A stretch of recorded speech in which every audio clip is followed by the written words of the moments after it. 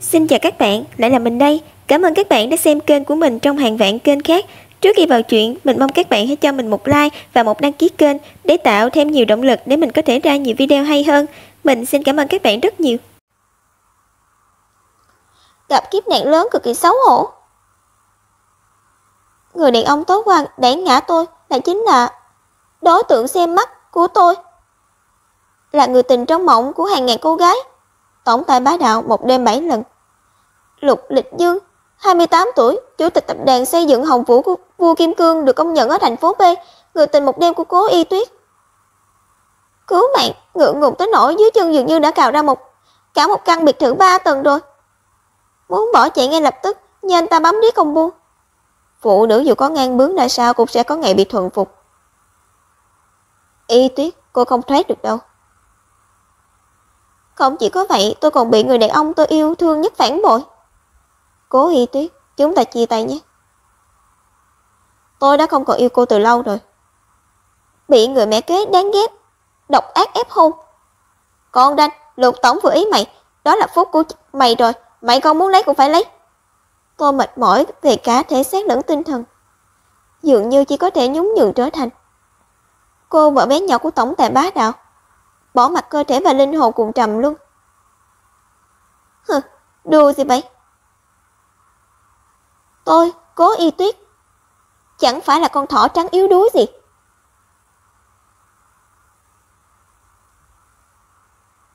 Mẹ kế ác độc, trai điểu phụ tình, phải đánh lại thật đã.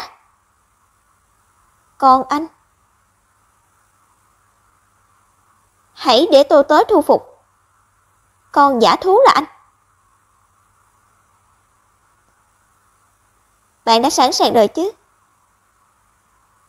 Muốn cảnh hốt, muốn vả mặt, muốn xem toàn bộ quá trình thuần phục tổng tài giả thú.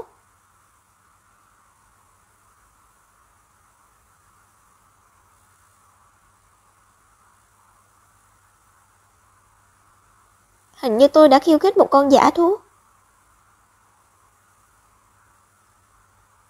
Bất luận có phản kháng thế nào, đều khó thoát khỏi lòng bàn tay anh ta.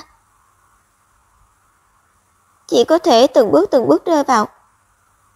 Buông tôi ra, anh muốn làm gì? Anh ta đã tạo ra một cái bẫy. Tắm rửa sạch sẽ, sau đó ăn. Bị chiếm đoạt.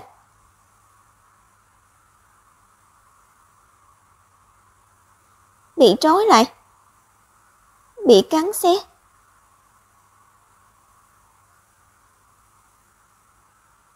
Chờ đến khi bị anh ta nuốt chửng. Cố Y Tuyết, con khốn này, đừng nghĩ giả vờ ngờ nghệch để có thể bỏ qua chuyện này.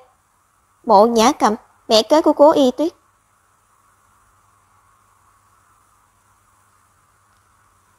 Đau đầu, sao lại mơ tới chuyện hoang đường hôm qua chứ? Thật sự không nên uống nhiều như vậy.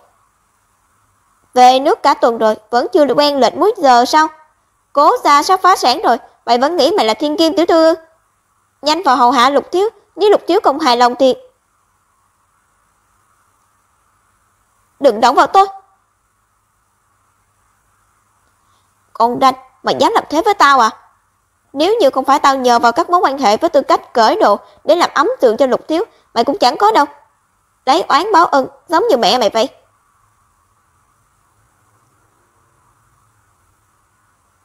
Cố Y Tuyết, mày dám hắt nước vào tao?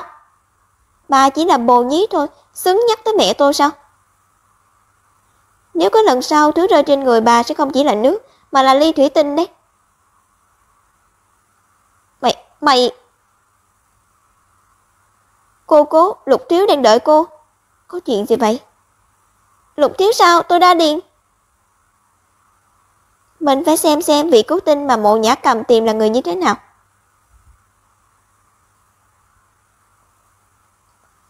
Lục thiếu, mau trốn đi.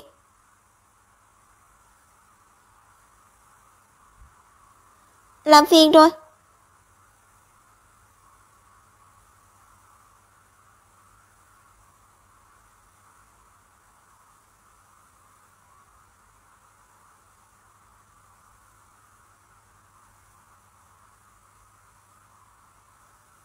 Eo còn đau không, bé cưng? Hả? Ấy, sao lại là anh ta? Lục Địch Như, 28 tuổi, chủ tịch tập đoàn xây dựng Hồng Vũ, vua Kim Cương được công nhận ở thành phố B. Là người tình một đêm của Cố Y Tuyết. Ông trời ơi, đây là nghiệt duyên gì vậy?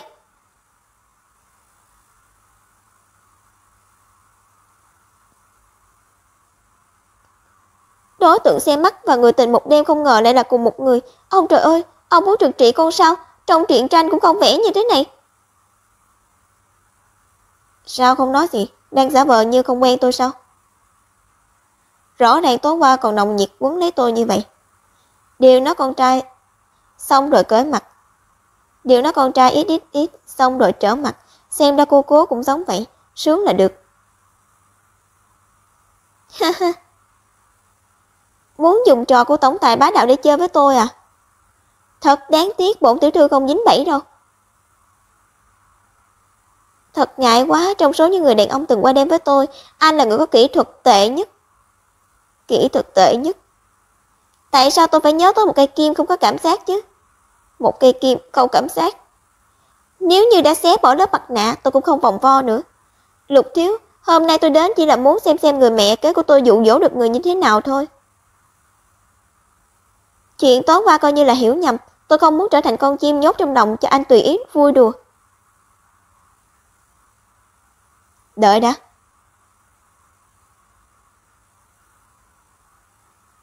Nếu như cảm giác của tôi không sai, tôi chính là người đàn ông đầu tiên của cô. Bất lực chính là bất lực, kỹ thuật của anh kém thế nào tôi có thể cảm nhận được. Ồ, vậy hay là từ từ cảm nhận lại một lần nữa, xác nhận lại kỹ thuật của tôi.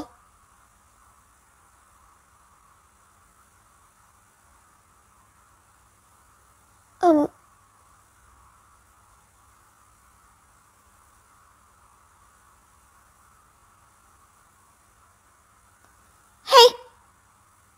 Dồn lực ném phép màu xuất hiện. Cố Y Tuyết cô. Kỹ thuật hôn của Lục thiếu chỉ ở trình độ này thôi sao? Cũng kém như kỹ thuật làm chuyện đó của anh vậy. Khuyên anh nên tìm ra mấy cô để luyện kỹ thuật đi, tránh bị đồn ra ngoài làm trò cười cho người khác. Nhưng mà Lục thiếu phong lưu đa tình, e là chuyện anh vừa ngắn vừa nhanh, sớm đã bị mọi người ở thành phố B biết rồi nhỉ? Tạm biệt nhé Lục tổng, tôi không muốn lãng phí thời gian với người đàn ông thận yếu.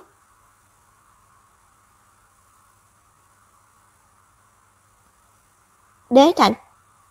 Alo. Đêm qua thế nào? Rất nhàm chán đúng không? Người không có kinh nghiệm sao so được với các bé mèo hoang của hộp đêm. Cô ấy vui hơn hội mèo hoang của cậu nhiều. Không ngờ rằng cô ấy sớm đã quên tôi rồi.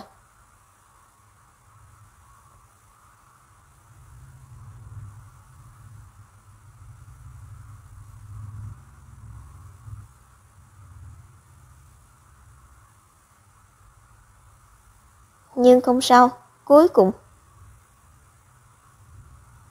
cô ấy cũng sẽ thuộc về tôi thôi.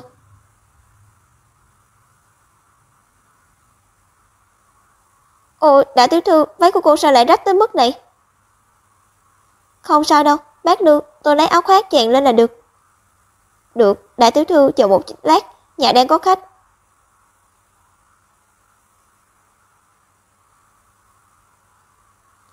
Y Tuyết, lâu rồi không gặp. Mộ Thiệu Thần. Người yêu cũ của Cố Y Tuyết. Thời buổi này trai đều lần lượt xuất hiện sao? Vừa giải quyết xong một người khác lại tới. Và biểu cảm đáng thương này. Là xem mình như con thỏ trắng yếu đuối trước kia để thương hại sao?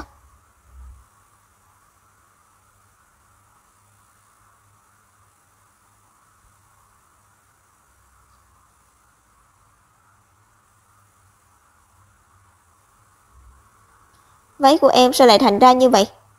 Mộ Thiệu Thần, bạn trai cũ của Cố Y Tuyết. Mặc áo khoác của tôi trước đã, đã xảy ra chuyện gì vậy? Em đừng vội, cứ từ từ nói.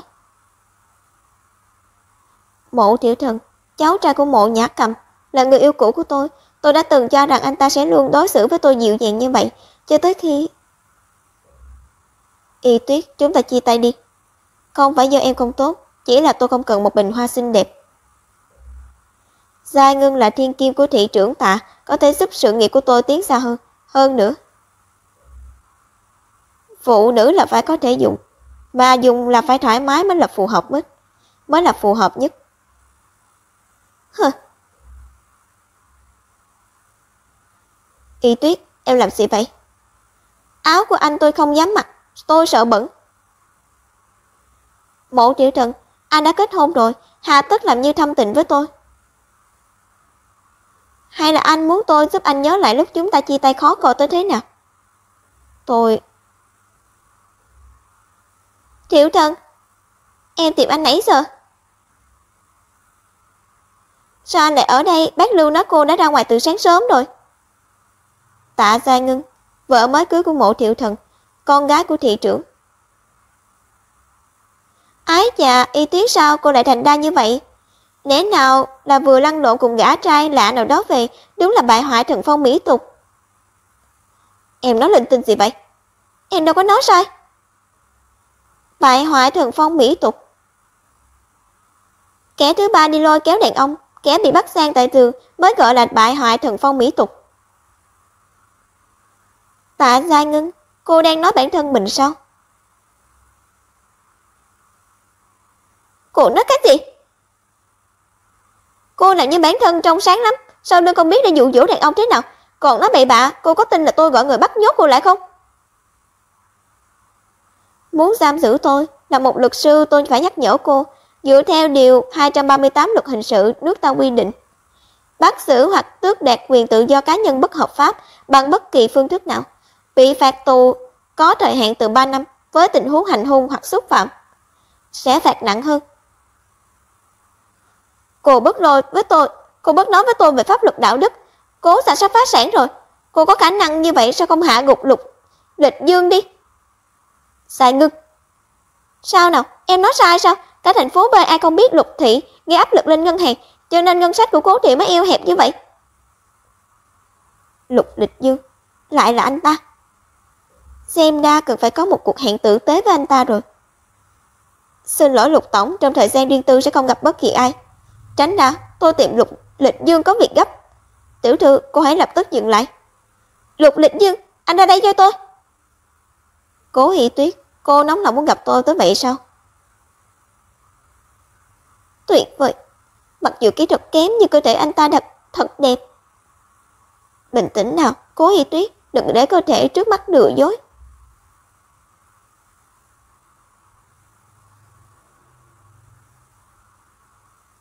Lục Lịch Dương, tôi tới không phải để xem anh bơi lội. Tôi chỉ hỏi một câu, ngân hàng từ chối cho tập đoàn Cố Thị vay tiền, có phải là do anh giở trò bên trong không? Nếu như tôi nói không phải, cô có tin không? Tin cái đầu anh. Nhưng tôi có thể cho cô biết nguyên nhân Cố gia bị ngân hàng từ chối. Kéo tôi lên trước đã. Anh ta muốn làm trò gì đây?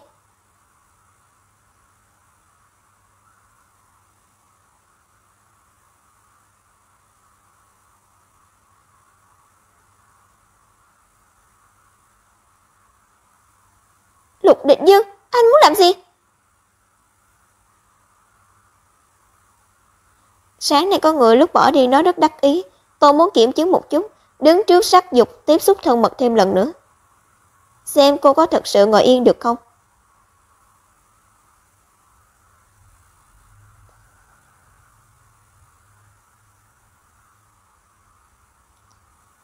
Anh muốn làm gì? Đừng nóng giận, đại tiểu thư của tôi. Cô không muốn biết nguyên nhân Cố gia bị ngân hàng từ chối sao? Mau nói, nếu không tôi sẽ giết anh trong 3 giây.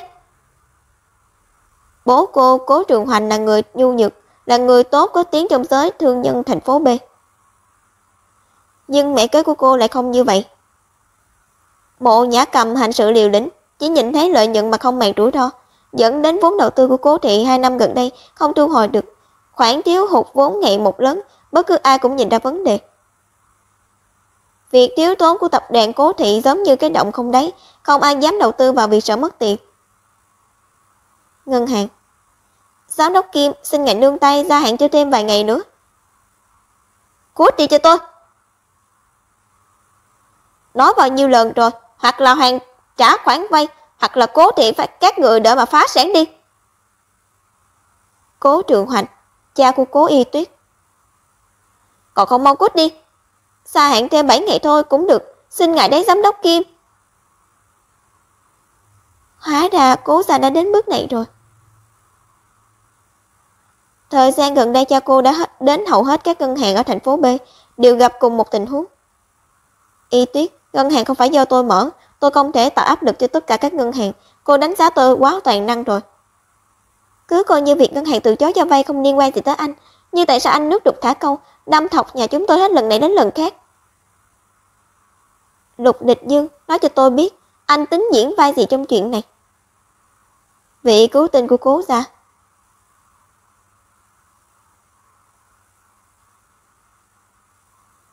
Khoản vốn 100 triệu đối với tôi mà nói không phải là con số lớn lao gì, nhưng lại có thể cứu Cố gia. Y Tuyết, Cố Thị là tâm huyết một đời của cha cô, thật đáng tiếc nếu lụi bại như thế này. Chỉ cần tôi ra tay, tất cả vấn đề sẽ không còn là vấn đề nữa. Chỉ cần cô làm Lục phu nhân. Ha, hóa ra đây là mục đích của anh.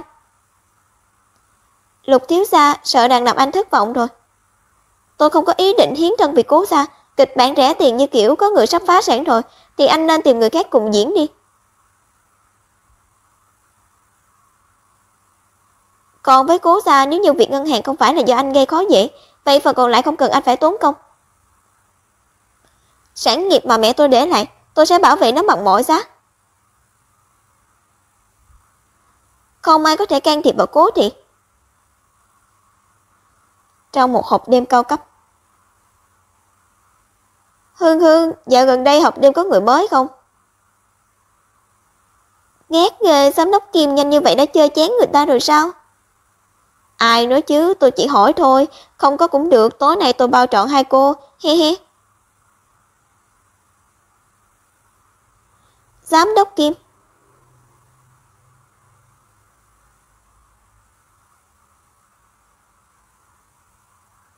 Hay là tôi uống với ngài một ly?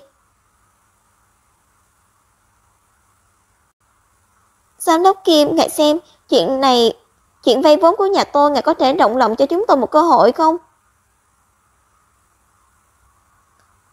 Cô em này tới thật đúng lúc, được cả khuôn mặt lẫn dáng người, nhìn mà lòng mình bứt rứt quá. Đương nhiên được rồi, nhưng mà tôi giúp cô báo đáp tôi thế nào, chi bằng... Lão già háo sắc. Tôi không hiểu ý của ngài. Em theo tôi lên lầu thuê căn phòng hoang lạc, tôi hứa tiền vay của công ty nhà em, muốn khi nào trả cũng được. Chẳng trách người trong giới đều gọi hắn là Kim háo sắc. Đúng là con quỷ háo sắc.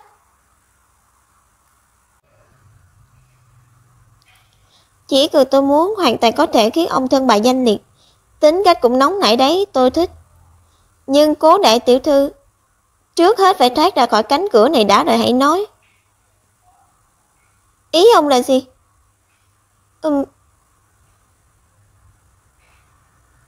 Thuốc để phát tác thật đúng lúc.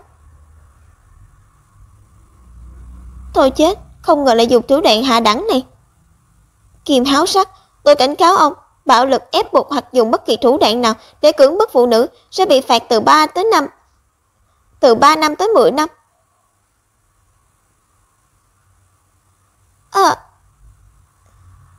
Trường hợp tình tiết gây ra hậu quả nghiêm trọng sẽ bị phạt tù trên 10 năm, tù chung thân hoặc tử hình. Muốn động vào tôi, ông gánh nổi hậu quả không? Ha ha ha, Kim gia tôi thành phố B có quyền có thế, chơi một cô gái thì phạm pháp gì? Muốn chơi điểu ông đây, xem tôi lát nữa xử cô ra sao?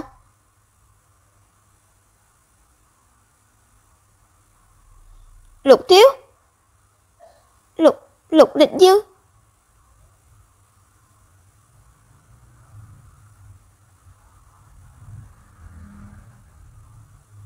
Ông đã chạm vào giới hạn của tôi rồi, ông hãy tự lo cho bản thân đi. Không. Lục thiếu, tha cho tôi, lần sau tôi không dám nữa. Nhìn ông ta sợ tới mức xón ra quần rồi. Ha ha ha, thật không ra làm sao. Lão đại cho chúng ta tùy ý xử lý, tôi không có hứng thú với loại béo như thế này. Hay là đánh gãy tay chân hắn, rồi bước đi xa, như vậy Lục thiếu cũng bớt giận. Ý kiến hay. Buông tay.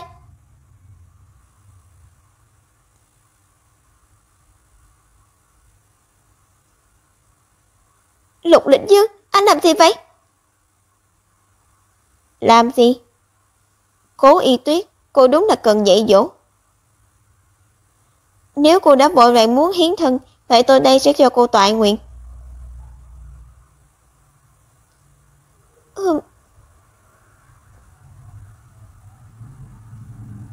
Rõ ràng chỉ cần cúi đầu trước tôi thì sẽ không phải trải qua loại chuyện thế này.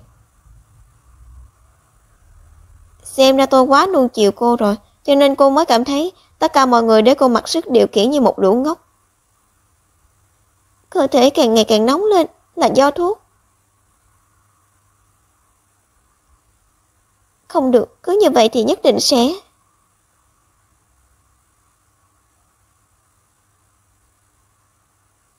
Cố Y Tuyết, cô...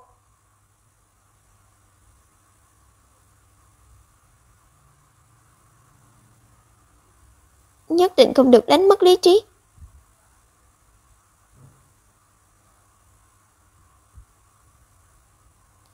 Nhưng lúc này còn đang tỉnh táo, phải nhanh chóng rời khỏi đây. Cố Y Tuyết. Lâm Phi, bạn thân của Cố Y Tuyết. Y Tuyết, xin lỗi mình tới muộn, cậu không sao chứ? Phi Phi, rốt cuộc là có chuyện gì?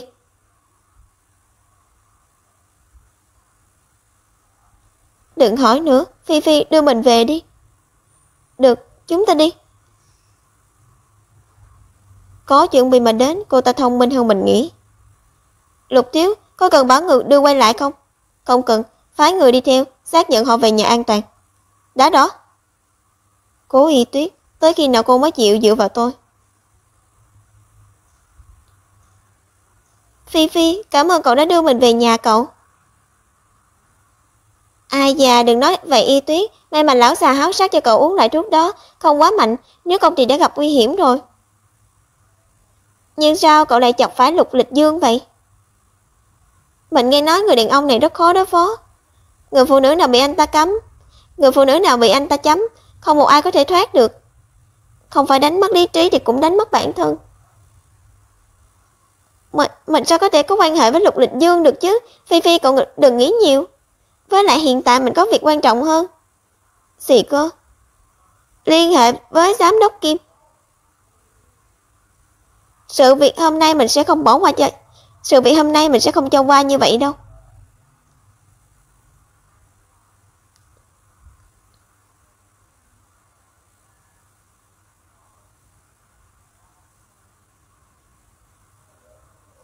Khốn kiếp, cô còn dám hẹn tôi ra à?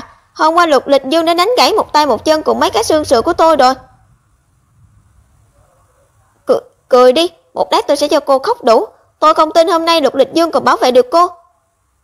Cố Gia Cát Cười chỉ là một con kiến dưới chân tôi. Hôm nay cô không hầu hạ tôi tử tế, tôi sẽ cho các người không có ngày trở mình. Giám đốc Kim, ông đã bị thương tới như vậy rồi, vẫn muốn làm chuyện đó sao? Hãy nghe đoạn thu âm này trước đã. Em cho tôi lên lầu thuê căn phòng hoang lạc, tôi hứa tiền vay của công ty em, muốn khi nào trả cũng được.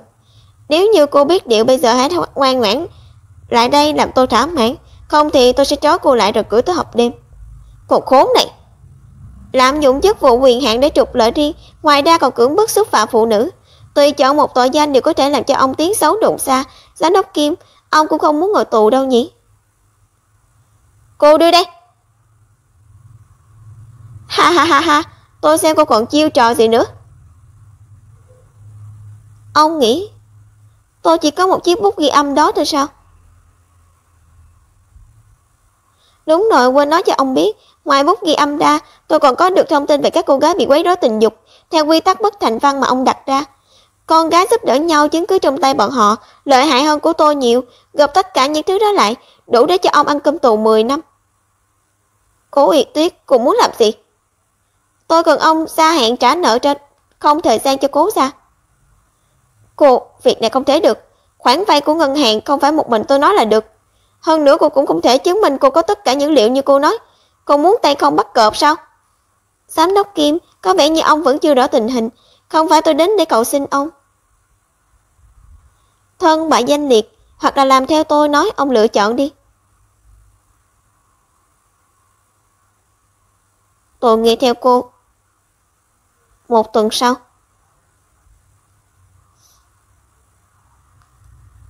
Vấn đề tiền vốn của Cố gia đã được giải quyết, không cần Lục Thiếu trở thành vị cứu tinh nữa rồi. Hẹn gặp lại. À không đúng,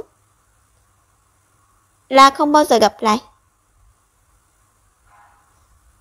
Sau khi giải quyết xong cuộc khủng hoảng của Cố gia, trở tay qua cầu đúc ván, bóc trần luôn giám đốc Kim, đúng là rất khá. Nhưng thứ mà Lục Lịch Dương tôi muốn không gì có thể giải thoát. Cố Y Tuyết, cô cũng không ngoại lệ. Căn dặn người dưới tiết lộ thông tin trốn thuế của các nhân viên cấp cao tại tập đoàn Cố thị cho các báo lớn, làm càng trùm ben càng tốt. Lần này tôi sẽ khiến cô phải chủ động cầu xin tôi. Mấy ngày sau, văn phòng Lực Mạn Phu. Cô Cố, lý lịch của cô rất đẹp, biểu hiện khi phỏng vấn cũng vô cùng xuất sắc. Tôi đã xem một số phụ kiện cô tiếp nhận tại văn phòng Lực Moscow, Mỹ, xử lý rất hoàn hảo. Hoan nghênh cô gia nhập vào văn phòng Luật Mạn Phu. Thẩm Mạn Phu, người sáng lập văn phòng Luật Mạn Phu. Rất cảm ơn, đây là vinh hạnh của tôi. Về nước lâu như vậy rồi, cứ bị những chuyện không đâu làm trì hoãn. Giờ dòng vốn của Cố thị đã lưu thông lại, mình cũng thoát khỏi tên biến thái Lục Lịch Dương. Giờ đây cuối cùng cũng có thời gian lo cho sự nghiệp của bản thân rồi. Luật sư Thẩm, không hay rồi, thực tập sinh Lưu Hiểu Manh mới tới tháng trước, cô ta đang đứng trên tầng thượng đối chất với Lục tổng của tập đoàn Hồng Vũ. Cô ta nói nếu như Lục tổng không chấp nhận cô ta sẽ nhảy từ trên sân thượng xuống. Cái gì?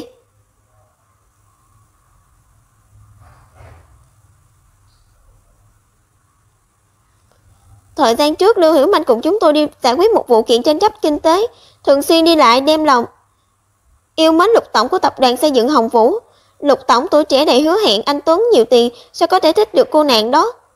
Vừa hay hôm nay Lục tổng tới công ty bàn về chuyện hợp tác, Lưu Hiểu Manh liền chạy tới sân thượng cùng Lục tổng đối chất, nói là nếu như Lục tổng không chấp nhận cô ta sẽ nhảy từ sân thượng xuống. Người trẻ bây giờ gặp phải chút vấn đề tình cảm là đồ tự sát, không có một chút trách nhiệm đối với sinh mạng của bản thân, thật là. Tập đoàn Hồng Vũ, Lục Lịch Dương, không ngờ anh ta có hợp tác với văn phòng Luật Mạn Phu, quá trùng hợp. Lục Lịch Dương. Cô gái, mong cô hãy bình tĩnh.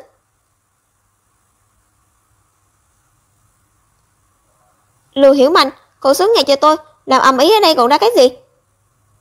Anh Thẩm, tôi chỉ bạo dạn theo đuổi tình yêu của mình. Lục tổng, cho tôi một cơ hội để tôi làm bạn gái của anh nhất định sẽ yêu tôi. Xin lỗi. Cô là ai? Lục Lịch Dương. Mạng người quan trọng, coi như anh ta không thích cô ta, cũng trấn an cô ta trước đã, có được không? Cô có nhảy xuống dưới hay không, đó là việc của cô. Tôi không có thời gian đùa giỡn với cô. Huống hồ, một người coi nhẹ mạng sống trước khi nhảy lầu còn ăn mặc trang điểm kỹ càng, cô nghĩ mọi người đều là đồ ngốc sao? Hay là quá tin vào kỹ năng diễn xuất của bản thân? Tôi không biết anh đang nói gì, thật ra anh cũng yêu tôi mà, anh nhất định có nỗi khổ gì đó. Hành động. Các người làm gì vậy? Buông tôi ra. Lục tổng, anh rõ ràng là để ý tới tôi. Coi như lần này tôi không thành công, chỉ cần có cơ hội, tôi sẽ lại lấy tính mạng ra cược. Chỉ cần anh thừa nhận anh yêu tôi. Hừ. Tại sao tôi phải hẹn hò với một người phụ nữ không hề quen biết? Muốn chết ư? Tùy cô. Lục Định Dương, anh đúng là một người phụ bạc, đồ điểu, anh sẽ không có kết cục tốt đẹp đâu. Tôi biết tất cả tình tiết trong vụ tranh chấp của anh, bây giờ tôi sẽ xử lý, sau đó gửi cho bên đối tác của anh hãy đợi mà thua kiện đi. Anh đùa giỡn với tình cảm của tôi sẽ không buông tha cho anh đâu. Tôi sẽ tận tay tiễn anh và tập đoàn Hồng Vũ xuống mồ. Cô em này là đồ ngốc sao? Hãy dừng bài phát biểu thiểu năng lại. Cô thật sự học về luật sao? Điều 42 luật quản lý trị an quy định, những người đe dọa vu khống hay truyền bá sự riêng tư của người khác sẽ bị giam giữ không quá 5 ngày hoặc nộp phạt không quá 500 tệ. Với tình tiết nghiêm trọng hơn sẽ bị giam giữ từ 5 tới 10 ngày.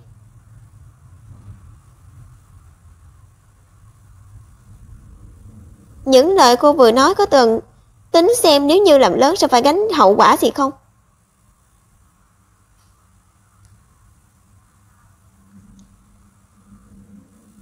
Tôi... Cô im miệng cho tôi. Lục Tổng, sự việc hôm nay thật ngại quá. Tôi trở về nhất định sẽ dạy bảo lại người ở văn phòng luật. Ừ.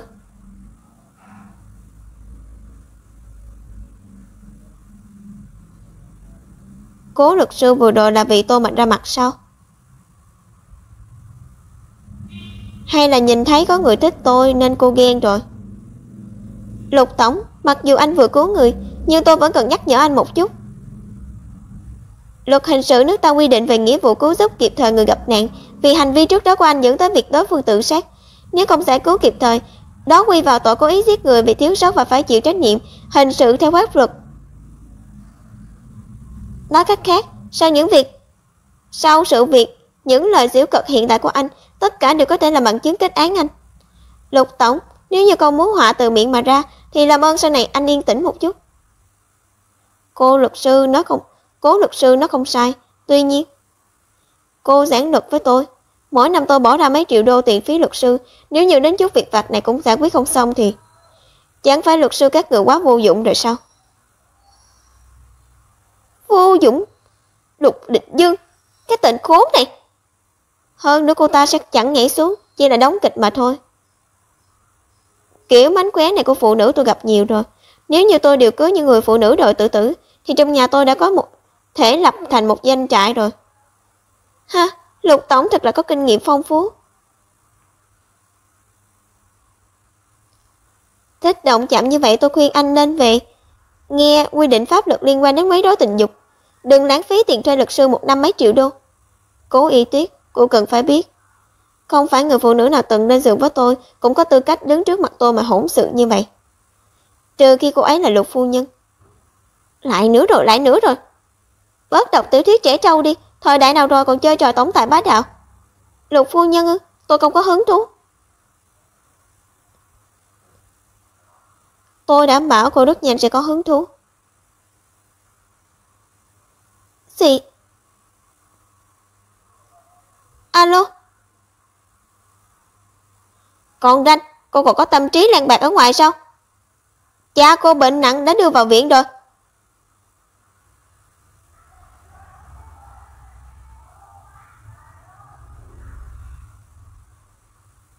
Cha, sao lại thành ra như thế này? Hôm nay trang đầu các báo đột nhiên phơi bày việc trốn thuế của quản lý cao cấp trong công ty. Trước mặt toàn công ty, cảnh sát bắt cha cô hợp tác điều tra. Cha cô chưa từng mất mặt tới như vậy. Lúc đó mắt trắng giả ngất đi. Đưa tới bệnh viện, bác sĩ nói là bệnh tim, phải thay van tim, cần tới 300.000 tệ tiền phẫu thuật. Tôi không có tiền. Tôi nói với cha cô mới kết hôn. Tôi với cha cô mới kết hôn vài năm, lấy đâu ra 300.000 tệ. Cố Y Tuyết, cô mới là đứa con gái mà ông ấy hết lòng nuôi dưỡng. Cô tự tìm cách đi. Cố gia lớn như vậy, tại sao chỉ 300.000 tệ cũng không có? Mộ Nhã Cầm, bà có ý định quái quỷ gì? Bệnh nghề nghiệp của Cố Y Tuyết. Cô đe dọa phỉ báng người khác, phạt tiền giam giữ. Anh vì tội cố ý giết người vì thiếu sót, cộng đeo quấy rối, đó là tội ác tày đình. Anh có quyền giữ im lặng, bất cứ điều gì anh nói cũng sẽ được dùng để chống lại anh trước tòa. Năng lực chuyên môn của mình thật tuyệt vời. Nói một lúc nhiều như vậy, hơn nữa cô ấy còn âm thầm quan tâm từng hành động nhỏ của mình. Cô ấy thích mình. Đây là nắm đấm thép tự vệ chính đáng khi đối mặt với sự quấy rối.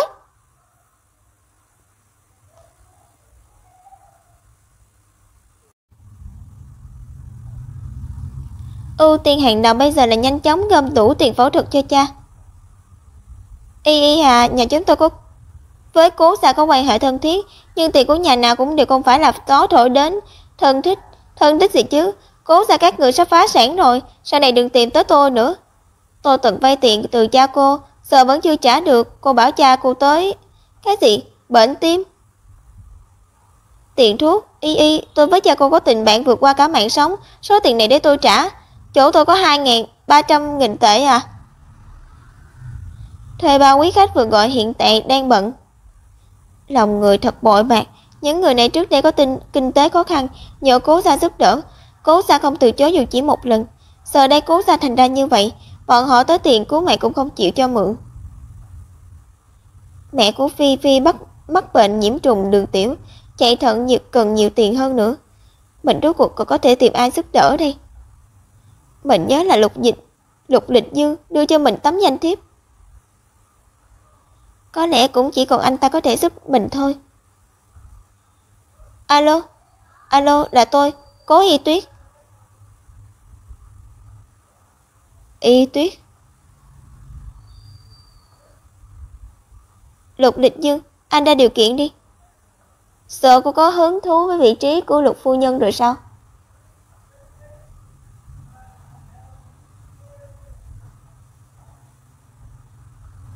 Không ngờ rằng mình lại có ngày dựa vào việc bán thân để đổi lấy tiền. Nhưng chuyện phẫu thuật của cha không thể kéo dài thêm nữa, mình không còn lựa chọn.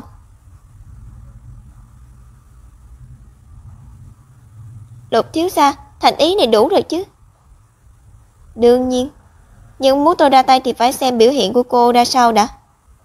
Tôi biết, suy cho cùng thì anh không có nghĩa vụ phải giúp tôi. Chúng ta chỉ là đổi lấy những thứ mình cần.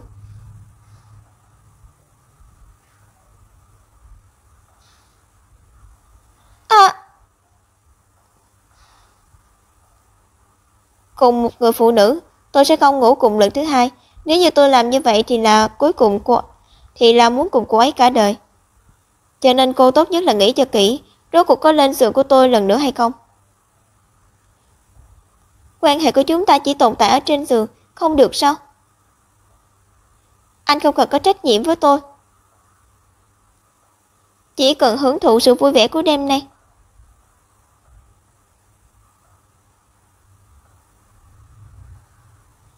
Cố Y Tuyết, thứ tôi tuyển không phải là bạn tình, mà là Lục phu nhân. Nếu như cô vẫn chưa nghe hiểu thì có thể mặc đồ rồi rời đi. Hoặc là suy nghĩ kỹ rồi tới tìm tôi. Đối với cô tôi có kiên nhẫn. Nhưng bệnh tình của cha tôi không thể trì hoãn thêm nữa. Lục Lịch Dương, anh có thể... Tôi nói rồi, tôi chỉ có một yêu cầu. Cô không đáp ứng được thì miễn bàn. Cố Y Tuyết, cô thà cùng tôi qua đêm thứ hai cũng không chịu làm Lục phu nhân sao? Bây giờ lại đây dỗ dành tôi còn kịp. Vì cha, mình có thể từ bỏ sự tôn nghiêm, nhưng hôn nhân là chuyện cả đời. Thôi về tìm cách khác vậy. Lục Lịch Dương, em gọi cho anh mấy cuộc điện thoại sao anh không nghe máy? Lê Oánh, con gái đối tác của Lục Lịch Dương.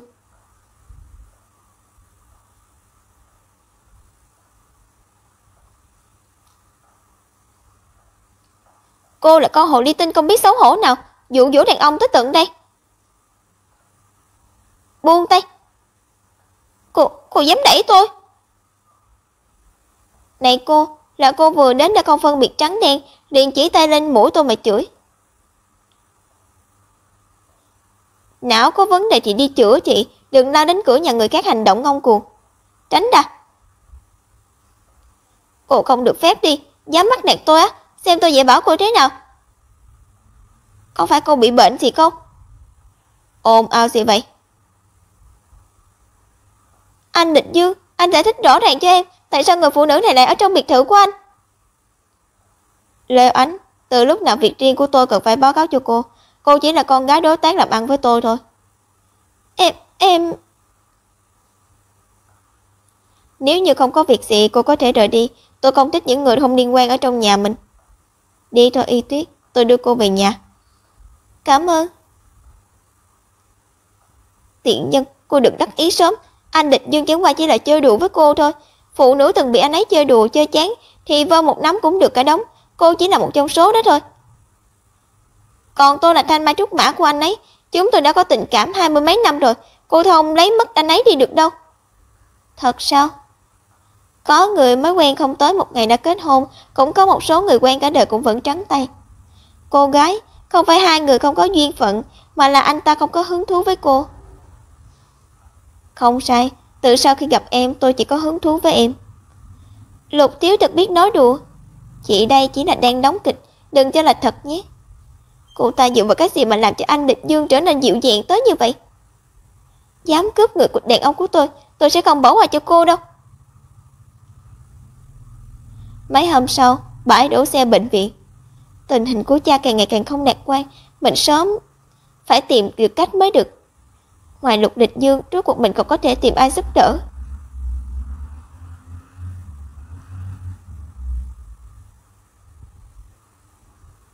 Rốt cuộc là ai?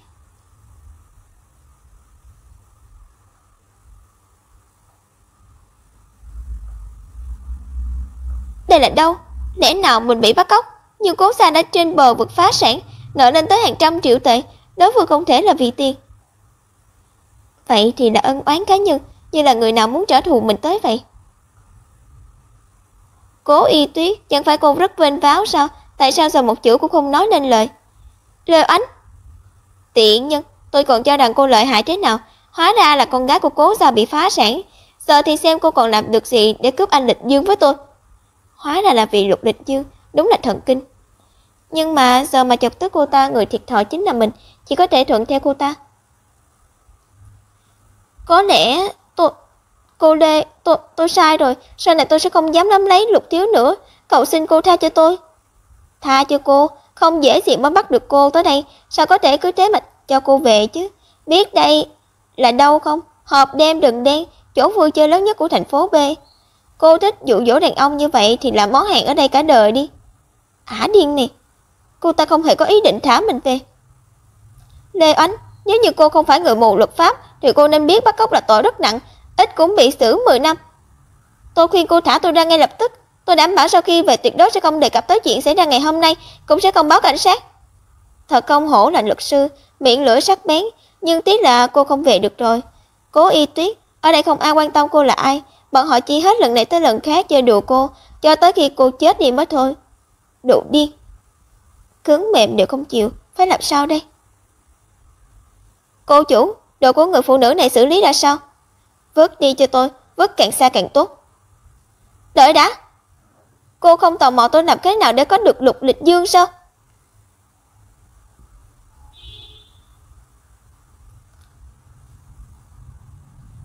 Cô Lê, bên ngoài họ đều nói người phụ nữ mà Lục Thiếu từng ngủ một lần sẽ không ngủ cùng lần thứ hai. Tuy nhiên cô vẫn chưa biết nhỉ. Hôm qua lại là lần thứ hai tôi lên giường cùng Lục Thiếu. Tôi chỉ ngoắc ngón tay anh ta đã vồ tới rồi. Còn khốn, tôi biết ngay là cô dụ dỗ anh Địch Dương.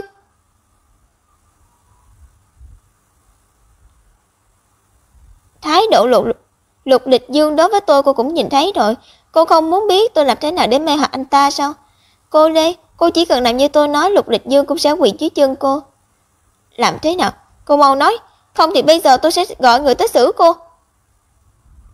Đơn giản, cô đưa điện thoại cho tôi. Cô muốn giở trò gì? Thành công rồi. Nhanh lên. Mặc dù đã lấy được điện thoại, nhưng làm sao để gửi tín hiệu cầu cứu mà không bị Lê Oánh phát hiện? Báo cảnh sát, không được quá lộ liễu. Bình tĩnh, nhất định sẽ có cách. Lục Địch Dương, đưa điện thoại cho tôi. Cơ hội tốt. Ai cho cô bắt máy? Y Tuyết, cô suy nghĩ thế nào rồi? Tôi không cố ý. Y Tuyết, cô sao vậy? Tại sao không nói gì? Tôi cho cô thêm một cơ hội. Cô nếu như dám nói lung tung, tôi sẽ giết cô ngay bây giờ. Cố Y Tuyết, trả lời tôi. Vừa rồi tại sao không nói gì?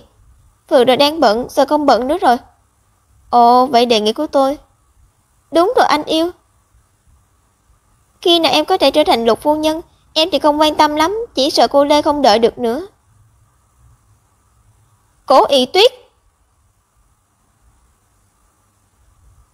Lẽ nào Lê Ánh phát hiện mình cầu cứu Lục Lịch Dương rồi sao? Phòng làm việc của Lục Lịch Dương. Lục phu nhân, Lê Ánh. Không ổn. Alo, Thành Viễn, lập tức kiểm tra cho tôi định vị điện thoại của Cố Y Tuyết. Còn nữa, điều tra rõ hành tung hôm nay của Lê Ánh phải nhanh. Dù có phải lật cả thành phố B này lên, cũng phải tìm ra Cố Y Tuyết cho tôi. Dựa vào cô cũng xứng ảo tưởng tới vị trí của Lục phu nhân. Vẫn may cô ta không phát hiện. Chết tiệt, rõ ràng bên trong điện thoại không có gì, cô dám lừa tôi. Thôi chết, bị phát hiện rồi. Cố Y Tuyết, đây là do cô tự chuốc lấy. Cô hãy ở đây mà hưởng thụ đi, cô mãi mãi cũng đừng nghĩ tới sẽ được gặp lại anh Địch Dương nữa. Có lẽ chúng tôi tới rồi. Cô Lê, chúng tôi tới rồi. Cái gì?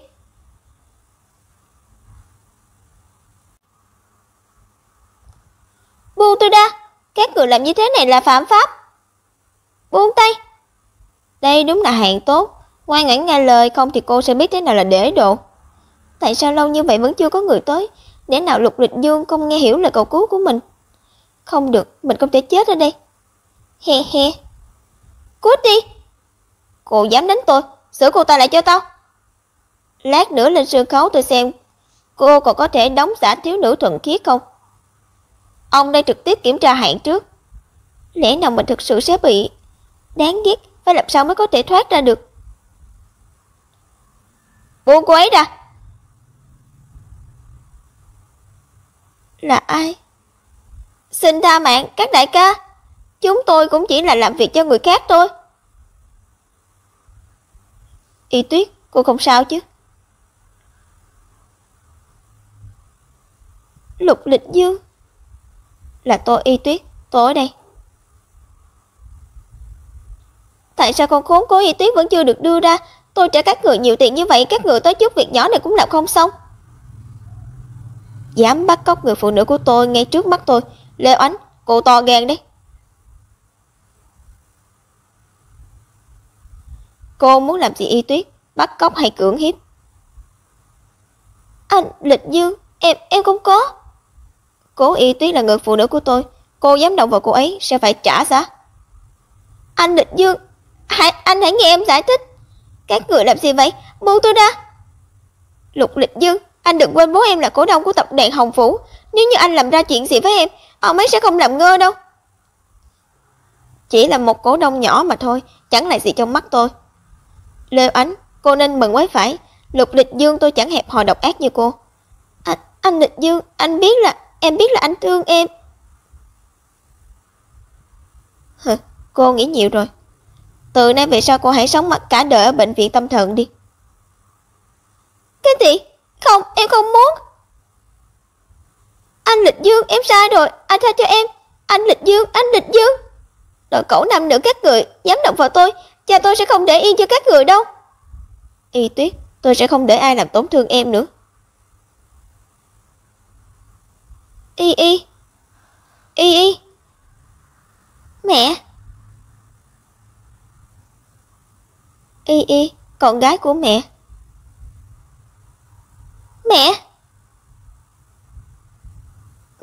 Mẹ tới đón con sao? Mẹ luôn dạy con phải kiên cường dũng cảm. Mẹ, con xin lỗi, con không kiên trì nổi nữa. Y sẽ tới tìm mẹ ngay đây.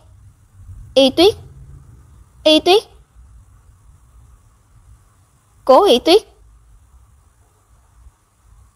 Nơi này là bệnh viện.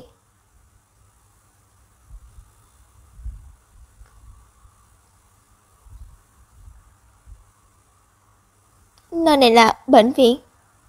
Tỉnh rồi sao?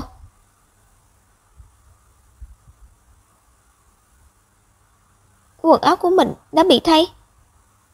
Đừng động vào tôi, cút đi.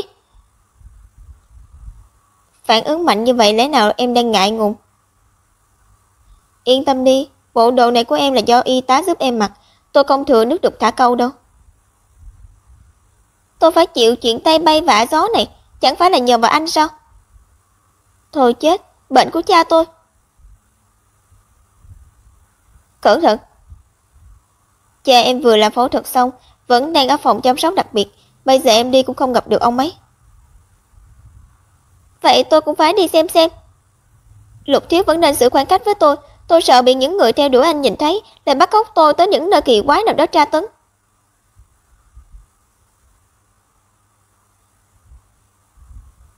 Lục Lịch Dương, anh làm gì vậy? Đưa em đi gặp cha. Tôi có chân. Em đang bị thương, bác sĩ nói cần tĩnh dưỡng. Sự việc lần này, sau này sẽ không gặp lại nữa, tôi hứa với em. Lẽ nào anh ta đang xin lỗi mình sao? Lời Lục Thiếu nói tốt nhất nên là sự thật. Ca phẫu thuật của cha em được thực hiện bởi giáo sư Lý, người có quyền uy nhất ở khoa tim mạch nước ta. Phẫu thuật rất thành công, em không cần lo lắng. Cha, là anh trả phí phẫu thuật thay tôi. Chẳng vậy thì sao? Lẽ nào là yêu cũ của em? Người dù đã kết hôn nhưng vẫn luôn nhớ tới em. Ý anh là gì? Em tự xem đi. Sự tồn tại đặc biệt nhất. Thiệu Thần, Y Tuyết, tôi đã nghe nói chuyện của bác cô. Trước đây là tôi sai, nhưng em luôn là sự tồn tại đặc biệt nhất trong lòng tôi. Tôi đã rút sẵn 300.000 tệ. Chúng ta gặp nhau được không? Tôi muốn tận tay đưa tiền cho em. Đã đẩy mình gặp phải hoàn cảnh tồi tệ đó, bộ Thiệu Thần còn có thể nói những lời như thế này, đúng là mặt dày. Anh ta có mục đích gì? Dù sao cũng không đơn thuần muốn giúp đỡ mình. Thay vì bị động dính líu với hắn ta, chi bằng giao dịch với Lục Lịch Dương, mình sẽ không thấy kinh tởm như vậy. Em cũng rất kiên quyết. Anh không cần chăm chọc tôi. Là tôi thương xót em. Anh ta không xứng với em. Nói cho cùng chẳng phải đàn ông đều như nhau sao? Được rồi, người em cũng đã gặp rồi. Tiếp theo chi bằng đi xem phòng cưới của chúng ta. Vậy nên tôi đã không còn cơ hội từ chối. Em nói xem. Được. Tôi sẽ lấy anh.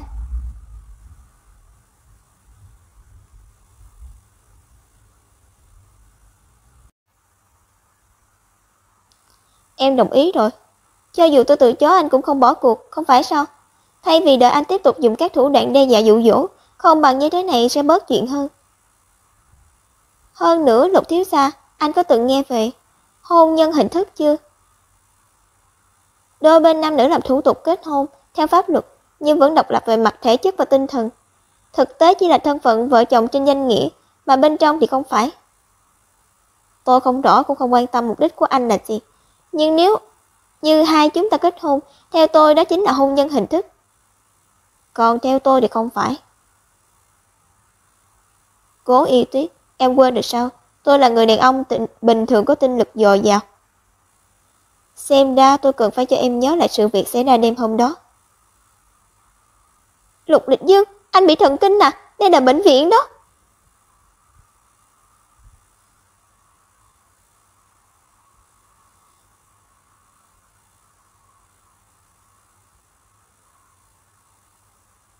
Anh chị Lục, hoan nghênh tới trang viên Âu Hoa. Anh Lục, mặt của anh... Thôi không sao, chúng tôi muốn tự đi xem trước. Dạ được. Căn nhà này so với biệt thự hoa viên của khu Tây có môi trường phù hợp, giao thông thuận lợi. Khuyết điểm duy nhất là diện tích hơi nhỏ, chỉ bằng khoảng một nửa biệt thự hoa viên khu Tây. Em cảm thấy sao? Căn nhà 300 mét vuông mà anh ta cho là nhỏ, thế giới của người giàu quả nhiên không phải là người thường có thể dễ dàng hiểu được. Lớn hay nhỏ thì cũng chỉ là căn nhà. Căn nhà thì không cần phân biệt lớn nhỏ. Lịch Dư, em muốn căn biệt thự lớn nhất, nội thất sang trọng nhất, tóm lại cái gì em cũng muốn tốt nhất, tráng lệ nhất. Nhà thì không phân biệt lớn nhỏ. Y Tuyết, bớt lại nhé. Đây là một luật sư chuyên nghiệp. Tôi cảm thấy chúng ta cần soạn ra một bản hợp đồng tiền hôn nhân.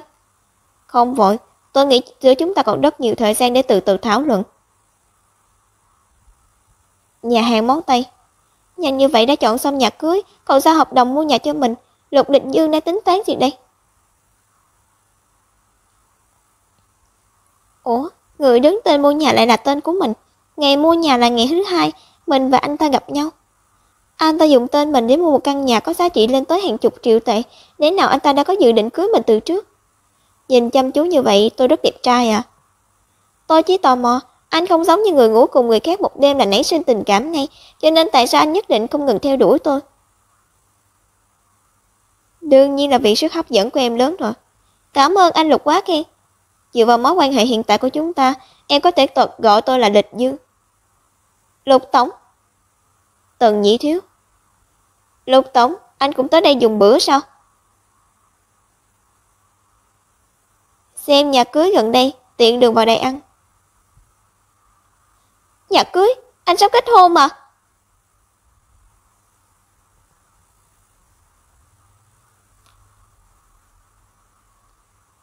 Nhà cưới? Anh chuẩn bị kết hôn mà.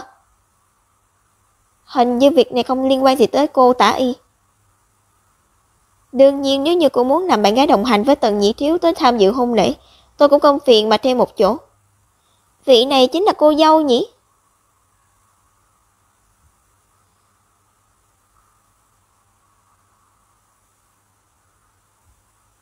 Y Y. Ôi chao, cô này cô không sao chứ? Thật ngại quá, tôi không ngờ rằng Lịch Dương 3 năm phong lưu đa tình, tới cuối cùng đã bị cô thu phục. Trong phút chốc có chút kinh ngạc. Cô Tả Y đó đúng là cố ý mà. Cô ta và Lục Lịch Dương có quan hệ gì? Chanel N5 tươi mắt như gió thoảng trong veo như nước. Nước hoa không tệ, nhưng tiếc rằng Lịch Dương không thích. Sau này đừng dùng nữa. Chẹp, mùi chua cũng khá nồng. Nếu như cô muốn ở bên cạnh Lịch Dương lâu dài, tôi có một cách. Đó chính là bắt chước tôi. Ồ, bảo vợ bắt chước bộ nhí, đỏ của cô gái này cũng thật lạ luôn. Vừa nãy ở bên ngoài chưa kịp nhìn kỹ. Ngoại hình của cô cũng có vài chỗ giống tôi đấy. Đối với đàn ông, nếu như không có được người phụ nữ mà bọn họ yêu thương nhất, thì tìm một sản phẩm thay thế cũng là lựa chọn không tồi. Cô không thể trở thành tôi, nhưng là một hàng nhái cao cấp cũng có thể nhận được không ít lợi ích. Cô nói xong chưa?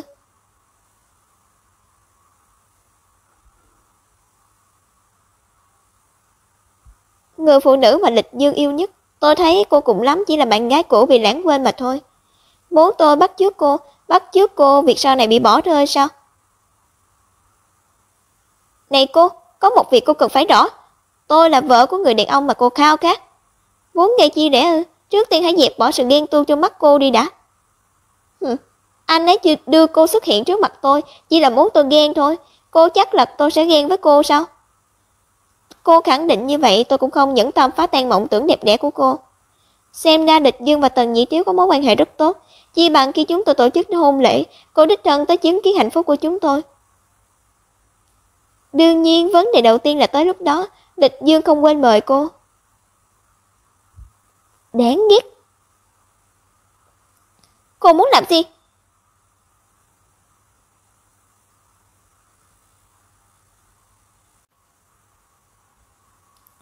Căng thẳng như vậy làm gì? Tôi chỉ muốn giúp cô kéo lại chiếc váy thôi mà. Nói dối, vừa rồi rõ ràng bàn tay nó muốn kéo tuột chiếc váy. Bên ngoài nhiều người như vậy, nếu như thực sự bị cô ta đạt được mục đích, cô ta sẽ lại làm ra chuyện gì? Người phụ nữ này không đơn giản.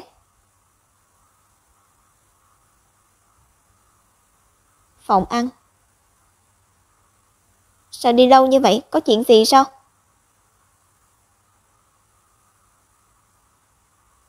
Y Tuyết, em không vui. Một chiếc váy thôi mà, đợi lát tôi sẽ đưa em đi mua sắm. Không cần, lòng tốt của Lục Tổng tôi nhận không nổi. Trên đời này ngoài em ra thì còn ai có thể khiến tôi đi cùng. Nói chuyện bình thường lại được rồi, sáp lại đây làm gì? Mình còn cho rằng cô ta sẽ giống như những người phụ nữ ngu ngốc trước đây, bắt chước theo lời nói và hành động của mình, hoặc là trực tiếp làm loạn lên với Lịch Dương. Không ngờ rằng người phụ nữ này lại có thể giữ được bình tĩnh như vậy. Tả Y, nghĩ gì mà thất thần như vậy? Không có gì, chỉ là vừa rồi nói chuyện với chị Lục vài câu, rất có cảm hứng. Vốn dĩ tôi định xin lỗi chị Lục vì sự bất cẩn của bản thân, nhưng không ngờ rằng chúng ta nói chuyện rất hợp ý nhau. Nếu như sau này có thể được kết giao với chị Lục thì tốt quá. Tôi thấy chúng ta không cần phải kết giao gì đâu. Vốn lập tôi đáng ghét à. Xin lỗi, bổn tiểu thư chỉ thích đánh thẳng. Lục phu nhân. Cô cứ lương miệng, phu nhân. Cô là nô tỳ à? Nghe đây cho rõ, tôi tên là Cố Y Tuyết. Nhưng e rằng trong lòng cô Tả chỉ có một chữ Lục thôi. Là ý gì? Tả Y, lẽ nào trong lòng em vẫn nhớ tới Lục Lịch Dương? Sao có thể chứ, em và anh ấy đều đã chia tay rồi. Đối với em, anh Lục chỉ là bạn trai cũ mà thôi.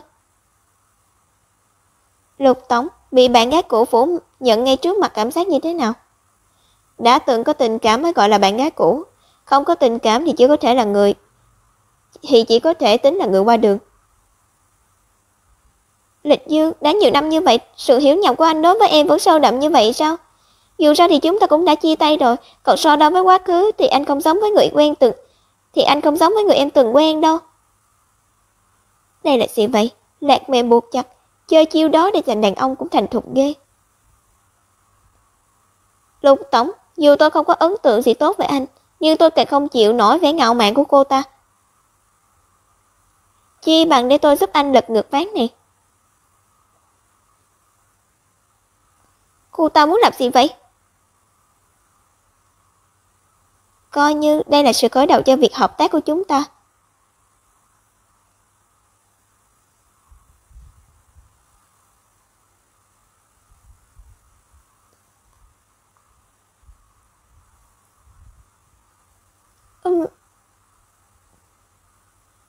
Anh yêu à, khi nào chúng ta về nhà, trà xanh ở đây chua quá, em không uống nổi. Bình tĩnh, chỉ cần mình bám chặt lấy Tần Thiếu Dương thì vẫn còn có cơ hội tiếp xúc với Lục Lịch Dương. Thậm chí nếu như bọn họ kết hôn rồi thì cũng có thể ly hôn, không phải sao?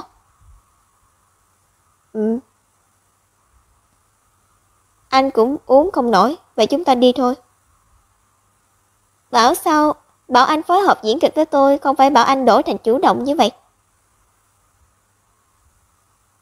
Ôi, thấy Lịch Dương và Y Tuyết mặn nồng như vậy tôi yên tâm rồi.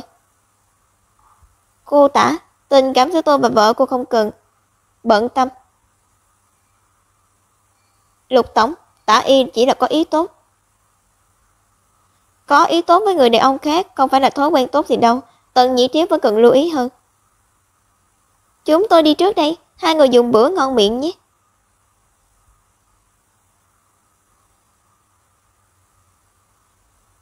Tả Y, lẽ nào em thực sự đối với Lục Lịch Dương? Tất nhiên không phải, Thiếu Dương anh nghĩ gì vậy? Đúng rồi, tháng sau em có một vở diễn, anh nhất định phải tới nhé.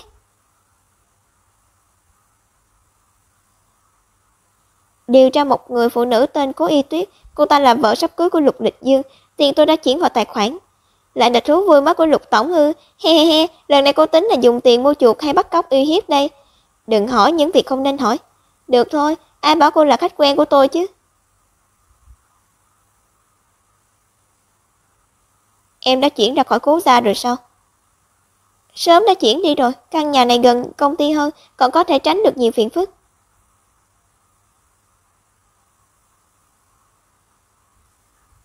Không mời tôi vào nhà ngồi sao? Anh nghiêm túc chứ, chúng ta vừa gặp cô bạn gái cũ dịu dàng độ lượng của anh đó. Lục tổng, không người phụ nữ nào hy vọng chồng mình còn quay lại với người cũ. Nếu như cô bạn gái cũ kia của anh vẫn còn quấn lấy anh, tôi nghĩ tôi cần xem xét lại chuyện hôn nhân hình thức này. Em không cần lo lắng, vì cô ta sẽ phá hỏng tình cảm của chúng ta. Dù sao thì từ sau khi quen em, trong mắt tôi không còn có người phụ nữ nào khác. Ai lo lắng việc này chứ? Tại sao cứ bị người đàn ông này trêu chọc vậy? Mình phải gỡ lại một bàn. Nói ra thì cô ta cũng rất hiểu anh. Còn biết anh không thích mùi nước hoa trên người tôi có chút tò mò về quan hệ trước đây của hai người. Nhưng tôi sớm đã bị mùi của em làm cho điên đảo thần hồn, đặc biệt là đêm hôm đó. Vậy sao? Hay là hôm nay tôi sẽ cho anh biết thế nào mới thực sự là điên đảo thần hồn? Thôi bỏ đi, tôi về đây. Y Tuyết, dây an toàn được gài lúc nào vậy? Đúng là hết cách với cô ấy.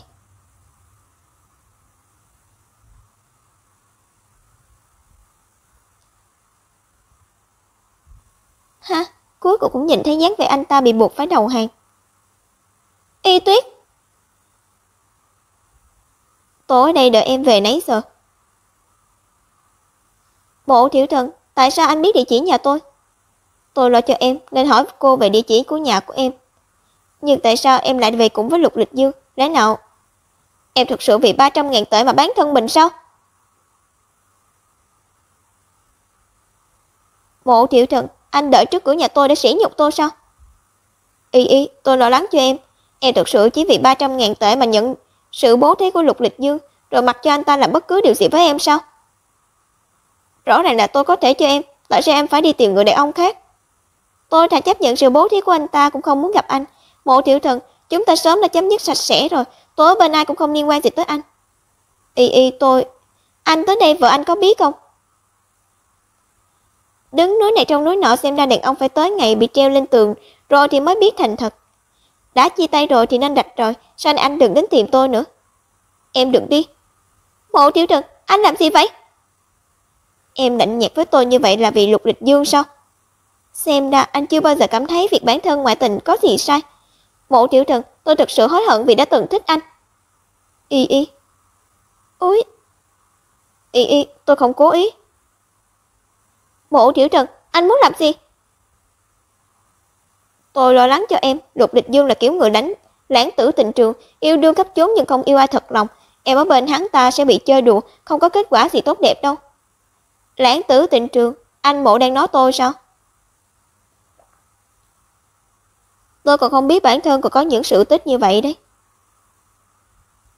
Anh... Không phải anh rời đi rồi sao? Vốn dĩ định đợi em vào nhà rồi mới đi, không ngờ lại được xem một màn kịch hay như vậy. Xem ra em không xử lý được Mộ tiểu thần rồi, có cần lợi dụng tôi không? Lục tổng chịu để tôi lợi dụng sao? Cầu mà không được. Gây phiền hại cho phụ nữ của tôi ngay trước mặt tôi, anh Mộ anh thật to gan. Anh Lục, tôi biết anh có quyền cao chức trọng ở thành phố B, nhưng Y không phải là người phụ nữ của anh, của ai cả. Hy vọng anh đừng nói những lời làm mọi người hiểu nhầm cô ấy như vậy. Hiểu nhầm? Chỉ e người hiểu nhầm chính là anh đó Mộ tiểu thần. Dù sao thì Y Tuyết và tôi cũng sắp kết hôn rồi. Cái gì?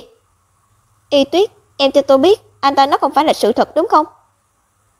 Là thật đấy, hôm nay chúng tôi đi xem nhà cưới, đợi cha khỏe lại tôi sẽ kết hôn với Lục Lịch Dương. Mộ tiểu thần, anh nên nhận rõ hiện thực, chúng ta đã không còn có quan hệ gì nữa rồi. Sau này đừng có bám lấy tôi nữa, Mộ tiểu thần, đừng để tôi thêm coi thường anh. Y, tại sao chúng ta lại tới bước đường này?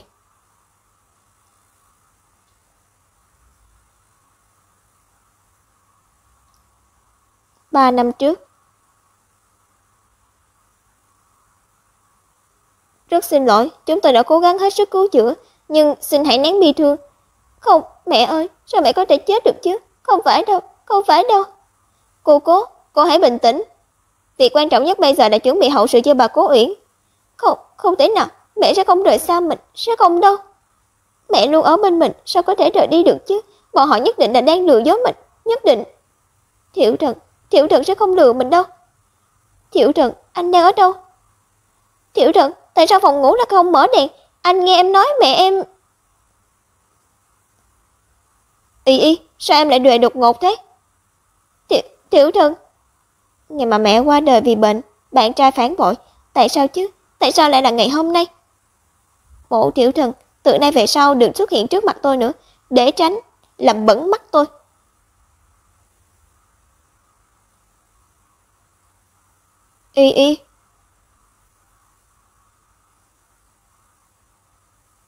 Muộn như vậy rồi, còn chưa về.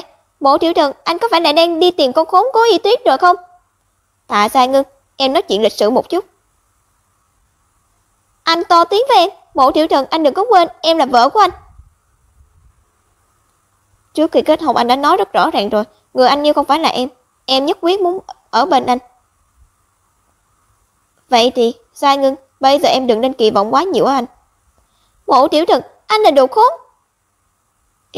Nếu như lúc đầu anh không nghe được tin tức đó thì tốt biết mấy. Sự thật đó đã khiến giữa chúng ta trở nên không còn có thể. Sự việc vừa rồi cảm ơn anh. Một câu cảm ơn không đủ tôi đi được đâu. Y Tuyết, thật sự không mời tôi vào nhà xem ngồi một lát sao? Thật sự không mời tôi vào nhà em ngồi một lát sao? Dạ, hôm nay thật sự không có tiện, ngày khác tôi mời anh ăn cơm.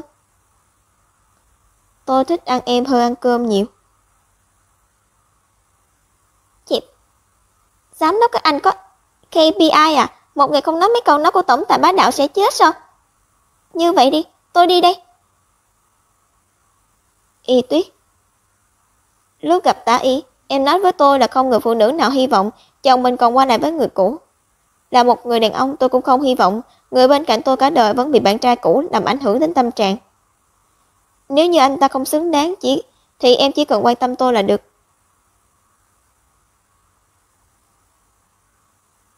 Tôi biết rồi. Lục Lịch Dương nói đúng, nếu như chia tay rồi thì nên cắt đứt sạch sẽ, hà tất bị một tên trai điểu làm ảnh hưởng tới tâm trạng.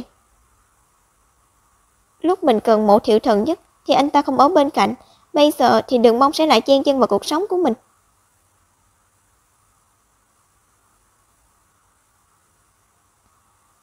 Cha, chúng ta tới nhà rồi. Trượng Hoành, cuối cùng ông cũng về nhà rồi, mấy hôm nay ở bệnh viện đã chịu nhiều khổ cực rồi đúng không? Để tôi dìu ông. Trước đây vì không muốn trả viện phí mà bỏ bê cha, bây giờ lại ra vẻ săn đón định bợ. Mộ Nhã Cầm này đúng là trơ trẽn. Y Y.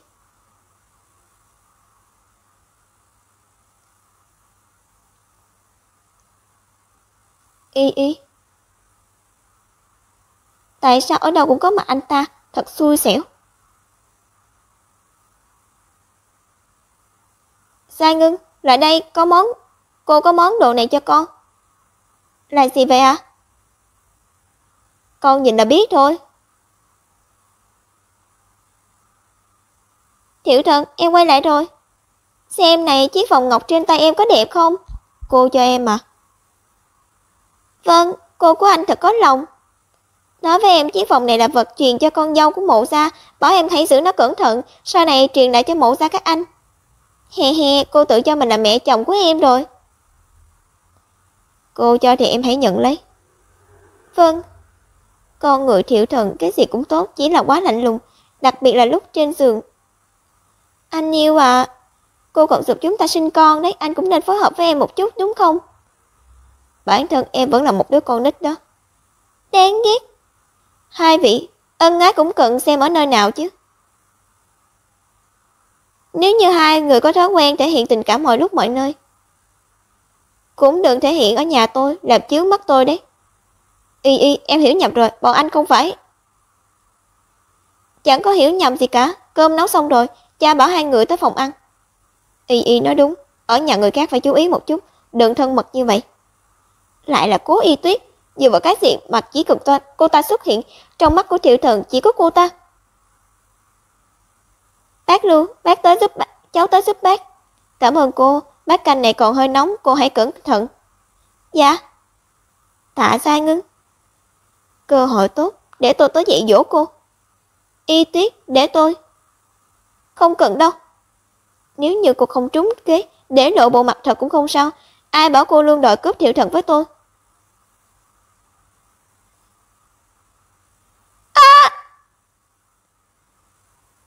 Cố Y Tuyết, cô dám hất canh và nóng vào tôi.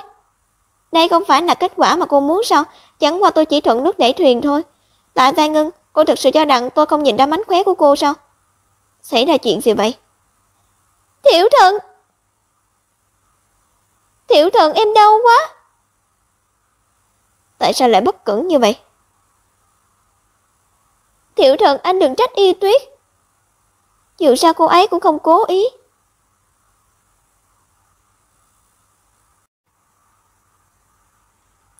Cố Y Tuyết, mày cố ý đúng không? Không ngờ lại hại Giai Ngưng bị thương đến như vậy. Y Y à, tại sao con không cẩn thận như vậy? Mau xin lỗi Giai Ngưng đi. Con bé Giai Ngưng rất rộng lượng, nó sẽ không trách con đâu. Ông xem cái bộ dạng không phục của nó kìa, làm sao có thể ngoan ngoãn mà xin lỗi chứ, nó không chừng còn cảm thấy chúng ta đang đổ lỗi cho nó. Bà bớt nói vài câu đi, y hiểu chuyện như vậy sẽ cúi đầu thôi. Nhiều năm như vậy rồi, hai người vẫn là một người đóng vai chính diện, một người vai phản diện, chẳng phải là muốn ép tôi nhận việc không nên nhận sao?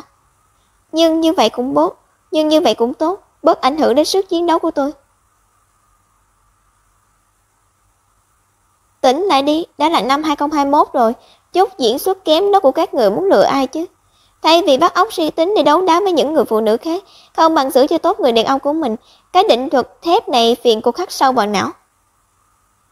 Vừa rồi ngạo mạn như vậy sao bây giờ lại thành câm rồi?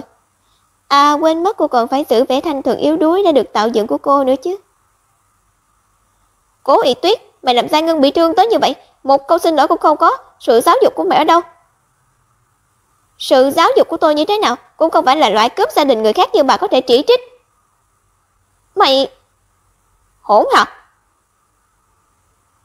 Y, tại sao có thể nói chuyện với bậc bề trên như vậy? Đúng là càng ngày càng không hiểu chuyện. Con không hiểu chuyện, cũng đúng, trong lòng cha con chính là đứa con không hiểu chuyện. Cho nên mỗi lần khi xảy ra xung đột bất luận sự thật như thế nào, cha đều yêu cầu con nhún nhường, thậm chí cuối cùng thì đẩy con ra nước ngoài. Trước đây là con quá ngây thơ, mới chọn nhẫn nhịn hết lần này đến lần khác. Từ nay về sau con sẽ không để chuyện như vậy xảy ra nữa. Còn khốn, mày dọa ai chứ? Tao mới là nữ chủ nhân của ngôi nhà này. Đừng mà cô.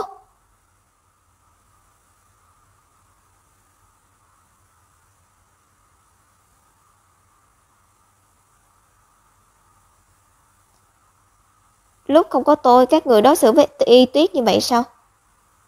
Sao anh lại tới đây? Nếu tôi không tới, sẽ không biết em phải chịu ức lớn như vậy khi ở Cố gia. Lục Tổng, không phải ngài nó không tới sao? Người ở sao lại dẫn ngài tới đây vậy? Mau mời ngài tới phòng ăn, bác lưu đi, chuẩn bị thêm bát đũa. Vốn định đến để bàn chuyện hôn lễ của tôi và Y Tuyết, nhưng nếu như cô ấy không vui khi ở Cố gia, vậy thì cũng không cần bàn nữa. Y Tuyết, chúng ta đi thôi. Từng cho rằng ở Cố gia ít nhất vẫn còn có cha thật lòng thương mình, tới cuối cùng hóa ra mình mới là người ngoài. Nếu đã như vậy mình còn lưu luyến gì nữa chứ? Từ nay về sau mình chỉ sống vì bản thân mình thôi. Được.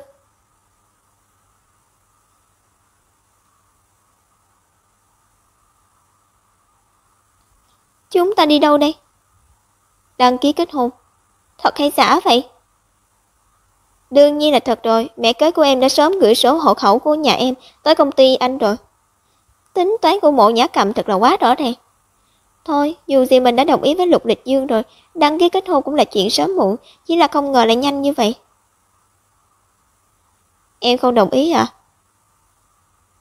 Sao có thể, được kết hôn với Lục thiếu gia tôi còn mong còn không được, chỉ là không ngờ Lục thiếu gia tùy tiện như vậy, đến cả nghi thức cầu hôn cũng không có. Đây là...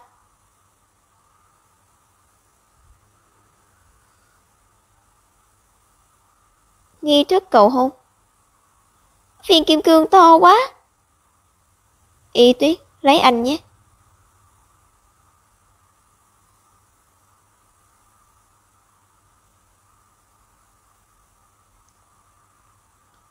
Không hổ là Lục thiếu gia, quả nhiên giàu có rộng lượng. Đối với đối tượng kết hôn, hình thức đều có thể hào phóng như vậy. Nhưng cách trao nhẫn này cũng có chút qua loa, chẳng phải cần quỳ xuống sao? Lục Lịch Dương anh từ trước tới nay thật sự chưa từng quỳ trước ai. Nhưng như là để cầu hôn em.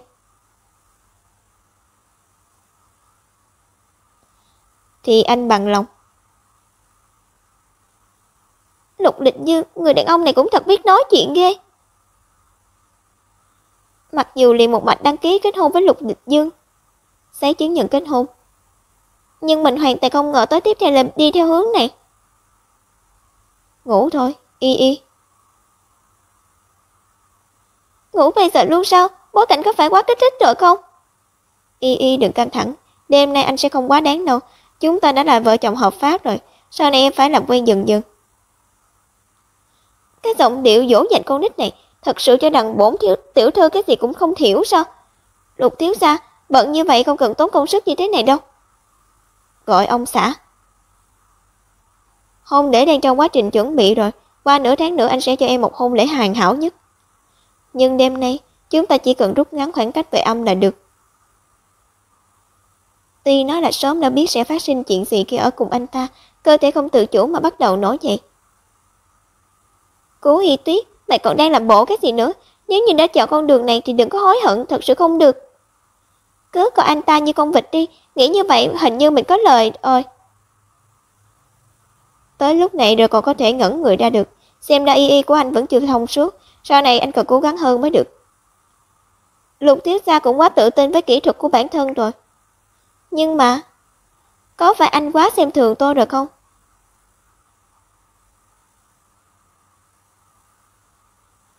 Thôi chết, hình như dự hơi quá rồi. Thôi bỏ đi, tùy anh ta vậy.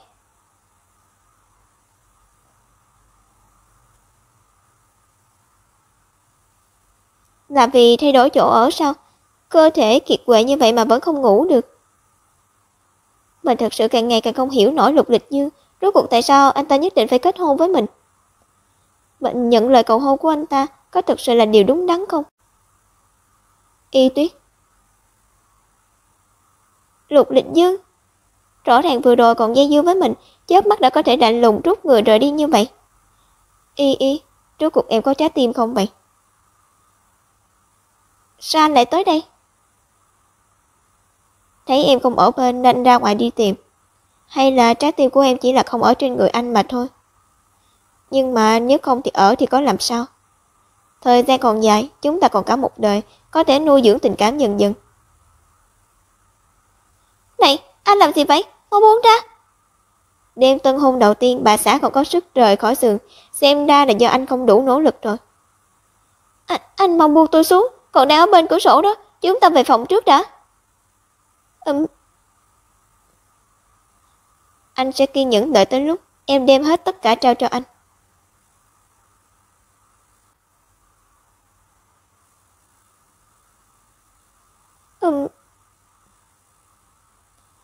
Đêm qua Lục Lịch Dương giày vò tàn nhẫn quá.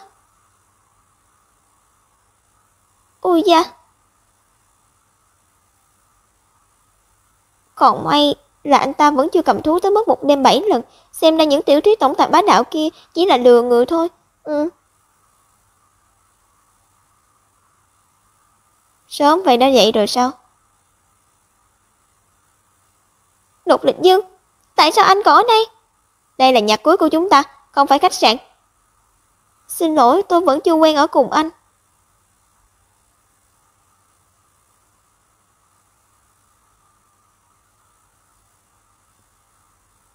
Xem ra sau này em cần phải làm quen với việc có anh ở bên cạnh em rồi. Cười gì chứ, bây giờ tôi như thế này chẳng phải là lỗi của anh sao? Được, là lỗi của anh. Chọn một bộ mà em thích rồi thay đồ đi. Những quần áo này đều là phong cách mình thích. Không ngờ anh ta cũng rất có tâm, có lẽ cả cho anh ta cũng không tính là tệ.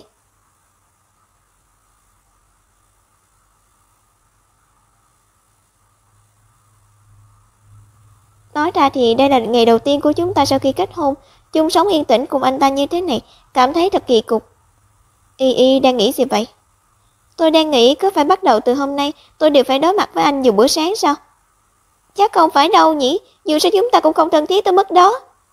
Cô ấy rốt cuộc coi mình là gì vậy? Người thuê nhà trong vùng một căn biệt thự sao?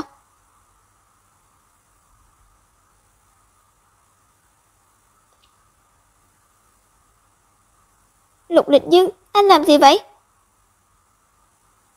Chỉ là đột nhiên cảm thấy nếu so với bữa sáng thì em ngon hơn.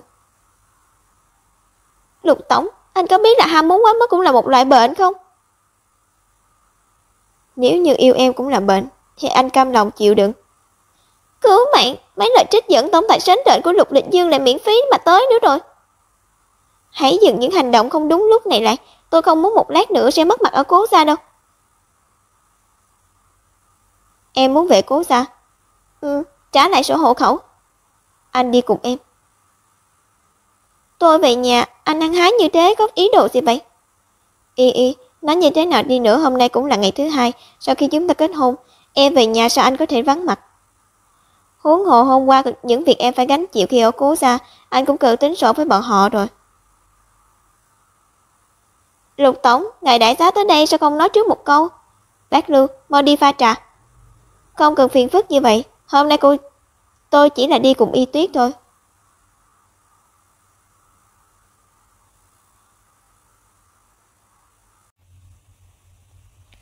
Lục Lịch Dương nói đến Cố Gia là để giúp mình tính sổ. Có anh ta ở đây, thái độ của cha và Mộ Nhã Cầm thay đổi 180 độ trong nháy mắt, còn tính sổ gì nữa chứ? Thôi bỏ đi, trả lại sổ hộ khẩu cho cha rồi đi thôi. Lục thiếu gia, tôi có một người bạn làm việc tại cục dân chính, nói với tôi là hôm qua nhìn thấy ngài và Y Tuyết nhà tôi đi đăng ký kết hôn rồi. Nửa tháng sau tôi và Y sẽ tổ chức hôn lễ, đến lúc đó sẽ cho người đem thiệp mời tới. Vậy thì thật tốt quá rồi. Nếu đã đăng ký kết hôn vậy thì Lục tổng và chúng tôi đã là người một nhà rồi. Tôi nghe nói tập đoàn xây dựng Hồng Vũ vừa lấy được một công trình lớn, vừa hay có thể để lại cho Cố thị chúng tôi. Dù gì làm ăn với ai cũng là làm tiền. Đương nhiên là phải cho người nhà kiếm rồi, ngài nói xem có phải không? Mộ Nhã Cầm, quy mô của Cố thị có tiếp cận được cái hạng mục của tập đoàn xây dựng Hồng Vũ hay không thì gác qua một bên trước đã. Mà cho dù có thể tiếp nhận được đi chăng nữa, cũng mời bà đi theo đường chính quy mà bàn chuyện làm ăn, đừng có mong được mối quan hệ từ chối tôi. Mày đang nói gì vậy? Bao nhiêu năm Cố gia không để mày thiếu ăn thiếu mặc, bây giờ chính là lúc mày phải báo đáp. Thật buồn cười, đã là năm 2021 rồi, còn có người tin vào trò lấy đạo đức để ép buộc. Mộ Nhã Cầm, Cố gia nuôi dưỡng tôi không có một chút liên quan gì tới bà, bây giờ bà cũng đừng mong bám vào lý do không liên quan đó để lôi kéo mối quan hệ, bà không xứng. Nhã Cầm, còn khốn này, tao không tin là tao chỉ không nổi mày. Ông tránh ra cho tôi, hôm nay tôi phải cho nó biết thế nào là lợi hại. Y là vợ của tôi, các người đối xử với cô ấy như thế này, xem ra không để mặt tôi rồi. Sao có thể chứ Lục tổng, tôi chỉ là muốn dạy bảo nó, tránh việc nó không nghe lời ngài. Bà im mồm cho tôi. Y à, con ngồi với Lục tổng một lát, cha và dì Mộ nói chút chuyện. Y, xin lỗi để cho anh thấy cảnh này, tôi cũng không ngờ tới Mộ Nhã Cầm sẽ trắng trợn mà đòi hưởng lợi như vậy. Tôi sẽ nói chuyện với cha để ông ấy nói Mộ Nhã Cầm đừng có ý đồ khác với anh. Thôi, thói con buôn của Mộ Nhã Cầm vẫn chưa đủ để làm tổn hại tinh thần của anh đâu.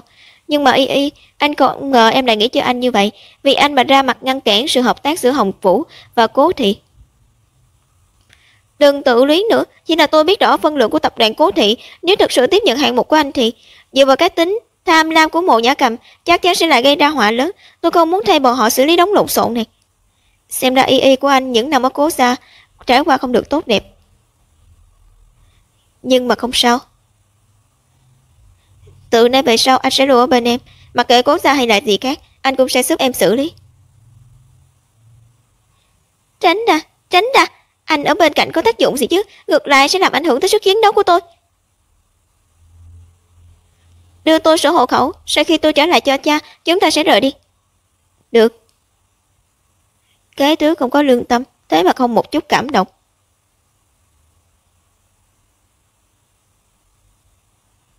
Thật nguy hiểm, suýt chút nữa thì bị dao động rồi. Thực tế thì trái tim đã rung động.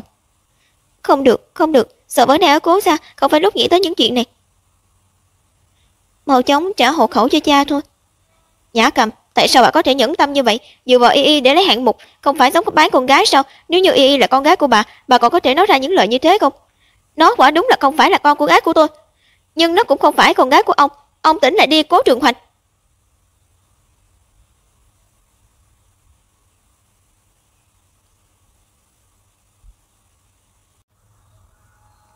Bà im mồm cho tôi. Y là do tôi trông nom tới lớn, tôi nuôi nó bao nhiêu năm nay, nó cũng sống như con gái ruột của tôi vậy. Tôi biết bà muốn kết giao cùng với Lục Địch Dương, nhưng đừng biểu hiện rõ ràng như vậy, đều là người một nhà, sau này lại kiếm cơ hội tốt, khác cũng không muộn.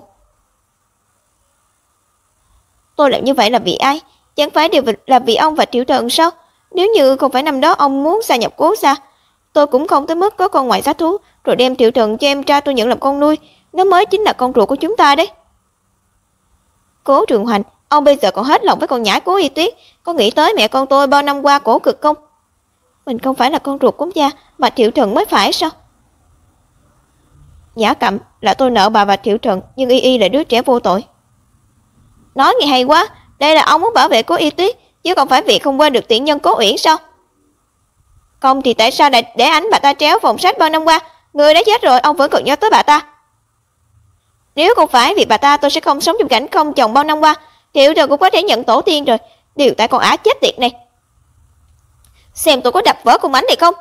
Nhã Cầm, bà là cái thá gì mà cũng xứng động vào di ảnh của mẹ tôi.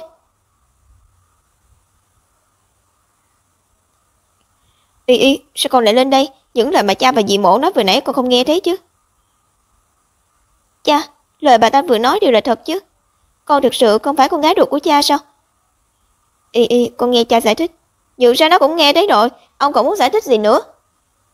Cố Y Tuyết, mày còn tỏ ra là đại tiểu thư gì chứ? Mày cho rằng mày là cái thá gì? Chẳng qua chỉ là đứa con riêng không rõ cha đẻ mà thôi. Năm đó Cố Uyển chưa kết hôn mà có bầu, nếu như không phải Cố Trường Hoành đổ vỏ, mẹ con các người chắc chắn sẽ bị người đời chửi rủa thèm va sau lưng, còn có thể thoải mái mà sống giống như hôm nay sao? Còn bà nữa, bà là mẹ ruột của Thiệu Thần, là người mà cha tôi yêu thương bao nhiêu năm nay, sao? Không sai, nếu như không phải vì mẹ của mày, tao đã sớm kết hôn với Trường Hoành rồi. Mẹ của mày chính là kẻ thứ ba không biết xấu hổ, kẹp giữa tao và Trường Hoành, phá hoại gia đình của tao làm cho người khác ghê tởm. Còn nói thêm một câu nữa, tôi rút lưỡi của bà. Tôi ở dưới nhà đợi lâu như vậy, không ngờ trên lầu lại náo nhiệt như thế này. Cơn giận của bà Cố có chút quá lớn rồi, dám quở trách vợ tôi. Hay là bà chơi mạng mình quá dài rồi? Lục thiếu gia, Nhã Cầm nhanh mồm nhanh miệng chứ thực tế không có ý xấu đâu. Hả? Ông Cố thực biết bảo vệ người nhà. Vừa rồi khi y bị quở trách, ông lại ở đâu vậy? Tôi... Y, lại đây.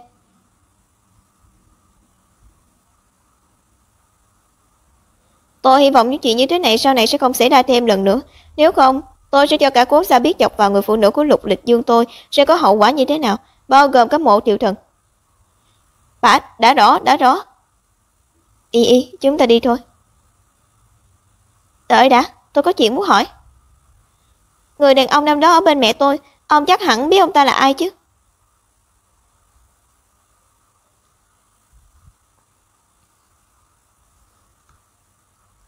Cha không rõ. Cha chỉ là con nuôi của Cố gia, là ông ngoại của con nhận nuôi từ trong cô nhi viện. Quan hệ giữa cha và mẹ con cũng không thân thiết. Bà ấy yêu đương từ khi nào cha còn không biết, thì làm sao biết được người đàn ông đó là ai chứ? Tuy cha và mẹ con có đăng ký kết hôn, nhưng chỉ là trên danh nghĩa vợ chồng. Chuyện riêng của bà ấy cha không hỏi tới. Tôi biết rồi, tiếp theo tôi sẽ tự mình tìm ra chân tướng.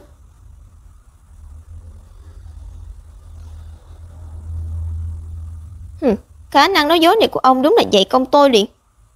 Im bập. Ông dám đánh tôi? Chuyện Cố gia năm đó bà bớt xen vào, nếu không chết như thế nào cũng không biết đâu. Biết rồi. Người đó là người mà Lục Lịch Dương cũng chưa dám đắc tội. Tôi tuyệt đối không thể rước họa vào thân.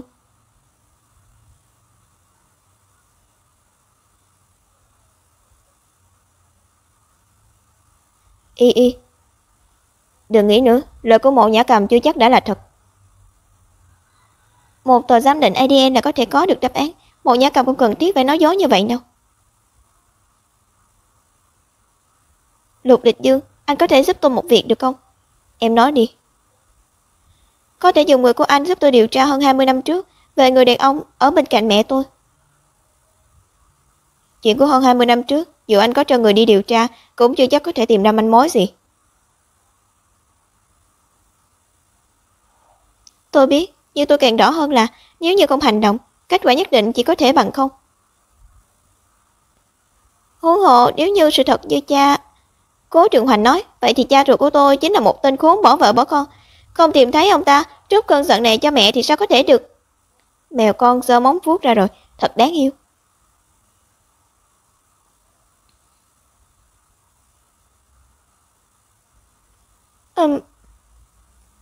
Tội này ở gầm xe chứ không phải ở trong xe. Anh làm gì vậy? Đáng yêu, muốn hôn. Nhưng mà nói đi cũng phải nói lại. Anh đồng ý giúp Y làm việc muốn làm nhất. Y có thể giúp anh làm việc mà bây giờ anh muốn làm nhất không?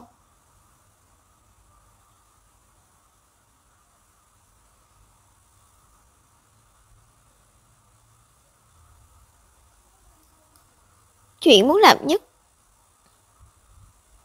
Anh được cả ngày tới tối chỉ nghĩ tới chuyện đó có được không? Chúng ta đang ở trong xe đó. Y nghĩ lệch rồi. Vừa hay chưa thử ở trong xe. Lục Lịch Dương anh...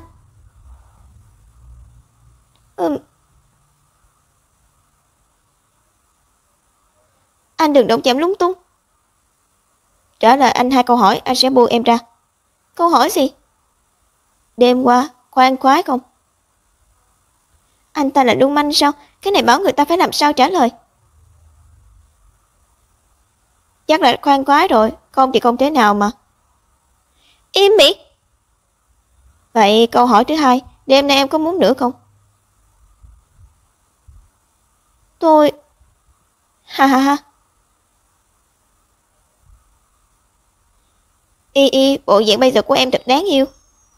Thôi được rồi, không đùa em nữa. Váy cưới anh đặt ở cửa hàng tư nhân tới rồi. Vừa rồi tính nói đưa em đi thử. Lục Lịch Dương, anh cố ý đúng không? Ai bảo Y của anh đáng yêu như vậy? Dáng vẻ khi đỏ mặt khiến người ta không kiềm chế được mà muốn. Im miệng, anh còn nói thêm một câu nữa là tôi sẽ xuống xe. Được, anh không nói nữa, chúng ta đi thử váy cưới. Cái tên này đúng là có tật xấu.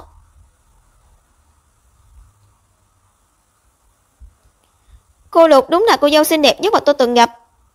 Bộ váy cưới này là tác phẩm của nhà thiết kế lớn nổi tiếng trên thế giới. Ngài Lục chọn xong còn đặc biệt cho người đưa từ Pháp về, có giá trị cả triệu tệ. Rất phù hợp với cô Lục. Từ nhẫn kim cương tới chiếc váy cưới có giá trên trời, Lục Lịch Dương đúng là rộng lượng. Cũng đúng, không phải thiết kế đắt đỏ thì sao có thể xứng với thân phận và địa vị của anh ta. Chi tiết là không phải là phong cách mà mình thích. Ngài Lục nhìn thấy nhất định sẽ ngỡ ngàng. Đi thôi. Ngài Lục, cô Lục thử váy xong rồi. Lục Lịch Dương. Y, em mặc váy cưới trông rất đẹp. Chỉ là mặc váy cưới thôi mà, anh không thể kiềm chế lại được sao? Em sai rồi, dù em mặc hay không mặc thì lúc kiềm chế không được. Anh vẫn là kiềm chế không được mà thôi. Có thể tự kiểm soát chút được không? Đừng có làm bừa ở chỗ đông người chứ. Ngài Lục, ngài có hài lòng với chiếc váy cưới này không? Hài lòng hay không cần vợ tôi quyết định. Anh chắc chắn muốn tôi nói thật lòng chứ. Đương nhiên, dù sao cũng là hôn lễ của chúng ta. Không thích, quá xa hoa rồi. Chỉ là kết hôn thôi mà, cũng chẳng phải chuyện lớn lao gì. Nghe nói năm đó hôn lễ của cha mẹ tổ chức rất long trọng, cả thành phố B ai cũng biết đến. Nhưng trên thực tế thì sao? Bao nhiêu năm qua, sự tôn trọng trong mắt người bên cạnh thực tế chỉ là sự chấp vá của 2 con người xa lạ mà thôi. Không có tình yêu, vỏ bọc bên ngoài có đẹp đẽ ra sao, thành thế có lừng lẫy thế nào cũng vô dụng, chỉ cần 2 người tâm đầu ý hợp. Mình nhìn anh ta làm gì chứ? Hôn nhân giữa mình và Lục Lịch Dương chỉ có thể coi là hợp tác, vốn dĩ không có tình cảm. Hóa ra kết hôn với mình, trong lòng cô ấy vốn chẳng coi là chuyện lớn lao gì.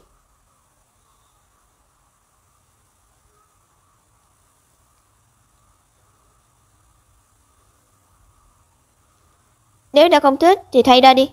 Được. Ngài Lục còn có căn dặn gì không? Xử lý chiếc váy cưới này đi.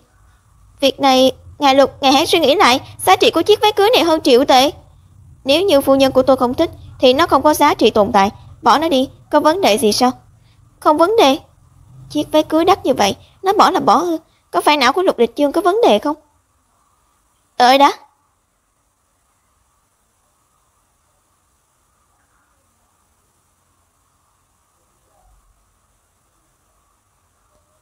Ở đây cấm hút thuốc. Em nói gì với họ vậy? Tôi nói nếu như bọn họ muốn, tôi có thể giảm giá chiếc váy cưới đó, bán lại cho cửa hàng. Thành phố B người có tiền nhiều như vậy, một chiếc váy cưới chắc không có để có người chi tiền mua đâu. Trước mặt của anh bán lại chiếc váy cưới của anh, đúng là một cuộc giao dịch có lợi lớn mà không cần vốn. Dù sao thì Lục thiếu gia cũng không cần, hà tất không để tôi kiếm một khoản tiền chứ. Với lại chiếc váy cưới đó căn bản là mua cho tôi mà. Hơn nữa tôi cũng không lợi dụng anh. Tôi dùng số tiền này để mua thêm một số đồ dùng thích hợp trong hôn lễ của chúng ta, không được sao? Nhưng chẳng phải em nói kết hôn không tính là chuyện lớn lao gì sao? Tôi chỉ là không thích lãng phí, cũng không lại thích hình thức sang trọng phù phiếm. Tôi nghĩ ra rồi, trong hôn lễ để Phi Phi làm phù dâu của tôi, nhân tiện để cô ấy chứng giám cho tôi là được rồi. Y, thật ra là em vẫn để tâm đúng không?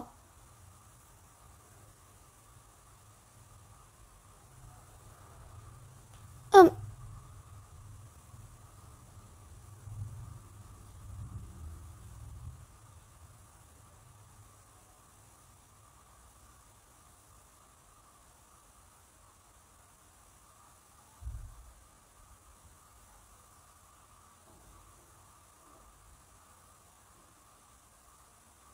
Y.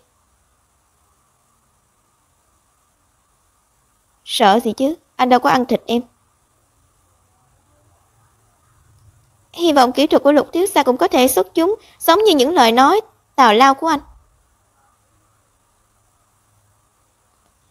Y, em đã là vợ của anh, dù em có yêu cầu gì anh cũng sẽ đáp ứng em. Nếu như muốn nâng cao kỹ thuật, tất nhiên cần nâng cao tần suất làm chuyện đó của chúng ta. Suy cho cùng thì những chuyện như thế này cần luyện tập nhiều mới được.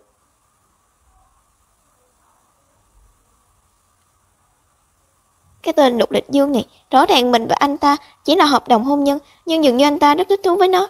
Dù cảm giác mà anh ta tạo cho mình tốt đẹp thế nào đi nữa, mình cũng không dám tiến lên một bước. Bởi vì chỉ cần bước sai một bước, mình sẽ càng ngày lún sâu vào.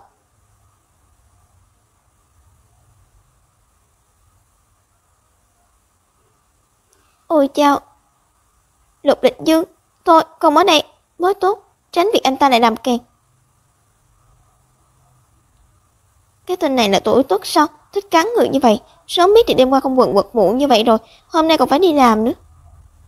Y, em tỉnh rồi sao? Lục Lịch Dương, anh vẫn chưa đi sao? Vừa đúng lúc, ăn sáng thôi.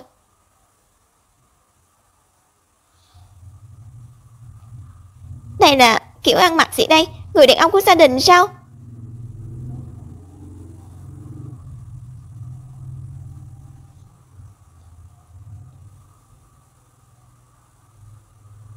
Y, những món này là anh làm đó. Em ăn thử xem có hợp khẩu vị không? Được là Lục thiếu gia đã vì mình mà tự mình xuống bếp. Mình còn cho rằng anh ta sẽ quyết tâm thực hiện tinh thần tổng tài tới cùng chứ. Mau ăn đi, anh đi tắm đã.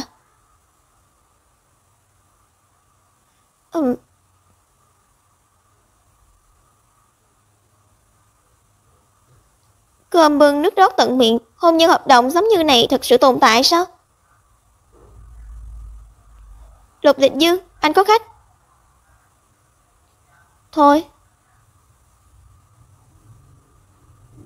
Lịch Dương, sao lâu như vậy mới mở cửa? Mẹ, ủa? Diệp Mạn Thanh, mẹ của Lục Lịch Dương. Xin hỏi bác là... Tôi là mẹ của Lục Lịch Dương. Mẹ của Lục Lịch Dương, hình như thái độ với mình có chút kỳ lạ. Chào bác gái, lần đầu gặp mặt cháu là... Dù sau này còn cần gặp gỡ qua lại, vẫn nên giải thích một chút. Tôi không quan tâm cô là ai, có thân phận gì, là người biết điều thì lúc này cần đóng cửa rời đi. Phụ nữ có rất nhiều cách kiếm tiền, nhưng nếu như dựa vào việc bán thân để làm hài lòng đàn ông, thì là cách thấp hèn nhất. Bác gái, cháu không biết trước đây Lục Lịch Dương đã làm những việc không chừng mực gì, mới để bác cho rằng những người bên cạnh anh ấy đều là những người phụ nữ tùy tiện. Nhưng tình hình trước mắt cháu cần phải nói xin lỗi với bác rồi. Mẹ của anh ta đã trải qua chuyện gì mà mở miệng liền dạy dỗ mình? Vì bắt đầu từ hôm qua cháu chính là vợ hợp pháp của con trai bác. Không chỉ căn nhà mà bác đang đứng đây, đến ngay cả con trai bác cũng thuộc về cháu.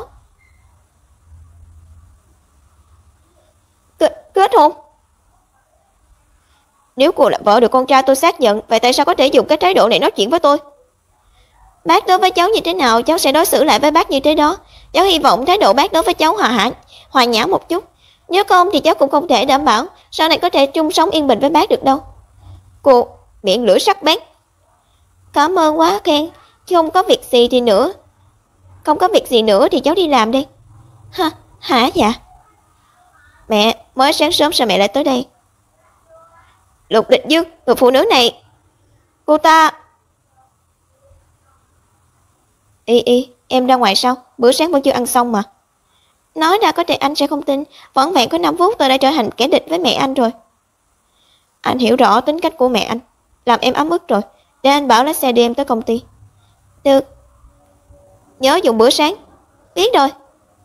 Lịch Dương, người phụ nữ đó là ai? Thật sự quá vô lễ rồi. Cô ấy là Cố Y Tuyết. Kệ cô ta là Tuyết gì đi nữa, mau chóng xử lý cô ta đi, loại phụ nữ không đứng đắn không có giáo dục. Mẹ, xem ra mẹ còn chưa hiểu ra, cô ấy là Cố Y Tuyết, là con riêng của Phó Chính Huân, chồng hiện tại của mẹ. Cái gì? Tại sao cô ta lại xuất hiện ở chỗ các con? Tại sao cô ta lại xuất hiện ở chỗ con? Các con thật sự đã kết hôn rồi sao? Nếu như để cho con biết được. Đó là chồng hiện tại của mẹ, không phải là cha của con. Cha của Lục Phong con đã chết 15 năm trước rồi, chết trong nhà tù rồi.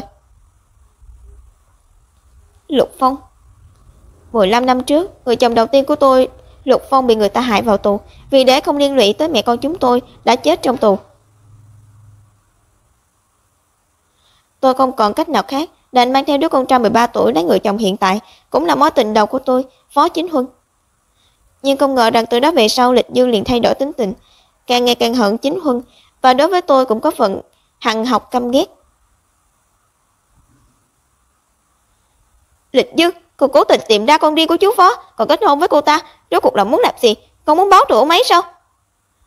Còn nói đi chứ, Lịch Dương, con muốn ông ấy thật bại danh liệt đúng không? Hả?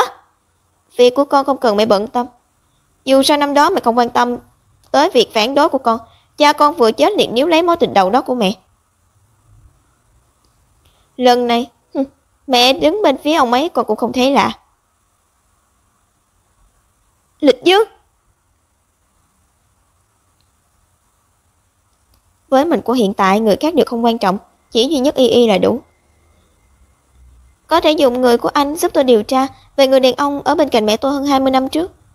Chuyện của hơn 20 năm trước, dù anh có cho người đi điều tra cũng chưa chắc tìm được ra manh mối gì.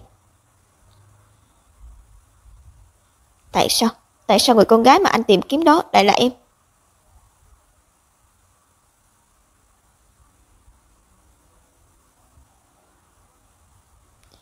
Mà em lại chính là điểm yếu duy nhất của Phó Chính Huân. Y Y, anh rốt cuộc phải làm thế nào với em đây? Nếu như em biết được chân tướng, sẽ còn lựa chọn ở bên cạnh anh nữa không?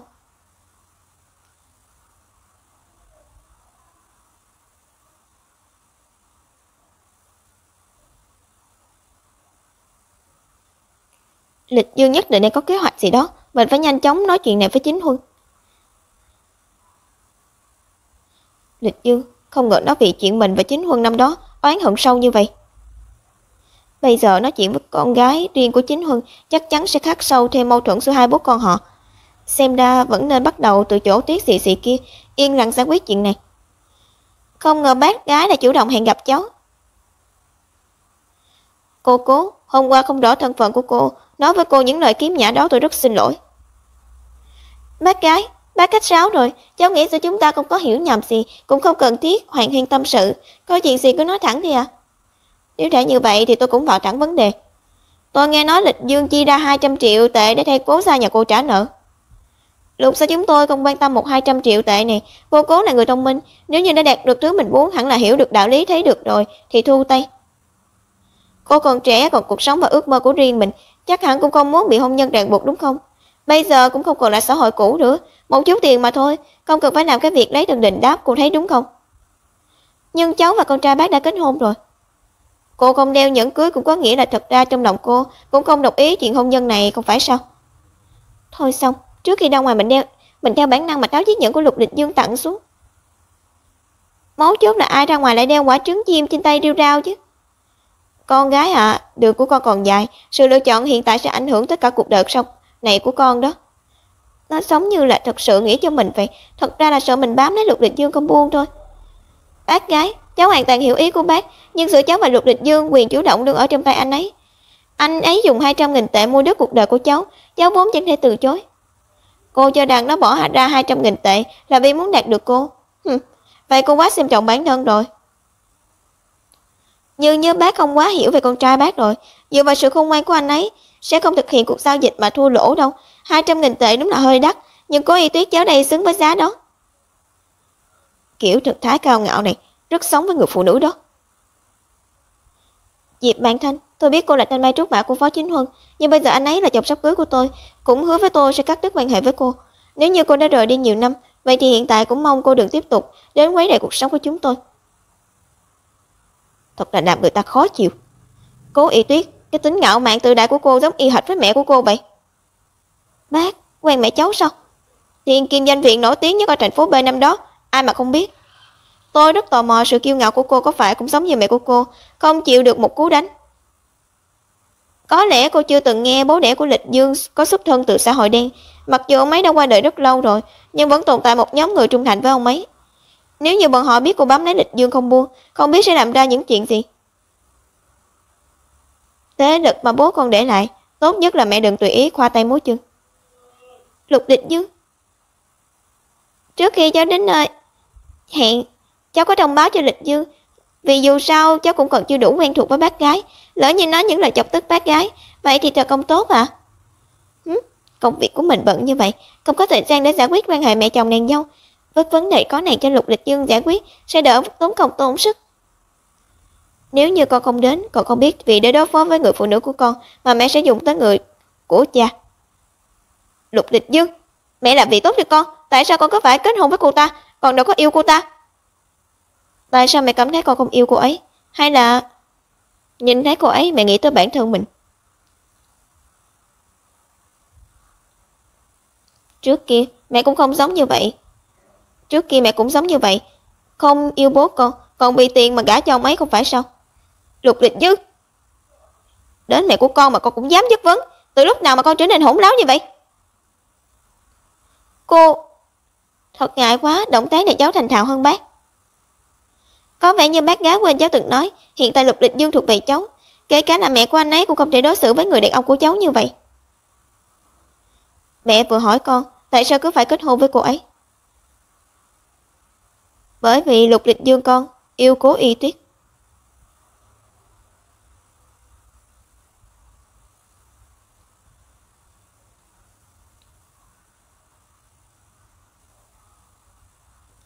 Từ lúc ra khỏi tiệm cà phê cho đến bây giờ, anh ấy cứ tối sầm mặt. Nhìn bộ dạng vừa rồi của mẹ Lục Lịch Dương, hai người không giống như mẹ con, mà ngược lại giống như kẻ thù. Không ngờ gia đình Lục Lịch Dương cũng có vấn đề như vậy. Lục Lịch Dương, chuyện vừa rồi anh đừng quá buồn. Sự việc đã qua rất nhiều năm rồi, anh sớm đã không còn buồn nữa. Nhưng mà Y, đây là em đang đau lòng vì anh sao? Đúng vậy, vốn muốn an ủi anh. Đúng vậy, vốn muốn an ủi anh, nhưng Lục Tiếu không quan tâm, thế thì thôi vậy. Lục Lịch Dương, anh bị bệnh gì hả? Anh như vậy là vi phạm luật giao thông đó, anh có biết không? Cái này không quan trọng. Y, em muốn an ủi anh như thế nào? An ủi gì chứ, anh cũng không phải là trẻ con. An ủi anh, hoặc anh sẽ hành hình em tại đây. Kể ra thì Y, hình như hai chúng ta chưa từng làm chuyện đó ở nơi kích thích như thế này. Lưu manh, trên đường nhiều camera như vậy, anh không sợ bị lên trang đầu, nhưng tôi thì sợ đó.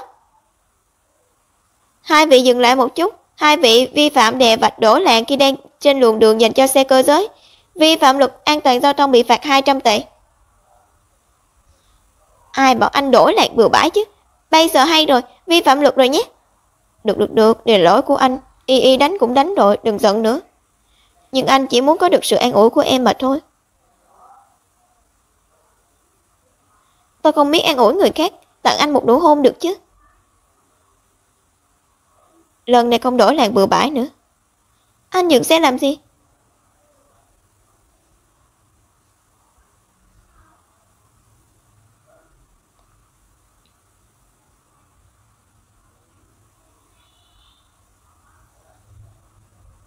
Y, nhớ nhé, nụ hôn như thế này mới có thể an ủi được anh. An ủi cái gì? Tôi thấy anh cố ý giả vờ đáng thương đấy. Được rồi, mau về nha. Được, anh đưa em về nhà, nhà của chúng ta. Nhà họ Phó. Không được, nếu như để Chính Huân biết được anh ấy có cô con gái, còn kết hôn với Lịch Dương, anh ấy nhất định sẽ không để yên. Dù là vì Chính Huân hay là vì Lịch Dương, mình cũng không thể khoan nhượng cho sự tồn tại của Cố Y Tuyết, nhất định phải tìm cách diệt trừ cô ta. Hả? Chính Huân? Sao hôm nay anh lại về nhà sớm như vậy? Sáng nay em bảo bác Trương nấu canh cho anh, bây giờ em đi lấy cho anh. Anh Ánh tìm bạn học đi chơi rồi, chắc là tối. Bạn Thanh, em không có chuyện gì muốn nói với anh sao? Gì cơ? Không có. Chính Huân, có phải anh lại nghe bên ngoài nói gì được không? Em làm anh thất vọng rồi. Mấy hôm trước Lịch Dương không nói cho ai biết mà đi đăng ký kết hôn. em lại hẹn riêng vợ nó ra ngoài. Nếu như không phải anh cảm thấy kỳ lạ và đi điều tra, thì em đang mãi mãi không biết. Không ngờ Lịch Dương cưới con gái của Cố Uyển, cũng là con gái của anh. Anh biết được sao? Vậy anh tính thế nào? Nếu như nó là con gái của anh tất nhiên sẽ đón nó về bên cạnh mình.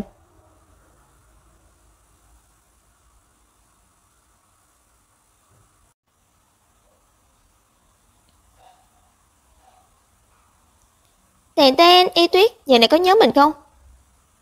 Phi Phi, cậu lại tới muộn. Chịu thôi, ai bảo mấy ông anh của mình, ông nào cũng yếu như gà vậy. Một mình nhịn không nổi liền đánh bẹp bọn họ. Không nói cái này nữa, Y Tuyết, cậu tìm mình có chuyện gì vậy? Mình tới là mời cậu đến tham dự hôn lễ của mình và Lục Lịch Dương. Ai? Lục Lịch Dương, chủ tịch Lục Lịch Dương của tập đoàn xây dựng Hồng Phú. Y Tuyết, bây giờ cậu đã là kẻ thù chung của toàn bộ phụ nữ độc thân trong thành phố B rồi đó. Làm gì đến mức đó, kết hôn thôi mà. Tình hình nghiêm trọng hơn nhiều so với những gì mình miêu tả. Cuộc hôn nhân này nếu có thể từ chối thì mau chóng từ chối đi. Chỉ e là không được, mình và anh ta đã đăng ký kết hôn rồi. Phi Phi, cậu đừng giận, mình biết việc này. Mình làm việc không đáng tin cậy. Cậu không hiểu mình. Hai đứa mình đúng là bạn thân mà, đến tình cảnh cũng giống tới như vậy. Ý cậu là gì? Vốn dĩ mình cũng muốn mời cậu tới tham dự hôn lễ của mình. Cậu với ai? Là cháu trai của Chiến Hữu ông nội mình. Cậu cũng biết mẹ mình bệnh nhiều năm như vậy, tất cả tiền thuốc đều là nhà họ Lâm bỏ ra. Bọn họ cứu mình thực sự không dễ từ chối. Hai đứa mình năm nay sau thủy hành hay sao, cứ lấy người khác bừa như thế. Mình lấy chủ tịch tính tình trẻ con, thường xuyên nói ra những lời yêu thương quê mùa. Còn mình lấy tên chưa cắt đứt rõ ràng với bạn gái cũ, dù không được gia đình thừa nhận. Vất vả cho cậu rồi. Không vất vả mà là số khổ. Nè Y Tuyết, đó một góc độ khác, đây không chừng là cơ hội để bọn mình thoát khỏi gia đình ban đầu thì sao? Dù sao thì mình cũng kiên quyết không đầu hàng số phận. Y Tuyết, cậu cũng không được nhận thua. Phi Phi, cậu nói không sai. Nếu như đã quyết định rồi thì không được hối hận. Sống tốt cuộc sống của mình, đó mới là việc quan trọng nhất. Sau khi nói chuyện với Phi Phi, tâm trạng quả nhiên tốt hơn rất nhiều. Nhưng mà hôm nay chị ôn lại chuyện cũ và quên mất hỏi đối tượng kết hôn của Phi Phi tên là gì. Tôi lần sau sẽ hỏi vậy. Bọn họ là ai? Vậy tới tìm Lục Lịch Dương sao? Chào cô cố, tôi là Hoàng Cương, vệ sĩ của ngài phó. Ngài, đó là cách xưng hô của thời đại nào chứ? Hay là anh ta muốn che đậy điều gì? Tôi không quen ngài phó gì đó, có phải anh nhận nhầm người được không? Phu nhân của ngài phó là mẹ của cậu Lục, ngài phó và phu nhân mời cô qua đó một chuyến. Nói như vậy thì ngài phó này chính là bố dưỡng của Lục Lịch Dương. Đầu tiên là mẹ của Lục Lịch Dương, sau đó là bố dưỡng của anh ta tới tìm mình. Người nhà bọn họ có ý đồ gì đây? Nhưng xem điệu bộ này của bọn họ, nếu thật sự có ý đồ gì, e là mình muốn trốn tránh cũng không được. Đợi một lát, tôi về nhà thay bộ đồ phù hợp để gặp phụ huynh. Ngài phó đã dặn dò cô cố không cần phải đặc biệt chuẩn bị gì, chỉ là bữa ăn gia đình mà thôi. Được thôi, vậy thì phiền anh Hoàng đưa tôi tới đó. Người của nhà họ phó tới, muốn đưa tôi qua đó. Biết rồi, nhớ thắt dây an toàn cẩn thận. Nhớ thắt dây an toàn cẩn thận là ý gì? Lẽ nào xe này sẽ xảy ra tai nạn? Sao có thể chứ?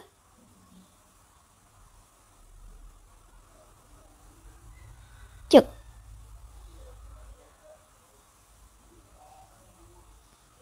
Phong cách làm việc của các người đúng thật là vẫn làm người ta khó chịu như mọi khi. Lục Lịch Dương.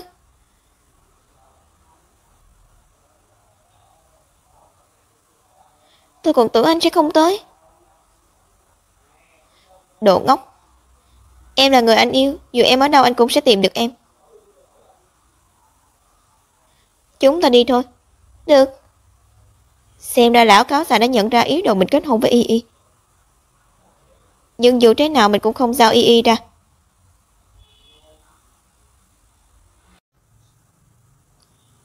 Cậu Lục, cậu đừng hiểu nhầm.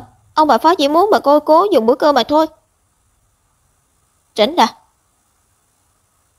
Cậu Lục.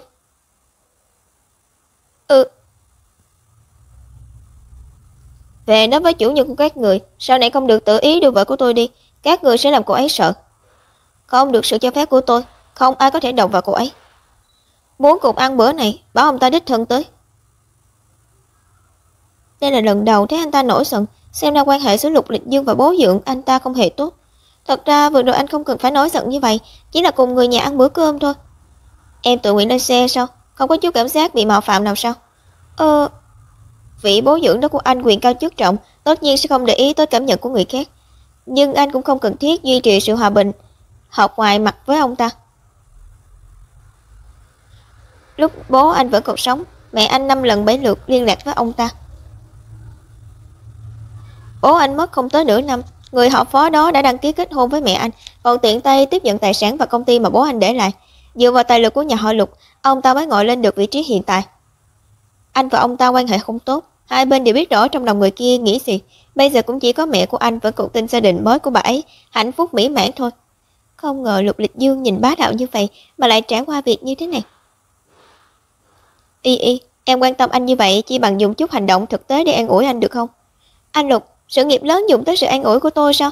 Tôi là đang đau lòng cho chính mình, lấy anh mới là có vài ngày, đầu tiên là tranh đấu chuyện mẹ chồng nàng dâu, bây giờ lại tới người bố dượng có quyền có thế. Anh Lục, anh còn có bao nhiêu mối quan hệ cần phải lo lắng? Nói ra đi, tôi còn chuẩn bị tâm lý. Lại dừng xe làm gì? Cho em một lời giải thích. Này, đây là lần thứ mấy rồi, anh bị ám ảnh với việc ở trong xe sao?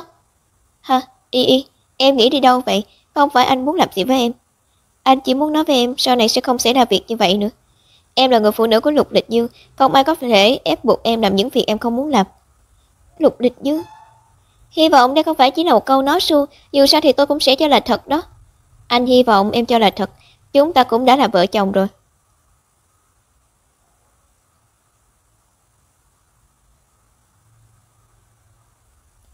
Vừa rồi còn nói không ai có thể ép buộc tôi, lời của Lục thiếu gia không có trọng lượng gì cả. Y, đây không gọi là ép buộc, đây là những thú vui tao nhã giữa vợ chồng. Mình thực sự bị mất trí mới tin lời của Lục Lịch Dương. Bạn Thanh, cái áo khoác lần trước em mua cho anh để ở đâu rồi? À, anh tìm thấy rồi. Em xem anh có cần thắt cà vạt không? Sao Hoàng Cương vẫn chưa về, không biết con gái của anh thích ăn món gì. Em đi nói với nhà bếp thêm 2 món nữa đi. Mình lấy Chính Huân nhiều năm rồi cũng chưa từng thấy Chính Huân vui như thế. Lần đầu anh ấy vui tới như vậy là vì con gái của Cố Uyển. Không được, mình không được để con gái Cố Uyển sa nhập vào gia đình của mình, càng không thể để con nhỏ đó cướp đi chồng và con trai của mình được. Bạn Thanh, em xem chiếc cà vạt này có được không? Chính Huân, anh long trọng như vậy làm gì chứ? Bữa ăn gia đình thôi mà, anh như vậy sẽ làm Y Tuyết sợ đó. Đúng rồi, Chính Huân, Y Tuyết không hề biết anh chính là bố ruột của nó, lại vừa kết hôn với Lịch Dương. Nếu như anh với nó đột ngột nhận người thân, có thể con bán nhất thời không chấp nhận nổi. Anh biết em đang lo lắng điều gì. Nhiều năm rồi anh còn chưa làm tròn trách nhiệm của một người cha. Bây giờ cũng không có tư cách để khiến nó khó xử mối quan hệ giữa anh và chồng nó. Lần gặp mặt này anh chỉ muốn được nhìn nó. Nếu như có thể, sau này anh sẽ âm thầm bảo vệ nó. Sẽ không để nó biết được anh và nó có quan hệ huyết thống. Vậy thì tốt. Hoàng Cư đi lâu như vậy sao vẫn chưa về? Chắc là sắp về rồi. Nè Lục, tôi về rồi. Được, Y Tuyết này ở đâu? Vốn là đón được cô Cố rồi, chỉ là giữa đường bị cậu Lục đưa người đi mất, tôi cản không được. Vết thương trên mặt cậu cũng là do cậu Lục. Cậu Lục còn nói nếu ngài muốn gặp cô Cố phải có sự đồng ý của cậu ấy. Cái gì? Cái thằng Lịch Dương này đúng là không có chừng mực. Đó là đang thủy y với anh. Vừa hay mấy năm không gặp, Hoàng Cương chuẩn bị xe, tôi tự mình đi một chuyến. Tập đoàn xây dựng Hồng Vũ, văn phòng làm việc của Lục Lịch Dương. Không ngờ ông đến nhanh như vậy. Chú Phó, hay là bây giờ tôi gọi ông một tiếng bố vợ? Lịch Dương, con biết bố vì sao tới đây mà.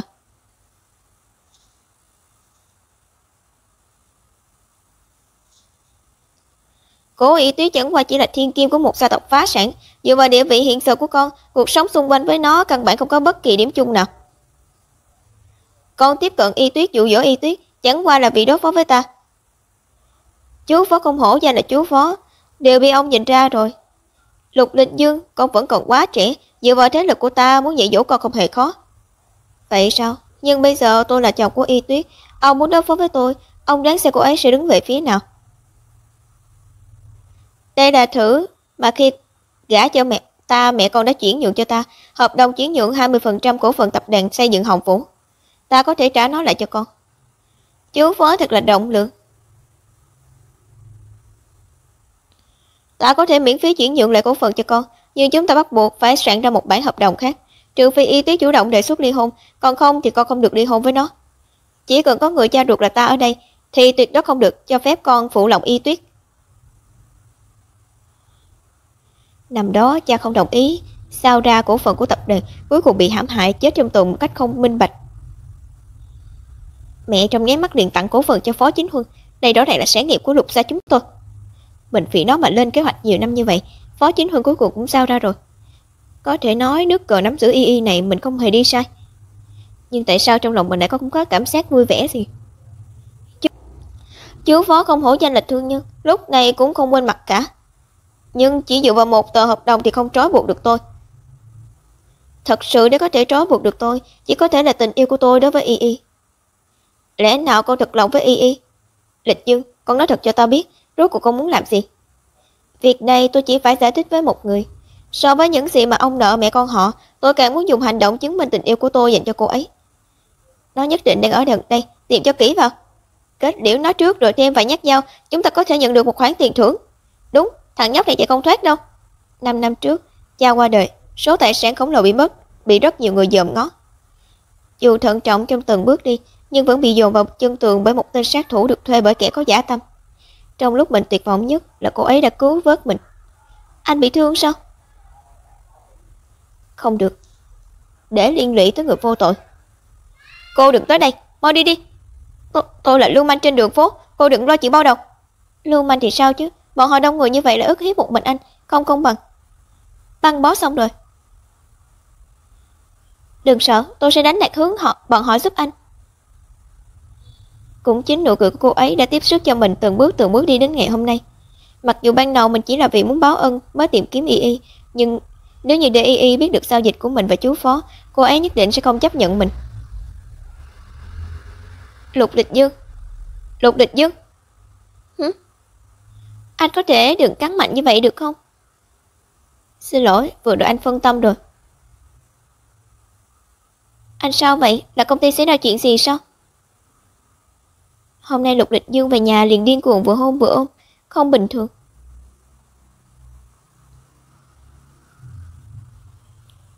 Anh buông ra, tôi nói chuyện nghiêm túc với anh.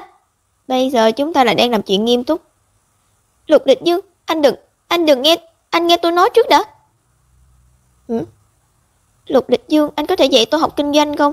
Anh cũng biết trước đây Cố Thị luôn do mẹ tôi điều hành. Cha dưỡng của tôi và Mộ Nhã Cầm căn bản không có năng lực quản lý Cố Thị. Em muốn lấy lại Cố Thị. Không sai, nhưng bây giờ tôi chỉ là một luật sư, nếu lấy lại được Cố Thị cũng quản lý không tốt. Chỉ có bản thân tôi phải mạnh mẽ trước mới có thể không để người khác cướp mất nó. Được, anh sẽ dạy em. Nhưng bây giờ anh cần dạy em làm một việc trước. Việc gì? Một việc vui vẻ.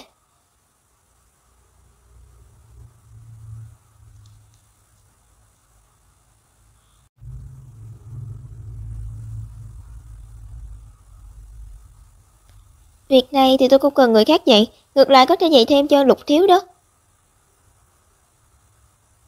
Nếu Y tự tin như vậy, vậy anh sẽ đợi sự chỉ đạo của Y. Dựa vào mấy trò của tổng tài bá đạo, không phải anh ta nên nắm thế chủ động sao? Sao lại cam tâm nằm dưới rồi? Đã nói tới như vậy rồi, không được để Lục Địch Dương xem thường. Nhưng trước giờ đều là anh ta chủ động, mình sao biết mở đầu cuộc chơi nên làm như thế nào chứ? Mình nhớ là Lục Địch Dương chịu không nổi ở chỗ này. Sau đó là chỗ này. Y. Không biết anh ta cảm thấy thế nào?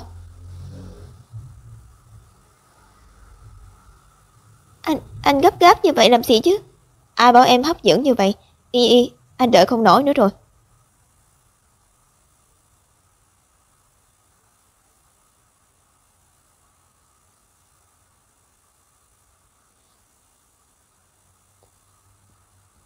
Y, kinh nghiệm của em không đủ, xem ra anh cần giúp em luyện tập nhiều hơn mới được.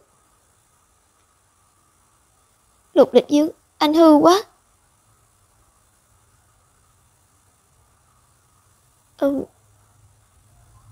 Y, lẽ nào em không biết đàn ông lúc buổi sáng không chịu được sự khiêu khích sao? Bây giờ muốn chạy có phải là muộn rồi không? Anh đã tỉnh rồi, sao còn nằm cạnh tôi chứ? Bởi vì anh muốn khi mà em mở mắt, người nhìn thấy đầu tiên chính là anh. Chào buổi sáng, y của anh. Kỹ thuật mê hoặc của người đàn ông này đúng là càng ngày càng thuần thục rồi. Không được, mình không được để anh ta mê hoặc, càng không được động lòng với anh ta. Cái kết của nữ chủ Tiểu Bạch Hoa đều sẽ như thế này thôi. Có ai không phải khi yêu tới cuối cùng sẽ không còn lại gì. Cánh cửa sắt, sổ sắt, ổ khóa sắt, tay nắm song sắt, mắt nhìn ra ngoài. Cuộc sống bên ngoài đẹp đẽ biết bao. Thật là đáng sợ, phải lấy nó làm gương. Đúng rồi Y, em chuẩn bị một chút, lát nữa anh đưa em đi gặp một người. Ai vậy? Một người rất quan trọng đối với em.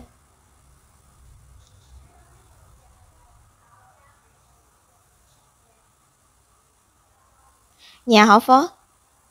Phó Sa, đây không phải là nhà của cha mẹ anh sao? Lục Lịch Dương, anh nói là người rất quan trọng.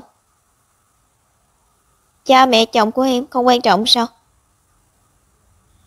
Nói như vậy thì không sai, nhưng chẳng phải anh không thích tôi tiếp xúc với họ sao? Lần trước còn chặn xe. Chuyện lần trước là vì họ chưa được sự đồng ý của anh. Đương nhiên là anh không muốn em tới dự tiệc một mình rồi. Lần này coi như là anh cùng em chính thức tới thăm hỏi phụ huynh. Cho nên đây tính là mong muốn kiểm soát mà các tổng tài đều có sao? Nhưng mình đã kết hôn với Lục Lịch Dương rồi, cũng nên tới thăm hỏi một chút. Một nhân vật lớn như cha dưỡng của Lục Lịch Dương chắc cũng không để ý tới người có thân phận nhỏ bé như mình đâu nhỉ. Phó Hy Bằng, cháu trai ruột của Phó Chính Huân. Đinh Vũ Kỳ, vợ của Phó Hy Bằng, xuất thân trong giới giải trí, minh tinh cực nổi tiếng. Trịnh trọng quá vậy. Khó lắm mới gặp được con gái ly tán nhiều năm, sao có thể không trịnh trọng được chứ? Đây là Y Tuyết à? Chào chú Phó. Được, bên ngoài gió to mau vào trong thôi. Vâng. Không ngờ rằng con đã lớn thế này rồi. Vợ mới cưới của Lục Lịch Dương quả nhiên không phải diện vừa đâu. Cô ta vừa tới, sự chú ý của ông chú già liền bị thu hút đi hết rồi. Kệ cô ta, chỉ là nha đầu nhỏ bé mà thôi, sẽ không làm nên sóng gió gì đâu. Chỉ cần một lát nữa cô ta không cản trở kế hoạch của chúng ta là được.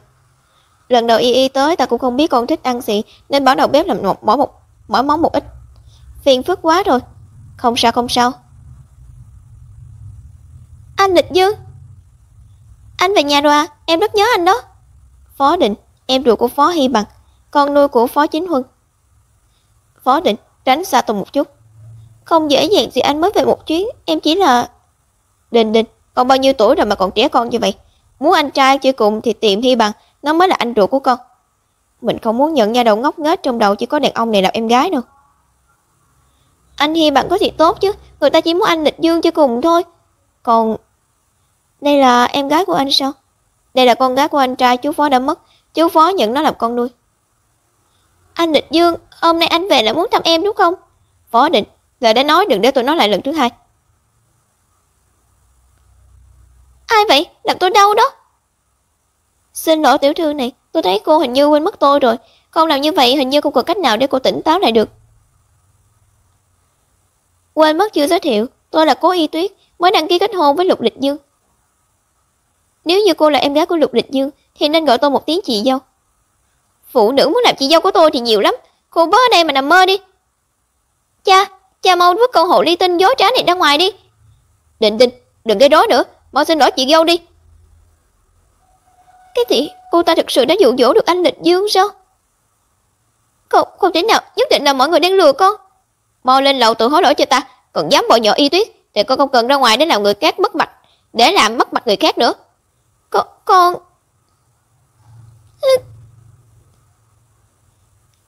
Con bé Định này cha mẹ ruột mất sớm, tính tình có chút ngang bướng, việc vừa rồi con đừng để trong lòng.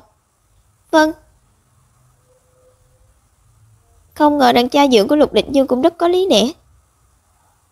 Nhưng không biết vì sao lúc đối mặt với ông ta, mình luôn có một loại cảm giác rất thân quen. Rõ ràng đây là lần đầu gặp mặt của chúng ta mà.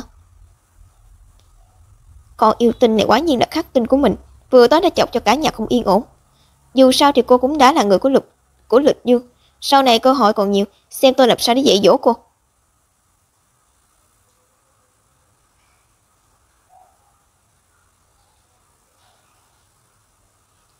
Y Tuyết, con không cần gượng ép, những người hôm nay tới đều là người nhà thôi. Đây là cháu trai của ta, Phó Hy Bằng, còn có vợ của nó là Đinh Vũ Kỳ. Mắt nhìn người của Lịch Dương không tệ. Chào anh, chào chị dâu. Y, đừng chỉ nói chuyện thôi, ăn đi. Vâng, cảm ơn. Đúng rồi Lịch Dương, hôn lễ của các con khi nào tổ chức? Ngày mùng 7 tháng 7, còn 10 ngày nữa là tới rồi. Ngày mùng 7 tháng 7 là ngày tốt, chú ạ. Nhà chúng ta là Song Hỷ Lâm Môn rồi. Song Hỷ? Cháu có bầu rồi, tới hôm nay là vừa tròn 3 tháng. Hôm qua vừa đi siêu âm, thật may mắn bác sĩ nói là con trai. Chú ạ, phó xã chúng ta cuối cùng cũng có người nói giỏi rồi. Con trai hay con gái được sống nhau, đều là chuyện vui, không cần làm quá lên. Hơn nữa pháp luật cũng không cho phép kiểm tra giới tính thai nhi. Cháu... Chú Phó nói đúng, Hy Bằng anh ấy nôn nóng chuẩn bị quần áo cho em bé, nhất thời suy nghĩ không chu đáo, sau này nhất định sẽ không như vậy nữa. Nhưng từ sau khi cháu có bầu thì phản ứng rất lớn, ở trong nhà lại không yên tâm. Thím à, hay là cháu chuyển qua đây ở với thím, trong nhà có người lớn cháu cũng yên tâm dưỡng thai. Thím cũng biết cha mẹ Hy Bằng được không còn nữa, cha mẹ cháu cũng không ở bên cạnh. Người phụ nữ không biết xấu hổ này dùng nước cờ an thai, trên thực tế là muốn bám vào cây đại thụ Chính Huân. Lục Địch Dương trước đây không hợp với Phó Chính Huân, ông ta lại không có con cái. Nhưng lần mang bầu này mình nhất định phải vào sống trong Phó gia, moi thêm chút lợi lộc. Chị dâu nghĩ giống tôi rồi, tôi đang tính cùng Y Tuyết chuyển tới đây. Chỉ là một nhà có 2 người mang bầu, chỉ e là chăm sóc không được chu đáo. Cái gì? Cô ta có bầu rồi sao? Tôi lúc nào? Y Tuyết, con có bầu rồi sao? Bây giờ vẫn chưa có. Dự định, nhưng chúng tôi dự định sau khi kết hôn sẽ có con, cơ thể tôi cũng không có bệnh gì. Mỗi ngày thử một chút, y có bầu chẳng phải là chuyện sớm muộn sao? Nói gì vậy? Bà Lục, Cố luật sư, em đây là bạo lực gia đình. Ai bảo anh nói lung tung, người lớn còn đang ở đây mà. Địch Dương nói cũng có lý, ta sẽ cho người dọn dẹp phòng trước, 2 con có thể chuyển tới bất cứ lúc nào. Còn phải chuẩn bị một phòng làm phòng cho em bé, rồi mời thêm mấy bảo mẫu tới chăm sóc Y Tuyết nữa. Chuyện tận đâu, Chính Huân à, anh vui quá sớm rồi thì phải. Chuẩn bị trước cũng không sai, hơn nữa 2 đứa nó ân ái như vậy chỉ là chuyện sớm muộn thôi. Không ngờ kế hoạch của mình lại bị phá hỏng bởi một ả đột nhiên xuất hiện. Ông chú già trước giờ luôn nghiêm khắc, hôm nay đã quan tâm vợ của Lục Lịch Dương như vậy. Cố Y Tuyết này rốt cuộc là người thế nào?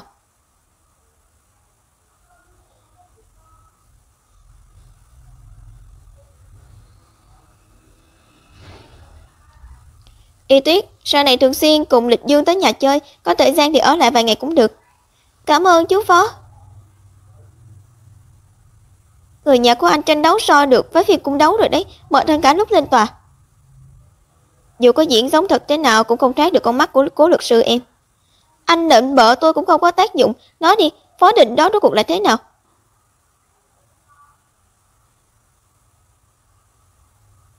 Một số người tự đa tình theo đuổi đến cùng, lẽ nào cũng tính là lỗi của anh sao? Mặc dù Phó định làm cho người ta thấy phiền phức, nhưng không có ý đồ xấu gì. Ở Phó gia em phải đặc biệt cẩn thận với Phó Hy Bằng và Đinh Vũ Kỳ. Đặc biệt là Đinh Vũ Kỳ. Nếu như Phó Hy Bằng là một con hổ cắn người, vậy Đinh Vũ Kỳ chính là chiếc răng sắt. Người phụ nữ này mới chính là mấu chốt hại người. Dừng lại. Mặc dù chúng ta sắp kết hôn rồi, nhưng tôi càng muốn dành sức lực quý giá dùng cho sự nghiệp của bản thân. Những chuyện đối phó với họ hàng bạn bè phiền phức này, anh đừng hòng để qua cho tôi. Được, Phó gia bên này anh sẽ ứng phó, đảm bảo sẽ không để bọn họ làm phiền tới em. Dù sao anh cũng đã giúp Y giải quyết mối phiền phức lớn như vậy rồi, có phải em cũng cần cho anh chút thù lao không? Mình biết ngay là anh ta sẽ không từ bỏ cơ hội lợi dụng mà. Vậy anh nhanh chút, đừng ảnh hưởng tới giao thông, tôi không muốn lại bị thêm biên bản phạt nữa đâu. Vậy là xong rồi. Y, em đang nghĩ gì vậy? Chúng ta đang ở trong xe đó. Thù lao còn lại đợi đến tối anh sẽ tiếp tục nhận. Đây đâu phải là tổng tài chứ, rõ ràng là tên lưu manh. Ngày cưới đang đến gần, mọi thứ về đám cưới đều đang được tiến hành một cách sôi nổi. Nháy mắt đã tới ngày tổ chức hôn lễ của Lục Lịch Dương và Cố Y Tuyết.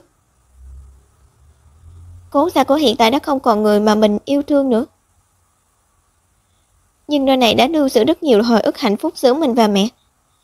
Y, Hãy ghi nhớ đợi con trưởng thành rồi, nhất định phải gả cho người yêu con. Như vậy sẽ hạnh phúc hơn là gả cho người con yêu. Mẹ, hôm nay con gả đi rồi, mặc dù lúc bắt đầu là vì lợi ích mà chọn ở bên cạnh Lục Lịch Dương, nhưng trải qua thời gian tiếp xúc, dường như anh ta là một người đáng tin cậy. Y Y,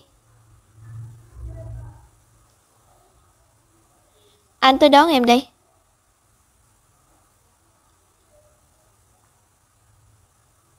Hy vọng mình không nhìn nhầm người.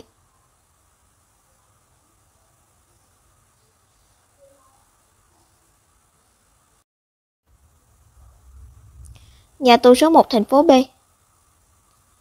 Lần trước em tới thăm anh cũng đã là 8 năm trước.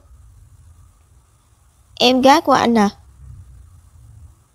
Nói đi, lần này em tới tìm anh là vì để đạt được thứ gì? 3 ngày sau Lục Lịch Dương sẽ lấy một người phụ nữ khác. Anh tìm cho tôi một cách để ngăn cản anh ấy lại.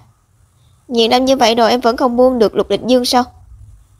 Tiểu Y, nghe anh khuyên một câu, em thu tay nhân lúc còn sớm đi. Chúng ta nợ Lục gia quá nhiều rồi. Đủ rồi, anh có tư cách gì mà tự xưng là anh trai tôi chứ? Anh chính là vết nhơ trong cuộc đời của tôi và cha mẹ. Vì anh mà bao nhiêu năm nay tôi bị người đời chỉ trỏ sau lưng, nói tôi là em gái của tên tội phạm. Tôi bây giờ chẳng qua là đang giành lấy hạnh phúc của bản thân. Tôi có lỗi gì chứ? Tiểu Y,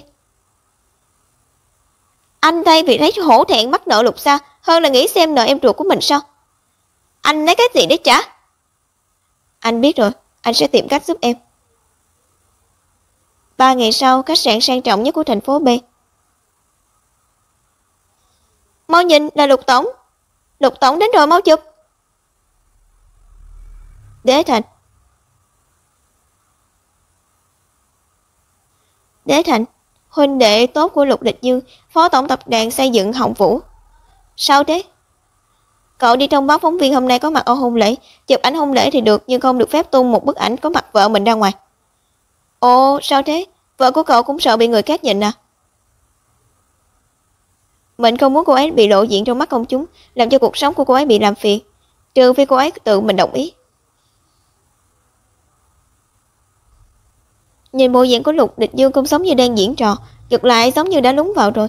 Nhưng đó là con gái ruột của Phó Chính Huân đó. Hai người bọn họ thật sự có thể sống hạnh phúc cùng nhau sao?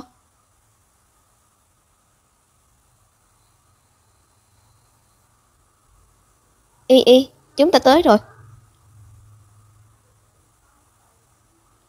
Dáng vẻ anh ta mặc âu phục quả thật rất đẹp.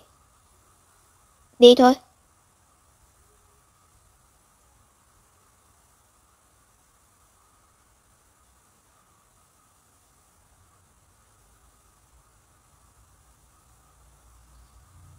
Đây là nơi chúng ta tổ chức hôn lễ sao?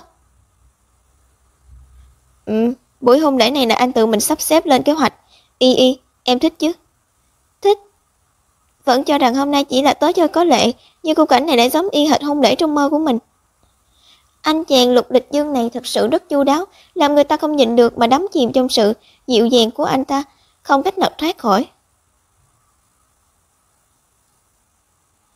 Bị anh làm cảm động rồi sao?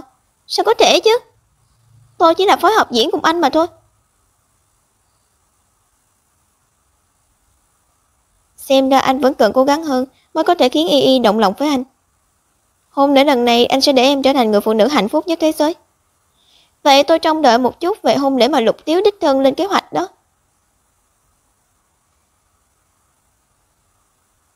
Y Y.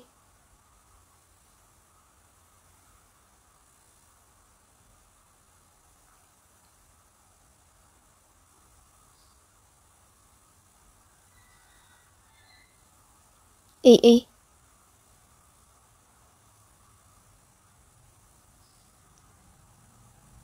Tiểu Thuận, sao con lại tới đây? Để nào con vẫn chưa từ bỏ được con nhỏ Y Tuyết đó. Sao có thể chứ, mẹ đã nói rồi, cô ấy là em ruột của con sẽ không còn có ý gì khác với cô ấy. Trước đây vì để chúng nó chia tay, mình nói việc Tiểu Thuận chính là con ruột của mình và Trường Hoành cho nó biết. Nhưng nó lại không biết cô Y Tuyết và Trường Hoành không có chút quan hệ huyết thống nào. Không dễ dàng gì mới để Tiểu Thuận và con nhỏ đó chia tay, và tuyệt đối không được để nó còn một chút tư tưởng yêu đương nào với cô Y Tuyết. Tiểu Thuận, hứa với mẹ đừng lưu luyến nó nữa. Vâng. Các vị khách quý, chào buổi sáng. Hôm nay chúng ta tề tụ để cùng chúc phúc cho đôi tình nhân Lục Lịch Dương và Cố Y Tuyết. Lịch Dương, có chuyện rồi.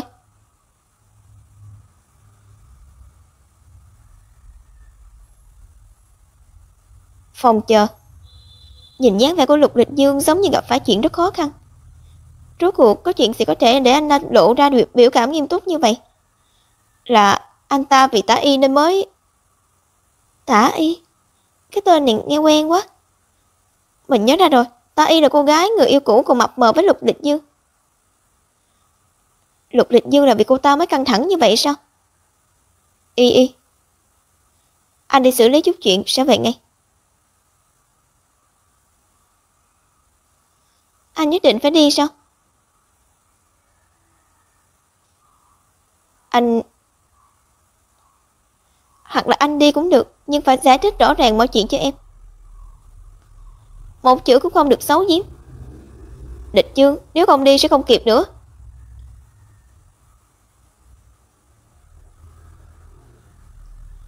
Y, anh sẽ quay lại nhanh thôi, đợi anh.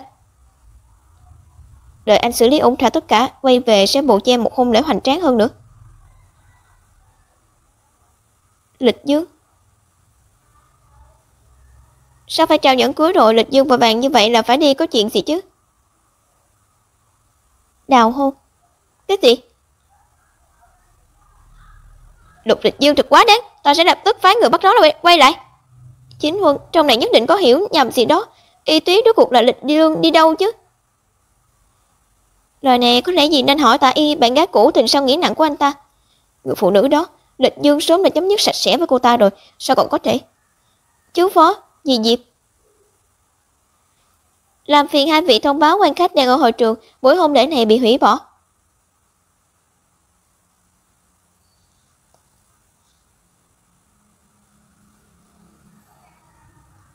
Nhà tù số 1 thành phố B. Lục Thiếu, người thế nào rồi? Đang cấp cứu, vẫn chưa thoát khỏi nguy hiểm, thôi đưa anh qua đó. Thành Viễn, thuộc hạ của Lục Lịch Dương. Hôm nay đã xảy ra chuyện gì? Dựa theo lời dặn dò của anh, tôi phái người theo dõi Tả Cương, người này rất thật thà. Nhưng hôm nay đột nhiên lại đánh nhau với bạn tù. Mặc dù cảnh sát coi ngục tới kịp thời, nhưng hắn ta vẫn bị gãy hai cái xương sườn, nghe nói là bị đâm vào phổi dẫn tới hôn mê. Lịch sử gặp mặt của Tả Cương đâu? Tôi tra qua rồi, mấy năm gần đây không có ai tới thăm gặp hắn ta, chỉ có Tả Y 3 ngày trước có tới. Tả Y, mình thực sự đã quá xem thường người phụ nữ này. Phái đem vài người ở bên cô ta, đợi lúc cô ta liên lạc lại với Tả Cương, tìm cách làm rõ nội dung nói chuyện của cô ta và Tả Cương. Vâng. Alo, người đã hồi phục ý thức rồi sao? Được, tôi biết rồi. Lục Thiếu, Tả Cương đã thoát khỏi nguy hiểm tính mạng, tiếp theo chỉ cần nghỉ ngơi tĩnh dưỡng là được. Phái thêm người theo dõi, trước khi tôi lấy được túi trong tay hắn ta, người này không được chết. Vâng. Hóa ra cậu là vì thứ đồ trong tay Tả Cương mới căng thẳng như vậy, mình còn cho rằng cậu là vì Tả Y. Dù sao thì năm đó cậu cũng thật lòng với cô ta. Mình và Tả Y, từ đầu đến cuối đều là lợi dụng lẫn nhau, không có chuyện thật lòng gì cả. Năm đó chính là vì Tả Cương bán đứng, nên cha mình mới chết oan. Sau khi biết Tả Cương có chứng cứ có thể rửa sạch nỗi oan của cha, mình đã cố ý tiếp cận Tả Y. Nhưng cô ta căn bản không biết Tả Cương giấu chứng cứ ở đâu, tiếp cận mình chẳng qua muốn thu được lợi ích. Bất luận thế nào mình nhất định phải có được bản chứng cứ đó. Tả Y và Tả Cương tuyệt đối không được thoát ra khỏi bàn tay của mình. Lịch Dương, cô đang nghĩ gì vậy? Khách tới đông như vậy mà con lại đào hôn. Còn có Cố Y Tuyết đó, cô ta không biết giúp con ứng phó đã đành, còn đòi phải hủy bỏ hôn lễ. Mẹ sớm đã nói không được để cô ta vào nhà chúng ta. Khách đều đã tiễn đi rồi sao? Chú Phó của con ra mặt cũng coi như xử lý xong. Y Tuyết đâu? Con vừa rời đi nó đợi cũng không đợi liền về nhà rồi.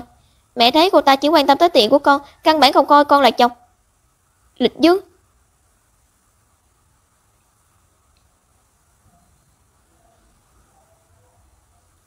Y, em hủy hôn có phải là vì anh bỏ đi lúc đó không?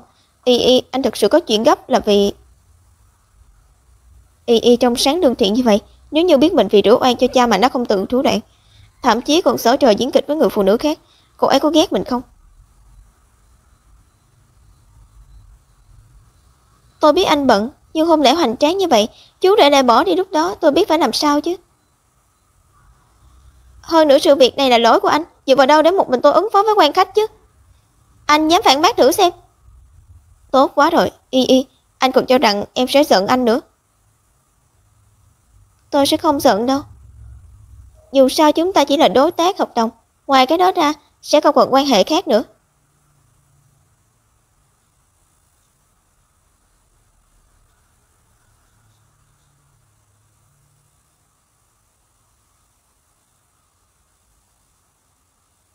Chào buổi sáng, Lục Lịch Dư.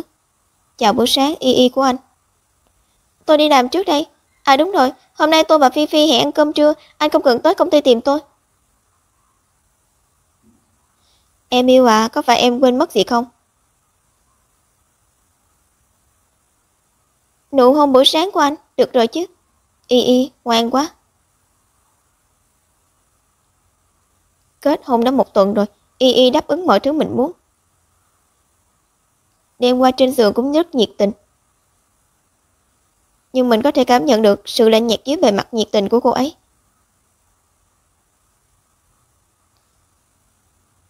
Thưa cô, có bưu phẩm từ nước ngoài là của cô. Của tôi sao? Đây còn là vận chuyển quốc tế, nhưng gần đây mình không có lên mạng mua đồ mà, là ai gửi tới chứ? Số lạ. Số điện thoại quốc tế gọi tới, để nào là của người gửi? Alo? Y Tuyết, nhận được quà chưa? Thích không? Giọng nói này... Hảo Hiên. Ha, vừa rồi anh còn lo em sẽ không nhớ ra giọng anh đó. Chúng ta là Thanh Mai Trúc Mã cùng nhau lớn lên mà. Ha, anh nghe nói gần đây em về nước rồi, liền hỏi Lâm Phi địa chỉ hiện tại của em. Qua một thời gian nữa anh cũng có thể về nước rồi, tới lúc đó chúng ta gặp nhau nhé. Được, đợi anh về nước em sẽ ra sân bay đón anh. Vừa rồi tắt máy vội quá, còn quên chưa nói với Hạo Hiên chuyện mình kết hôn. Thôi đợi anh ấy về nước rồi nói trực tiếp về. Hạo Hiên cũng thật là mỗi lần đi du lịch nơi nào mới đều gửi đặc sản nơi đó cho mình. Không biết lần này là gì? Hoa đẹp quá, Hạo Hiên đúng là biết rõ sở thích của mình. Người phụ nữ của anh sao có thể đeo đồ của người đàn ông khác tặng được chứ? Anh có thể đừng nghe lung tung được không? Hạo Hiên chỉ là bạn tốt của tôi. Nhưng anh là chồng của em. Con người anh sao lại... Lục Thiếu đang lo sẽ bị cắm sừng sao? Anh yên tâm, tốt xấu gì tôi cũng đã ký thỏa thuận với anh, sẽ không có tinh thần hợp tác như vậy đâu. Trong lòng của em, giữa chúng ta chỉ còn có một tờ hợp đồng thôi sao?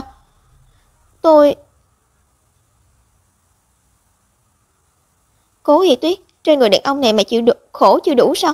Không được mềm lòng. Nếu không thì sao? Lục Thiếu đừng nói với tôi là anh diễn kịch, nhưng lại thực sự yêu tôi rồi nhé. Bây giờ tôi đang tập trung phát triển sự nghiệp, sẽ không phân tâm vì tình cảm nam nữ đâu. Sự nghiệp sao? Văn phòng Lực bọn em gần đây nhận một vụ án kinh tế khó, nếu như làm tốt thì có thể đưa sự nghiệp của em lên một tầm cao đó. Tôi cũng chú ý tới vụ án đó, nhưng tôi mới vào văn phòng Lực, có lẽ không có cơ hội tiếp vụ án quan trọng như vậy. Trước đó anh có đi ăn cùng với luật sư Thẩm Mạn Phu, ông ấy đánh giá em rất cao, chỉ bằng để anh ra mặt. Lục Thiếu, anh muốn đi cửa sau giúp tôi sao? Vậy không cần đâu. Thay vì nhờ chồng ra mặt, không bằng dựa vào bản thân tôi. Dù sao thì chỗ dựa có to tới đâu, cũng không bằng tự mình có thực lực, sẽ có sức thuyết phục hơn. Y. Cô ấy hoàn toàn loại bỏ mình ra khỏi cuộc sống của cô ấy rồi.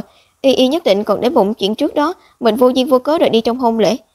Rốt cuộc phải làm như thế nào mới có thể để cô ấy mở lòng lại với mình?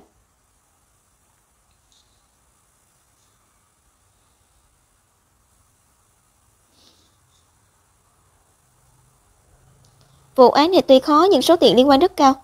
Xem ra mắt mọi người đều đang nhắm tới miếng thịt béo này, mình cũng phải cố gắng hơn mới được. Mọi người đều xem trước tư liệu rồi chứ. Vụ kiện này vốn dĩ đã thắng rồi, nhưng vì công ty nhập khẩu của bị cáo đột ngột bị phá sản, không có cách nào tiến hành bồi thường cho thân chủ của chúng ta. Mọi người có ý kiến gì với vụ này không? Thẩm tổng, tôi cho rằng vụ án này có thể tham khảo ý kiến phía văn phòng luật Lâm Thành, tiếp tục kháng cáo. Dương Đan, luật sư thâm niên của văn phòng luật Mạn Phu. Tôi thấy phương án của Dương Đan được đấy. Tôi cũng nghĩ như vậy. Phương án này đúng là rất có khả năng thắng. Có ai khác bất động ý kiến không? Tôi thấy phương pháp của chị Dương rất được. Không có, tôi cũng vậy. Thầy Thẩm, tôi cho rằng chúng ta nên bỏ qua công ty nhập khẩu, trực tiếp khởi kiện ngân hàng có liên quan tới vụ án. Kiện ngân hàng, Cố luật sư cô đang nói đùa sao? Đúng vậy, nếu như vậy thì vụ kiện sẽ không còn là một cách bình thường nữa. Tiểu Cố, cô tiếp tục nói đi. Trong bản án, vì ngân hàng công nhận được tiền hàng đã cho người lãnh hàng đi, mới tạo thành tổn thất kinh tế lớn như vậy, bọn họ đang chịu trách nhiệm. Nếu như thắng kiện thì thân chủ của chúng ta có thể thu hồi được toàn bộ tổn thất, cho nên tôi cho rằng nên bắt tay từ việc kiện ngân hàng. Phương án rất đặc biệt, không tệ. Vụ kiện này do cô phụ trách vậy, làm cho tốt, có gì khó có thể đến tìm tôi. Ông ấy trực tiếp giao vụ án này cho mình rồi sao? Tây Thẩm yên tâm, tôi nhất định sẽ không để ngài và thân chủ thất vọng đâu.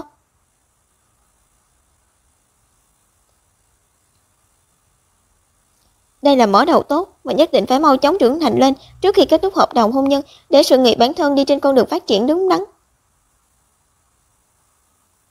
Cố Y Tuyết đó có lai lịch gì vậy? Một con nhỏ vô danh, Thẩm tổng xà hồ đồ rồi sao? Lại giao vụ án lớn như vậy vào tay cô ta? Chị Dương, chị nhìn gương mặt bê hoặc đó của cô ta, chắc chắn là dùng phương pháp hèn hạ gì đó mới có thể tiếp nhận được vụ án. Chúng ta cần cùng làm việc, tới cuối cùng vẫn không so lại với một đêm bò lên giường của người ta.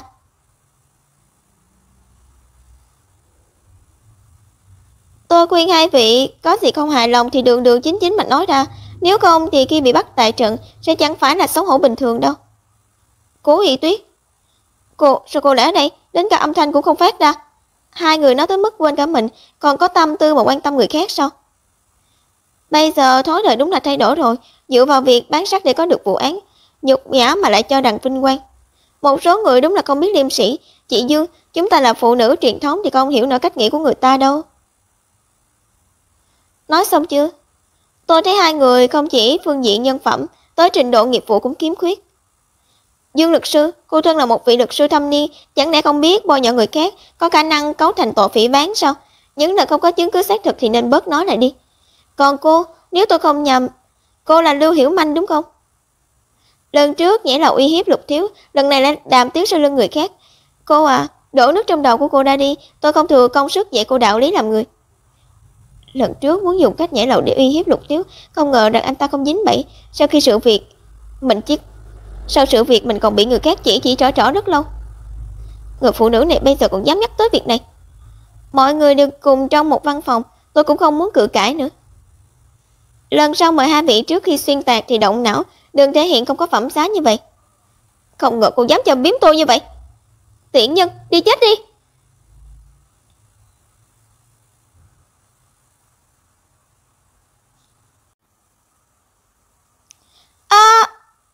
Có chuyện gì vậy? Đã xảy ra chuyện gì thế? Nghe nói có người đánh nhau trong phòng vệ sinh nữ, đã đánh được một lúc rồi. Đi xem sao. Cố Y Tuyết, cô đã làm gì tôi vậy? Hiểu Manh, em không sao chứ? Làm ơn yếu đuối như vậy thì đừng động tay, tự mình giả vờ tự ngã, lại còn đổ lỗi lên đầu người khác. Nếu không phải vì cô né ra, làm sao tôi ngã chứ? Cố Y Tuyết là cô cố ý. Não của cô bị ngấm nước rồi hả? Lời lẽ vô lý như vậy cũng có thể nói ra được. Tránh là một chút, có người báo cảnh sát ở đây có người đánh nhau. Là các cô gái rối đúng không? Để chúng tôi về đồn một chuyến. Được. Chúng tôi đã hiểu rõ sự tình rồi, các cô chỉ thuộc tranh chấp bình thường, chưa đến mức cố ý gây thương tích. Phòng hòa giải. Tại sao không được cho là cố ý gây thương tích? Anh nhìn đi, cô ta đã đánh gãy tay tôi rồi. Tôi sẽ không hòa giải. Nếu cô ta muốn làm lớn chuyện, mình cũng không cần bấm bụng nhìn. Đồng chí cảnh sát, đọc hồ sơ vụ án đi, tôi cũng muốn điều tra cho rõ ràng. Dù sao thì trong phòng vệ sinh cũng không có camera, bọn họ căn bản không tra ra được là mình tự ngã. Người bị thương là mình. Cố Y Tuyết, cô giải thích thế nào cũng sẽ không có ai tin cô đâu. Thôi được, tôi sẽ lập án cho hai cô tìm người tới bảo lãnh đi. Được. Alo, Phi mình. Y Tuyết, bây giờ mình không tiện nói chuyện điện thoại với cậu, mình sợ đang gặp phụ huynh ở nhà người chồng sắp cưới nhặt được kia. Để xong việc rồi mình sẽ gọi chạy cho cậu nhé. Phi căng thẳng như vậy xem ra đang trong trường hợp rất quan trọng. Thôi, tìm người khác vậy. Alo cha. Cố Y Tuyết, nếu cậu có thời gian gọi điện cho cha, không bằng xin Lục Tiếu cho nhà chúng ta vài trăm triệu. Như vậy xem ra thế giới của mình thật nhỏ bé.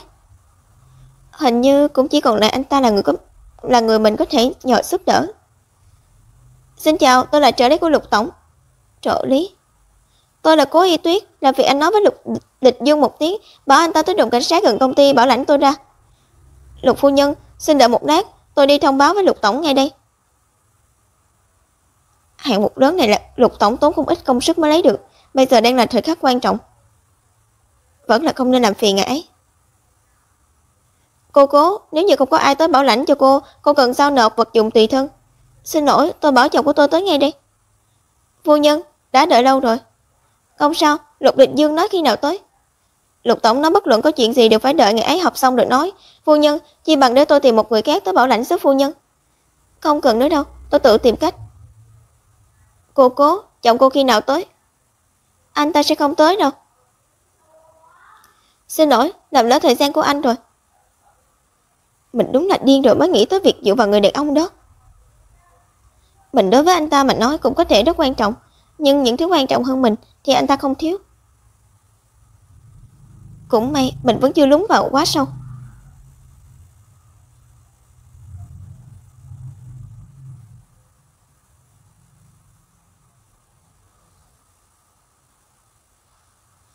Cuối cùng cũng xong việc rồi. Không biết hôm nay Y có nhớ mình không? Thuê bao quý khách vừa gọi hiện không liên lạc được, xin vui lòng gọi lại sau. Sao Y lại không bắt máy? Cả một ngày không liên lạc với mình, cái độ không có lương tâm.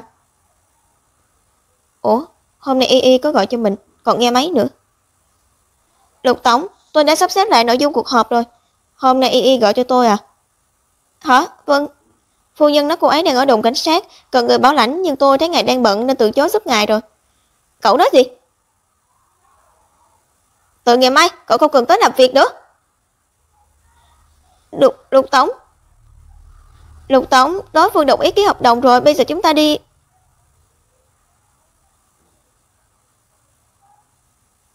Lịch Dương.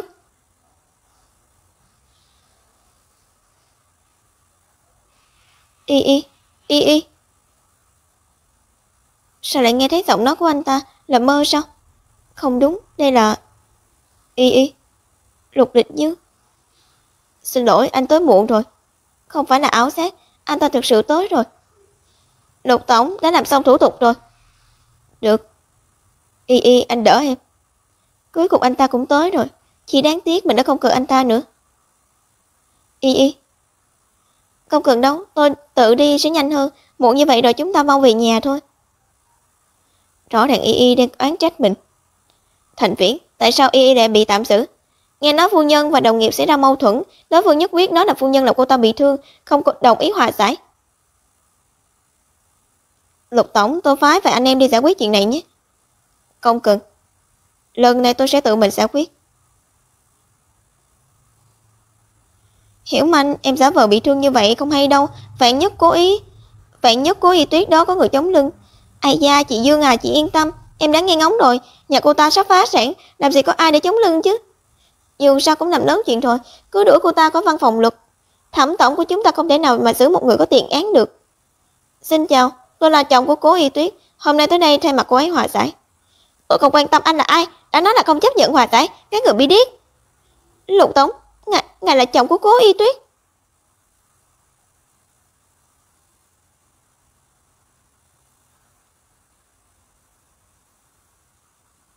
Hủy án đi, có yêu cầu gì cô cứ việc đề ra.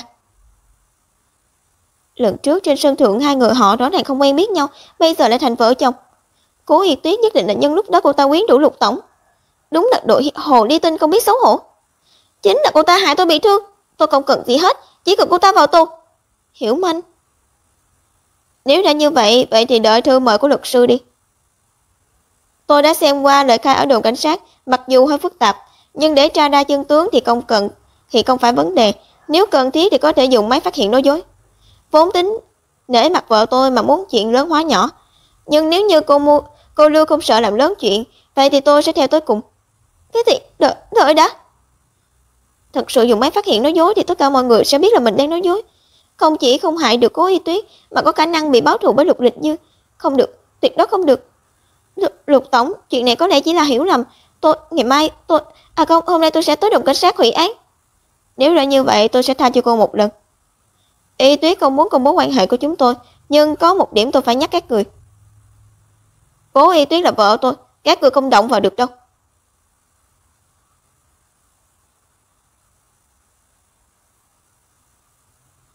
Cố Y Tuyết dựa vào cái gì mà chuyện tốt đều cho cô ta chiếm chứ? Y, anh về rồi à? Vẫn còn chơi máy tính hả? Bác Lưu nói em dùng máy tính cả buổi sáng rồi. Tôi đang làm việc đó, sao anh quản tôi nhiều hơn cả mẹ tôi nữa? Hơn nữa, nếu không phải là anh bắt tôi ở nhà nghỉ ngơi, tôi cũng đâu phải làm việc tại nhà. Tài liệu cần phải xem về vụ án kinh tế nó nhiều như vậy. Được, đây là lỗi của anh. Ai bảo anh lo lắng cho sức khỏe của cố đại luật sư nhà chúng ta chứ? Ngữ khí này sao giống như dỗ trẻ con vậy? Lưu Hiểu Manh và Dương Đan, anh đã ra mặt giải quyết rồi. Y, nếu như em thấy không vừa ý, anh có thể bảo luật sư Thẩm. Đá hai người có nhân phẩm tệ hại đó ra khỏi văn phòng luật sư. Không cần, vốn dĩ chẳng phải chuyện gì to tát, bọn họ biết được quan hệ giữa chúng ta, lỡ như sau khi bị đuổi việc lại nói lung tung khắp nơi thì làm thế nào? Tôi vẫn còn trong quá trình thăng tiến sự nghiệp, không muốn bị người khác cho rằng tôi bám vào anh mới trèo lên được vị trí cao. Chuyện chúng ta là vợ chồng, làm việc anh tiếp tục giữ kín giúp tôi. Lịch Dương, tôi đói rồi. Vậy anh đi nấu cơm. Được. Trong cuộc sống thường ngày mà nói, Lịch Dương đúng là người chồng hoàn hảo. Chỉ tiếc là chung quy lại người đàn ông này không hoàn toàn thuộc về mình. Tịch Thành, trước đó trong hôn lễ có lưu số điện thoại của anh ta, nhưng chưa nói chuyện gì nhiều. Sao đột nhiên anh ta lại gọi cho mình nhỉ? Alo? Cố Y Tuyết, Lịch Dương số 1 sẽ bị cô hại cho tan cửa nát nhà. Tịch Thành, anh có ý gì? Sao hả? Cứa vào trái tim mỏng manh của công chúa yếu đuối rồi ư? Không phải vì trợ lý không báo kịp thời, hại cô ngồi theo mấy tiếng trong đội cảnh sát sao? Cô có biết là cả công ty bận rộn hơn 1 tháng để đợi Lịch Dương ký hợp đồng không? Hết 3 tỷ 500 triệu tệ, cậu ta vì cô nói bỏ là bỏ. Tôi thấy cậu ta bị cô mê hoặc không còn tỉnh táo nữa rồi. Mất hết lý trí vì đam mê sắc đẹp. Vợ chồng hai người tự khóa chết nhau đi. Còn can dự vào chuyện vợ chồng hai người thì tôi là chó. Nói như vậy anh ta không tới kịp là vì trợ lý không thông báo kịp thời. Mình hiểu nhầm anh ta rồi sao? Gần đây có phải mình hơi quá đáng được không?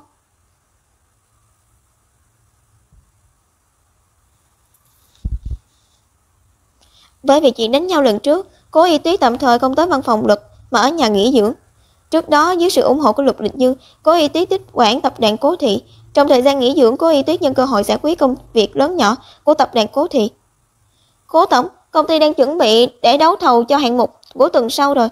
Nhưng tài liệu chúng ta có trong tay không đầy đủ và tỷ lệ chiến thắng nhỏ hơn so với các tập đoàn khác. Chuyện tài liệu tôi sẽ tìm cách, cô hãy sắp xếp những tài liệu hiện có trước đi. Vâng. Cố tổng mới tiếp quản lại công ty 2 tháng nhưng đã nắm được mọi công việc của công ty. Cô ấy thực sự rất có tài quản lý. Nhưng mà là ảo giác của mình sao? Gần đây Cố tổng dường như càng bất chấp làm việc hơn trước.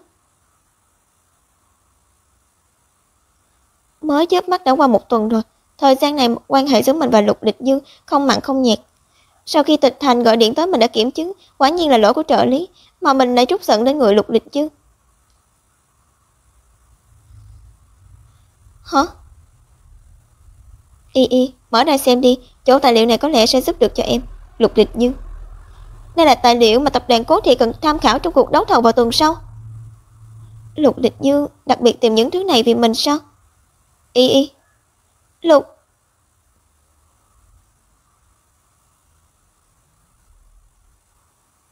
Sao anh tan làm sớm vậy? Đương nhiên là vì về nhà với em rồi. Em đã thấy rồi à? Vốn muốn cho em một bất ngờ. Lục Lịch Dương, cảm ơn anh. Thật ra anh không cần phải cố ý về sớm, không phải anh còn có hạng mục phải làm sao? Trong lòng anh, em quan trọng hơn tiền.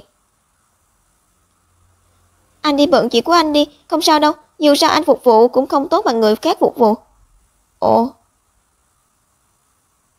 Cách mà anh phục vụ em, người khác không làm được. Anh có thể im mồm được không? Thôi, dù sao thứ anh ta muốn không có gì ngoài cơ thể mình đã biết từ lâu. Nếu như anh thèm muốn thân thể của tôi thì sao tôi không thể thèm muốn cơ thể của anh được chứ? Suy cho cùng đổi lấy những thứ bản thân cần cũng không phải là chuyện gì đáng xấu hổ. Nếu như Lục tổng muốn phục vụ tôi, vậy phải thêm chút sức rồi. Nếu như anh phục vụ không tốt, tôi sẽ đổi người khác đó. Y, xem ra hôm nay anh phải dạy cho em biết, đạo lý không được nói lung tung.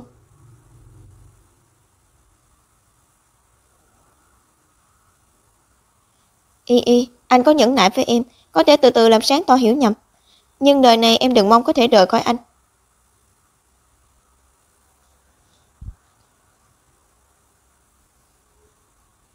Cố Y Tuyết ở nhà nghỉ ngơi mấy ngày, cuối cùng vẫn không chịu được, quyết định về văn phòng luật làm việc. Vì vụ đánh nhau lần trước, nên cuối cùng Cố Y Tuyết giao vụ án kinh tế cho Thẩm Mạn Phu, nhưng Thẩm Mạn Phu đánh giá cao năng lực làm việc của cô ấy, thế là giao một vụ án khác cho cô ấy. Văn phòng luật sư của Thẩm Mạn Phu. Đáng ghét. Ôi, sao một mình cô lại trốn ở văn phòng xem mấy thứ này? Cô à, chưa nói đến việc cô nhìn lén máy tính của tôi khi chưa có sự cho phép.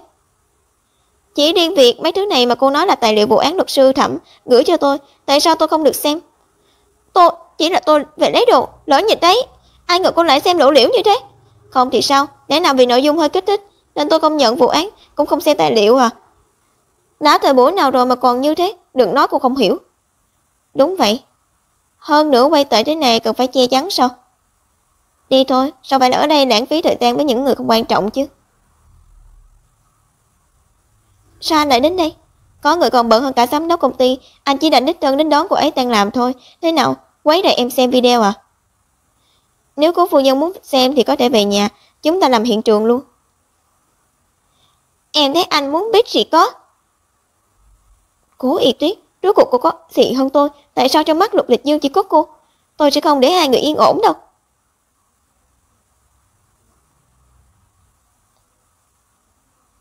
Mới nghỉ ngơi mấy ngày mà đã không nhịn được, chạy đến văn phòng luật sư, video gì mà thu hút em thế, còn quan trọng hơn cả sức khỏe. Anh nghĩ trong sáng đi được không?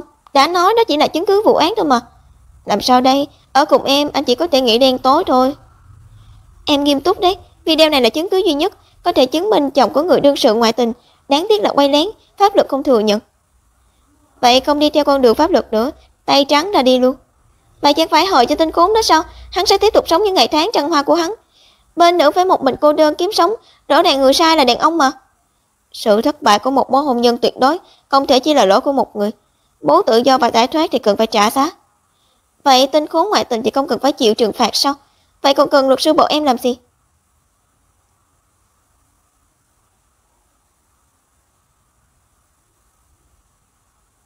Y Tuyết, em ở đâu? Có bị thương không? Nếu sợ thì dựa vào đây. Thang máy tạm thời gặp trục trặc thôi, có gì phải sợ chứ. Xin chào, thang máy bên trái gặp trục trặc, bây giờ đang dừng ở tầng 5, phiền đến kiểm tra. Muộn lắm rồi, chắc nhân viên tan làm rồi. Vậy chỉ đành ở đây đến khi trời sáng thôi. Chẳng phải bình thường lúc này em nên chui vào lòng anh làm nũng sao? Em không cần. Vậy à, vậy sao bàn tay em toát mồ hôi lạnh thế này?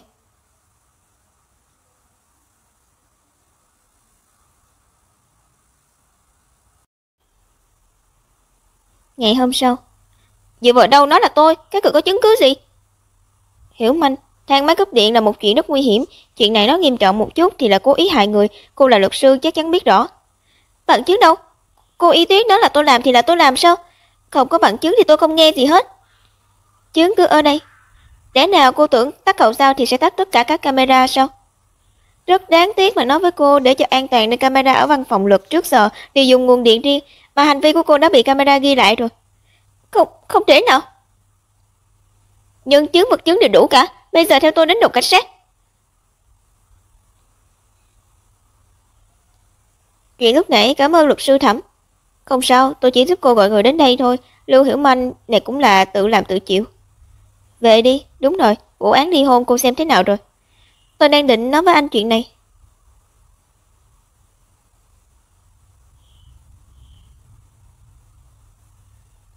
Hoa ở đâu vậy? Lẽ nào Lục Lịch Dương từng đến?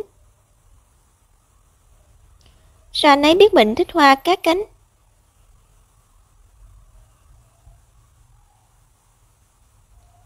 Hoa ai tặng thế? Sao mới một ngày không để mắt đến cô ấy mà đã có người tặng hoa rồi? Thế nào? Nhận bó hoa thôi mà vui như vậy à? Chỉ là một bó hoa thôi mà, có cần xị mặt ra thế không? Em thấy không sao? Ừ, chuyện này bình thường mà. Anh tặng em hoa chẳng phải là chuyện bình thường sao? Lục Lịch Dương tặng mình hoa mà bây giờ còn tỏ thái độ thì vậy nhỉ? Rất bình thường, cho dù em không có tình cảm với anh cũng không thể mập mờ với người khác được. Có cần anh nhắc nhở thân phận của em không, Cố phu nhân? Em chơi xấu kết hôn phát nghiện rồi nhỉ? Hai người suy nghĩ hoàn toàn khác tần số. Đám cưới kết thúc thì không bao giờ thấy đeo nhẫn. Em ghét cả gả cho anh vậy sao? Cho dù em bằng lòng hay không, Cố Y Tuyết, em chỉ có thể là người của anh.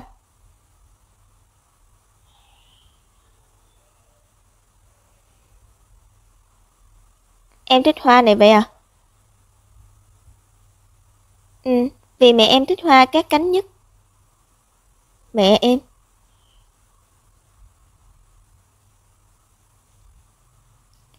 Em nghe một cô nói lúc trước mẹ em được rất nhiều người theo đuổi. Những người đàn ông đó thuận theo sở thích của mẹ em, thường xuyên tặng bà ấy rất nhiều hoa cát cánh. Cho đến bây giờ mỗi khi đến ngày giỗ của mẹ thì đều có người đặt một bó hoa cát cánh trước mộ bà ấy. Mộ của Cố Uyển. Có mấy lần em còn đến chặn người nhưng vẫn không biết được người đó là ai. Có lẽ là tình đơn phương của mẹ em, nhưng khả năng cao không phải là người tốt đẹp gì đâu. Sao anh biết? Thích một người mà không dám đứng ra, cho đến khi đối phương qua đời cũng chỉ dám tặng hoa thì tốt đẹp gì chứ? Có lẽ chỉ âm thầm thích thì sao? Ồ, vậy người tặng hoa cho em cũng muốn âm thầm thích em à? Anh lại nữa, em mệt rồi, tối nay em muốn ngủ một mình.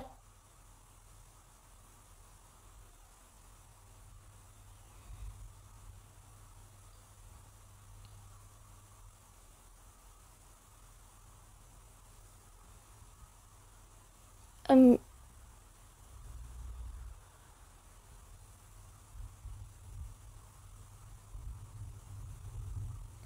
Lục Lịch Dương, anh vào đây kiểu gì? Một cánh cửa thôi mà, đây là nhà anh. Em tưởng có thể khóa được anh thật à? Ồ, nếu anh vẫn đến để nói chuyện hoa thì mời ra ngoài, em còn phải ngủ. Thời gian tươi đẹp như buổi sáng mà dùng để ngủ thì chẳng phải rất lãng phí sao? Vận động nhiều thì tốt cho sức khỏe. Thế à?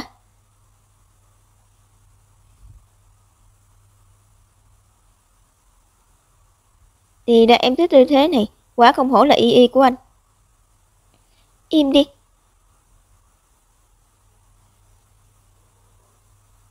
Ha. Cố Thị Tuyết, em đi đâu thế? Tập thể dục buổi sáng, vận động nhiều tốt cho sức khỏe mà, không phải sao? Em đi đây, anh đi đường cẩn thận nhé. Xì, đường nhỏ nhi. Luật sư Cố trùng hợp quá. Vương Kiến, luật sư lâu năm, đồng nghiệp của Cố Y Tuyết.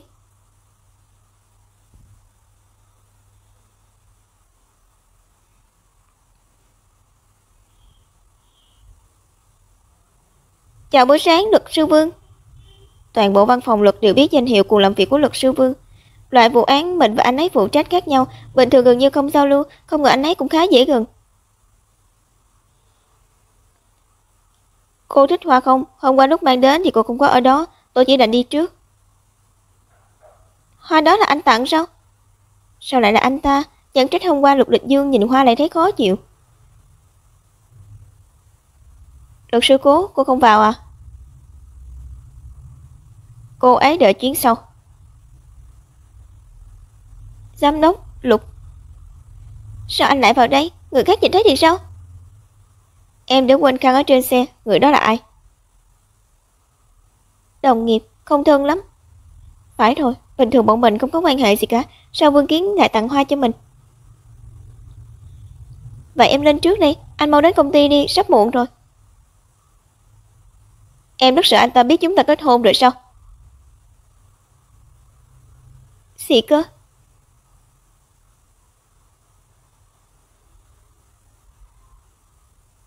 Vợ được nhiều người thích quá, phải làm sao? Lục Lịch Dương, có biết anh ấy đang nói gì không? Sợ luật sư Vương biết, anh ấy nhìn thấy rồi mà. Bây giờ mình chỉ cầu nguyện anh ta không nhiều lời. Nếu không, ngày mai cả văn phòng luật đều biết mình và Lục Lịch Dương kết hôn mất. Thứ lỗi vị trí nhớ của tôi kém quá, Lục phu nhân. Anh hiểu lầm rồi. Thường xuyên nghe luật sư Thẩm khen cô trẻ tuổi tài năng vốn dĩ muốn kết giao, nhưng nếu cô là vợ của giám đốc Lục thì chắc không ai dám phủ nhận năng lực của cô. Bó hoa lúc trước cô cứ xem như không nhìn thấy đi. Ngại quá, luật sư Vương, hôm qua không biết là hoa anh tặng, tôi lỡ vứt vào thùng rác rồi. Trình độ của tôi còn nông cạn, luật sư Thẩm tán thưởng là vinh hạnh của tôi, nhưng sao tôi chưa từng nghe nói, luật sư Thẩm còn phải nghe giám đốc Lục chỉ huy nhỉ? Văn phòng Mạn Phu bị công ty kiến trúc Hồng Vũ thu mua từ khi nào vậy? Tôi không có ý đó. Ý của anh chẳng phải là tôi xuất sắc vì gả cho một người chồng tốt sao? Vương luật sư đã ly hôn được 2 năm rồi, vậy lẽ nào anh bị đá vì không đủ năng lực sao? Dành thời gian cho công việc đi, đừng suốt ngày suy đoán người khác dựa vào đâu mà thăng chức.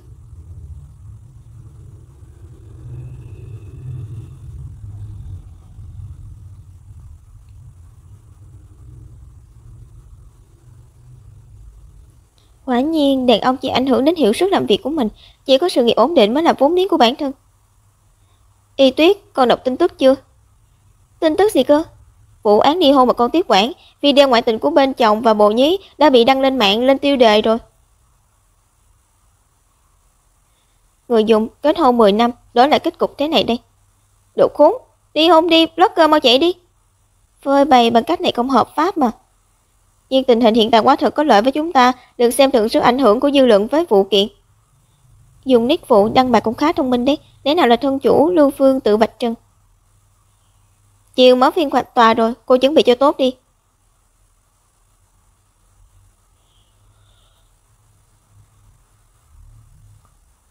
Nguyên cáo. Phán quyết của tòa như sau. 1. Cho phép nguyên cáo Lưu Phương ly hôn với bị cáo Phùng Viễn. 2. Kể từ ngày phán quyết có hiệu lực pháp luật, tài sản chung của nguyên bị cáo gồm một tòa biệt thự, một chiếc xe được thuộc về nguyên cáo Lưu Phương. 3. Bị cáo Phùng Viễn phải trả cho nguyên cáo 2 triệu tệ trong thời hạn 15 ngày, kể từ ngày phán quyết có hiệu lực pháp luật. Tiêu đời rồi. Bị cáo.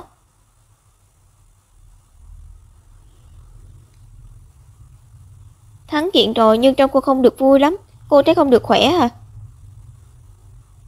Luật sư Cố, cô thấy tôi thực sự thắng rồi sao?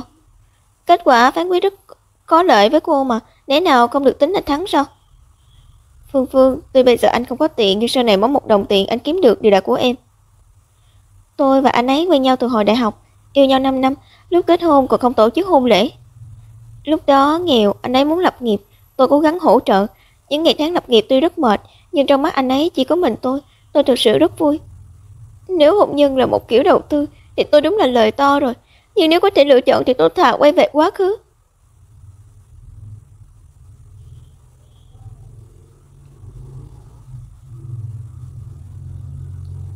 Những năm trước vì chăm sóc anh ấy nên tôi xin nghỉ làm, về nhà chăm lo việc nhà. Sau đó sự nghiệp anh ấy có thành tựu, trong nhà cũng thuê người giúp việc. Tôi càng ngày càng nhàn rỗi, anh ấy thì càng ngày càng bận rộn. Chúng tôi bắt đầu thường xuyên cãi vã, anh ấy trở nên không thích về nhà, sau đó thì bắt đầu ngoại tình. Đàn ông suy cho cùng vẫn không thể tin cậy, mình không thể cứ dựa dẫm vào Lục Địch Dương mãi được, phải mau chóng trưởng thành mới có thể gánh vác công ty mẹ đẻ này. Giám đốc Lục, tôi làm theo lời anh nói, đặt danh đăng video lên mạng gây náo động rất lớn. Phiên tòa buổi chiều của bà chủ đã thắng kiện rồi. Chuyện này không cần để cô ấy biết. Vâng. Còn nữa, giám đốc Vương hẹn anh 6 giờ cùng ăn tối. Biết rồi.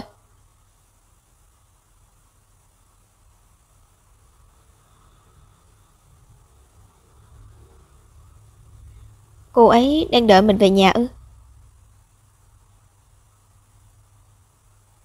Alo? Ai thế?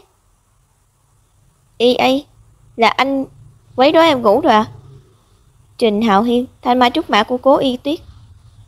Hạo Hiên, sao anh lại gọi cho em? Để nào, anh sắp về nước rồi. Đúng vậy, ha ha, sáng mai anh bay, 3 giờ chiều hạ cánh, anh nhớ ai đó nói là sẽ đến đón anh đấy. Có cần lắm anh mới về, đương nhiên em phải đến đón anh rồi, lát nữa anh gửi cho em số chuyến bay đi.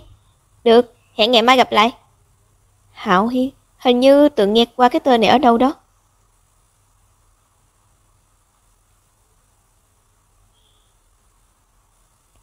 Hạo Hiên, Phi Phi và tôi, ba chúng tôi cùng lớn lên từ nhỏ. Hạo Hiên lớn hơn tôi 2 tuổi, trước giờ rất chăm sóc tôi.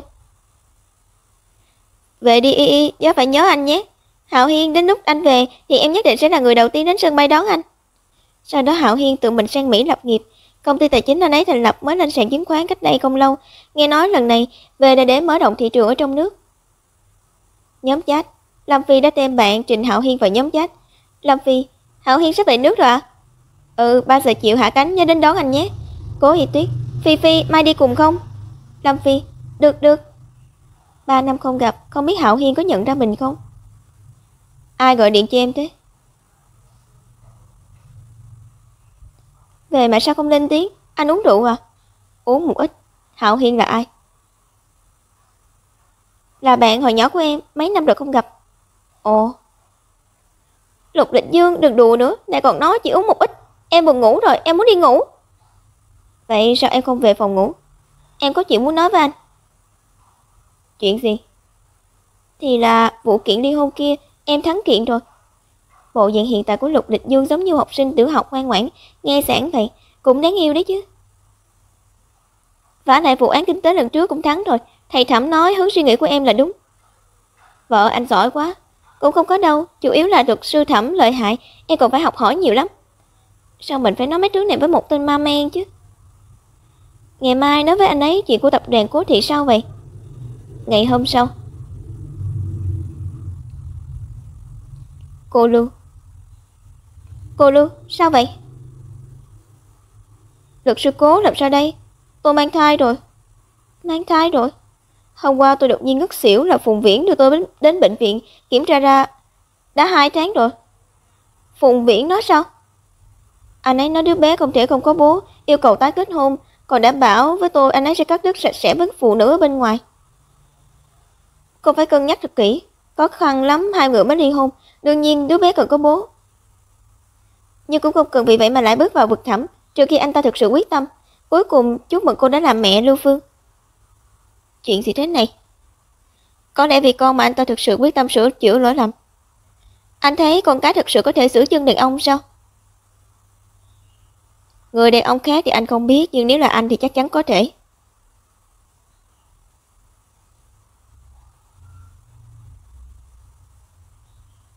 Bây giờ em vẫn chưa muốn có con. Tại sao em lại không muốn có con? Không thể bỏ lại công việc ở văn phòng, Luật. Cố thì cũng mới có chút khởi sắc, mang thai mệt mỏi lắm, em không thể mắc sai sót vào lúc này được. Phía Cố Thị có anh để mắt mà em còn không yên tâm mà. Nhưng Cố Thị không thể dựa dẫm vào Hồng Vũ cả đời được. Em định dần dần thu hồi cổ phần của Cố Thị cho đến khi hoàn toàn tiếp quản. Em làm vậy mệt mỏi lắm, anh có thể giúp em. Em đã quyết định rồi, chỉ là thông báo với anh thôi. Lát nữa em đến sân bay, hôm nay anh không cần đưa em đến công ty đâu.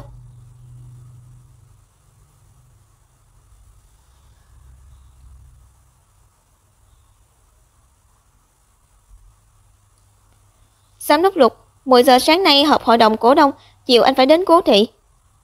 Chiều không đến Cố Thị nữa, hủy hết lịch trình liên quan đến nhà họ Cố đi, để công việc ngày mai lên. Nhưng lịch trình ngày mai cũng là đến Cố Thị họp.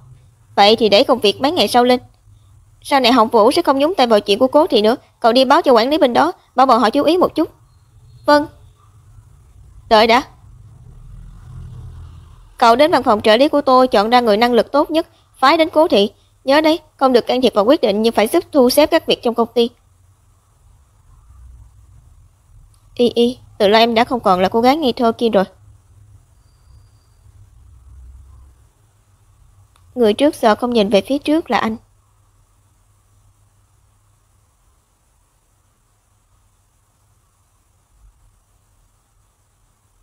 Y. Hạo Hiên. Lâu rồi không gặp, có nhớ anh không? Anh còn nói nữa, đi mất hút 3 năm, Tết cũng không về, Trình Hạo Hiên anh được lắm. Chỉ có mỗi em đến à, Lâm Phi đâu? Ở đây, trong mắt anh chỉ có mỗi Y, đương nhiên là không thấy em rồi. Sao có thể chứ, anh nhớ em lắm đấy, Tiểu Phi Phi. Anh buông tay ra, em vật anh qua vai bây giờ. Đi thôi. Đi đâu? Tiệc chào đón, khó khăn lắm anh mới về, đừng nói là đến bữa cơm cũng không chuẩn bị nhé. Em không rảnh, còn phải đi lại xem mắt. Lát nữa em cũng có phiên tòa. Vậy Lâm Phi đi xem mắt, anh đi đọc cùng Y, cứ quyết định vậy đi. Tòa án nhân dân. Dựa vào chuỗi bằng chứng trước đó cùng bức ảnh trong tay tôi, có thể thấy nạn nhân bị thương trước khi bị đẩy xuống lầu, người đánh đập anh ấy chính là bị cáo Trịnh Hữu Tài. Ông nợ tiền không trả còn bạo hành chủ nợ, cuối cùng vì 20.000 tệ mà giết hại anh ấy. Trong mắt anh, lẽ nào 20.000 tệ còn quý hơn cả một mạng người sao? Tóm lại kết luận bị cáo Trịnh Hữu Tài phạm tội cố ý giết người, kết án tử hình, hoãn đến 2 năm sau thực hiện bản án. Cô bé của trước đây bây giờ đã lớn thế này rồi. Em tưởng là anh nói đi làm cùng em là đưa em đến tòa thôi, không ngờ anh còn xin vào nghe à.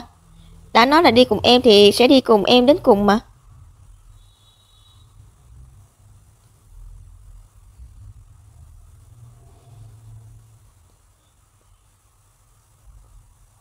Là cô hại tôi bị kết án tử hình. Chết đi.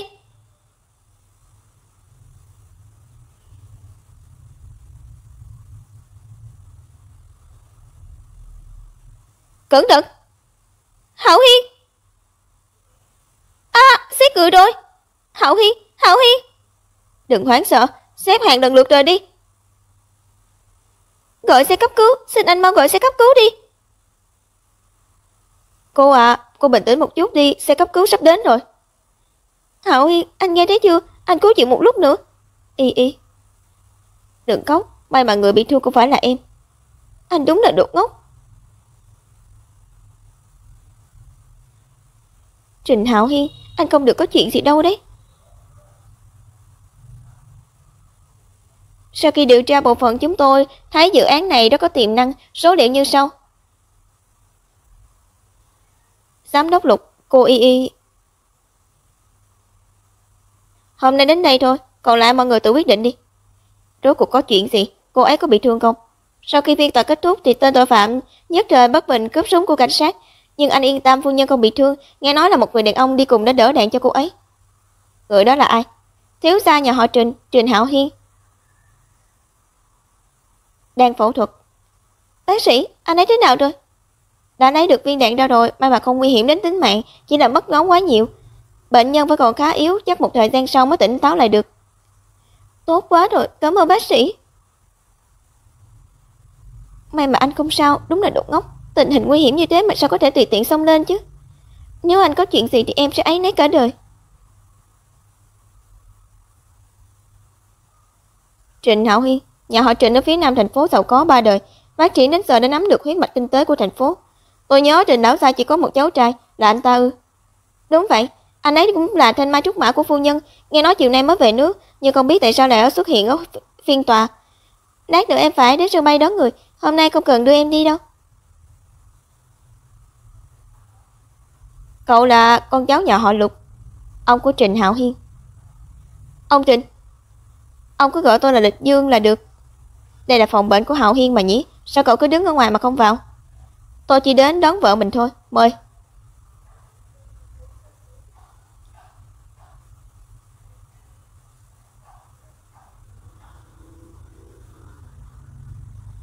Y Tuyết, cháu giật mình rồi nhỉ? Ông Trịnh, cháu không sao, chỉ là đường xa mà còn phiền ông chạy đến. Chỉ là Hạo Hiên anh ấy mới về nước đã gặp phải chuyện này. Thấy đạn mà cũng không tránh, may mà thằng nhóc này mạng lớn, đợi nó tỉnh lại thì ông phải đích thân dạy dỗ nó mới được. Sao anh lại đến đây? Nghe nói em gặp chuyện nên anh đến. Ông Trịnh, tôi hỏi bác sĩ rồi, ca phẫu thuật rất thành công, có điều cần nghỉ ngơi một thời gian. Chuyện hôm nay đợi Trịnh thiếu tỉnh lại thì tôi sẽ cảm ơn trực tiếp. Tôi cho người mời điều dưỡng đến, mong ngài đừng bận tâm. Được, không cần sớm nữa, hai người về sớm đi. Vậy chúng tôi đi trước đây. Đợi đã, em không... Y, em tắm nước nóng cho thả lỏng đi. Em đã nói là em không đi mà, sao anh còn cố lôi em về? Hôm nay em bị sợ hãi, phải nghỉ ngơi thật tốt.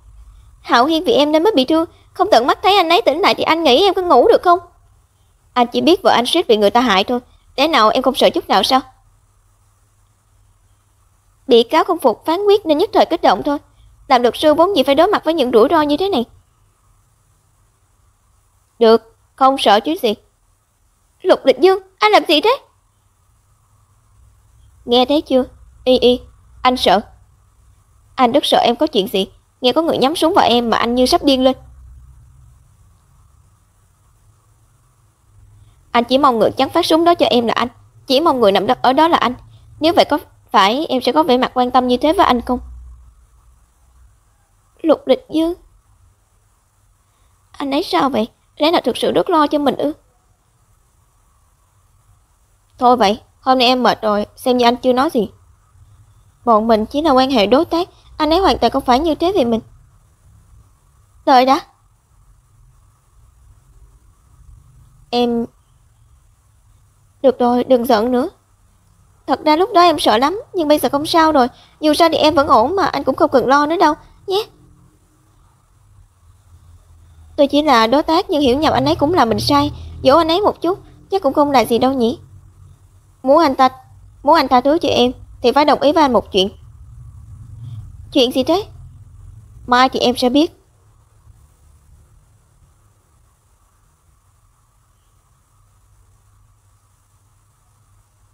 Chuyện anh nói là sáng gọi em về tập thể dục à? Thay đồ rồi xuống dưới, sửa soạn đẹp một chút, anh lên xe đợi em. Alo Tịch Thành, Tần Thiếu Dương sắp đến chưa? Tần Thiếu Dương hình như là bạn trai của Tả Y kia. Lịch Dương, ở đây.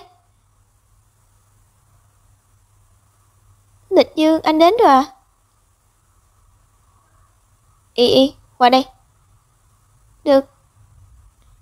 Chẳng trách bảo mình sửa soạn xinh đẹp, thì ra là để được oai trước mặt bạn gái cũ. Thôi vậy, mình giúp anh ấy lần này. Lịch Dương, anh đưa bạn gái đến à? Đưa cô ấy ra ngoài chơi. Không phải chứ, thời buổi này rồi mà trước mặt chính thức, vẫn xỏ trò thỏ mai được, thủ đoạn ghê thật. Điều tại Lịch Dương nó không xa được tôi, cứ bảo tôi đi cùng. Vậy à, lúc trước Lịch Dương không bám người như thế đâu. Gặp đúng người thì đương nhiên sẽ trân trọng hơn. Đúng không Lịch Dương? Mau trả lời em đi, em đang giúp anh đấy. Đúng, anh rất trân trọng Y. Sao ánh mắt này của anh ấy? Gì nhỉ? Bạn trai của cô Tả Y đâu? Ai biết anh ấy chứ? Tả Y. Tả Y, bên này nắng, anh đưa em đến chỗ Đâm nhé. Em tự đi được. Bọn họ sao thế? Đừng hỏi, lòng dạ phụ nữ như kim dưới đáy biển, khó đoán lắm. Chúng ta bắt đầu chơi thôi. Đứng vững, anh dạy em. Như thế này đâu gói cong một chút nữa. Đúng là đồ tiện nhân, ngoài quyến rũ người ta thì chẳng biết gì cả. Tả Y, em sao thế? Nãy giờ em cứ mất tập trung. Em khó chịu, không muốn chơi nữa. Đấu với tôi, cho cô tức chết luôn. Y, tập trung vào. Được rồi đấy, Tả Y tức giận bỏ đi rồi, anh không cần diễn nghiêm túc như thế đâu. Ai nói anh đang diễn? Toàn ăn nói vớ vẩn.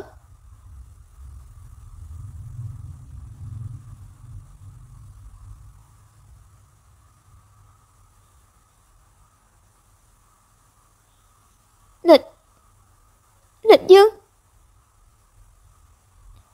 Cô Tả có chuyện gì sao?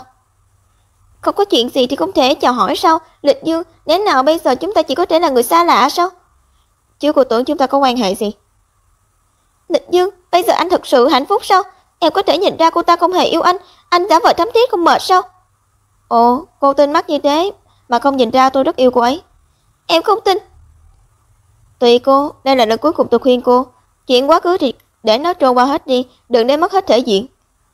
Tôi cưới người phụ nữ tôi yêu, bây giờ tôi rất hạnh phúc. Không đến được. Một người ngoài như cô lo lắng. Sao lại chạy đến đây thế? Đang tìm anh đấy, em muốn đi trước. Sắp đến giờ ăn rồi, em muốn đi đâu? Không biết Hạo Hiên vậy chưa, em muốn đi thăm anh ấy. Vậy cũng phải ăn cơm trước chứ, đây là câu lạc bộ golf thôi. Nhưng quán ăn trên tầng cũng không tồi đâu. Nhưng em... Lát nữa anh đưa em đến bệnh viện, không làm lỡ thời gian của em đâu.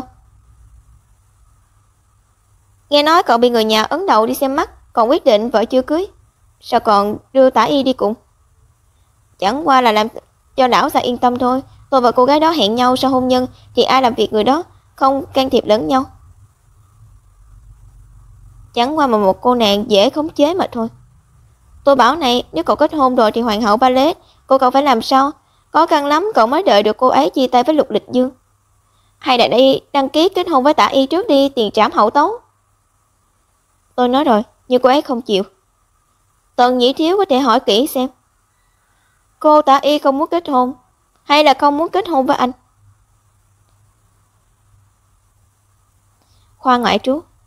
Hôm nay công ty còn có nhiều chuyện cần xử lý nhỉ? Anh đi không cần đi cùng em đâu. Có chuyện gì? Biết rồi. Trình Hạo Hiên tỉnh lại rồi. Thật ư? Sao anh biết? Nhìn thấy em lo lắng như thế nên anh để người ở đây đợi tin tức. Chúng ta lên trên thôi. Được. Đi. Anh không vào cùng em sao? Đến cũng đến rồi. Không đi, nhìn thấy em lo lắng cho cậu ta thì anh sẽ ghen. Anh ở ngoài đợi em.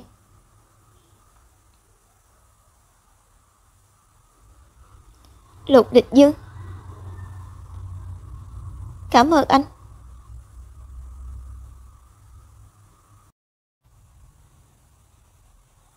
Y. Đột nhiên xoa đầu gì chứ? Tưởng mình sẽ trúng thiêu này sao? Chực. Anh ta là Lục Địch Dương, đối tượng kết hôn của Y. Hạo Hiên, anh tỉnh dậy lúc nào vậy? Có cần gọi bác sĩ không? Đúng rồi, ông Trình đâu? Em hỏi nhiều như thế, anh trả lời câu nào trước? Còn cãi lại, có biết em lo cho anh thế nào không? Lỡ anh có chuyện gì? Đầu quá với tụi của anh. Xả vợ tiếp đi. Đừng làm càng nữa, em giúp anh điều chỉnh độ cao của giường. Y, nếu... Nếu anh thực sự không được cứu, em có buồn cho anh không? Liệu có mãi mãi không quên được anh không? Hỏi câu này làm gì, chưa tính đến chuyện Trình Gia không bỏ qua cho em. Nếu anh vì em mà xảy ra chuyện thì em sẽ áy náy cả đời. Chỉ là áy náy sao? Trịnh Hạo Hiên, em nghe nói anh sắp chết rồi. Thật ư? Lâm Phi, bây giờ chẳng phải cậu nên đi hẹn hò sao? Hẹn hò gì chứ? Tần đại thiếu gia muốn đi chơi bóng với bạn gái, không rảnh bận tâm đến mình. Tần đại thiếu gia, Tần thiếu nào cơ?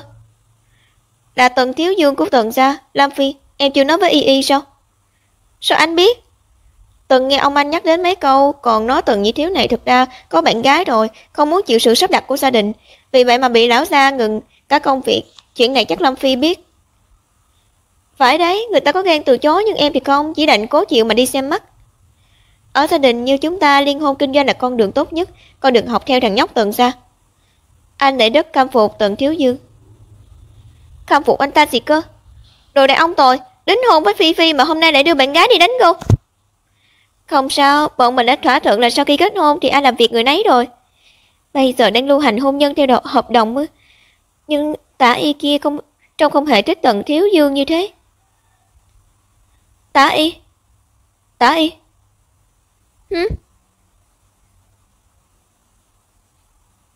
Anh tìm nhà thiết kế làm đấy. Lần biểu diễn này em nhất định sẽ là người tỏa sáng nhất. Cảm ơn. Bây giờ tôi rất hạnh phúc không đến được một người ngoài như cô lo lắng.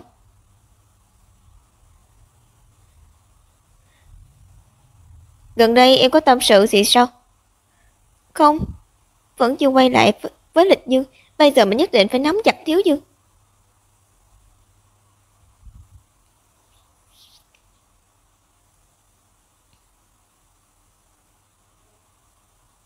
Sao anh lại thấy em có nhỉ? Nhất là sau khi em gặp Lục Lịch Dương.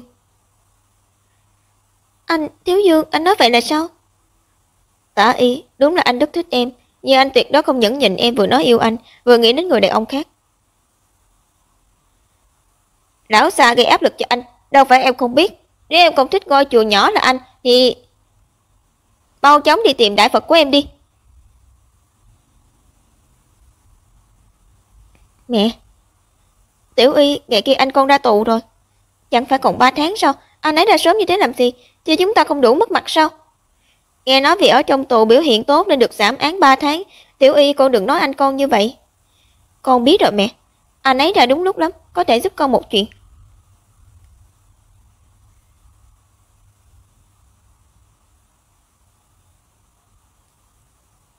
Xem gì thế?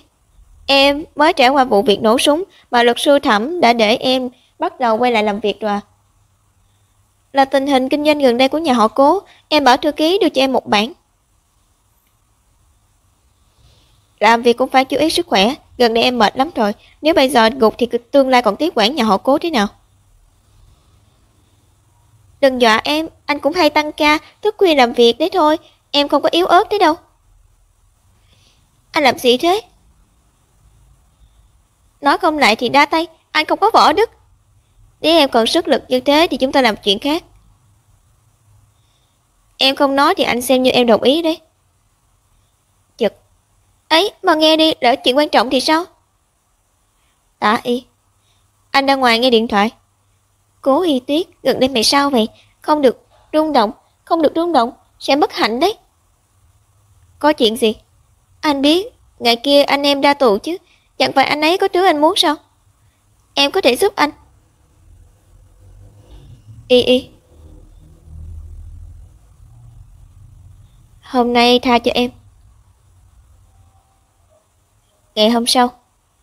Y, hôm nay đừng ra ngoài, văn phòng luật tạm thời cũng đừng đến biết chưa. Còn nữa, hôm nay anh có chút việc có thể sẽ về muộn, tối không cần đợi anh đâu.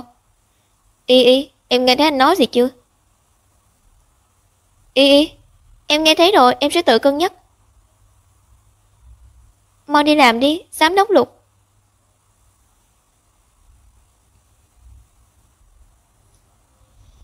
Anh đi đây. Đi đường cẩn thận. Tôi là Tả Y, có một số chuyện về Lục Lịch Dương, chắc cô sẽ quan tâm. 10 giờ đến Garden Restaurant tìm tôi. Liên hệ với Tả Y cho tôi, bảo cô ấy địa điểm gặp mặt đổi thành phòng họp ở công ty. Vâng. Garden Restaurant. Ngại quá, có chút việc nên chậm trễ. Bà Lục kết hôn xong đúng là càng ngày càng tinh tế, chắc sống đầy đủ lắm nhỉ? Gọi tên tôi là được rồi, cô Tả gọi tôi đến đây, chắc không phải là quan tâm đến cuộc sống hôn nhân của tôi đâu nhỉ? Đương nhiên không phải, chỉ là chuyện tôi nói với cô có thể sẽ ảnh hưởng đến hôn nhân của cô. Chắc cô cũng biết lúc trước tôi và Lịch Dương từng hẹn hò, vậy cô có biết tôi từng mang thai con của Lịch Dương không? Lúc đó nhà tôi gặp biến cố, tôi mang thai đứa con của anh ấy. Xin anh lấy Lịch Dương, để tình em đi theo anh lâu như thế. Không, để tình đứa bé này tha cho anh em đi. Tôi khổ cực cầu xin anh ấy giúp tôi, nhưng anh ấy tàn nhẫn mặc kệ tôi. Vậy đứa bé thì sao? Sảy thai rồi, đến cuối cùng anh ấy cũng không mềm lòng với tôi. Tình cảm mấy năm của chúng tôi chẳng qua cũng chỉ có vậy. Anh nghĩ con cái có níu kéo được đàn ông không? Nếu là con của anh thì có. Cô Tả, cô nói với tôi những lời này là có ý gì? Nếu không phải lúc trước Lưu Phương mang thai, Lục Lịch Dương bày tỏ sự trân trọng của anh ấy với con cái, thì có lẽ mình tin rồi. Cô có không tin những lời tôi nói ư? Tin hay không không quan trọng, chuyện quá khứ tôi về nhà sẽ có thể hỏi rõ ràng, chứ không phải tùy tiện nghe một người ngoài. Người ngoài? Cô và Lục Lịch Dương đúng là ăn ý. Nếu cô Tả tìm tôi để nói chuyện này, thì tôi nghe xong rồi đi trước đây. Cô không bận tâm đến quá khứ của chúng tôi, cho dù tôi từng mang thai con của anh ấy sao? Bây giờ tôi làm bà Lục rất tốt, sao phải để ý đến người cũ chứ? Lúc trước anh ấy có thể nở lòng nhìn tôi sảy thai, tương lai cũng sẽ bỏ mặt cô thôi. Cảm ơn cô nhắc nhở, tôi nhất định sẽ nghe lời dạy bảo của tiền bối, không rơi vào kết cục bi thảm như thế. Cố Y Tuyết, tôi cho cô cơ hội rời xa Lịch Dương. Nếu cô nhất quyết muốn giành đàn ông với tôi, thì chúng ta cứ chờ xem. Phòng họp lạnh lẽo lắm, hẹn ở quán ăn không tốt sao? Giữa chúng ta không có gì để bàn riêng nữa. Nếu là chuyện công thì giải quyết ở công ty vẫn tốt hơn.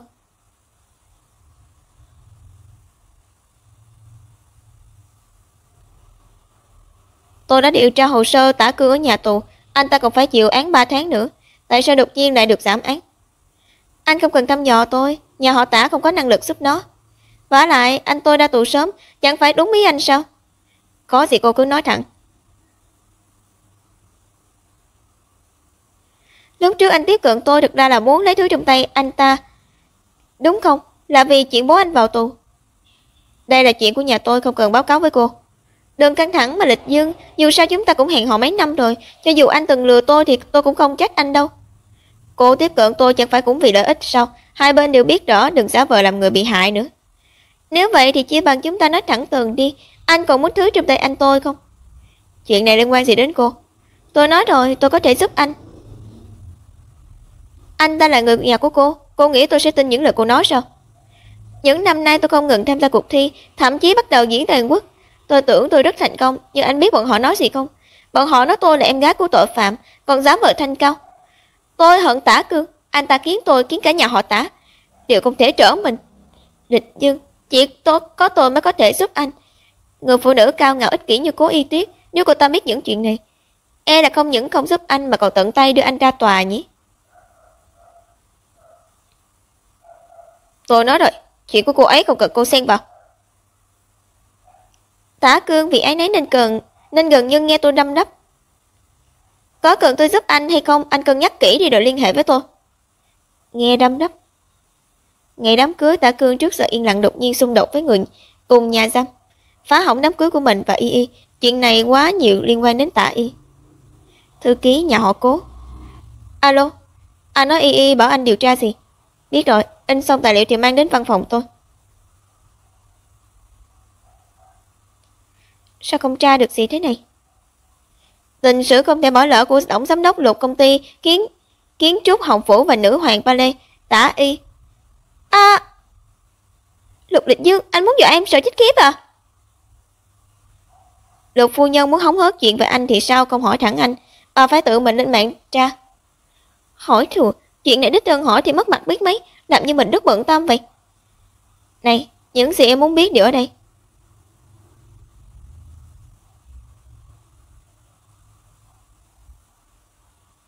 Đây chẳng phải là tài liệu em bảo thư ký thu thập sao? Sao lại ở chỗ anh? Trợ lý đắc lực đó được chọn ra từ nhóm thư ký của anh đích thân cử đến nhà họ Cố, em nghĩ sao? Phu nhân của anh muốn điều tra tình sử của anh và người yêu cũ, nhất là chuyện có mang thai hay không. Thư ký dám không nói với anh sao? Nếu anh biết hết rồi thì em không cần lãng phí thời gian đọc tài liệu nữa. Mời tổng giám đốc Lục đích thân giải thích. Mang thai là sao? Chuyện này không gấp, em nói cho anh biết trước. Sao em lại biết chuyện Tả Y mang thai? Cô ta từng tìm em à? Hồi sáng gặp mặt cô ta còn nói gì nữa? Bây giờ người chất vấn là em mới đúng chứ. Giám đốc Lục, lúc em và anh ký hợp đồng kết hôn thì không nói sẽ xảy ra chuyện này.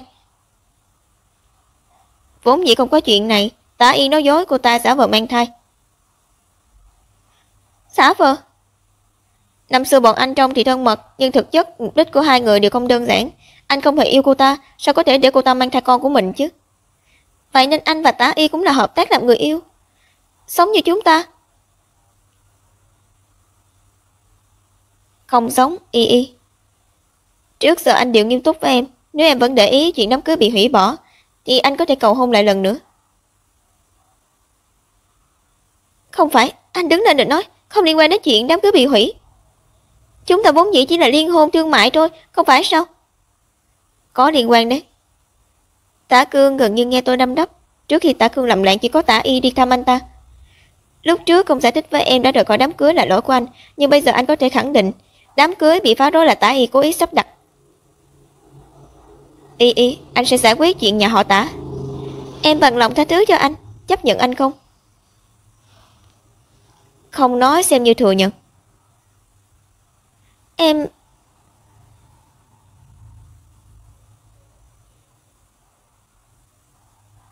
Nhìn đường. Lục Lịch Dương anh... Suyệt. Y, đừng từ chối anh.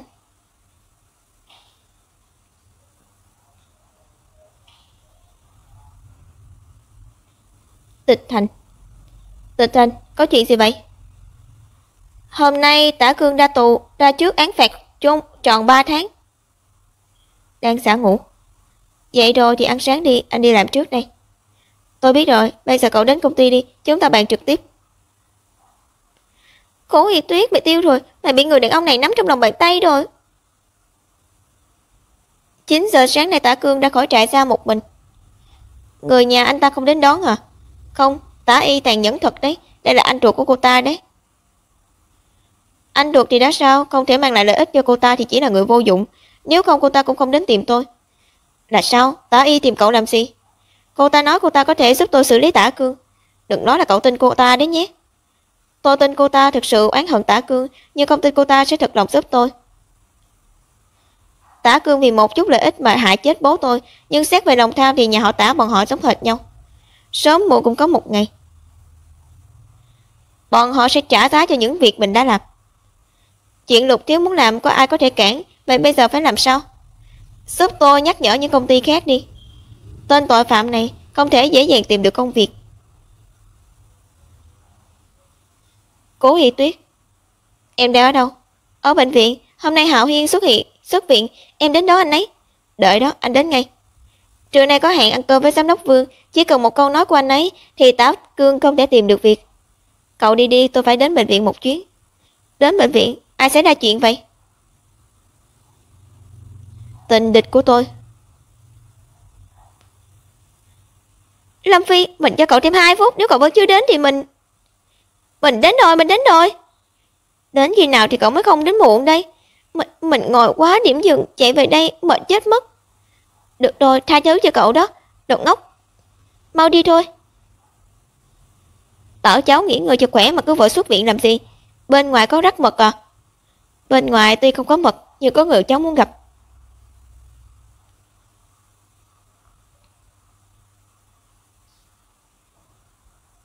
Cháu có bạn gái rồi à? Từ khi nào vậy? Không, ông nghe nhầm rồi. Là Cố Y Tuyết phải không? Thằng nhóc này, sao cháu không tỉnh ngộ chứ? Chưa tính đến việc con bé đã kết hôn rồi. Cho dù chưa kết hôn thì bây giờ con bé cũng không phải đối tượng kết hôn thích hợp. Lúc dì Cố Uyển của cháu còn sống, nhà họ Cố và nhà họ Trịnh cũng xem như môn đăng hộ đối. Anh Hạo Hiên, anh làm bố đi. Thấy hai đứa chơi thân với nhau từ nhỏ nên ông cũng không nói gì. Nhưng bây giờ nhà họ Cố suy sụp rồi. Thôi vậy, Hạo Hiên, cho dù cháu không muốn nghe lời ông, cháu cũng phải suy nghĩ cho công ty của cháu chứ. Ông... Sao trong phòng ồn vậy, đang nói gì thế? Công ty của cháu mới trong giai đoạn đầu, một đối tượng kết hôn tốt có thể giúp cháu tiết kiệm một nửa thời gian. Cho dù cháu thích Cố Y Tuyết, ông cũng không đồng ý. Ông nói những điều đó làm gì? Cháu... Chào, cửa này đột nhiên tự mở ra. Một mình cô đến ư? Đâu rồi? Đúng, gì nhỉ? Y nói cậu ấy có chuyện sẽ đến sau. Làm gì ạ? Mau vào đi.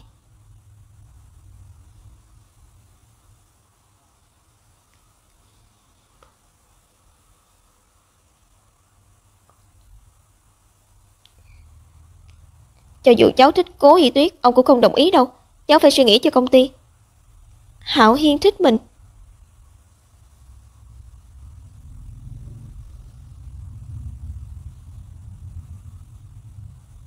Y một mình anh đến à? Tôi đến thực hiện lời hứa lúc trước. Xin lỗi Trịnh thiếu gia.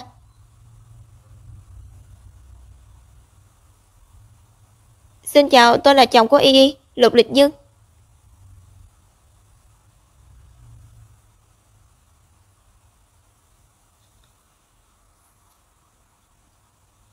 Giám đốc Lục khách sáo rồi, tôi và Y cùng lớn lên với nhau từ nhỏ, thân như anh em. Tình huống như vậy tôi đương nhiên sẽ bảo vệ em ấy. Sau này làm phiền Trình thiếu chăm sóc Y như em gái ruột rồi. Y mau trả lời tin nhắn đi, ở đây có 2 người đàn ông đánh nhau vì cậu rồi. Ông muốn đi đâu? Ngồi mệt rồi, ông không ở đây tham gia vào cuộc trò chuyện của giới trẻ 2 đứa nữa. Ông đi gọi người vào thu dọn đồ đạc cho cháu. Y, cậu đến rồi. Ông Trịnh, cháu có chút chuyện đột xuất nên đến muộn, cháu vào trong thăm Hạo Hiên trước. Lúc sau sẽ đến nhà thăm ông. Đi, Lịch Dương cũng ở trong, 2 đứa giúp ông khuyên bảo thằng nhóc này để nó kết hôn sớm đi. Tình hình thế nào rồi? Chưa đánh nhau đã tốt lắm rồi. Có chuyện này tôi rất muốn biết, tại sao Y lại đột nhiên kết hôn với anh? Đương nhiên là vì chúng tôi yêu nhau. Lục Lịch Dương. Y, em mới đi đâu thế? Anh giúp em thu xếp xong chuyện xuất viện rồi. Yên tâm, chuyện của em là chuyện của anh. Lúc ông nói những lời đó, Y Tuyết thực sự không ở ngoài sao? Cảm giác cô ấy nghe thấy rồi. Lịch Dương, Hạo Hiên là ân nhân cứu mạng của em, có những chuyện em phải đích thân làm. Hạo Hiên, lúc nãy em mới gặp ông Trình ở ngoài, ông ấy nói trợ lý sắp đến rồi. Người anh vẫn chưa khỏe, em gọi xe lăn giúp anh. Lát nữa để trợ lý đẩy anh xuống. Được. Xin chào, làm phiền mang một xe lăn đến phòng bệnh 1302. Anh xuất viện rồi thì phải nghỉ ngơi thật tốt, đừng để ông Trình lo lắng. Anh biết rồi. Em còn có chuyện, em đi trước đây.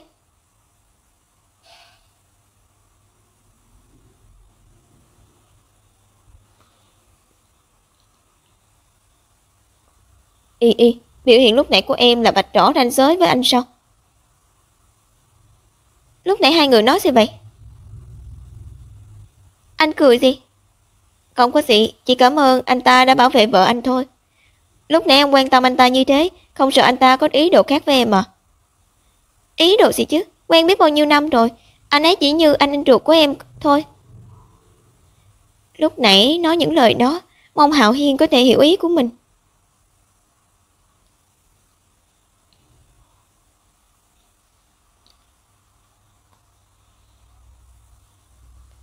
Nói đi, tìm tôi có chuyện gì? Phu nhân, bà cam tâm đến Lịch Dương và Cố Y Tuyết kia ở bên nhau sao? Con trai tôi thế nào thì liên quan gì đến người bạn gái cũ lừa tiền như cô? Đúng là không liên quan đến tôi, nhưng phu nhân thì sao? Bà dám nói bà không oán hận con gái của Cố Uyển không? Tả y! Chuyện của tôi không đến được cô lo, huống hồ đó là chuyện hơn 10 năm trước rồi, cô không hiểu thì đừng có đoán lung tung. Tôi sẽ không nói về chuyện của bề trên, tôi chỉ muốn biết thái độ của phu nhân thôi. Bà có muốn để Cố Y Tuyết rời xa Lịch Dương không? Cô có cách. Chỉ cần phu nhân muốn thì đương nhiên sẽ có cách. Cô muốn tôi làm gì? Rất đơn giản, chỉ cần phu nhân lên tiếng giúp một chút là được. Tôi sẽ để cô ta hoàn toàn biến mất. Bà có muốn Cố Y Tuyết rời xa Lịch Dương không? Đúng là mình không thích người phụ nữ đó, nhưng có cần thiết làm như vậy không? Chính Huân, sao hôm nay về muộn vậy? Em bảo phòng bếp hâm nóng cơm tối cho anh nhé. Không cần, không có hứng ăn. Ồ đúng rồi. Từ sau khi Lịch Dương kết hôn thì hiếm khi về nhà, bảo nó mai về nhà ăn bữa cơm đi. Đưa cả Y Tuyết đi cùng. Tôi đi nghỉ trước đây. Gọi Lịch Dương về nhà là cái cớ, nhớ của Y Tuyết con gái ông mới là thật. Ngày hôm sau. Hồi hộp à? Không. Đâu phải lần đầu đến, hồi hộp gì chứ? Em không hồi hộp, anh hồi hộp. Đi thôi, thật ra chỉ là ăn cơm thôi, ăn xong thì chúng ta về nhà. Lịch Dương, Y Tuyết, về đoà, mau vào đi. Gì? Cháu mang theo chút quà, không tiện cầm nên để ở cốp xe. Lát nữa dì bảo người đi lấy nhé. Y Tuyết đến rồi ạ, qua đây đi. Chú bác của hai đứa ở trong phòng, hai đứa vào với ông ấy đi. Lịch Dương ở cùng mẹ con đi, Y Tuyết qua đây là được rồi. Vậy Y Tuyết? Đi đi, anh ở bên ngoài, có gì cứ gọi anh. Được. Sao đột nhiên Chính Huân lại muốn gặp riêng con nhóc này? Ông ấy muốn làm gì?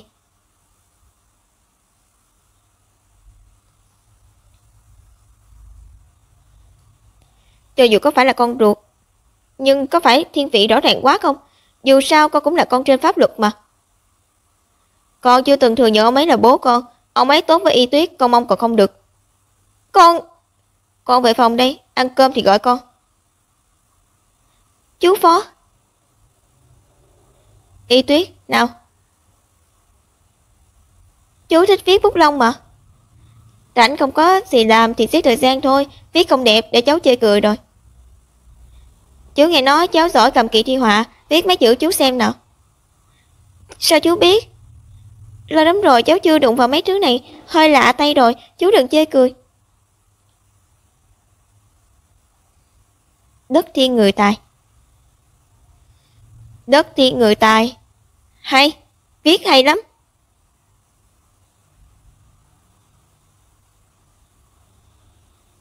Ây, lớn tuổi rồi vụng về quá. Để cháu dọn cho hả?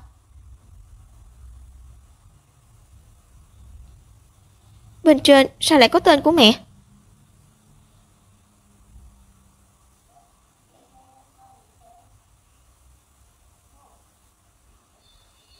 Người nhận Cố Uyển. Uyển, kiếp này được gặp gỡ em, đối với anh mà nói thì đã đủ rồi. Cho dù em không tha thứ cho anh vẫn sẽ luôn đợi em. Người gửi thư, Phó Chính Huân. Bức thư này rốt cuộc là sao? Y Tuyết không hổ là tiểu thư Khuê Cát, bây giờ cũng có nhiều người trẻ chịu tĩnh tâm viết chữ đâu, xem ra nhà cháu dạy cháu rất tốt. Trên thư tình của chú Phó sao lại có tên của mẹ, là trùng tên nữa. Y Tuyết. Y. Hứ. Thẫn thờ vậy, lát nữa cắt vào tay thì sao? Chú Phó nói em kìa. Ngại quá chú Phó, chú mới nói gì cơ? Không phải chuyện gì to tát. Nhưng hiếm khi thấy Lịch Dương chăm sóc người khác như thế, hai đứa quan hệ tốt thì chú cũng yên tâm rồi.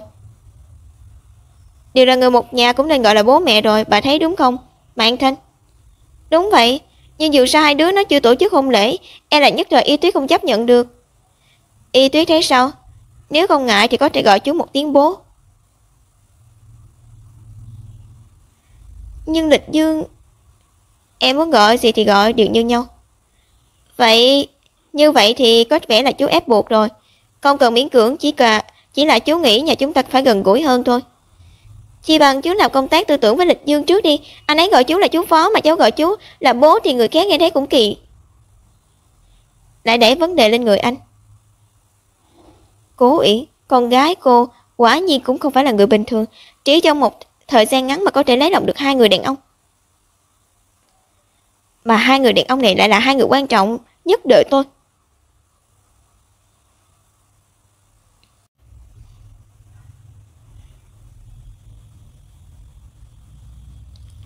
Chuyện cô nói tôi đồng ý. Có chuyện gì tốt sao? Đúng là có chút chuyện tốt. Nói cho anh sao? Vậy tối nay đi ăn mừng nhé. Người gọi ông. Nghe. Tối về nhà ăn cơm, có cả Lâm Phi nữa. Ông mặc kệ bây giờ cháu đang làm gì. Nếu tối nay cháu không xuất hiện thì cắt thẻ của cháu. Vậy hôm nay tôi đi trước đây. Tả Y. Em không về nhà cùng anh sao? Chỉ cần chúng ta kiên trì thì ông sẽ thỏa hiệp thôi. Xin lỗi thiếu thư. Xin lỗi thiếu Dương. Anh biết em đã hy sinh bao nhiêu cho sự nghiệp hiện tại mà. Bây giờ em không thể kết hôn để mọi cố gắng thành công cốc được. Tả Y.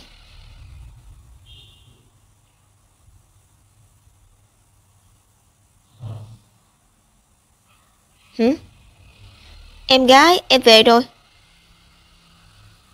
Chẳng phải anh nói hôm nay đi tìm việc sao? Sao lại ở nhà uống thành thế này? Em gái à, em tưởng người mới ra tù tìm việc dễ lắm sao? Anh cũng biết anh là người mới ra tù thì tránh xa tôi ra. Không tìm được việc thì anh còn có ích gì cho cái nhà này nữa. Là anh vô dụng, anh có lỗi với gia đình. Em gái, em giúp anh một lần nữa được không? Anh thề đây là lần cuối cùng. Để anh kiếm được tiền rồi thì nhất định để mẹ và em được sống tốt. Giúp kiểu gì? Anh tưởng cuộc ai để mắt đến nhà chúng ta. Cho dù là Lục Lịch Dương trước đây hay là Tần Thiếu Dương thì hiện tại thì chỉ cần liên quan đến lợi ích bản thân trong mắt bọn họ chỉ có chính mình.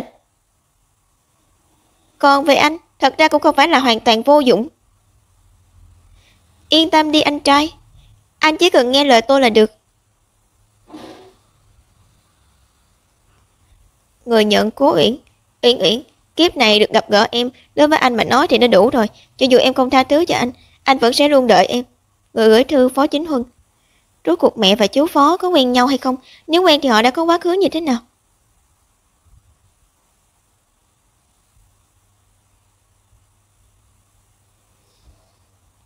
Biệt thự nhà họ Lục.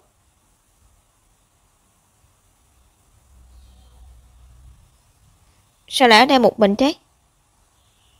Có chút việc không nghĩ thông. Anh đến đúng lúc lắm. Có chuyện gì? Bố của anh là người như thế nào vậy? Hỏi thẳng chuyện của chú Phó có lộ liễu quá không nhỉ? Chi bằng hỏi dò trước. Ông ấy rất nghiêm khắc, nhưng là một người bố tốt. Sẽ đích thân hướng dẫn anh làm bài tập, cũng sẽ đưa anh ra ngoài chơi, gần như không gì không thể. Ôn tập lại những câu sai trong bài kiểm tra lần này đi. Con trai Lục Phong này chỉ được phép lấy điểm tuyệt đối.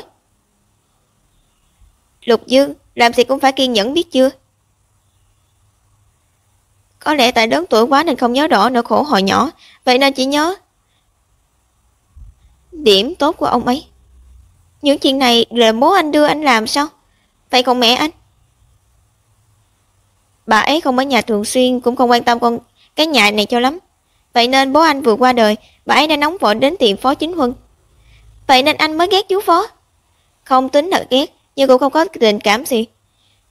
Chú Phó khác bố anh, ông ấy là người rất thông thái. Đến rồi, trọng điểm đến rồi.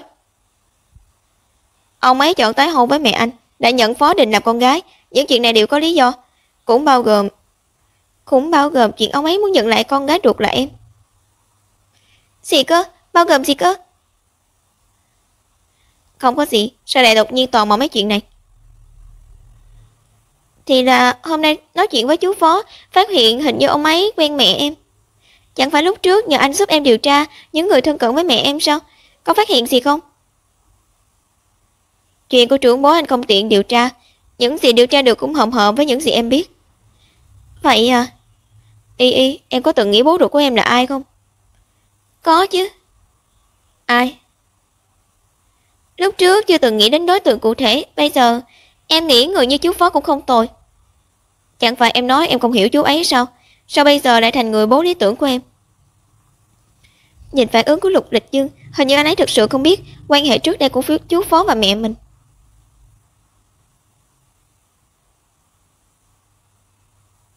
Nhà họ Phó. Khốn kiếp. 700 triệu. Thằng khốn Phó Hy Bằng sao không đánh mất hết tài sản công ty đi, tuyên bố phá sản luôn cho rồi. Ông đừng nói thay hả? Ông đừng nói thay nó. Mai bảo nó Phó Hy Bằng cút đến gặp tôi. Gọi Lịch Dương về đi, chắc chắn thằng bé biết chuyện này rồi. Phó Hy Bằng gặp chuyện rồi. Nó là cháu trai của Chính Huân sẽ không bỏ mặt. Chi Bằng ra tay ở đây cho con nhóc Cố Hi Tuyết biết điều. Ngày hôm sau, mới sáng sớm đến về nhà tổ, chuyện gì nghiêm trọng vậy? Anh Lịch Dương.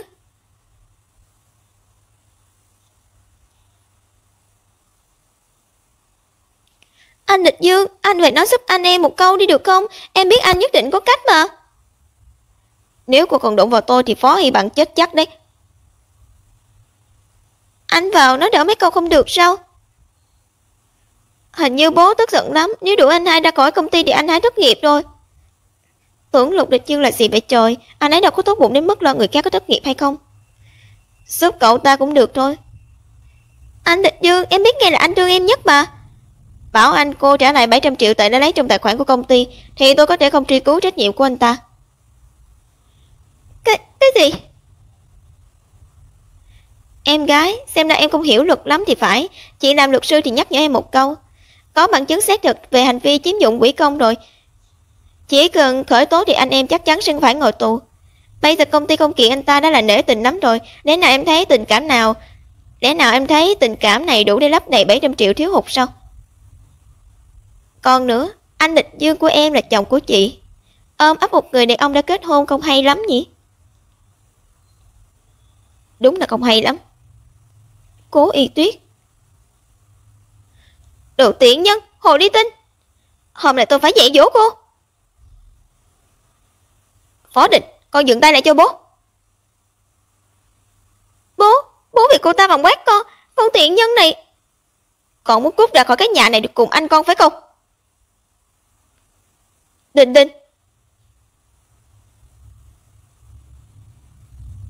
sao vậy? Có chuyện gì thì nói chuyện tử tế, đừng trút giận lên con cái.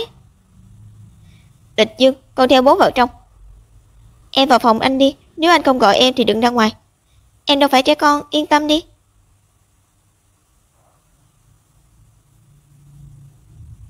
Lịch Dương, chú Phó của con đang tức giận, con nhớ biết điều, đừng có chọc chú ấy không vui.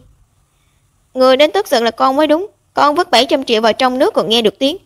Phó Hy Bằng lấy tiền của nhà họ Lục con tiêu xài hoang phí, còn không biết mang ơn, cho con chó ăn còn hơn cho cậu ta. Thím, cho dù thế nào Lịch Dương nói vậy cũng hơi quá đáng đấy, cho chó ăn còn hơn là sao? Nó tức giận nên mới nói vậy, cháu đừng để bụng, người một nhà cả, thím cũng xem cháu như con trai ruột. Cháu cũng đừng trách Lịch Dương, chuyện này vốn dĩ chúng ta lại có thể đóng cửa lại tự giải quyết, nếu không phải cô vợ luật sư của nó. Cố Hi Tuyết kia ư, cô ta sao cơ?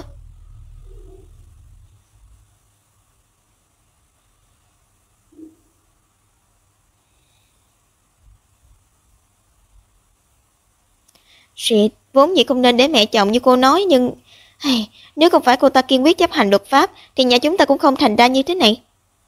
Cái gì? Cô ta dựa vào đâu chứ? Nhưng sao thím không giúp con dâu của mình mà lại nói những điều này cho cháu? Giúp cháu thì có ích lợi gì cho thím?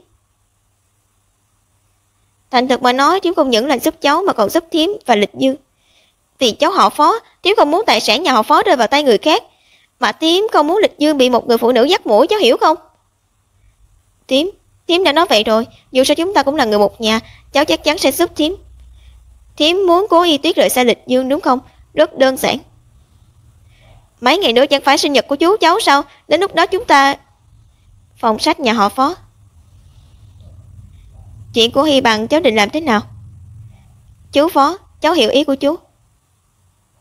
Cháu là tổng giám đốc của công ty, theo lý mà nói thì phải công tư phân minh, nhưng dù sao chúng ta cũng là người một nhà. Chú Phó lại là trưởng bối, chú thấy nên làm sao thì làm theo vậy đi. Người nhà, chẳng phải trước giờ cháu không thừa nhận hôn nhân của chú và mẹ cháu sao? Nhưng giờ chú không chỉ là chồng của mẹ cháu, mà còn là bố ruột của Y Tuyết. Tình cảm này cháu phải thừa nhận. Xem ra Lịch Dương thực sự có tình cảm với Y Tuyết. Biệt thự nhà họ Lục. Vậy cuối cùng mọi người quyết định xử lý chuyện này thế nào? Sơ mi của Lục Lịch Dương. Hội đồng chủ tịch sẽ miễn chức phó tổng giám đốc của Phó Hy Bằng, đồng thời thu hồi 5% cổ phần của anh ta, dùng để bù đắp cho số thiếu hụt. Có vậy thôi à? Cũng đúng, dù sao anh ta cũng là cháu trai của chú Phó, mẹ anh cũng không mong quan hệ giữa anh và chú Phó trở nên căng thẳng. Xem ra anh rất quan tâm đến cảm nhận của mẹ anh. Ngốc à, rõ ràng người anh quan tâm là em. Chuyện của công ty phức tạp quá, em tận học được mấy thứ vặt vãnh thôi. Mai em phải quay về làm việc rồi, không thể bỏ mặc công việc ở nhà họ Cố được. Gần đây nghỉ ngơi lâu quá rồi. Được, em muốn làm gì anh cũng ủng hộ, nhưng ngày kia em nhớ phải để trống nhé. Hôm đó là sinh nhật của chú Phó, về tình về lý thì em đều nên đến. Sao cô nói này nghe kỳ quá vậy? Sinh nhật của chú Phó sẽ có rất nhiều nhân vật tầm cỡ đến dự. Có thể còn long trọng hơn đám cưới của chúng ta, vậy nên em nhớ sửa soạn đẹp một chút nhé. Anh muốn giới thiệu người phụ nữ của anh cho mọi người trong trường hợp chính thức đó. Anh ấy muốn bù đắp đám cưới chưa hoàn thành của bọn mình ư? Ai là phụ nữ của anh? Em là phụ nữ độc lập cao quý, không phải là vật sở hữu của anh. Đúng, em là Cố Y Tuyết. Cố Y Tuyết là độc lập. Anh mới là vật sở hữu của em. Bây giờ mấy câu nói của tổng tài bá đạo đều mê hoặc vậy sao?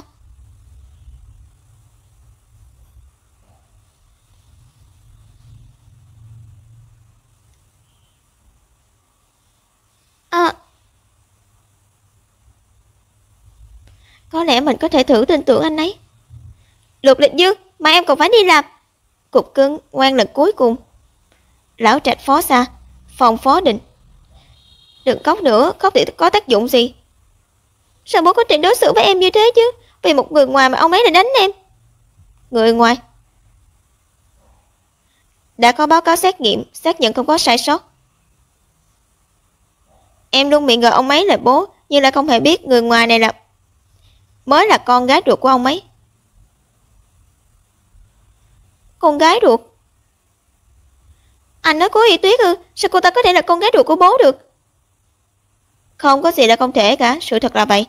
Cố Uyển từng là vợ chưa cưới của chú, lúc trước thường xuyên đến nhà nên anh vẫn có ấn tượng với bà ấy. Hy Bằng, thích không? Cảm ơn cô xinh đẹp. Phó Hy Bằng lúc 7 tuổi. Sau đó không biết vì sao họ lại chia tay, Cố Uyển hủy hôn, chú cưới người khác. Anh cũng dần quên đi Cố Uyển, cho đến khi gặp Cố Y Tuyết. Cô ta quá sống với Cố Uyển, chú lại đối tốt với cô ấy, nên dần có chút phỏng đoán. Anh nghĩ cách lén lấy tóc của chú và Cố Y Tuyết đi kiểm tra ADN, lúc nãy có kết quả xét nghiệm, đúng như những gì anh đoán. Không thể nào, không thể nào. Họ là bố con ruột. Em không tin. Định, em thật sự tiếp tục muốn ăn nhỏ đậu như vậy sao? Người phụ nữ này không những cướp mất anh Lịch Dương của em, mà bây giờ còn muốn cướp bố và nhà họ. Cướp bố của em và nhà họ Phó. Không, em không muốn. Vậy em giúp anh một lần được không? Anh cũng sẽ giúp em giành lại những gì em nên có. 2 ngày sau, tiệc sinh nhật của Phó Chính Huân.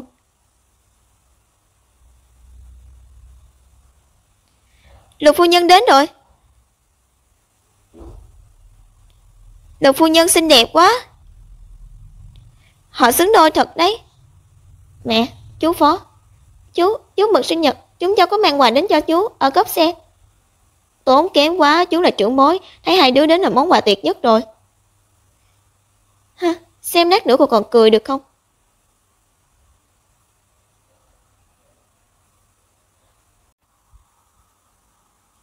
Chú, thím. Trưởng bối được thọ không đến cũng không phải phép, vậy nên thứ lỗi cho chúng cháu không mời tự đến. Vào đi. Sao Phó Hy Bằng còn dám đến tham gia tiệc, mà chú Phó chẳng phải không cho anh ta vào công ty và nhà họ Phó nữa sao? Chuyện gì cũng đến rồi, đâu thể đuổi ra ngoài trước mặt mọi người được, đừng lo có anh ở đây. Thím chỉ bảo chúng ta sắp xếp tin đồn của Cố Hi Tuyết và người đàn ông khác, nếu bà ấy biết anh muốn hãm hại Lục Lịch Dương thì liệu có sợ gì chứ? Mình đâu ngốc, Diệp Mạn Thanh bảo mình hãm hại Cố Hi Tuyết, tương lai Lục Lịch Dương tính sổ thì chắc chắn là mình chịu. Nếu bà ta bất nhân thì đừng trách mình bất nghĩa. Hy Bằng thiếu gia, Phó Định tiểu thư uống say rồi, cậu mau đi xem đi. Biết rồi. Cô đưa Định Định lên phòng trên tầng nghỉ ngơi đi.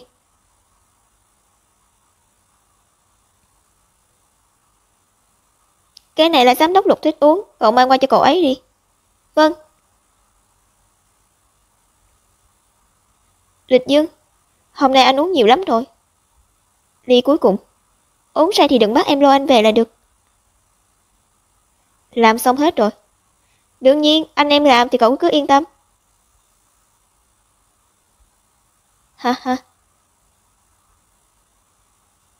Tôi đã đưa Định Định vào phòng của Lục Lịch Dương rồi. Lục Lịch Dương cũng uống cốc rượu, tôi thêm thuốc rồi. Lát nữa tôi sẽ nghĩ cách để anh ta về phòng thay đồ. Cô giúp tôi cầm chân Cố Hi Tuyết. Lần này tôi phải để Lục Lịch Dương thân bại danh liệt.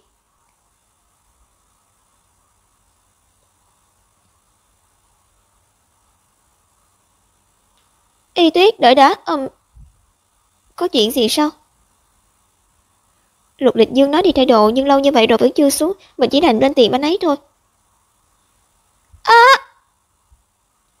Hình như là tiếng của Định Định. Liệu có chuyện gì không? Có chuyện gì vậy? Sao Định Định đã ở trong phòng Lịch Dương, hơn nữa còn khóa cửa phòng? Mau tìm người lấy chìa khóa. Không đợi được nữa rồi. Để tôi. Định Định, em không sao chứ? Sao lại là cô?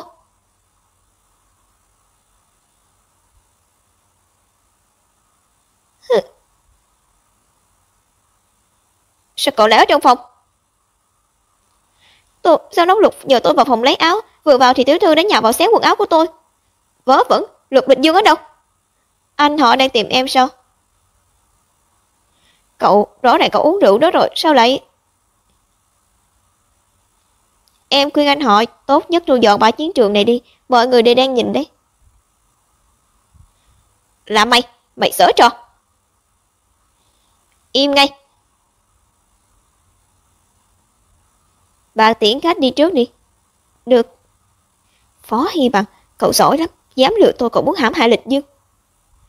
Lịch Dương, con cũng ra ngoài đi, chuyện này để chú giải quyết. Lục Lịch Dương, quần áo của anh là may ở trong đó à? Đi thay áo thôi mà mất tích nửa tiếng. Em tìm anh à? Chứ còn gì nữa, rốt cuộc có chuyện gì thế? Sao khách đi hết vậy? Sao anh không trả lời em? Chúng ta cũng đi thôi, anh sẽ kể hết trên đường về. Cái gì? Lại xảy ra chuyện như vậy ư? Là Phó Hy Bằng giở trò? Phó Hy Bằng không thể cam tâm tình nguyện bị hội đồng quản trị sa thải. Vốn dĩ anh còn lo anh ta sẽ ra tay với em, may mà chỉ hận mỏ anh thôi. 3 tiếng trước, nhà Phó Hy Bằng. Phó thiếu, lát nữa bữa tiệc bắt đầu thì cậu thông minh một chút, nghĩ cách chuốc say Định Định. Ồ đúng rồi, cho cô ta thuốc. Uống thuốc ít thôi, rồi tìm cách đưa cô ta đến. Ồ đúng, cho cô ta uống ít thuốc rồi tìm cách đưa cô ta đến phòng Lục Lịch Dương. Sáng điệp, chẳng phải có Định Định đồng ý sẽ phối hợp với chúng ta sao? Sao còn phải cho cô ấy uống thuốc? Cậu thì hiểu cái gì? Định Định còn nhỏ lỡ bỏ chạy thì sao? Để đảm bảo kế hoạch thành công thì phải chỉ đành uất nó thôi.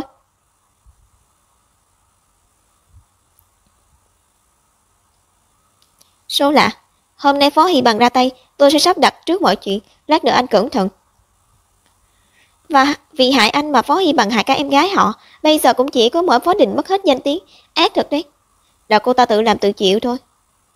Nhưng sau này những chuyện như vậy nói trước với em được không? Em cũng muốn cho bọn họ biết tay.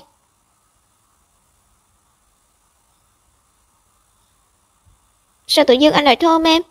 Nhìn thấy bà xã đại nhân muốn ra mặt cho anh như thế, đương nhiên anh phải thưởng một nụ hôn rồi. Ai muốn ra mặt cho anh chứ? Em làm vì danh tiếng của em thôi, vì bản thân em. Em nói không phải thì không phải. Bao giờ cô ấy mới thay đổi được tật dối lòng đây? Chú Phó. Chú Phó, sao chú ấy lại gọi cho em?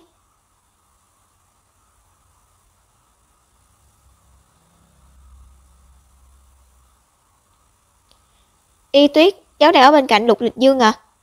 Vâng hả? Chắc cháu nghe nói chuyện của Đình Đình rồi nhỉ? Dù sao cũng suýt chút nữa liên lụy đến Lịch Dương, cho nên hai vợ chồng cháu nên cho hai vợ chồng cháu một câu trả lời. Chú quyết định đuổi Phó Đình khỏi nhà họ Phó.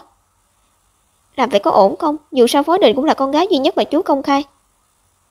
Không phải cháu thương cô ấy, chỉ lại xảy ra chuyện này, người tổn thương nhiều nhất luôn là con gái.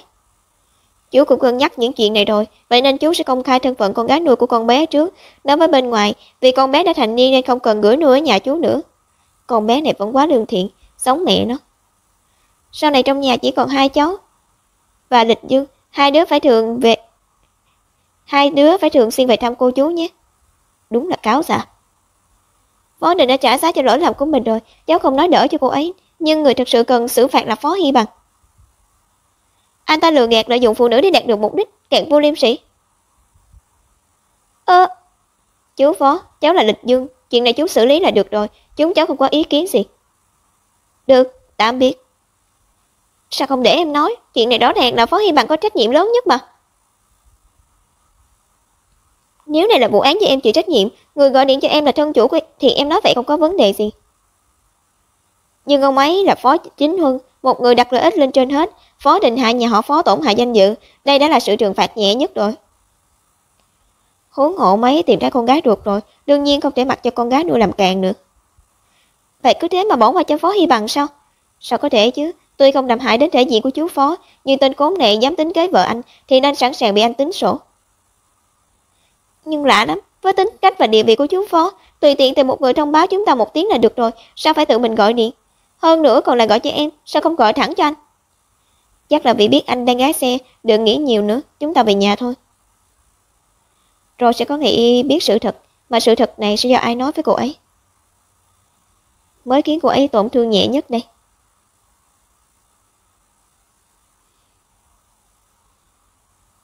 Xuống đi. Đi đâu? Chẳng phải về nhà sao? Cả nhà chưa ăn gì, mua ít đồ lót dạ trước đã. Anh nghĩ y của anh không ghét đồ ngọt nhỉ? Đi. Rửa bát cũng không xong mà còn dám đến ứng tuyển. Cút xa ra. Lục Lịch Dương. Đúng là vô dụng. Anh quen người này? Không quen. Đi thôi. Sao cậu ta lại ở đây? Công việc của anh là bố tôi cho, tương lai cũng là bố tôi cho. Sao anh còn bán đứng ông ấy? Tôi cần số tiền đó, thật sự rất cần. Bây giờ Lục Lịch Dương chẳng phải sống rất tốt sao? Có tài sản, có vợ hiền. Chỉ là mất bố thôi.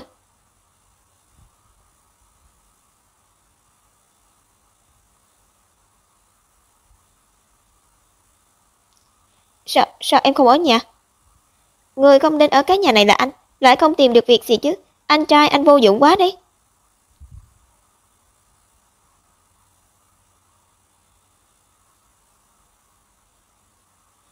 Toàn tên vô dụng, đến một bà xà như Diệp Mãn Thanh mà cũng không giữ được. Tôi chỉ muốn giải quyết Cố Y Tuyết thôi mà, khó lắm sao? Em gái, em nói gì vậy? Anh muốn biết tại sao anh không tìm được việc không? Tôi nói cho anh biết vì Lục Lịch Dương chỉ cần giám đốc Lục một tay che trời, nói một câu thôi thì cả thành phố không có công ty nào dám nhận anh. Anh trai yêu dấu, anh còn muốn nhẫn nhịn sự ức hiếp này đến bao giờ? Anh không muốn trả thù anh ta sao? Chỉ cần anh khiến Cố Y Tuyết biến mất thì Lục Lịch Dương chắc chắn sẽ phát điên. Là Lục Lịch Dương cố ý để mình không tìm được việc ư?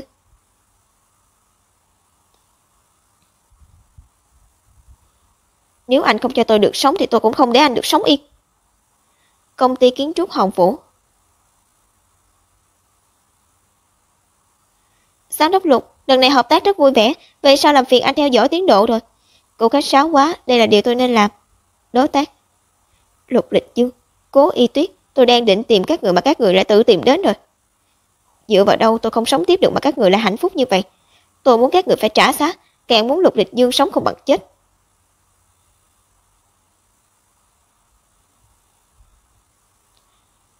Người kia là ai? Chặn anh ta lại. Anh là ai? Đợi đã. Cút ra. Cẩn thận. Cố Y Tuyết, chết đi. Có chuyện gì vậy? Gọi xe cấp cứu. Có người bị thương rồi, mau báo cảnh sát. Quán cà phê dưới văn phòng luật sư. Y, bên này. Chà, đây chẳng phải là Lâm Phi bận rộn của chúng ta sao? Sao lại rảnh rỗi đến văn phòng luật thăm mình thế này? Mình sai rồi, gần đây mình ở tầng ra làm trâu làm ngựa, mình vừa rảnh là đến tìm Cố đại tiểu thư ngay đây. Vậy cũng tạm được. Nhưng lần này mình đến là có chuyện quan trọng. Y, gần đây cậu có tin tức của Tả Y không? Tả Y? Không, sao thế? Mình cũng không biết, chỉ là cứ thấy lạ lạ. Chắc Tần Thiếu Dương bị Tả Y đá rồi, gần đây ngày nào cũng về nhà phối hợp cùng mình ứng phó Tần lão gia. Có gì lạ đâu, chẳng phải Tần lão gia ngừng công việc của anh ta rồi sao? Anh ta phải giả vờ để được quay lại làm việc thôi. Cậu không hiểu, lúc trước cách 3 ngày là Tả Y lại liên lạc với Tần Thiếu Dương một lần, đảm bảo trong mắt cái ATM di động này chỉ có mình cô ta, cao thủ lắm đấy. Mấy ngày không gặp, đừng nói là anh quên em rồi nhé. Sao anh có thể quên hoàng hậu ba lê của anh chứ? Bây giờ đã 8 ngày rồi, hơn nữa Tần Thiếu Dương quay lại làm việc từ lâu rồi, nhưng ngày nào cũng về nhà, làm mình ngày nào cũng phải giả vờ ngoan ngoãn trước mặt Tần lão gia. Có gì đó sai. Đến người khờ kịch như cậu mà cũng thấy lạ thì chắc chắn có vấn đề. Này, cậu nói thế mình mất mặt lắm đấy. Đừng nghĩ nhiều vậy nữa, chắc là Tả Y đổi mục tiêu rồi. Nhưng sao đột nhiên cô ta lại từ bỏ Tần Thiếu Dương chứ? Nếu là cô ta vẫn có hy vọng với Lục Lịch Dương. Mau xem tin tức đi, ở cửa công ty kiến trúc Hồng Phủ có người cầm dao hành hung. Có chuyện gì vậy? Có người bị thương à? Nghe nói giám đốc Lục của Hồng Phủ bị thương, xe cấp cứu và xe cảnh sát đều đến rồi. Y, mình không nghe nhầm chứ, người họ nói là Lục Lịch Dương. Y, cậu đợi mình với, mình đi cùng cậu.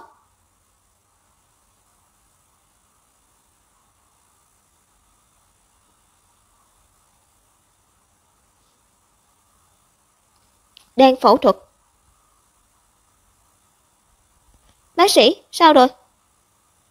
Bệnh nhân bị thương rất nặng, tuy tạm thời không nguy hiểm tính mạng, nhưng cụ thể vẫn phải xem tình hình phục hồi sau khi phẫu thuật. Xin lỗi, chúng tôi đã cố hết sức rồi, nhưng mẹ cô vẫn, người chết đi không thể sống lại, mong cô nén đau thương. Mẹ đừng chết mà, mẹ ơi! Y.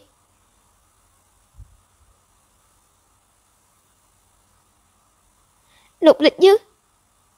Sao lại khóc thế này? Ai ức hiếp em vậy? Mình chỉ đến muộn hơn cậu một lát thôi mà, xảy ra chuyện gì vậy? Sao hai người lại đi cùng nhau? Mình lên thì gặp anh ta nên cùng đến tìm cậu. Cô không phải người nhà của cô gái ở bên trong sao? Người đang phẫu thuật ở bên trong là con gái. Đúng vậy. Mất mặt quá đi mất.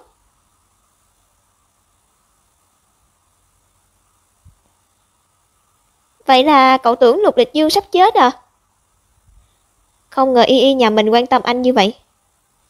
Nhưng anh không sao, người thật sự bị đánh lén là nữ khách hàng hôm nay gặp mặt với anh, là người lúc nãy nằm ở phòng phẫu thuật đấy. Tìm ra thân phận của hung thủ chưa? Anh ta tên Tả Cương, là anh trai của Tả Y. Anh ta có thù oán gì với cô gái đó, nhưng sao lại ra tay trước của Hồng Phủ? Chính xác mà nói thì mục tiêu ban đầu của Tả Cương chắc là em. Em? Anh ta muốn giết Y, tại sao? Tạm thời chưa rõ, lúc anh ta không đến thì hét tên của em, vẻ ngoài của nữ quản lý đó khá giống em. Cố Y Tuyết, chết đi! Anh đoán là anh ta kích động quá mức, nhận nhầm người nên mới tạo thành cục diện như bây giờ. Vậy vì em nên cô ấy mới bị thương, lúc nãy bác sĩ nói tình hình của cô ấy không tốt lắm, có khi nào... Ca phẫu thuật rất thành công, sau điều trị thì anh sẽ sắp xếp bác sĩ tốt nhất cho cô ấy, em đừng lo. Tuy nói vậy không hay lắm nhưng may mà người bị thương không phải là em. Đừng nghĩ nhiều nữa, em không sao mà. Tình hình người bệnh thế nào rồi? Rõ ràng mình và Tả Cương không có liên hệ gì cả, nhưng anh ta lại muốn đẩy mình vào chỗ chết, khả năng cao là liên quan đến em gái của anh ta, Tả Y. Mình không phải người dễ bắt nạt, dám lộ liễu nhắm vào mình như thế. Mình sẽ cho bọn họ biết thế nào là lễ độ. Cậu nói Tả Cương biết chuyện tôi ngăn cản anh ta tìm công việc rồi. Đúng, anh ta chạy đến công ty lúc trước ứng tuyển hỏi, làm sùm lên tên điên này. Nhưng điều này cũng không giải thích được tại sao anh ta lại muốn ra tay với Y. Cho dù cả thành phố biết Y là bạn của tôi, nhưng anh ta mới ra tù, đáng lẽ còn không biết vợ tôi là ai. Ý cậu là có người nói với anh ta. Cậu đi điều tra Tả Y xem, cô ta có liên quan đến chuyện này không?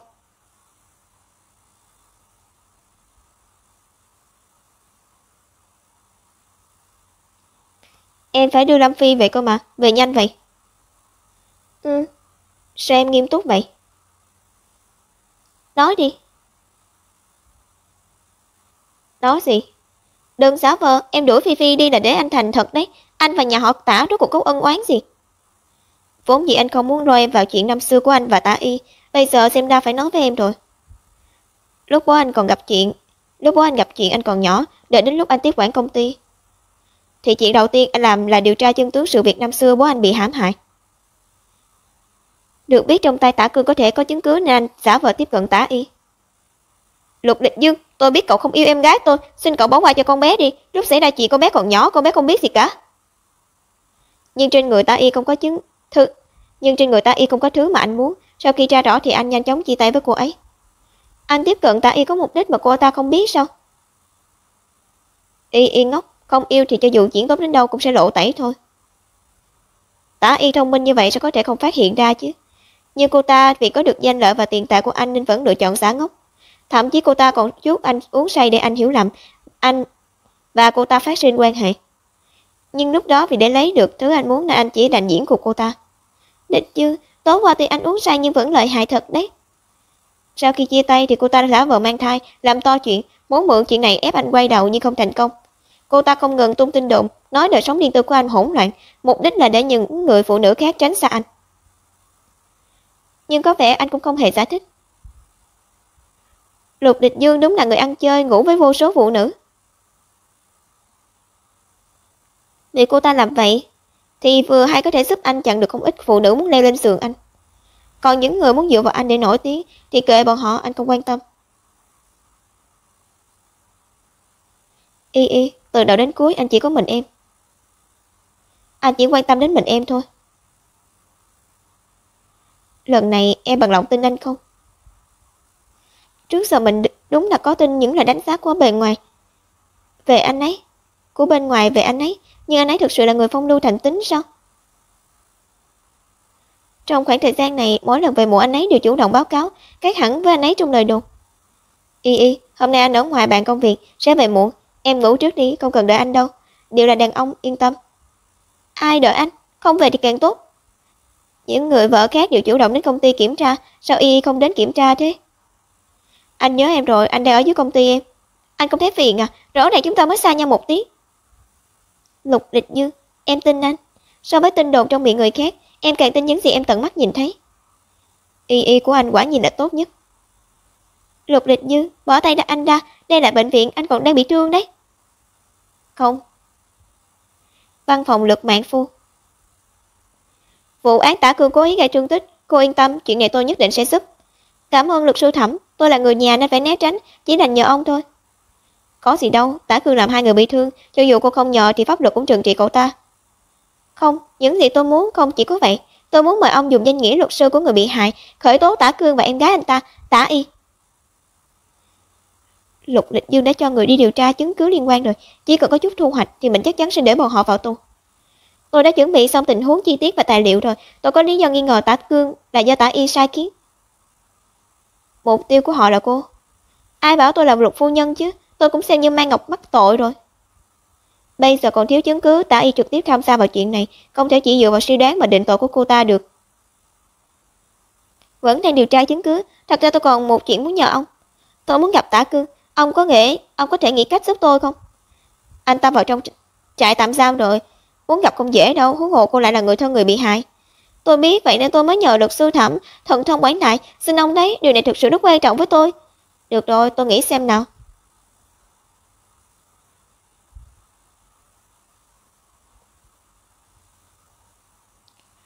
Y Tuyết, mệt lắm đúng không? Chú bảo nhà bếp hầm canh rồi, bổ lắm, lát nữa uống nhiều vào nhé. Vâng ạ. Hình như anh ấy mới là bệnh nhân mà nhỉ? Anh có thấy chú Phó quá nhiệt tình với em không? Cũng bình thường, chắc là quá hài lòng với người con dâu này. Chú Phó quan tâm thương tích của con lắm đấy, sáng sớm đã bảo mẹ gọi hai đứa đến. Mẹ không cần nói mấy lời khách sáo như thế, người chú Phó nhớ là ai chúng ta đều biết rõ. Phó định bị đuổi đi một thời gian rồi, rõ ràng chú Phó muốn nhận lại con gái ruột, dần dần bồi dưỡng tình cảm như thế này cũng tốt. Đến lúc đó cho dù là con hay chú Phó nói chân tướng cho cô ấy, thì Y Tuyết cũng sẽ dễ chấp nhận hơn. Về chuyện này vẫn phải thương lượng trước với Phó Chính Huân. Trước lúc đó con không mong có chuyện gì xảy ra, mẹ hiểu ý con chứ. Con nói vậy là sao? Lẽ nào mẹ sẽ làm gì cô ta sao?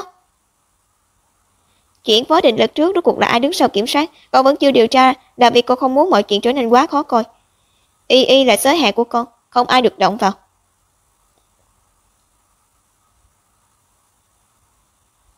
Vết thương của Lịch Dương thế nào rồi? Không có gì đáng lo. Cháu còn trẻ tuổi mà đã có quyền thế, nhiều người ganh ghét đừng quá khoa trương. Chú Phó đang trách Lục Lịch Dương ư? Chuyện này rõ ràng anh ấy cũng là người bị hại mà. Lịch Dương, bây giờ cháu đã là người có gia đình rồi, làm gì cũng phải cẩn thận, tránh liên lụy đến người nhà. Chú Phó không thể nói vậy được.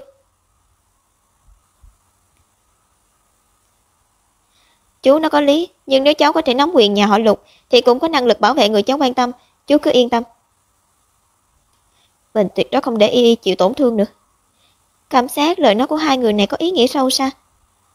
Cơm nguội hết rồi, Chính Huân, ông đừng nói với Lịch Dương nữa, tay thằng bé còn đang bị thương, phải ăn nhiều để bồi bổ.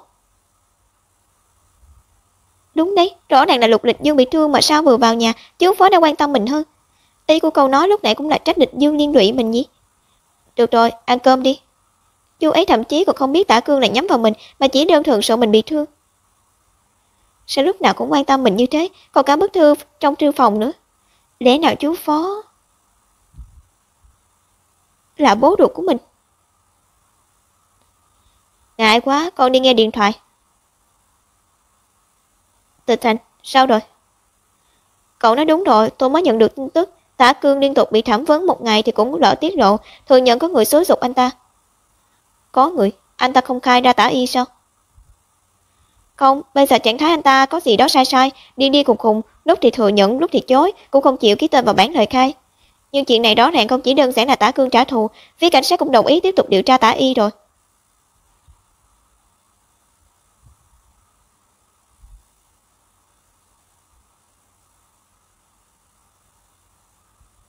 Khóc, chỉ biết khóc. Mẹ không thể có ích một chút sao? Tả Cương bị bắt rồi, mẹ khóc thì có thể giúp anh ta ra ngoài được sao? Nó mới ra tù chưa bao lâu, mấy ngày trước còn gọi điện cho mẹ, nói đợi mẹ về nước thì báo hiếu mẹ, sao lại hồ đồ, lại... Mẹ của Tả Y. Xin chào, chúng tôi là người của đồn cảnh sát thành phố B, đến tìm hiểu tình hình của nghi phạm Tả Cương, mong cô phối hợp. Tình hình của Tả Cương khá phức tạp, sao vẫn cần người nhà phối hợp điều tra, gần đây tốt nhất hai người đừng ra nước ngoài, để chúng tôi gọi bất cứ lúc nào. Biết rồi. Chắc chắn bọn họ nghi ngờ mình rồi, chút chuyện con đế này cũng nào không xong, Tả Cương đúng là vô dụng. Nhưng lúc tình hình chưa tồi tệ mình phải tìm đường lui khác. Alo, Thiếu Dương, chúng ta gặp nhau đi. Chú Phó rốt cuộc có phải bố mình không? Xem ra phải nghĩ cách lấy tóc của chú Phó để xét nghiệm ADN với chú ấy. Y, anh đến công ty đây. Y. Anh nói gì cơ? Nghĩ gì mà chăm chú vậy? Anh chuẩn bị đến công ty đây, có cần anh đưa em đến văn phòng Luật trước không? Không cần đâu, em còn có chuyện khác. Được, vậy tối gặp lại.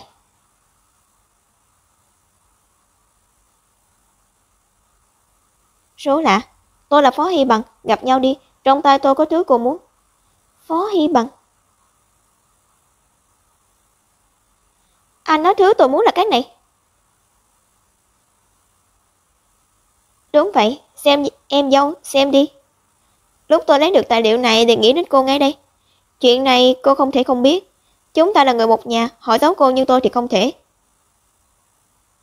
Quả nhiên, người giám định 1 Phó Chính Huân, người giám định 2 Cố Y Tuyết, ý kiến giám định xác nhận có quan hệ huyết thống. Tuy đã đoán được từ trước rồi, nhưng nhìn được bản báo cáo trong lòng vẫn khó mà bình tĩnh. Nhưng Phó Hy Bằng này e là không có ý tốt. Em dâu, em đừng quá buồn, chú không cố tình giấu em đâu, chỉ là tài sản nhà họ Phó quá nhiều, không tiện công khai. Vậy sao? Vậy anh họ cố tình đi xét nghiệm còn có ý nói với tôi làm gì, chia đéo quan hệ của tôi và nhà họ Phó. Suýt thì quên, anh họ bị đuổi khỏi nhà họ Phó rồi. Vậy nên anh thấy tôi có thêm người bố có nhiều tài sản nên ganh nghiện, nên ganh tị, ghen ghét. Cô... Phó Hy Bằng, đừng tưởng tôi không biết ý đồ của anh. Tự anh dẫm vào vũng bùn nhà họ Phó, tôi đây không muốn bẩn lây đâu.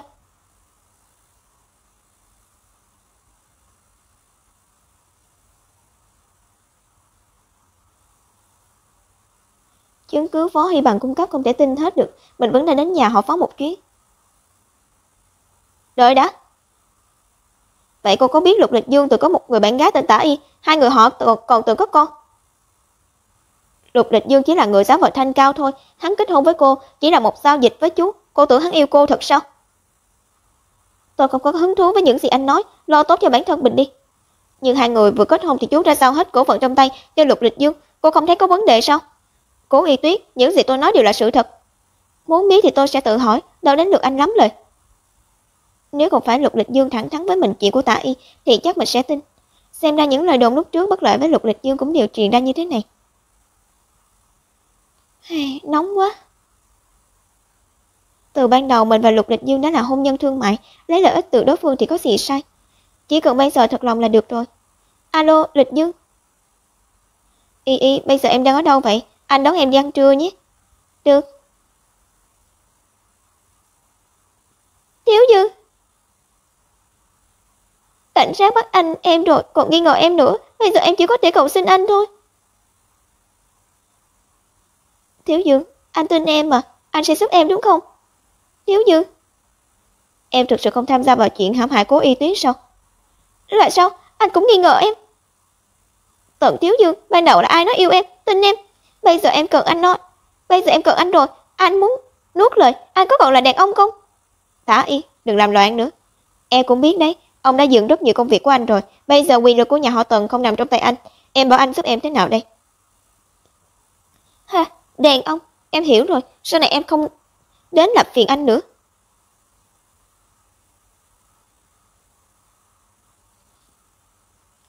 Anh đi tìm Lục Lịch Dương, em ở đây đợi tin tức của anh.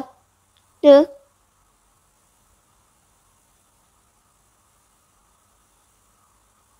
Sao vậy? Cậu hai nhà họ Tần muốn gặp anh, hỏi anh ở đâu? Ồ, Lục Lịch Dương, em có chuyện muốn hỏi anh. Chuyện gì? Mình đã hỏi anh ấy có biết Phó Chính Huân là bố ruột của mình không? Hay là hỏi anh ấy kết hôn với mình, có phải giao dịch với Phó Chính Huân không? Tổng giám đốc Lục. Cậu hai, ngồi đi. Đến lúc nào không đến, đến đúng lúc này, xem ra chỉ đành hỏi Lục Lịch Dương sau thôi. Làm phiền hai vị dùng bữa rồi, tôi nói ngắn gọn luôn. Tổng giám đốc Lục, nếu anh bằng lòng bỏ qua cho nhà họ Tả, nhà họ Tần có thể nhường dự án ở khu A.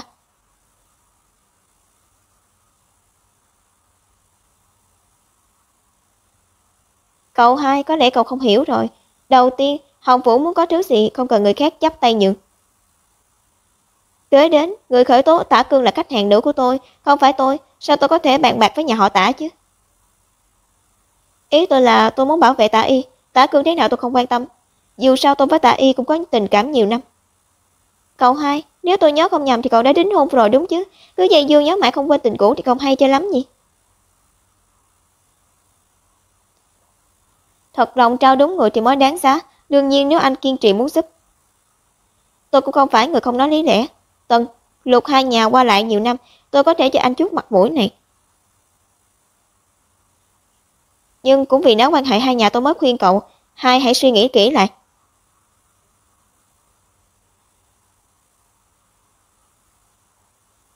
Cậu hai, nếu tôi nhớ không lầm thì cậu đã đính hôn rồi nhỉ? Còn bé Lâm Phi này hiểu chuyện như thế, con không hài lòng gì hả? Nếu con không nghĩ lại quay về kết hôn, thì con đừng bước vào cái nhà này nữa. Alo, mẹ. Tần Thiếu Dương đi tìm Lục Lệ Dương để cầu xin rồi. Xin, mẹ yên tâm đi. Mẹ không biết Tần Thiếu Dương đó ngoan ngoãn phục tùng con thế nào đâu. Con chỉ rơi vài giọt nước mắt là anh ta đồng ý giúp con ngay thôi. Nếu chỉ chút chuyện này mà cậu hai nhà họ Tần cũng không giải quyết được, vậy con còn nói chuyện yêu đương gì với anh ta nữa chứ? Mẹ chờ chút. Vừa rồi có người về sao? Trung tâm giám định quan hệ huyết thống. Alo, luật sư Thẩm. Y Tuyết, giờ cô đang ở đâu? Tôi đang có việc ở ngoài, anh có chuyện gì sao? Trung tâm giám định quan hệ huyết thống. Vừa lấy được kết quả giám định còn chưa kịp xem. Không phải lần trước cô bảo muốn gặp mặt Tả Cương sao? Nếu không có chuyện gì quan trọng thì giờ qua đây đi. Được, luật sư Thẩm, tôi đến ngay. Tả Cương, còn nhớ tôi không? Cô là... Cố Y Tuyết, sao cô lại ở đây? Rõ ràng tôi... Anh muốn nói rõ ràng tôi đã bị thương nặng, sao lại không hề hấn gì đứng đây đúng không? Thật buồn cười, dáng dấp tôi thế nào anh còn nhớ không rõ, mà lại hận tôi đến nỗi muốn giết tôi, rồi còn hại nhầm người. Hại nhầm người, sao có thể chứ? Dù là thế, cũng không phải là lỗi của tôi, là các người đã hại tôi mất việc, không còn được sống trước. Cô đáng chết, cô với Lục Lệ Dương, hạng người như các người đều đáng chết. Thế nên thật ra là anh hận Lục Lệ Dương, là nhà họ hại anh phải rơi vào địa ngục, hỏng hết danh tiếng, còn cắt đứt đường tìm việc của anh. Vậy anh có từng nghĩ là ai đã phản bội nhà họ Lục, hại Lục Phong rơi vào địa ngục, hại Lục Lệ Dương mất bố từ nhỏ không? Đừng nói nữa. Tả Cương, rõ ràng là anh nợ nhà họ Lục, giờ lại nghĩ mình oan ức, dựa vào đâu chứ? Không phải. Luật sư Cố, hết giờ rồi. Được, ra ngay. Nếu anh còn chút lương tâm thì hãy khai nhận hết lý do làm hại người khác đi. Đúng rồi, tôi nghe nói sau khi xảy ra chuyện, hình như chỉ có mẹ anh từng đến đây thăm anh đúng không? Sao em gái anh Tạ Y không đến thăm anh vậy?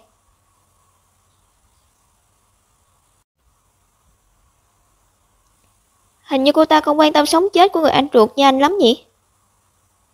Tôi đoán là cô ta đã đạt được mục đích nên muốn phủi sạch hết quan hệ rồi, mà anh thì lại sắp ngồi tù chung thân. Thậm chí có khi là tử hình. Giờ mới có thời gian xem kết quả giám định. Báo cáo giám định quan hệ huyết thống. Xác nhận, người giám định có Phó Chính Huân và người giám định của Y Tuyết phù hợp với mối quan hệ huyết thống.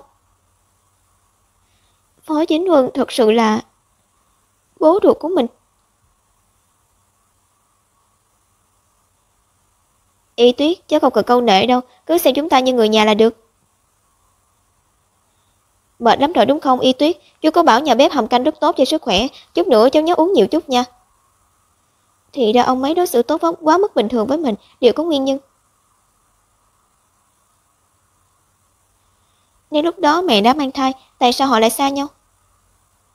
Mình nhất định phải điều tra rõ chuyện năm đó. Ban đầu nhờ Lục Lệ Dương điều tra Phó Chính Huân giúp mình, anh ấy cũng không hề biết gì về chuyện này sao? Y, sao em đã ở đây? Mệt rồi thì đi ngủ đi, nằm ở đây làm gì? Thay vì nghi ngờ và suy đoán về Lục Lệ Dương, tại sao không trực tiếp hỏi anh ấy nhỉ? Sao hôm nay bám người thế, cần anh bế em vào không? Em có một chuyện muốn hỏi anh. Chờ anh chút. Cậu hai, chuyện gì? Tổng giám đốc Lục, tôi nghĩ kỹ về chuyện Tả Y rồi. Cậu chắc chứ? Được, tôi biết rồi. Tịch Thành, ngừng điều tra, tôi muốn từ nay về sau nhà họ Tả sẽ không còn cơ hội trở mình nữa. Tần Thiếu Dương mặc kệ Tả Y rồi sao? Thứ mấy người thiếu nợ nhà họ Lục, sớm muộn gì mấy người cũng phải trả lại hết.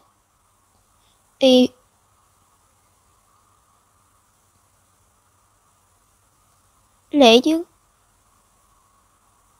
Về ngủ thôi, heo con. Lục Lệ Dương, không được lừa em đó. Được, không lừa.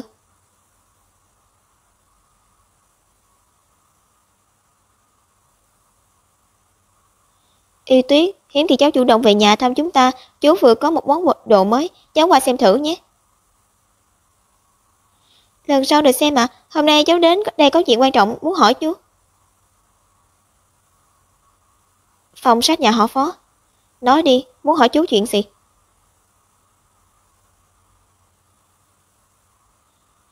Đây là... Chú Phó, Hai cháu nên gọi chú là bố nhỉ? Cháu muốn chú cho cháu một lời giải thích hợp lý. Cố Hiệp Tuyết biết rồi, sao nó lại biết? Bà lui xuống trước đi. Y Tuyết, con bình tĩnh đi, chúng ta từ từ nói chuyện. Nó có nhận người bố ruột chính Huân này không? Có chính thức trở về nhà họ Phó không? Không được, mình phải nhanh chóng cho Lệ Dương biết, bảo nó về nhà.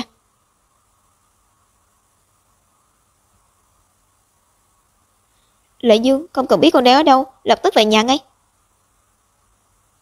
Xảy ra chuyện gì à? Không biết sao Y Tuyết lại biết thân thế của mình, sợ đang hỏi tội chú Phó con. Chẳng lẽ lúc đó Y muốn nói chuyện này với mình? Lệ Dương, cậu có nghe không? Mau về nhà họ Phó đuổi cô ta đi. Chuyện đến nước này mẹ cản trở làm gì nữa? Y Tuyết với Phó Chính Huân vốn là bố con ruột mà. Chẳng lẽ mẹ còn muốn họ cả đời không gặp nhau sao? Mẹ, con khuyên mẹ đừng phí sức nữa. Lục Lễ Dương, chẳng phải con cũng xấu nó sao? Con không sợ nó tìm con tính sổ sao? Nói chung nhà họ Phó không phải là chỗ nó có thể dương oai. Mẹ cũng biết đó là nhà họ Phó, Y Tuyết mới là người nhà họ Phó thật sự. Cô ấy muốn hỏi tội bố mình, bố cô ấy Phó Chính Huân còn không tức giận thì mẹ kích động làm gì chứ? Còn chuyện giữa con với cô ấy con sẽ xem mà xử lý. Con còn việc cúp trước đây. Lâu rồi không gặp, tổng giám đốc Lục vẫn bận rộn thế, xem ra Hồng Vũ hiện đang rất tốt đẹp. Cũng được, nhưng anh nóng lòng muốn gặp tôi như thế, chắc không phải là muốn nói chuyện của Hồng Vũ đúng chứ? Không, cũng xem như là vậy. Tổng giám đốc Lục, tôi muốn cung cấp chứng cứ liên quan đến Hồng Vũ năm đó để đòi lại công bằng cho bố anh. Anh nói thật chứ? Năm đó tôi giúp một nhóm người bịa đặt chứng cứ để hãm hại bố anh, vốn tưởng là sau khi xong chuyện tôi sẽ được một khoản tiền lớn. Không ngờ họ lợi dụng tôi xong lập tức đá tôi, không những hại nhà họ Tả, tan nhà nát cửa mà còn làm ảnh hưởng danh tiếng bố và em gái tôi. Tôi không cam tâm làm kẻ thế tội, cũng may tôi đã đề phòng nên lưu lại chứng cứ họ sai khiến tôi. Tôi không có hứng thú nghe chuyện nhảm nhí của nhà anh, chứng cứ ở đâu? Tổng giám đốc Lục, nếu tôi nói anh biết chứng cứ ở đâu, anh có thể tha cho em gái tôi, tha cho nhà họ Tả không? Chứng cứ? Ở đâu?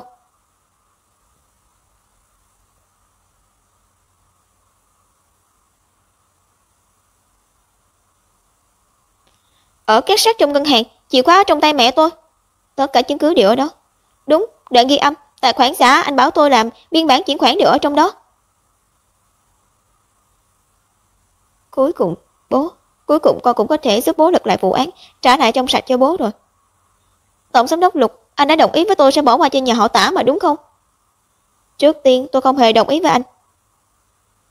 Thứ hai, sao chứng cứ vốn dĩ là chuyện anh nên làm. Bố tôi bị anh mà vào tù, ông ấy ở trong tù bị vu oan đến cuối đời.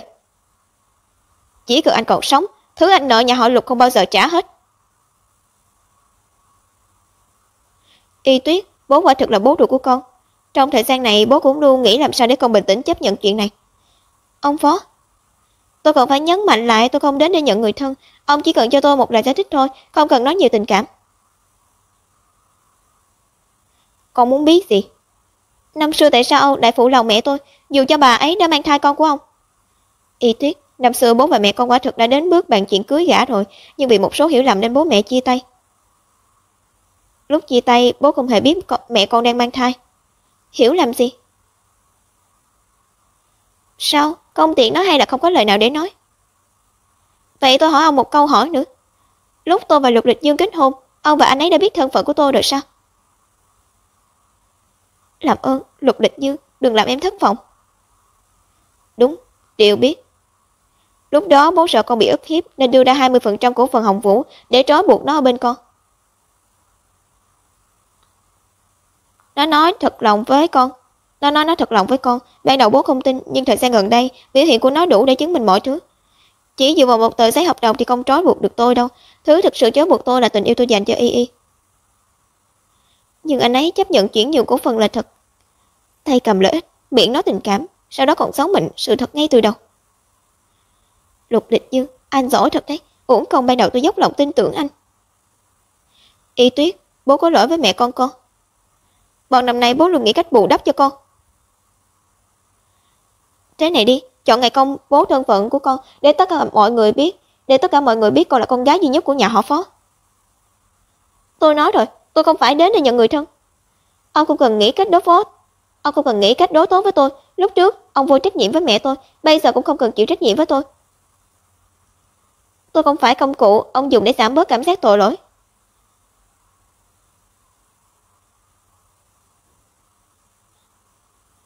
Tịch Thân, ngày mai cậu đến nhà họ Tả một chuyến, bảo mẹ Tả Cương đưa chìa khóa. Chìa khóa gì cơ? Chìa khóa két ngân hàng của Tả Cương. Y vẫn chưa về nhà ư? Cô ấy với Phó Chính Huân đang nói gì vậy? Tả Cương khai rồi à? Mai tôi đi lấy ngay, sau đó liên lạc với luật sư. Lịch Dương, bao nhiêu năm rồi cuối cùng cũng có thể rượu ăn cho chú rồi. Đúng vậy, cuối cùng. Bố ở trên trời có linh, cuối cùng cũng có thể yên lòng rồi.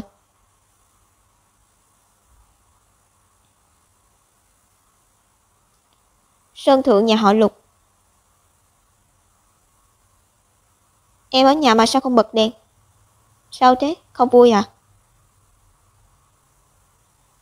Nghe nói hôm nay em đến nhà họ Phó, có phải chú Phó nói gì không?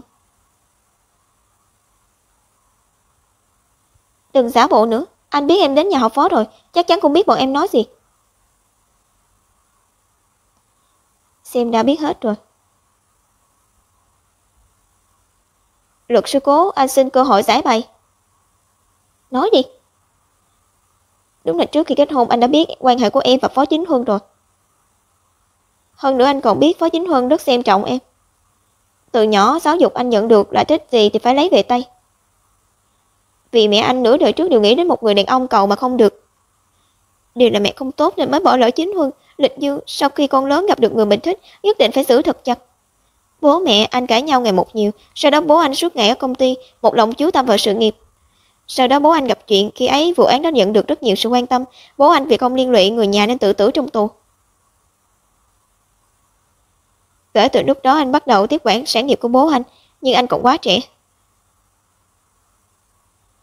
Khối tài sản khổng lồ như vậy khiến nhiều người thèm muốn, lúc đó giá cổ phiếu của công ty giảm mạnh, nhà họ Lục gần như phá sản. Anh tất bật, liều mạng mới ổn định được tình hình. Thế nhưng lúc đó mẹ anh lại chọn dựa vào Phó Chính Huân.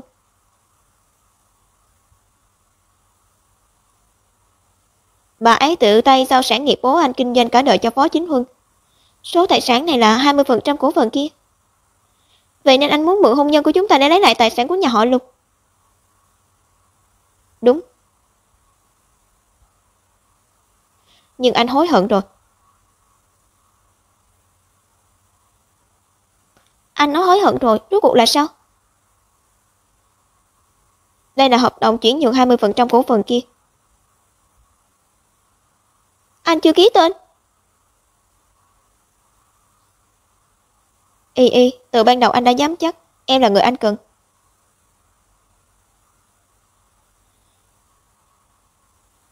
Vậy nên cho dù dùng thủ đoạn gì anh cũng phải có được em.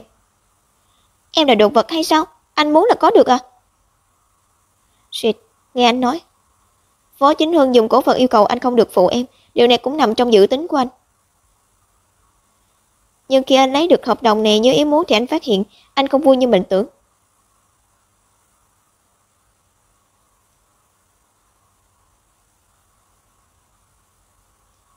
Ồ, tại sao? Chúng ta chẳng phải là hôn nhân thương mại sao? Anh đầu tư giúp nhà họ Cố, sau đó lại vớt thêm một khoản từ chỗ em, hợp lý mà.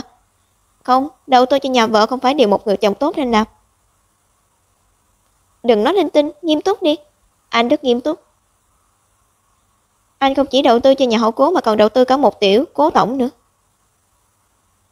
Phu nhân đang tặng ca ở Cố thị bảo anh về trước. Tình trạng này xử lý thế nào? Chẳng phải em rất quan tâm công ty sao? Công ty dần lấy lại vốn rồi, anh rất yên tâm về dự án đầu tư này. Vậy cổ phần của nhà họ Lục thì sao? Anh có cách khác à? Không hổ là vợ anh, hiểu anh quá. Vợ à? Anh sẽ làm một giao dịch với Phó Chính Huân, quang minh chính đại lấy lại đồ của nhà họ Lục. Nhưng cái này không quan trọng. Buổi tối tuyệt vời thế này đừng lãng phí. Đợi đã.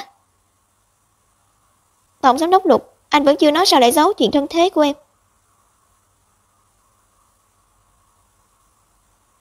Vậy là thực chất em tức giận vì chuyện này à? Không phải vì giao dịch của anh và Phó Chính Huân sao?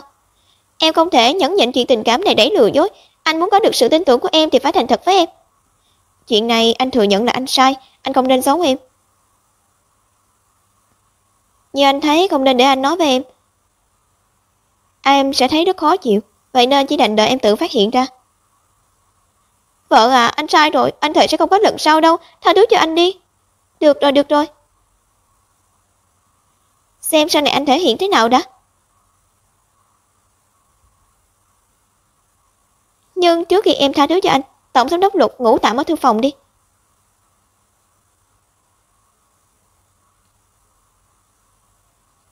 Đến đây.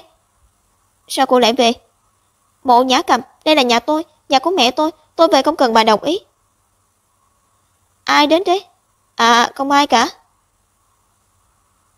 Y Tuyết. Tôi có một số chuyện muốn hỏi ông, hỏi xong sẽ đi ngay. Lâu lắm rồi không về, nơi sống từ nhỏ đến lớn mà lại trở nên lạ lẫm thế này. Nếu không gấp thì ăn cơm, xong hẳn đi. Y Tuyết, dù sao đây cũng là nhà của con. Đây không phải là nhà của tôi nữa rồi. Y Tuyết.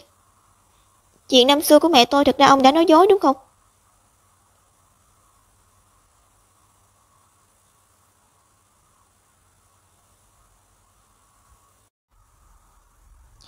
Lúc trước ông nói không biết thân phận bố ruột của tôi, thực ra là sợ đụng đến nhà họ Phó nên mới cố ý giấu tôi phải không? Con biết hết rồi. Vốn dĩ chỉ là phỏng đoán, bây giờ chẳng phải nói thật rồi sao? Vậy bây giờ ông có thể nói cho tôi sự thật chưa? Được thôi, bố nói cho con những gì bố biết. Mẹ con, Cố Uyển luôn là một người vừa kiêu ngạo vừa tỉnh táo. Chuyện sai lầm duy nhất của bà ấy là yêu phải Phó Chính Huân. 20 năm trước, nhà họ Phó. Uyển Uyển, đến làm quen đi, đây là tổng giám đốc Phó. Bố của Cố Uyển, Cố Minh Thành. Đứng trước mặt tổng giám đốc Cố thì không dám tự xưng tổng giám đốc Phó, gọi cháu Chính Huân là được rồi. Từ lâu đã nghe nói anh Phó tuổi trẻ tài cao, xứng với hai chữ tổng giám đốc Phó. Xin chào, tôi tên Cố Uyển. Từ lần đầu gặp nhau, Cố Uyển và Phó Chính Huân đã nảy sinh tình cảm với nhau. Trai tài gái sắc, họ nhanh chóng đi đến bước cưới hỏi. Thế nhưng trước khi đính hôn không bao lâu, Diệp Mạn Thanh biến mất 2 năm đột nhiên về nước. Cô không đến nào vào được, tổng giám đốc Phó có khách. Khách gì quan trọng hơn cả tôi, tránh ra. Diệp Mạn Thanh và Phó Chính Huân là thanh mai trúc mã, là người yêu cũ và cũng là mối tình đầu của Phó Chính Huân. Ban đầu bà ta vì học lên cao không từ mà biệt, tưởng Phó Chính Huân sẽ ở chỗ cũ đợi bà ta. Ai mà ngờ Phó Chính Huân đã có người mới. Diệp Mạn Thanh cao ngạo nhất thời tức giận, đồng ý là cậu hôn của Lục Phong. Ác mộng vén màn từ đây. Cố Uyển và Phó Chính Huân đính hôn mấy năm trời, Cố lão gia không nỡ gả con gái nên hai người vẫn chưa kết hôn. Anh nói cho em biết, cho dù dây dưa đến chết thì anh cũng không thể em và họ Phó ở bên nhau đâu. Anh ấy không yêu em. Mà trong những năm đó Diệp Mạn Thanh sống không hề hạnh phúc. Uyển Uyển, hôm nay anh mệt rồi, hôm khác nói sau đi. Phó Chính Huân liên tiếp nhúng tay vào chuyện của Diệp Mạn Thanh, dần dần Cố Uyển thất vọng. Vốn dĩ Cố Uyển định lẳng lặng bước khỏi mối quan hệ này, nhưng ai ngờ sau một lần say rượu hai người vẫn phát sinh quan hệ. Uyển Uyển, anh yêu em. Nhưng một đêm tỉnh lại, Phó Chính Huân lại chạy đến bên cạnh Diệp Mạn Thanh. Nguyên nhân là vì Diệp Mạn Thanh cãi nhau với Lục Phong, chia tay nên đánh Lục Phong bị thương. Chuyện này là mồi lửa khiến hai người chia tay.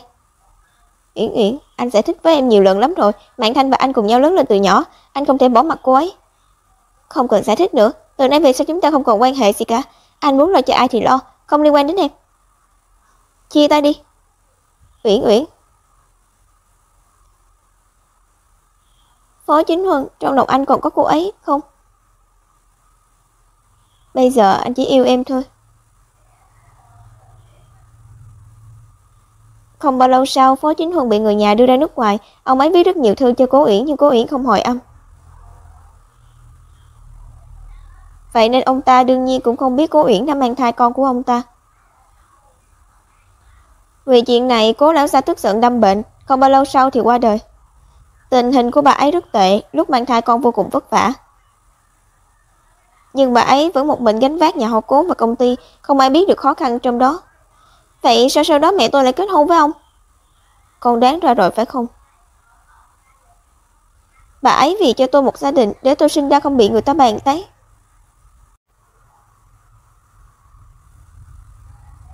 Bà ấy vì cho tôi một ngôi nhà để tôi chờ đợi không bị người ta bàn tán.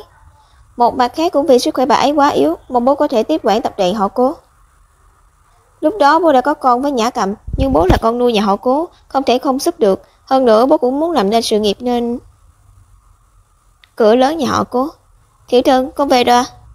Trước giờ mình tưởng Cố Trường Hành ngoại tình, không ngờ ông ấy và Mộ Nhã Cầm quen nhau từ lâu rồi, còn có một đứa con. Y Tuyết, không hay rồi, Tả Cương tự tử trong tù rồi. Cái gì? Tôi có chuyện phải đi trước. Đợi đã, Y Tuyết. Bố biết bao năm nay là nhà họ Cố lao dốc, là bố vô dụng. Nhưng dù sao đi chăng nữa, bố cũng từng là bố con. Bố... Tập đoàn họ Cố là tâm huyết của mẹ tôi, cho dù thế nào tôi cũng phải lấy lại. Ơn nuôi nấng của ông, tương lai tôi sẽ trả hết. Còn về những thứ khác, nếu ông không phải bố ruột của tôi, cũng không làm tròn trách nhiệm của một người bố thì thôi đi. Ông thấy sao? Được, bố biết rồi. Thiệu Trân. Y Tuyết, những lời lúc nãy em nói là sao? Em không phải con gái ruột của ông ấy. Thiệu Trân. Không phải, thì đã sao? Mẹ lừa con. Không phải, mẹ không. Lúc đó mẹ chỉ nói bố ruột của con là ai, chứ không nói con là và Cố Y Tuyết là anh em ruột. Đúng, vậy nên người làm con và Y Tuyết chia xa không phải mẹ, ép con kết hôn với Tại Gia Ngân cũng không phải mẹ. Tất cả đều là con tự rước lấy. Thì ra lúc đó Mộ Thiệu Thần tưởng bọn mình là anh em ruột, là mới nhất quyết muốn chia tay với mình. Y Tuyết, chúng ta chia tay đi. Nhưng bây giờ sau đó mấy chuyện này còn có tác dụng gì nữa? Xin lỗi, tôi còn có chuyện gấp, không rảnh để ở đây xem kịch luân lý gia đình. Đi trước đây.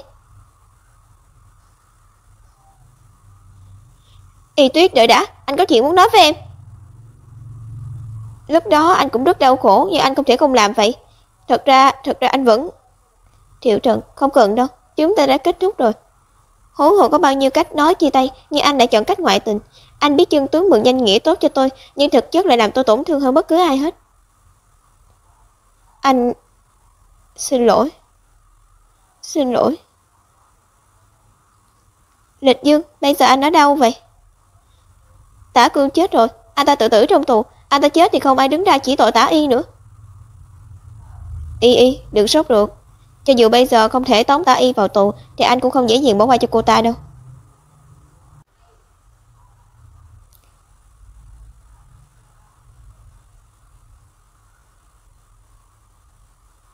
Anh biết Tả Cương tự sát từ lâu rồi phải không? Cũng đúng, Tịch Thành chắc sẽ báo ngay cho anh. Đúng, là Tịch Thành nói với anh. Y, em nghe anh nói, em đi tìm luật sư Thẩm trước đi. Anh sẽ đến ngay được không? Lát nữa gặp. Có chuyện gì vậy? Tả Cương tự sát rồi. Tôi sẽ giải quyết những chuyện tiếp theo của Tả Cương. Cậu điều tra xem gần đây Tả Y qua lại với ai, sau đó thu thập một số tin xấu của cô ta. Được. Càng xấu càng tốt, tốt nhất có thể khiến cô ta thân bại danh liệt. Đúng rồi, Tả Cương tự sát là cậu sắp đặt đúng không? Tôi là hạng người đó sao? Thôi đi, lúc trước ở nước ngoài cậu cũng hay gặp mấy chuyện này mà. Bây giờ tôi là người đã có gia đình, không đụng vào mấy chuyện bẩn thỉu đó đâu. Trời đất, vậy mà cũng khoe được. Tôi chỉ là dùng chút áp lực thôi. Bố tôi vì cậu mà vào tù, cuối cùng ông ấy oan ức chết trong tù. Chỉ cần cậu còn sống thì những gì cậu nợ nhà họ Lục vĩnh viễn không trả hết. Cho dù kết hôn, bớt lại rồi nhưng Lục Sa quả nhiên vẫn là Lục Sa. Đúng rồi, còn một chuyện nữa, nghe nói bác sĩ Hoắc sắp về nước rồi. Biết rồi, mau đi đi. Bác sĩ Hoắc, đúng là lâu lắm rồi không gặp. Lần trước gặp nhau là ở nước ngoài, mình nhờ cậu ta chăm sóc Y bị thương. Xem ra phải đưa Y gặp người quen này rồi. Văn phòng Lục Mạn Phu. Sao lại trùng hợp vậy? Tự sát đúng lúc này. Lẽ nào là Tả Y hiếp? Không đâu, trong thời gian giam giữ Tả Cương không hề gặp Tả Y.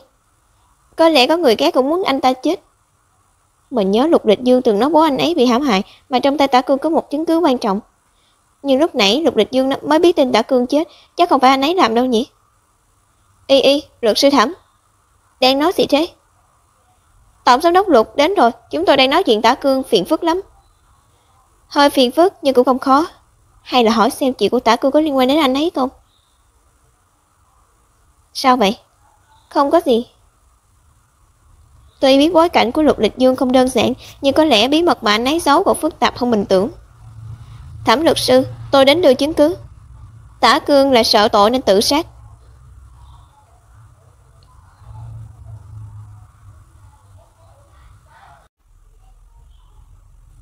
Chắc ông cũng có nghe qua về vụ án kinh tế của bố tôi năm đó.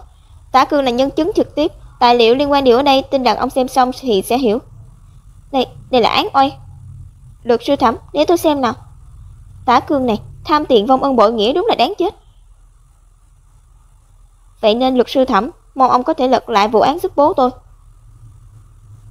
Nửa tháng sau, cách đây vài ngày, tổng giám đốc của Lục của tập đoàn Hồng Vũ đến nộp lại bằng chứng cho tòa án.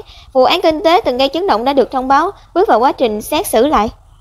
Tổng giám đốc công ty kiến trúc Hồng Vũ bị xử oan, xử lại vụ án kinh tế hàng chục năm trước. Có thông tin cho biết người có liên quan họ Tả đã sợ tội tự sát trong trại giam. Vụ án này liên quan đến nhiều tập đoàn lớn. Sáng nay những người liên quan sẽ đến tòa án ở thành phố, bắt đầu phiên xét xử cuối cùng. Không cần anh em qua hỗ trợ cậu à? Đâu phải đi đánh nhau, hỗ trợ gì. Được thôi, tôi làm xong chuyện của Tả Y rồi, bao giờ thì tung tin. Đợi đến lúc kết thúc phiên xét xử. Đợi có phán quyết của nhà họ Tả, đến lúc đó thì không ai dám, cũng không ai muốn giúp cô ta nữa. Bao năm nay cô ta lợi dụng tôi để có danh lợi, tôi muốn cô ta phải trả sạch sẽ. Tôi tuyên bố, phán quyết vụ án như sau. Vì bị cáo Tả Cương đã chết, người thừa kế Tả Y, Tả Minh Lan bồi thường cho nguyên cáo 35 triệu nhân dân tệ. Trên đây, trời ơi, tôi nghe nói nhà họ Tả sa sút từ lâu rồi, khoản tiền lớn như thế đủ để bọn họ khuynh ra bại sản rồi. Còn cả Tả Y kia nữa, nghe nói cô ta là nghệ sĩ ba lê, chật. Nhà tan cửa nát, thân bại danh liệt. Vụ bê bối chấn động của nghệ sĩ ba lê nổi tiếng Tả Y, trợ lý của Tả Y từng bị bắt nạt, Tả Y rất tức. Cô ấy thường xuyên tức giận, đánh mắng chúng tôi là chuyện thường ngày, lúc trước rất nhiều trợ lý đều không chịu được mà bỏ đi. Tôi vì quá thiếu tiền nên mới ở lại. Lần trước tôi đã làm bẩn váy của cô ta, vì cô ta bớt cổ. Bắt nạt nơi làm việc đúng là đáng chết. Đúng là đáng ghét, bao giờ Tả Y mới đứng ra xin lỗi. Trông đau quá ác thật đấy, Tả Y trông thì yếu đuối, đúng là không thể nhìn mặt mà bắt hình dong. He, lần này cho dù cô là thiên hậu ba lê hay hoàng hậu thì cũng phải rơi xuống đáy vực. À mà hôm nay chính phải xét xử vụ án của Lục Lịch Dương nhà cậu sao? Cậu không đi xem hả? Không đi, gần đây mình sắp mệt chết rồi. Lúc thì là chuyện của Phó Chính Huân, lúc là chuyện của Tả Cương, chuyện nào cũng khiến mình thấy phiền. Phải lại vụ án này mình và luật sư Thẩm đều rất mất nhiều công sức, xét xử chắc không có vấn đề gì. Mấy ngày nay mình phải nghỉ ngơi thật tốt. Đúng rồi, mấy ngày trước mình thấy cậu trên tạp chí Tinh Vịt. Những người đó nói cậu là con gái ruột của Phó Chính Huân. Là thật sao? Đúng vậy, xin lỗi, mình không báo sớm cho cậu. Phi, mình thực sự không biết nên mở lời thế nào. Nói gì thế, mình chỉ là hối hận khoảng thời gian gần đây không thể ở bên cậu. Y Tuyết, cậu nhất định rất buồn nhỉ? Đừng nói mình nữa, nói cậu đi. Đây là căn nhà Tần Thiếu Dương hứa cho cậu à? Đúng. Thế nào?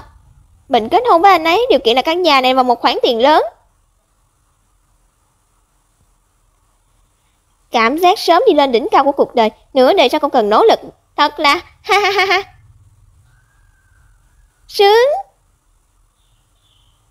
Cậu tỉnh táo đi, không dựa dẫm vào đàn ông được đâu, muốn phải nghĩ xem khoản tiền này nên đặt vào đâu để tiền đẻ ra tiền, sau đó có kho vàng của riêng mình. Biết rồi tổng giám đốc, Cố. Hay là mình đầu tư cho tập đoàn họ Cố.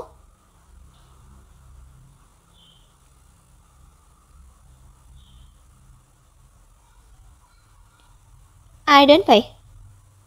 Mình đi xem sao? Hello, lâu rồi không gặp. Hạo Hiên, sao cậu cũng đồng ý để Phi đầu tư tập đoàn họ Cố vậy? Yên tâm, tôi nghiên cứu rồi, bây giờ tập đoàn họ Cố đó có tiềm năng phát triển, thậm chí có mấy công ty đầu tư bắt đầu để ý rồi, không tin cậu cứ đợi đó sẽ có người đưa tiền đến cho xem. Vậy bây giờ mình đầu tư, đến lúc đó sẽ là đại cổ đông đầu tiên rồi. Đúng là thua hai người luôn, đến lúc đó lỗ thì đừng có trách mình. Không đâu. Hai cậu thông đồng từ trước rồi phải không? Sau này có lý do chính đáng để gặp Y Tuyết rồi, chỉ cần có thể thường xuyên ở bên cô ấy, đầu tư tập đoàn họ Cố có là gì.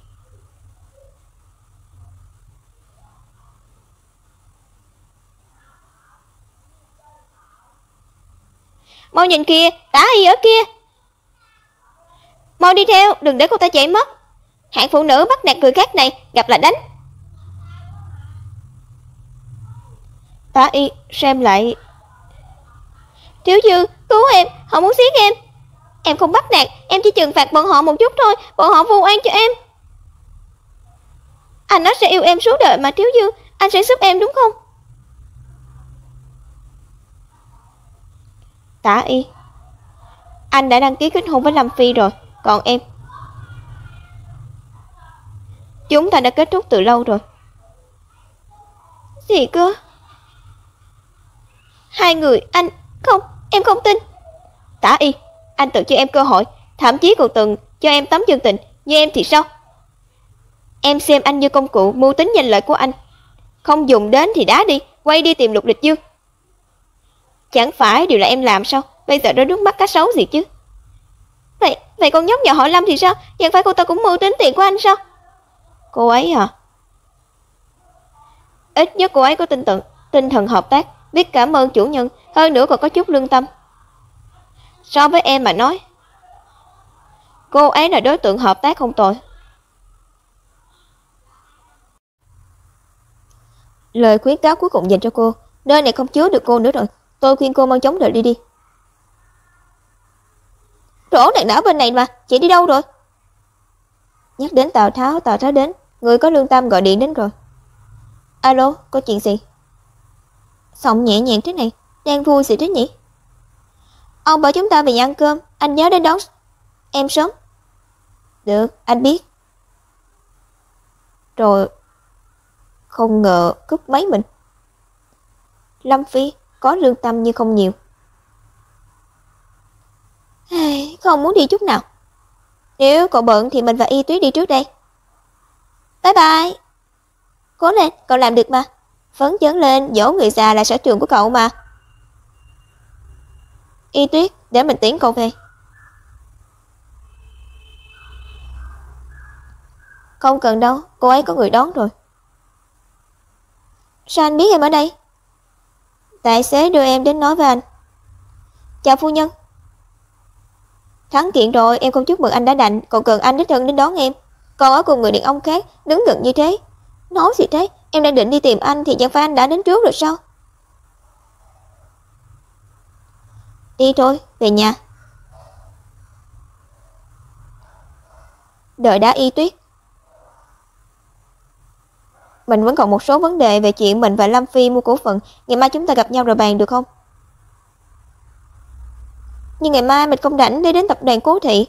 Vậy mình đến văn phòng Luật tìm cậu. Đến lúc đó thì liên lạc. Được rồi, hai người mau về nhà đi. Đi đường cẩn thận. Sẽ cẩn thận. Tạm biệt. Trình Hạo Hiên này. Điều tại em được yêu thích quá đấy. Lục Lịch Dương, anh buông tay ra cho em. Mua cổ phần là sao? Trình Hạo Hiên sao đột nhiên tốt bụng vậy? Theo như anh biết thì công ty của cậu ta mới lên sàn chứng khoán, đang là lúc cần tiền vốn. Cậu ấy thấy tập đoàn Cố Thị có tiềm năng phát triển, hơn nữa không chỉ có một mình cậu ấy, còn có Lâm Phi nữa mà. Rõ ràng lúc này ở trước mặt Hạo Hiên còn không hề quan tâm chút nào. Xem ra chủ tịch Cố quản lý công ty rất tốt nhỉ. Bây giờ em tháo vát như vậy chứng tỏ lúc trước anh dạy em quản lý công ty là đúng đắn. Anh rất mừng. Vậy chủ tịch Cố có từng nghĩ phải cảm ơn anh thế nào không?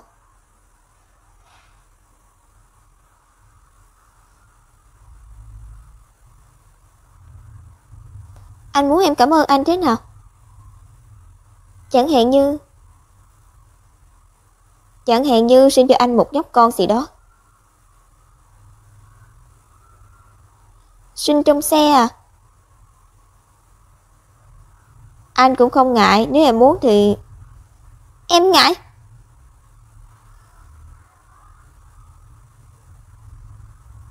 Phó Chính Huân, thứ 6, đợi con bình tĩnh lại thì chúng ta nói chuyện. Vừa xong, Y Tuyết gần đây có ổn không? Nếu rảnh thì về ăn bữa cơm đi, bố còn mấy lời muốn nói với con.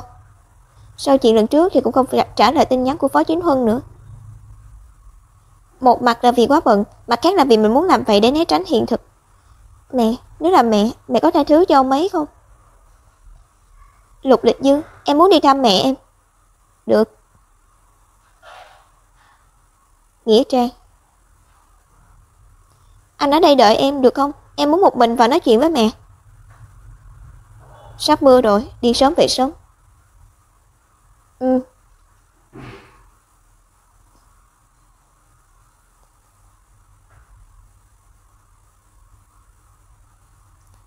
Sao ông ấy lại ở đây? Y Tuyết, con đến rồi. Đây là... Cố Tình đến sớm rồi mà sao vẫn không chặn được người đó? Mộ của Cố Uyển. Vậy là người năm nào cũng tặng hoa cho mẹ vào ngày giỗ và là Phó Chính Huân. Hoa này là ông mang đến sao? Bao nhiêu năm nay quen rồi, dù sao đây cũng là loài hoa bà ấy thích nhất. Nhưng lúc trước bố chưa có cơ hội tặng cho bà ấy, sau này bà ấy vào bệnh viện sức khỏe ngày một tệ đi. Bố tặng hoa cho bà ấy còn không có sức để vui mừng nữa. Lúc mẹ bệnh, ông từng đến. Không thể nào, ngày nào tôi cũng ở bệnh viện chưa từng thấy ông. Lúc đó buổi sáng con phải đi học, đương nhiên không gặp bố. Mình nhớ ra rồi. Lúc đó trước giường bệnh của mẹ cũng luôn có một bó hoa chuông. Sao ông không nói cho tôi biết sớm hơn? Là ý của mẹ con, bố nghĩ bà ấy không muốn con nhận lại bố. Bố đã mắc lỗi, còn bà ấy chưa từng tha thứ cho bố.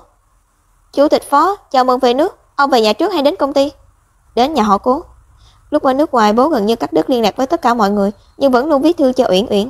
Sau đó bố nghe nói bà ấy kết hôn rồi. Sau khi về nước, bố đến nhà họ Cố, vốn dĩ chỉ muốn lén nhìn cô ấy. Sếp không về nhà mà sao phu nhân không hề bận tâm vậy? Tôi nghe nói phu nhân và sếp chỉ là vợ chồng trên danh nghĩa thôi, đến con cũng không phải là con ruột. Hay, chuyện của gia đình chủ nhân đừng nói lung tung. Thật mà, phu nhân mang thai từ trước khi kết hôn rồi, là con của người khác.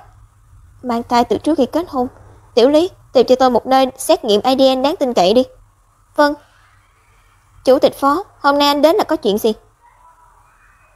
Uyển Uyển, anh biết hết rồi. Y Tuyết là con của chúng ta đúng không? Em ly hôn với Cố Trường Hồng đi được không? Anh cưới em, chúng ta cùng chăm sóc Y Tuyết. Xin lỗi, ban đầu đều là lỗi của anh. Sau này anh nhất định sẽ đối tốt với em. Không cần, tôi chấp nhận lời xin lỗi của anh. Nhưng cái khác thì thôi.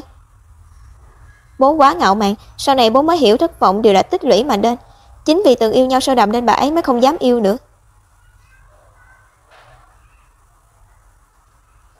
Xin lỗi, trước đây đều là lỗi của anh, sau này anh nhất định sẽ đối tốt với em. Không cần đâu, em nhận lời xin lỗi của anh, nhưng những thứ khác thì thôi. Tôi quá ngạo mạn, mãi đến sau này mới hiểu thất vọng đều là tích lũy mà nên. Chính vì từng yêu sâu đậm nên cô ấy mới không dám yêu nữa. Em từng hứa với bố, Y Tuyết họ Cố, cả đời này con bé đều là con cháu nhà họ Cố. Phó Chính Huân, anh hiểu chứ? Được, anh hiểu rồi. Uyển Uyển, em vẫn hận anh sao?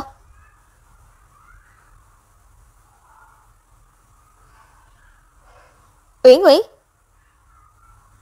Cuối cùng bố vẫn không đợi được câu trả lời. Sớm biết có hôm nay, sao xưa phải thế?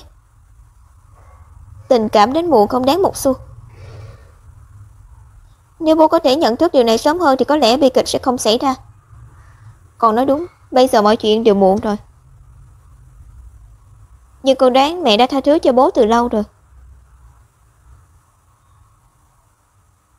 Nếu bà ấy hận bố thì cũng không để bố đến bệnh viện chăm sóc cho bà ấy. Thì ra là vậy sao? Dù sao đến con cũng không được gặp bà ấy lần cuối, nhưng bố lại có thể tiễn bà ấy đoạn cuối. Vậy còn con, Y Tuyết, con có chịu tha thứ cho bố không? Hoặc là con có bằng lòng quay về nhà họ Phó không? Người bố có lỗi không phải là con, không thể nói tha thứ hay không.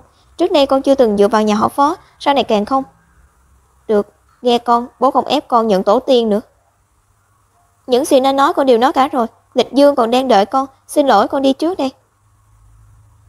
Y Tuyết, bố hy vọng con biết nhà họ Phó vẫn luôn là hậu thuẫn của con. Mưa lớn quá, bố cũng về nhà đi.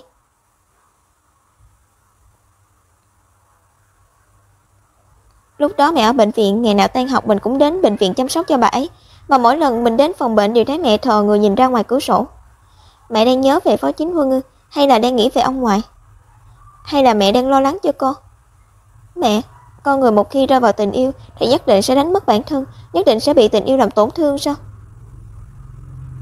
Mưa rồi, anh không yên tâm nên đến xem thử.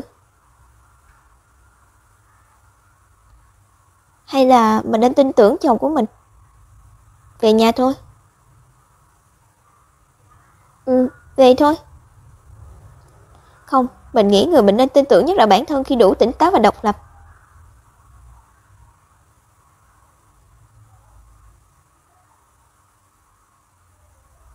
Sao anh không hỏi em?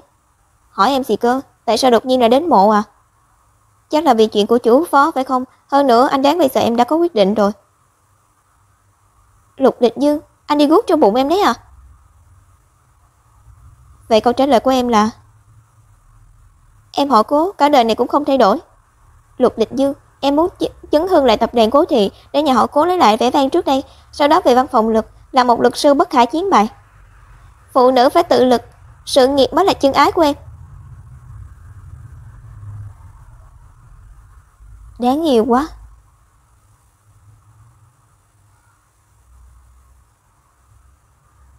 Ngày hôm sau, văn phòng Luật Mạn Phu. Đây chẳng phải là tổng giám đốc Lục sao? Sao anh ấy? Chẳng phải em đã nói anh không cần đưa em đi sao? Anh đến tìm luật sư Thẩm có việc. Lẽ nào tổng giám đốc Lục không sợ bị người ta nhìn thấy rồi nói anh sợ vợ à? Anh thì không sao, nói thì nói thôi. Y Tuyết, cậu đến sớm thật đấy. Hạo Hiên, câu này nên là chúng tôi nói mới đúng. Sao cậu Trình đến sớm vậy? Không ngủ được nên đến sớm bàn chuyện. Sáng tôi phải gặp thân chủ, cậu có thể phải đợi một lát. Được, lên trên rồi nói. Sao anh không đi nữa? Chẳng phải muốn tìm luật sư Thẩm sao? Có lẽ anh phải đến sân bay đón một người bạn. Tan làm anh đến đón em, tránh xa người đàn ông khác một chút. Bye bye. Sáng nay máy bay của bác sĩ Hoắc hạ cánh, khoảng nửa tiếng nữa. Tôi đi đón. Sân bay.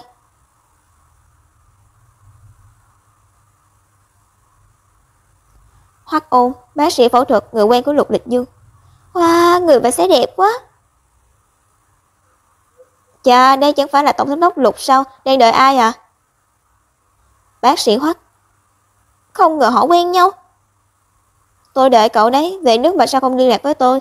Phải để Tịch Thành nói tôi mới biết cậu về. Vốn dĩ định thu xếp ổn thỏa rồi mới liên lạc với cậu. Có thể để cậu đích thân đến đón, chuyến này tôi về nước cũng đáng. Lên xe trước rồi nói. Lần cuối gặp mặt đã là 2 năm trước rồi nhỉ? Bác sĩ Hoắc đâu? Mau cứu cô ấy. Lúc đó cậu bế một cô gái người đầy máu, lo lắng phát điên. Bây giờ cô ấy là vợ tôi rồi. Chuyện này...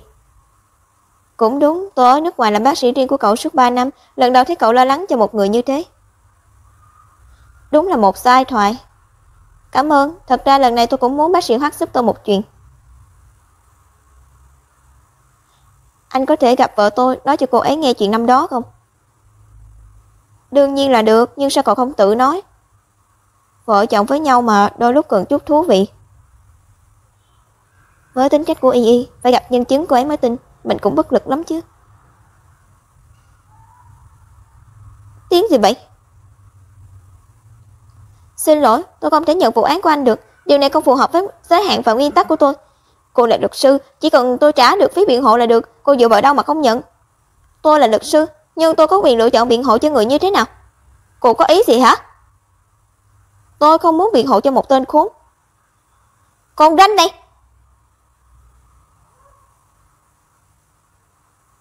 Ngậm cái mồm thối lại cho tôi. Đâu, cậu là ai hả? Y Tuyết, không sao chứ? Tôi không sao. Bảo vệ, có ở đó không? Phiền lên đây một lát.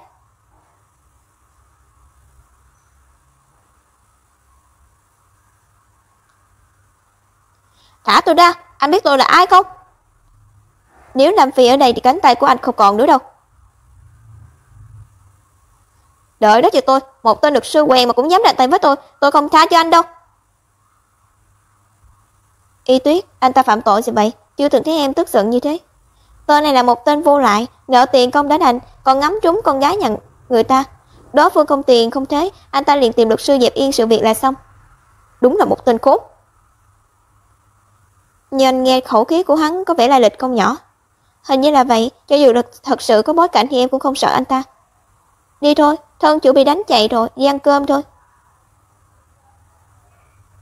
Được. Xem ra phải điều tra thế lực đằng sau người này, đề phòng vẫn hơn.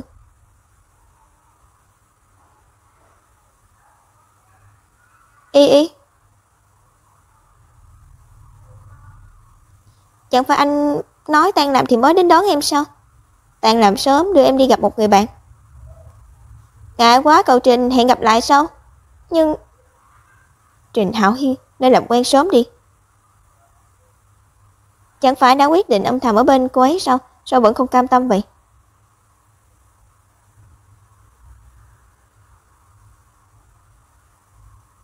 Xin lỗi, đợi lâu rồi. Không sao, tôi cũng mới đến. Cô Cố còn nhớ tôi không? Anh là... bác sĩ Hoắc.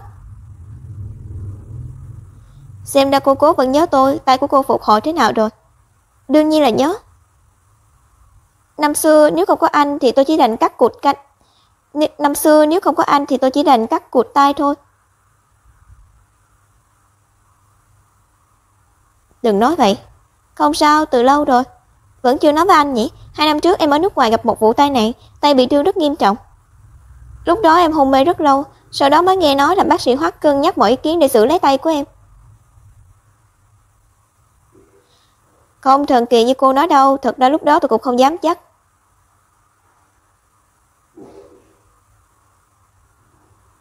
Là Lục Lịch Dương. Chồng cô nhiều lần đến xin tôi thử xem sao.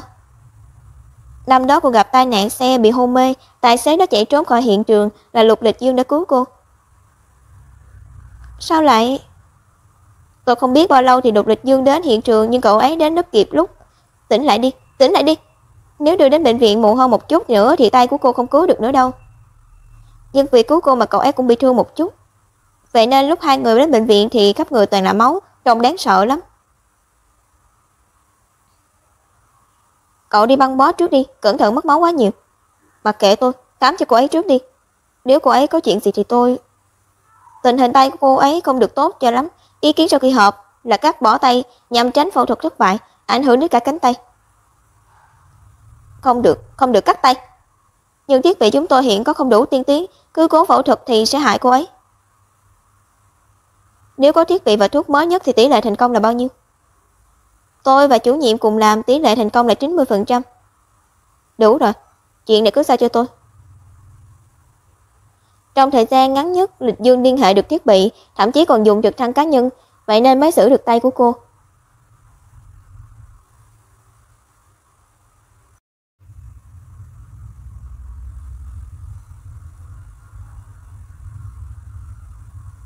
Vậy nên nghiêm túc mà nói thì Lịch Dương mới là ân nhân cứu mạng của cô. Tôi chỉ làm chuyện bác sĩ nên làm thôi. Sao, không tin à? Không phải, nhưng tại sao sau khi tỉnh lại em không thể thấy anh? Công ty xảy ra chuyện khẩn cấp, hôm đó anh về nước rồi, vậy nên mới cách biệt 2 năm.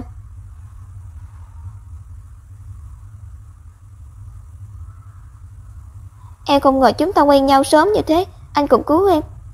Cảm ơn anh, Lục Lịch Dương. Tôi đi trước đây, hẹn hôm khác nhé. Cảm ơn. Sao lại khóc vậy? Nếu anh nói với em thật ra 2 năm trước không phải lần đầu chúng ta gặp nhau thì sao? Là sao? Anh lại lừa em à? Không, anh xin thành thật nhận khoan hồng. Em có nhớ lần trước chúng ta bị nhốt ở thang máy, em nói em từng cứu một chàng trai không? Năm 17 tuổi ở ngoại ô thành phố em có cứu một chàng trai, anh ấy bị thương rồi, còn có rất nhiều người đuổi bắt anh ấy. Không biết sau đó anh ấy có thoát ra ngoài không? Có lẽ đã... Chàng trai bị thương kia là anh. Đúng vậy, là anh.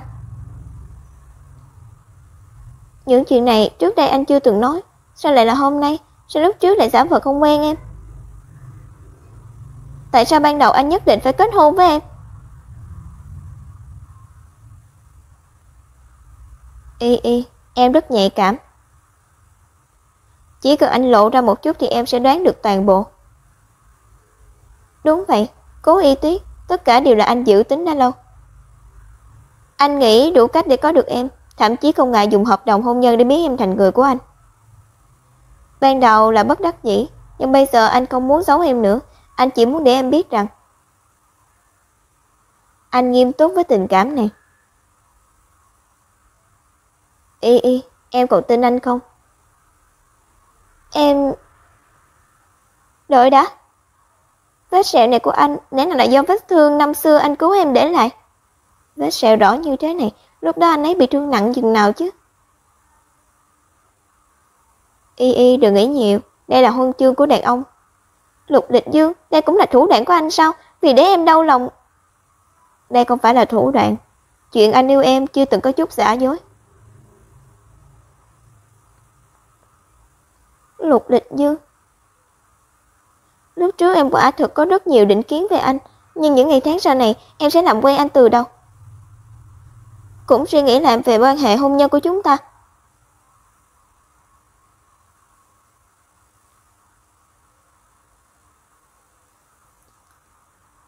Được, em cần thời gian thì anh cho em thời gian. Em muốn gì thì anh cũng cho. Vậy phải xem bản lĩnh của em rồi. Y. Lúc này chẳng phải anh nên nói gì cũng cho sao? Dễ dàng có được như vậy thì em đâu thèm.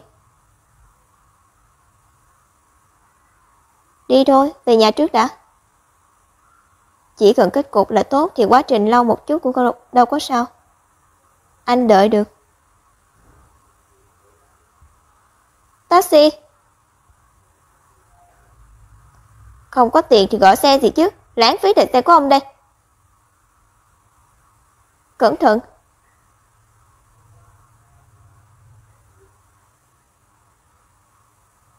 Cô... Này, có đi nữa không? Có, là việc anh đợi một lát. Tôi là bác sĩ, vết thương trên người cô cần giúp không? Anh bằng lòng giúp tôi, nhưng tôi không có tiền, tôi không thể trả anh tiền thuốc men. Không sao, lên xe đi, tìm một nơi rồi tôi băng bó cho cô. Cảm ơn anh. Cậu Trình, chúng tôi điều tra người anh nói rồi, là trợ lý một công ty nhỏ dưới trướng tập đoàn Lưu Thị. Lần này anh ta tìm cô Cố làm luật sư chắc cũng chỉ là tình cờ thôi. Tập đoàn Lưu Thị, sao nghe quen vậy? Công ty kiến trúc Hồng Vũ khởi tố tập đoàn Lưu Thị, lật lại vụ án kinh tế 10 năm trước. Một thời gian trước, tập đoàn Lưu Thị và giám đốc Lục của Hồng Vũ từng có kiện tụng, sau đó bị phạt thu rất nhiều tiền, cổ phiếu cũng bị ảnh hưởng, tụt dốc mạnh. Cậu Trình, Lưu Thị và Hồng Vũ có quan hệ sâu sắc, cô Cố lại là vợ giám đốc của Hồng Vũ, những người này liệu có để mắt đến Lưu Thị cho tôi? Chỉ cần có hành động gì thì báo ngay cho tôi. Rõ. Ngày hôm sau, chẳng trách cô ta luôn nhận được vụ án tốt, thì ra dựa vào tư bản. Chợt thời buổi này làm luật sư có kỹ năng chuyên môn của công bằng có chỗ dựa. Xem cô ghen tị kìa, người ta dạn chân ra kiếm tiền cũng là bản lĩnh mà. Đốt hộp không thấy các cô miệng lưỡi nhanh nhẩu như vậy. Thế nào, bản lĩnh của các cô chỉ biết nói sau lưng người khác như bà Tám thôi à? Có thì ghê gớm chứ, phải đấy.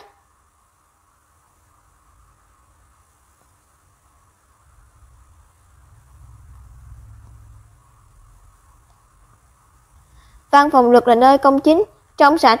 Luật sư họ Cố nào đó dựa hơi nhà học luật, mà ngạo mạn, xem thường người khác, mắng mỏ khách hàng, lạnh lùng với đồng nghiệp không xứng danh, không xứng làm luật sư. Để xem cô ta còn ngạo mạn được không? Mất mặt chết đi được. Nếu là tôi thì bây giờ bịt mặt chạy ra ngoài không bao giờ quay lại nữa.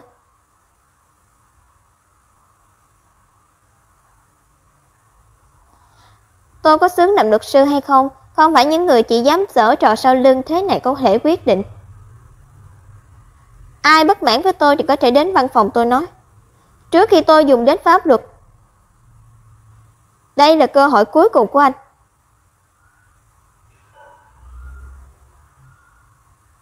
Trong văn phòng.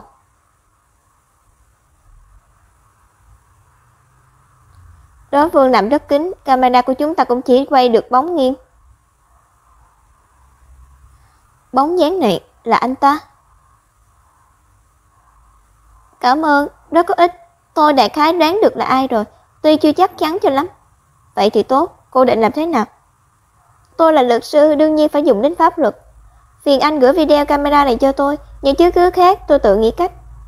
Công ty Hồng Phủ. Lục tổng, phía phu nhân xảy ra chút chuyện. Điều tra ra là ai làm chưa?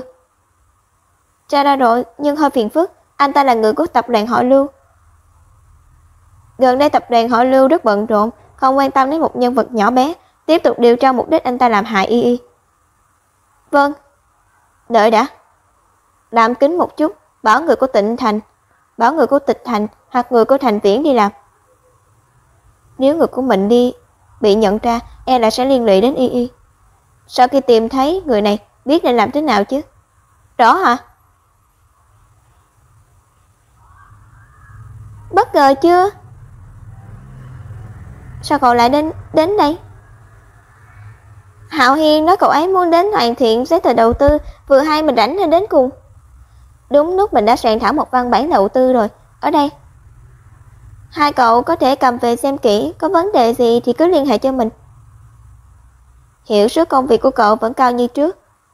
Mình không cần xem đâu, dù sao Y Tuyết nhà mình chắc chắn sẽ không bạc đãi mình đâu, đúng không?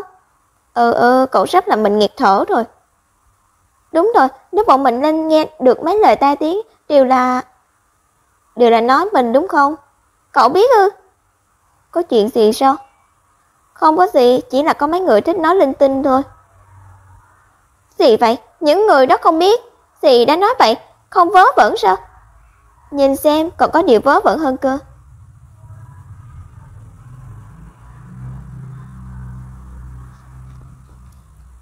Thời buổi này mà vẫn còn người viết áp phích chữ lớn, ai làm thế? Rốt cuộc là ai? Chị đây sẽ khiến hắn không sống vào tối nay. Nếu tôi nhớ không nhầm thì là tên vô lại hôm đó gây sự ở văn phòng của tôi. Chứng cứ cụ thể thì vẫn đang tìm. Lưu Kinh, xem ra thực sự không thoát khỏi liên can với Lưu Thị rồi. Trình Thiếu, lúc trước anh bảo tôi hẹn người phụ trách của Lưu Thị. Lúc nãy trợ lý của anh ta nói buổi tối giám đốc Lưu có rảnh, anh còn gặp không? Công ty tôi còn có chút việc, đi trước đây. Tôi sẽ xem hợp đồng thật kỹ. Y Tuyết, gặp lại sau nhé. Được. Bye bye. Lưu Kinh. Ai? Lạ thật.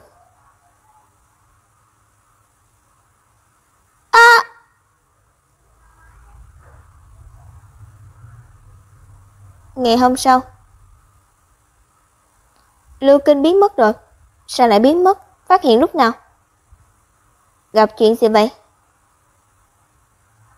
Người bị tình nghi trong một vụ án đột nhiên mất tích. Đang nói Lưu Kinh nhỉ? Y vẫn chưa biết mình ra tay với hắn rồi. Em nếu cần giúp đỡ thì cứ nói với anh biết chưa? Em tự giải quyết được. Sao lại dừng xe, còn chưa đến công ty của em mà. Y chuyện này rõ ràng cũng liên quan đến anh đúng không? Anh... Em luôn muốn tự mình giải quyết, sao không thể thử ý lại vào anh?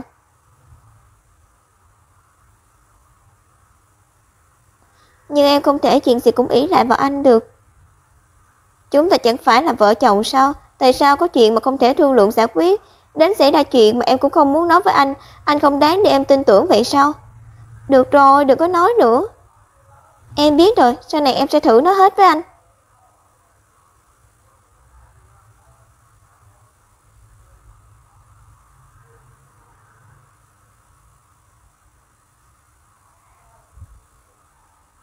Một lời đã định. Đúng rồi, anh cũng muốn thú thật với em một chuyện. Lưu Kinh mất tích thực ra là anh làm. Lục Lịch Dương, anh bắt người đi thì em còn khởi tố anh ta kiểu gì? Anh sai rồi, giờ anh sẽ thả anh ta về. Alo, bắt được người rồi, xử lý thế nào?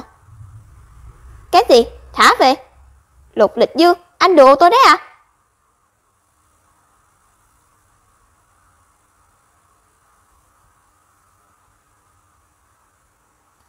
Công ty Trình Hạo Hiên. Được rồi, kể từ bây giờ chúng ta đã là người cùng thuyền. Hợp tác vui vẻ. Đúng rồi, mình có thu xếp một số tài liệu về Lưu Kinh, có lẽ cậu sẽ dùng đến. Cảm ơn, nhưng tạm thời có lẽ sẽ không dùng đến đâu. Sao thế?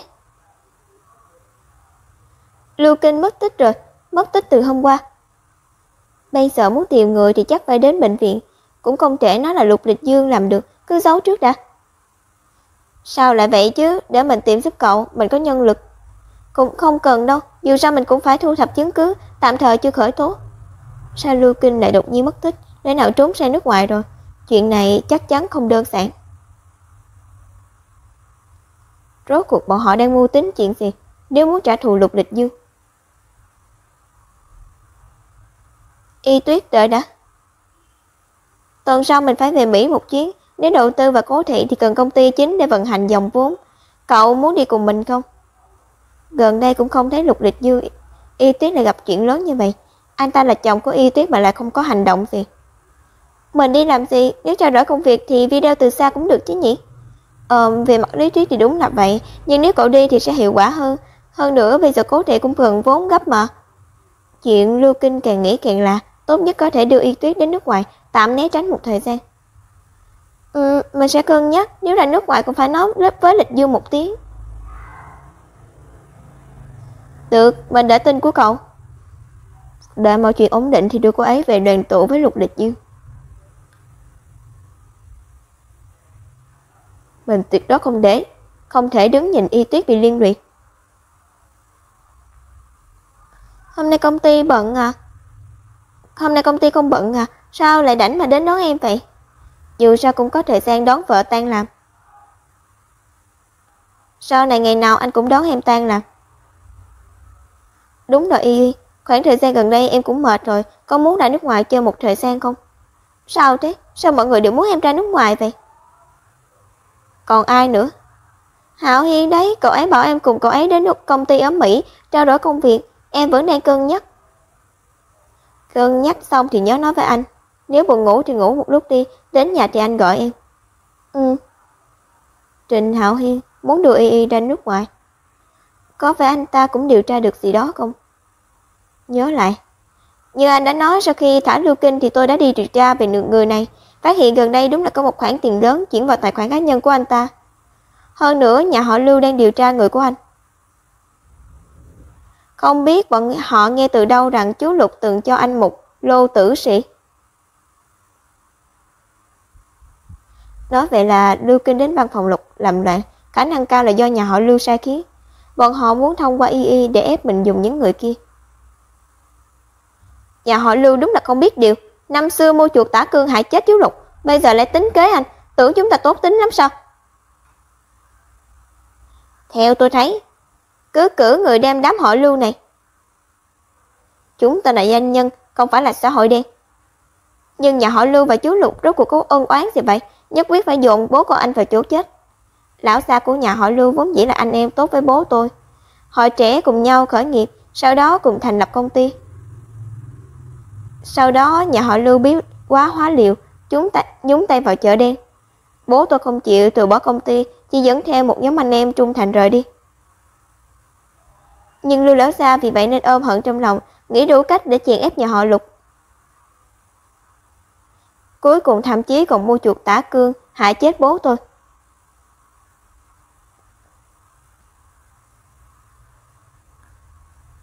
Những người bố tôi để lại cho tôi chính là để đề phòng Lưu lão gia.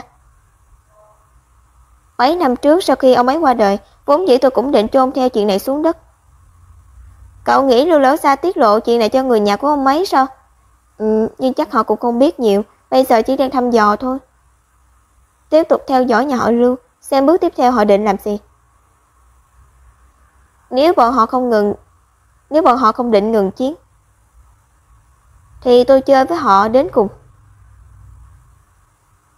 Quay lại hiện thực. Cho dù xảy ra chuyện gì, cho dù phải dùng cách gì, anh cũng sẽ bảo vệ em thật tốt.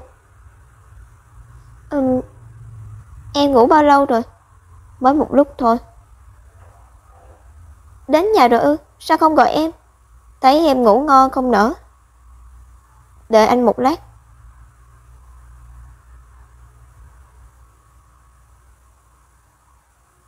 Lên đi. Anh cõng em về. Mau lên đi. Lục Lịch Dương, anh sẽ luôn đối tốt với em thế này sao? Cõng em là tốt với em mà. Vậy anh có thể cõng cả đời. Tịch Thành, điện thoại. Các người dựa vào đâu mà lục soát văn phòng của người khác? Có còn luật pháp nữa không? Lục Lịch Dương, mau nghe máy đi.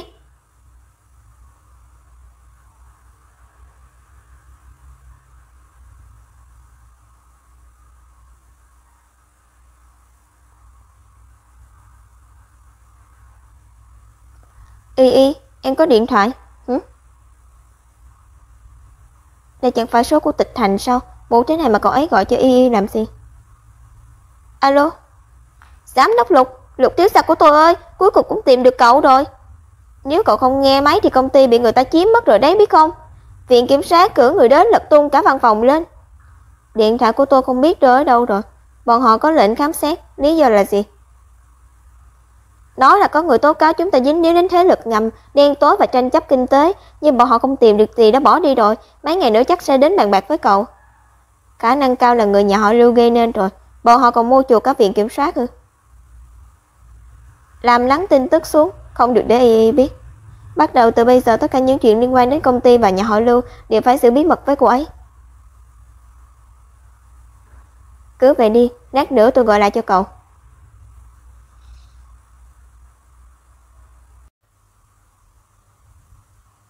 Sao thế? Công ty xảy ra chuyện gì à?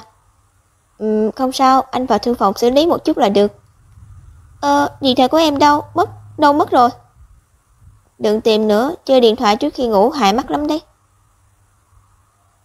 Em muốn xác nhận xem có email công việc không mà.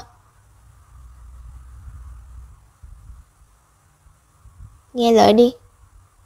Được thôi, anh mau đi làm đi, em đi ngủ đây. Thư phòng. Hạo Hiên muốn em cùng anh ấy đến công ty ở Mỹ trao đổi công việc, em vẫn đang cân nhắc.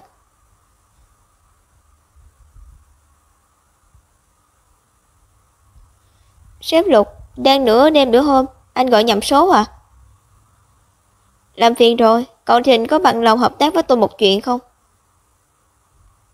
Chúng ta hình như không có quan hệ kinh doanh gì cả, hơn nữa quan hệ của chúng ta cũng không thân thiết đến vậy nhỉ? Tôi không muốn thừa nhận như chuyện này liên quan đến Y, tôi thấy cậu là người duy nhất tạm thời có thể tin cậy. Y Tuyết sao vậy? Nhà họ Lưu lại gây sự với cô ấy sao? Anh quả nhiên hiểu tình hình. Lại sao? Y Tuyết nói anh muốn đưa cô ấy đến Mỹ, tôi đoán chắc là vì anh tra được một số tranh chấp giữa nhà họ Lưu và nhà họ Lục, không muốn Y Tuyết bị liên lụy. Rồi sao? Anh muốn ngăn cản tôi? Không, tôi muốn hợp tác với anh. Tôi giấu điện thoại của Y Tuyết rồi, kể từ bây giờ cô ấy sẽ không nhận được bất cứ tin xấu nào nữa. Tôi sẽ xử lý chuyện này trong vòng 1 tháng. Trong khoảng thời gian này hãy đưa cô ấy sang Mỹ công tác. Anh chắc chứ? Anh không sợ tôi thừa cơ giành lấy Y Tuyết à? Sợ, nếu là lúc trước thì tôi sẽ sợ, nhưng bây giờ... Xử lý xong công việc thì ngủ sớm đi, em bảo người chuẩn bị đồ ăn đêm cho anh. Quan tâm anh vậy à?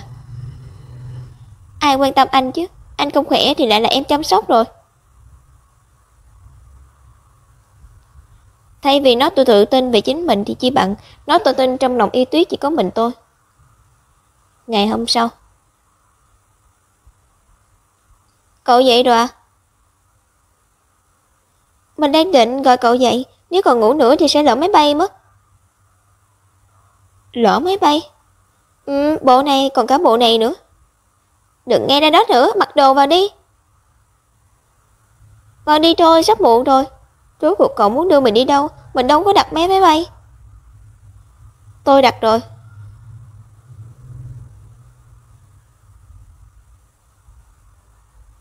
đặt cho 3 người.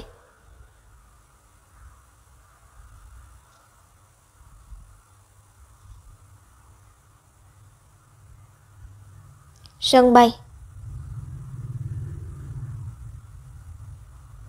Đây là ý của ai vậy? Đột ngột quá đấy. Là ý của mình. Trình Hạo Hiên nói hai người muốn sang Mỹ chơi, vậy sao có thể vứt bỏ mình lại được, không ổn. Bọn mình đâu phải đi chơi, vả lại lúc đó mình cũng chưa đồng ý với cậu ấy là sẽ đi mà. Đúng rồi, mình còn chưa kịp nói với Lục Lịch Dương, điện thoại của mình đâu rồi? Không cần tìm nữa. Anh ấy biết rồi, thành lý là anh ấy cho người thu dọn giúp cậu đấy.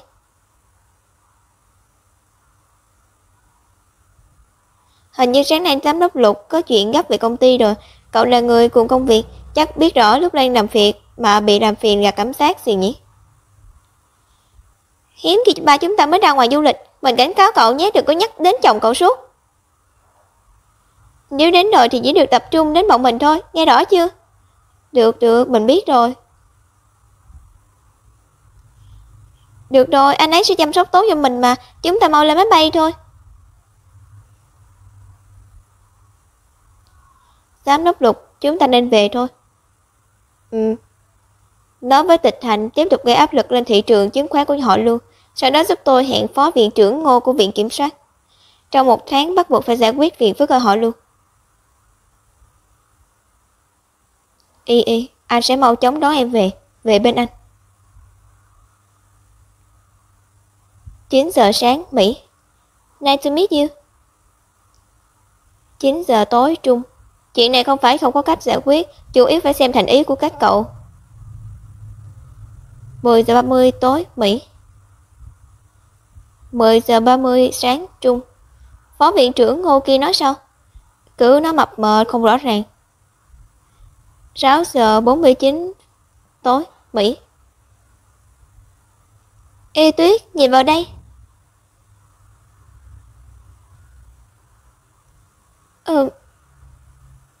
Ê Tuyết, cậu sao thế?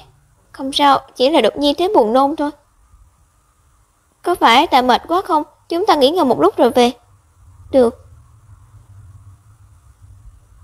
Cậu gọi điện cho Hạo Hiên đi, mình vẫn chưa tìm thấy điện thoại, chắc là rơi trong nước rồi. Ồ, được. Không tìm thấy điện thoại thì thôi, có mình và Hạo Hiên ở đây không dùng điện thoại cũng không sao. Mình qua bên kia gọi điện nhé. Được. Người phụ trách chi nhánh của tập đoàn họ Lưu tuyên bố, không lâu trước đây từng bị bắt cóc và đánh bị thương. Và tất cả dường như đều liên quan mật thiết đến cùng một người. Chúng tôi được biết tổng giám đốc của công ty kiến trúc Hồng Vũ đã bị kiện, viện kiểm sát gọi đến gặp mặt. Đằng sau Hồng Vũ đều có thế lực ngầm chống lưng không? Tranh chấp kinh tế có thật không?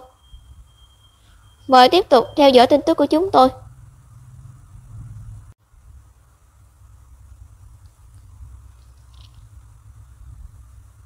Y Tuyết. Trình Hạo Hiên đang ở gần đây, sắp đến đó chúng ta rồi. Có phải hai cậu biết Lục Địch Dương gặp chuyện rồi không?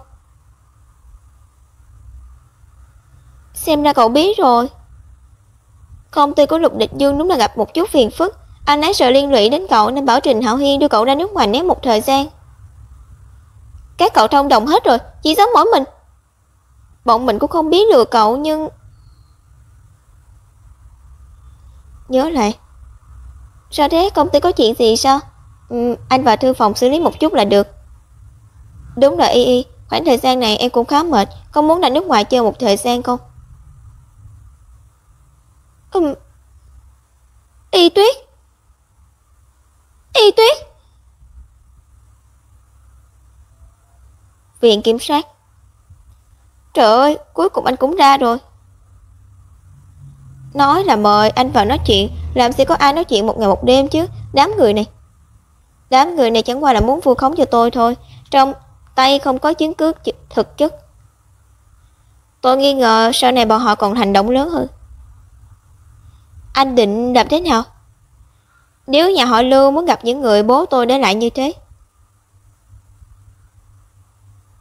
thì tôi cho bọn họ gặp thử. Gặp thế nào? Cậu cho người đi mời tiểu thiếu gia của Lưu gia đến. Nhớ rõ, phải lịch sự một chút, mời tử tế.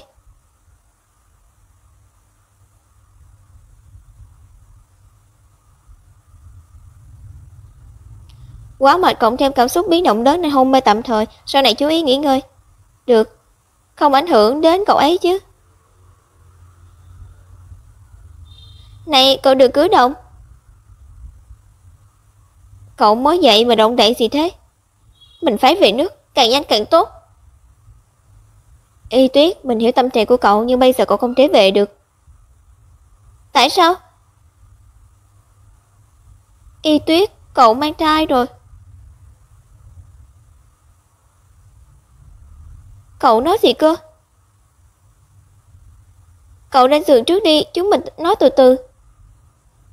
Bác sĩ nói đã hơn 1 tháng rồi, bây giờ cậu rất yếu, không thích hợp đi máy bay. Tại sao lại vào đúng lúc này? Mình biết đây không phải thời điểm tốt để mang thai, nhưng chuyện đến nước này cậu đừng nghĩ nhiều nữa. Phía Lục Lịch Dương thì tôi sẽ nghĩ cách giúp. Bây giờ nhiệm vụ hàng đầu của cậu là nghỉ ngơi thật tốt. Hứa với mình được không, Y Y?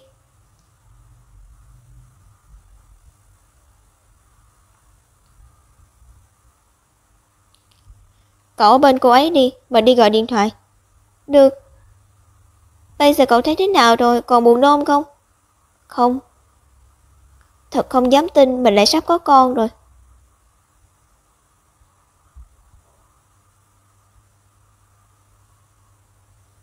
Một tiếng trước. Anh là người nhà bệnh nhân sao? Cô ấy mang thai 1 tháng rồi, mọi người không nhắc nhở cô ấy chú ý nghỉ ngơi sao? Cô ấy mang thai rồi. Tôi biết là sẽ có ngày này, tưởng rằng đã chuẩn bị tinh thần rồi. Nhưng khi nó thật sự xảy ra thì mình đã không thể diễn tả chính xác tâm trạng này.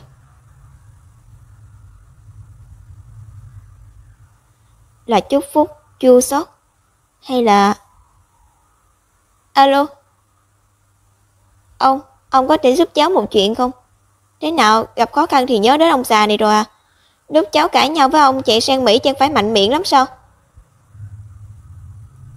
Cháu nghĩ thông suốt rồi, chỉ cần ông giúp cháu chuyển lời đến viện kiểm soát. Thì cháu đồng ý với ông, sẽ về xem mắt.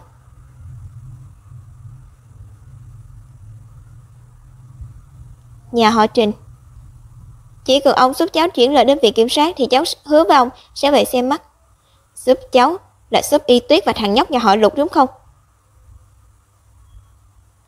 Thôi vậy nhớ lấy lời hứa của cháu. Trình lão gia, cô giúp tôi hẹn viện trưởng Trần của viện kiểm soát, nói là tôi muốn tìm ông ấy ôn lại chuyện xưa. Vâng.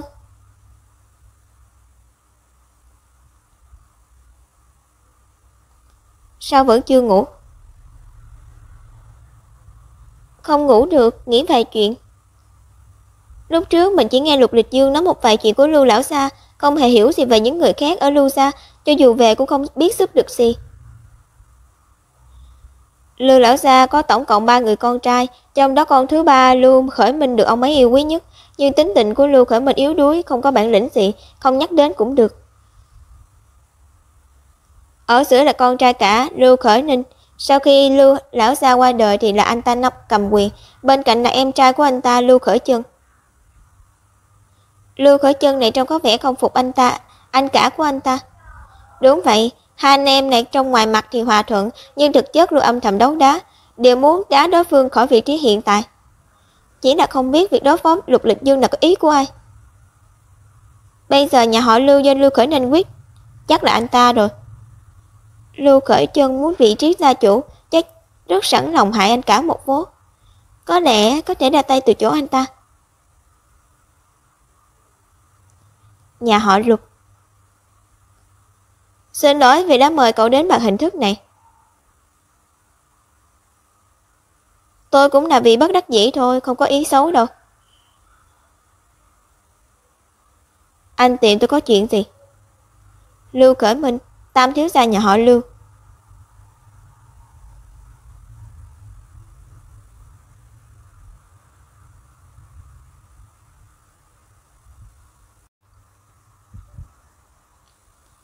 Chúng ta cộng thân, người có thù với anh là anh cả. Anh hai của tôi. Lưu Khởi Minh, cậu ba nhà họ Lưu. Đừng căng thẳng, tôi chỉ muốn bàn bạc một giao dịch với cậu Lưu thôi. Giao dịch gì? Theo như tôi biết thì Lưu lão gia để lại cho cậu nhiều di sản nhất, mà đây cũng là lý do hai người anh của cậu bất mãn với cậu. Tuy cậu nắm giữ nhiều cổ phần nhất, nhưng cậu không giỏi kinh doanh nên tiền trong tay cũng tiêu sắp hết rồi. Dù vậy, hai người anh của cậu vẫn luôn dòm ngó cổ phần trong tay cậu đúng không? Rốt cuộc anh muốn làm gì? Ký tên, làm một cuộc buôn bán với tôi. Anh đừng mơ, bố tôi và bố anh là kẻ thù không đỡ chơi chung. Có chết tôi cũng không hợp tác với anh. Đừng vội từ chối, yêu cầu của tôi rất đơn giản. Cậu chỉ cần cùng tôi diễn một vở kịch, diễn thành công thì hai người anh của cậu sẽ không còn là mối uy hiếp của cậu nữa. Nếu tôi từ chối thì sao? Tôi nghĩ bây giờ cậu không có quyền từ chối.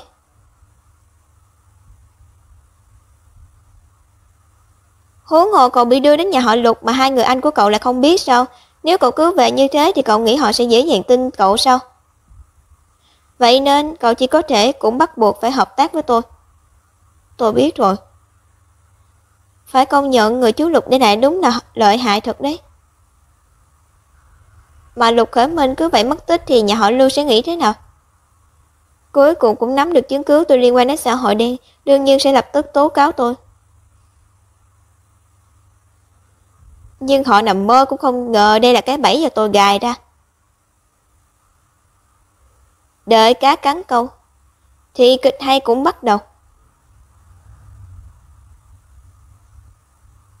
Trong trường Lục Khởi Minh, trước khi tôi cần cậu ta xuất hiện thì nhất định phải giấu thật kỹ, sau đó kiên nhẫn đợi nhà họ Lưu phản ứng. Nhưng nếu họ tố cáo anh thì viện kiểm sát có thể sẽ theo dõi hành trình và điện thoại của anh. Vậy nên sau đây phải dựa vào cậu.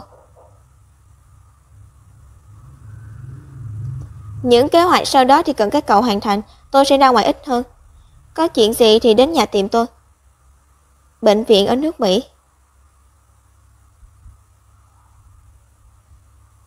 Cơm thơm vứt đến rồi đây.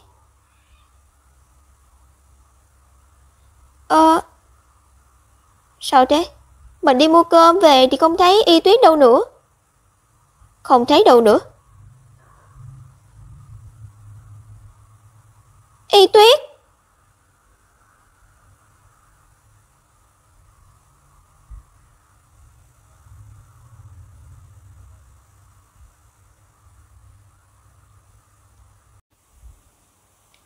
Mình vẫn không yên tâm nên về trước rồi. Đừng lo, mình sẽ chăm sóc tốt cho bản thân. Đừng tìm nữa, qua đây xem đi. Y Tuyết. Cậu ấy về nước rồi.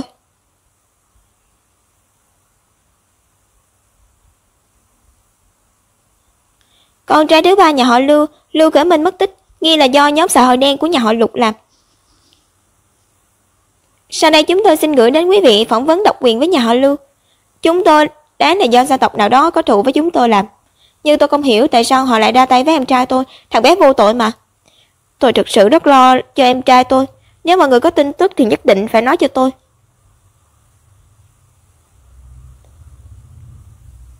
Xin chào, phiền đưa tôi đến. Sau đây phát sóng một tin tức. Để đối phó với một số vụ việc nguy hiểm gần đây, Viện Kiểm sát đã chính thức đề nghị tra xét công ty Hồng Vũ. Do Chủ tịch Hồng Vũ Lục Lịch Dương tích cực hợp tác điều tra, ngoài ra cũng không đủ chứng cứ nên Viện Kiểm sát không thể bắt xử. Người bị xét xử có thể rời khỏi thành phố, nhưng phải báo cáo hành trình mỗi lúc. Lục Lịch Dương bị giam lỏng rồi. Cô à, cô đang nghe sao? Lúc nãy cô nói muốn đi đâu? Đến khách sạn gần nhất đi. Không biết trong nhà có camera hay không, tạm thời mình không về vẫn hơn. Biệt thự của Lưu Khởi Chân. Cậu hai, thế nào rồi? Viện Kiểm sát có điều tra được gì không? Vẫn chưa tìm được người bắt cóc Tam Thiếu. Vậy thì tốt, Lục Lịch Dương ơi Lục Lịch Dương, anh phải cầm cự cho tôi đừng gục vào lúc này. Nếu anh cả giải quyết nhà họ Lục thì sau này hội đồng chủ tịch chỉ nhận mình anh ấy thôi. Vậy thì không được, tôi phải nghĩ cách bắt thớp Lục Lịch Dương trước anh cả. Cậu hai, vậy cậu ba, thằng vô dụng Lưu Khởi Minh thì cứ mặc kệ nó. Nếu nó bị giết thì vừa hay có thể nhả di sản ra. Cậu hai, ở bên ngoài có người tìm. Ai thế? Cô ấy nói cô ấy là Cố Y Tuyết. Ai thế? Không quen, đuổi ra ngoài. Cậu hai, cô ấy là vợ của Lục Lịch Dương. Nghe nói Lục Lịch Dương cưng chiều người phụ nữ này lắm. Sao cô ta lại tìm đến chỗ anh?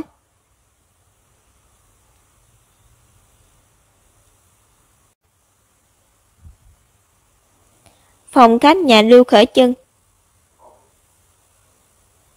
Lưu Khởi Chân đa nghi thật. Trước khi anh ta mở miệng hỏi, mình không nên thể hiện quá chủ động. Tôi bảo này, Lục phu nhân chắc biết nhà họ Lưu chúng tôi có thù với chồng cô chứ gì, sao còn dám đến nhà tôi? So với điều này chị, chẳng phải anh Lưu càng tò mò về mục đích tôi đến đây sao? Vậy nói đi, mục đích của cô. Tôi muốn đánh đổ Lục Lịch Dương. Còn anh Lưu chắc cũng có mục đích tương tự, vậy nên chúng ta có thể hợp tác. Lục phu nhân tưởng tôi là thằng ngu sao? Cô và Lục Lịch Dương nói tiếng mặn nồng mà. Mấy lời đồn bên ngoài xem như trò đùa thôi. Tôi và anh ta quen nhau chưa đầy 1 tháng đã kết hôn. Nói là tình yêu đích thực mà cũng có người tin. Anh Lưu có thể điều tra thử xem tôi biến thành Lục phu nhân như thế nào. Mặc dù nguy cơ phát sinh không phải do Lục Lịch Dương trực tiếp gây ra, nhưng anh ta cũng góp phần không nhỏ, ép tôi đi cầu xin anh ta. Hạng người này ai có thể yêu được chứ? Thú vị đấy. Cô định hợp tác với tôi thế nào? Tôi vừa xuống máy bay 1 tiếng trước, nhưng Lục Lịch Dương không hề biết tôi đã về nước, vậy nên tôi có thể âm thầm giúp anh. Kết hôn lâu như vậy, tôi có hiểu tính tình của nhà họ Lục và Hồng Vũ. Chẳng phải các người muốn điều tra thế lực xã hội đen đặt ra anh ta sao? Tôi có thể cung cấp manh mối. Thật sao? Dạ đấy, đến chuyện nhà họ Lục có thế lực xã hội đen mà tôi cũng chỉ biết được qua tin tức. Đương nhiên, nhưng vì thân phận nên tôi chỉ có thể cung cấp tin tức. Anh phải giúp tôi lật đổ Lục Lịch Dương. Sau khi thành công, tôi sẽ chia cho anh 30% tài sản của Lục Lịch Dương. Hơn nữa để đánh đổi, tôi sẽ giúp anh hoàn thành một tâm nguyện. Chẳng hạn như lật đổ Lưu Khởi Ninh, anh thấy sao? Anh Lưu chắc chắn không muốn làm cậu hai cả đời, chỉ có thể đứng sau người khác đúng không? Cô thông minh thật đấy. Chốt. Đã xong. Quyết định thế đi, tôi sẽ thay anh thu mua cổ phần trong tay những người này. Lưu Khởi Ninh đảm bảo không thể tra ra anh đâu. Cuộc họp cổ đông lần sau tôi sẽ thay thế anh ta trở thành gia chủ mới. Nhưng tôi rất tò mò, tại sao cô lại chọn tôi mà không phải anh tôi? Tôi thích hợp tác với người có tham vọng. Hẹn gặp lại sau.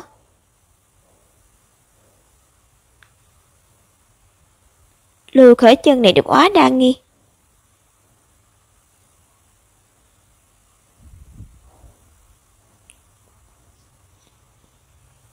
Thư phòng nhà họ Lục. Đã mấy ngày trôi qua rồi, liên lạc một chút chắc không sao nhỉ?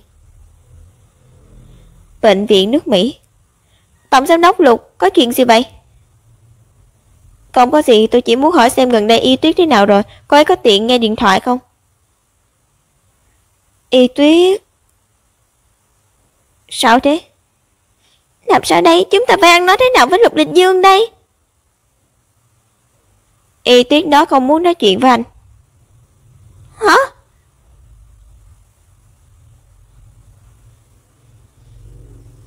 Cậu lừa như vậy có ổn không? Lỡ bị phát hiện... Không là được nhiều như thế nữa. Giờ này chắc Y Tuyết về nước lâu rồi, nhưng vẫn chưa đi gặp Lục Lịch Dương. Chỉ có thể chứng tỏ cô ấy chưa muốn để Lục Lịch Dương biết chuyện mình về nước. Mình là Y Tuyết, hạ cánh bình an rồi, bây giờ đang ở khách sạn. Nếu Lục Lịch Dương liên lạc thì đừng nói mình đã về nước rồi nhé. Xem, mình nói đúng chưa? Y Tuyết bình an về nước thì rồi thì tốt. Mình cũng phải mau về nước, mong sẽ giúp được Y Tuyết.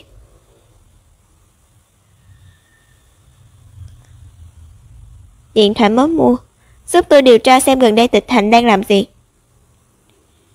Lục Lịch Dương ngoài không tiện ra ngoài, chỉ có thể là Tịch Thành đang chạy vặt giúp anh ấy. Biết kế hoạch của anh ấy thì mình cũng nên âm thầm giúp họ. Cục cưng, thiệt thòi cho con rồi, đợi giải quyết xong chuyện này thì mẹ đưa con đi gặp bố.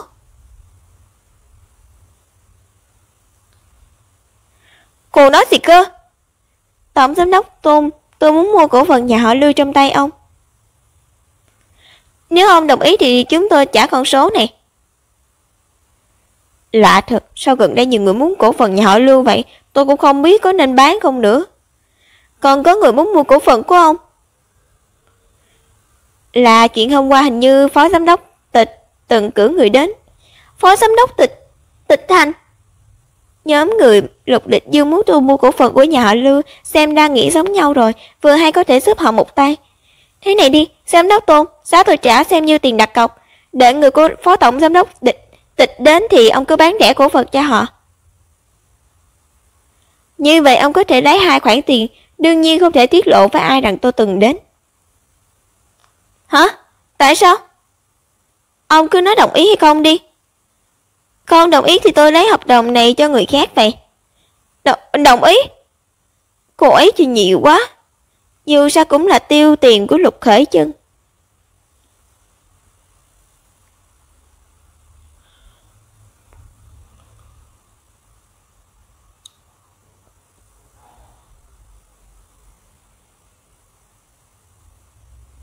Đến rồi ạ.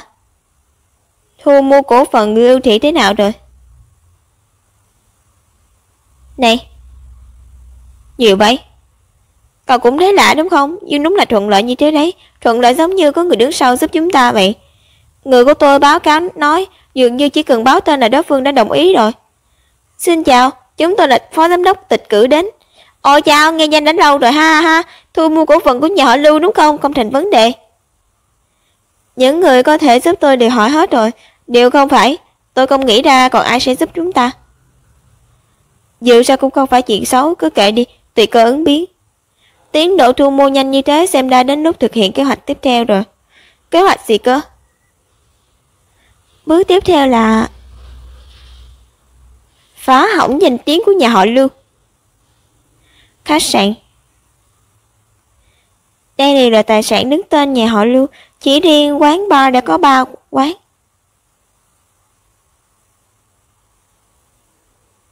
Alo, chào cô. Chuyện lúc trước cô giao cho tôi đã làm xong rồi. Tiếp theo có sắp xếp gì không? Giúp tôi liên lạc mấy người. Ngày mai đến quán bar Thành Tây của nhà họ Lưu một quán, làm loạn chút đi. Mặc kệ là đóng giả thành nhân viên phục vụ hay đóng giả thành khách. Tóm lại chỉ cần làm loạn, càng ầm ĩ càng tốt. Ngày hôm sau. Tránh ra, đừng có chắn được. Tròn ông vậy, đồ đen đuổi.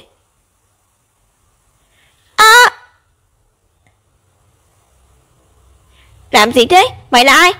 Mày giả vờ chết chứ gì? Đánh vỡ rượu của người khác mà không định bồi thường à? Ngại quá, anh định kích động. Đánh nhau à? Có chuyện gì thế? Đừng lo chuyện bao độc, cẩn thận đến cả mày đấy. Xin lỗi. Ôi trời, hung dữ vậy, ai thế? Không biết, quán bar không là ai quản hư. Quán bar này thường xuyên làm loạn đâu có quản được. Chụp nhiều vào, đăng hết lên mạng đi.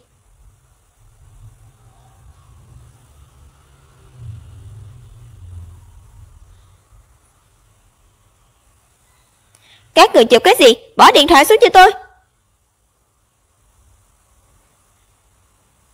Này, anh không sao chứ? Này, không sao chứ? Tôi còn chưa ra tay mà. Tỉnh lại đi, này. Hay lắm, sao lại ngất xỉu rồi? Không phải tôi làm đâu. Đây là cảnh vừa xảy ra quán bar Thành Đông. Người đàn ông bất tỉnh đã được đưa vào bệnh viện. Sau khi kiểm tra, người đàn ông này đã dùng lượng lớn chất kích thích nên ngất xỉu. Cùng lúc đó, quán bar Thành Tây cũng xảy ra một vụ tai nạn. Một nhân viên của quán bar lôi khách vào phòng riêng đánh anh ta suốt 10 phút. Theo thông tin được biết, 2 quán bar này đều đứng tên nhà họ Lưu. Người phụ trách công ty sẽ phản hồi thế nào đây? Quán bar Thành Tây cũng xảy ra chuyện rồi. Tịch Thành, thế nào rồi? Quá tốt luôn, tên ma men đó đúng là góp ích bất ngờ. Ai biết hắn uống chất kích thích, vừa hay bị chúng ta gặp phải. Đúng rồi, chẳng phải tôi sắp xếp cậu đến quán bar Thành Đông sao? Sao ở Thành Tây cũng xảy ra chuyện? Không biết, tôi không cử người đến bên đó. Chuyện gì thế này? Lại có người giúp chúng ta ư? Thôi vậy, chưa cần bận tâm vội. Các cậu cứ tiếp tục tạo dư lượng, tung tin về chuỗi công nghiệp ngầm của nhà họ Lưu. Gậy ông đập lưng ông, để Lưu Khởi Ninh cũng nếm thử mùi vị bị viện kiểm sát nhắm vào. Nhà hàng. Thế nào? Món quà tôi tặng anh có đủ thành ý không? Không tồi, cô Cố có bản lĩnh lắm. Cổ phần cũng thu mua hòm hòm rồi. Theo tình hình hiện tại, chẳng bao lâu nữa thì nội bộ các người sẽ tổ chức cuộc họp của hội đồng chủ tịch ngay thôi. Đến lúc đó Lưu Khởi Ninh mất hết lòng tin. Đá anh ta xuống chẳng phải là chuyện đơn giản sao? Ông anh đó của tôi chắc chắn không thể trở mình rồi. Nếu vậy thì giờ chúng ta đối phó Lục Lịch Dương. Sao tôi có thể để anh rảnh rỗi mà đối phó với Lục Lịch Dương chứ? Tôi lại thấy lúc này chúng ta nên ngồi yên quan sát. Là sao? Tục người có câu chim cò đánh nhau ngư ông đắc lợi. Bây giờ anh trai anh bị đẩy lên đầu ngọn gió, lên đầu ngọn gióng. Bây giờ anh trai anh bị đẩy lên đầu ngọn sóng. Chỉ cần chúng ta không có sơ suất gì thì anh ta chỉ nghi ngờ đây là do Lục Lịch Dương làm nên. Không cần tốn sức mà có thể xem hai người họ cùng tổn hại. Bây giờ anh chỉ cần suy nghĩ sau khi lên chức thì làm gì thôi. Được, cứ làm theo lời cô nói đi. Cách tốt nhất để hủy hại một người là tâng bốc anh ta lên thật cao, rồi để anh ta ngã xuống. Nhìn kìa, Lưu Khởi Ninh này đăng bài xin lỗi Thanh Minh rồi. Nói là quản lý không tốt gây nên ảnh hưởng xấu. Bị đẩy ra gánh tội thôi. Bước tiếp theo là nhận lỗi rồi, tự chức rồi. Trước những lùm xùm vừa qua, nhà họ Lưu đã tổ chức cuộc họp hội đồng cổ đông, hiện đang được diễn ra bí mật. Chúng ta cùng kết nối với phóng viên tại hiện trường. Xin chào, cho một phần bánh ốc chó. Vâng. Bây giờ chúng tôi đang ở ngoài phòng họp của tập đoàn Lưu Thị. Mở cửa rồi, là Lưu Khởi Ninh. Chúng ta cùng nghe xem anh ấy nói gì nhé. Một lần nữa xin lỗi công chúng. Sau hôm nay tôi sẽ kiểm điểm từ chức.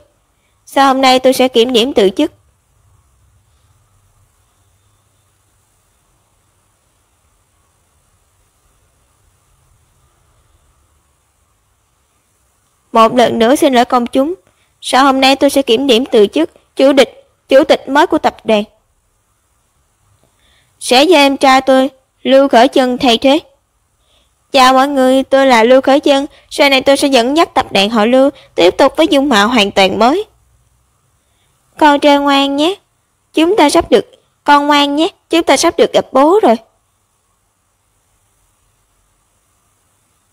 Phòng cách nhà Lục Lịch Dương. Thành công rồi.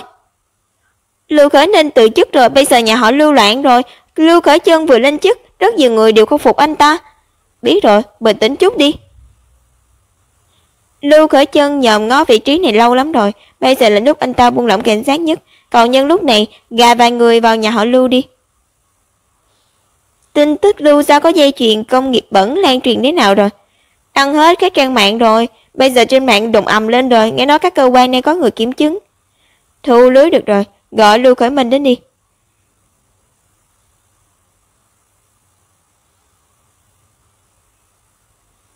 Nhị thiếu gia không hay rồi.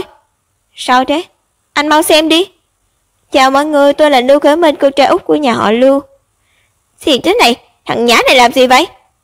Chắc mọi người vẫn nhớ khoảng thời gian trước, đây tôi đột nhiên mất tích.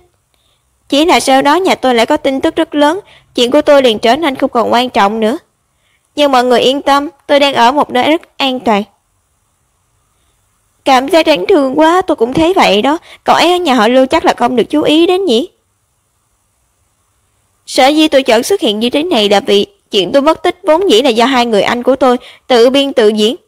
Thằng khốn này, nó có biết nó đang nói gì không? Bao nhiêu năm nay tôi ở nhà họ Lưu bị ghét bỏ, mỉa mai ngược đãi là vì họ sợ tôi có nhiều di sản hơn. Để vu oan cho giám đốc Lục của Hồng Phủ, mà cho người dám làm xã hội đen bắt tôi đi, nhốt tôi lại. Vậy nên người có thể lực đen tối đứng sau không phải nhà họ Lục, là nhà họ Lưu. Vậy đấy, tôi nói hết rồi. Được rồi, tắt đi. Hôm nay nghỉ ngơi cho khỏe đi. Mai cậu sẽ được về nhà. Tôi đã làm theo những gì anh nói, đổ nguyên nhân mất tích lên đầu họ rồi. Nhà họ Lưu bây giờ tiêu tùng thật rồi. Sao? Cậu hối hận rồi à? Không, chỉ là cảm giác tâm huyết của bố tôi bị hủy hết rồi. Rất đau lòng. Lịch Dương, chúng ta phải xuất phát thôi. Viện trưởng Trần của viện kiểm sát dạo gần đây đang ở viện, khó khăn lắm mới đồng ý gặp mặt. Đi thôi. Nhà họ Lưu kinh doanh không tốt, nhúng chân vào ngành công nghiệp bẩn vốn dĩ đã rất nguy hiểm. Cho dù không có tôi thì cũng hủy trong tay hai người anh của cậu. Thay vì đau lòng, chỉ bằng suy nghĩ đi, nghĩ xem sau này nên quản lý công ty thế nào. Ý anh là... Chính là ý cậu đang nghĩ đấy.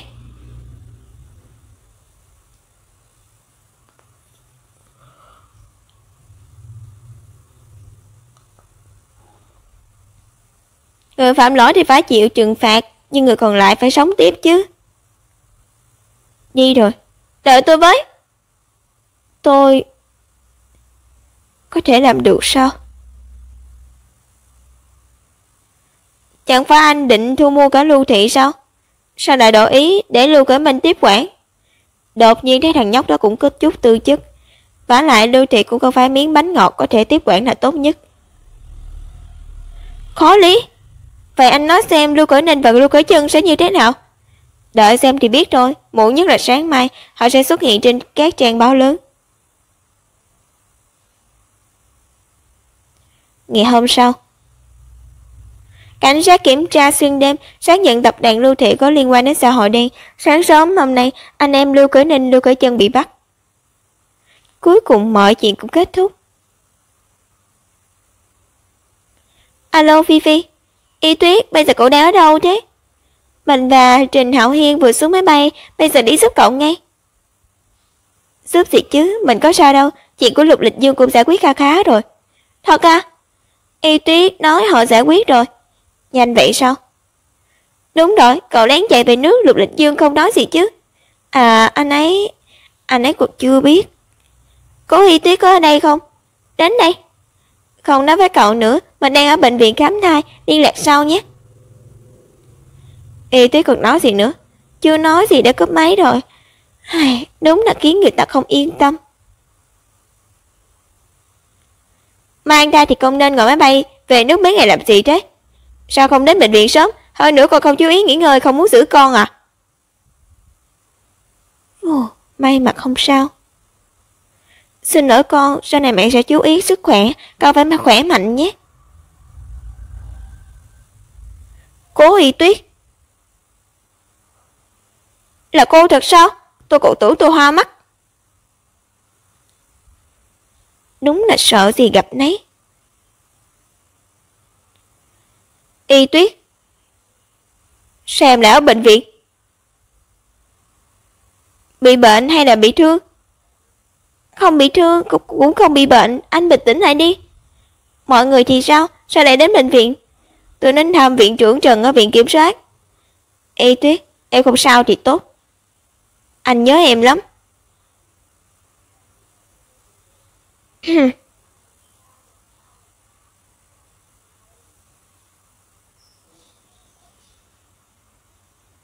Anh nhớ em lắm. Em về nước lúc nào vậy?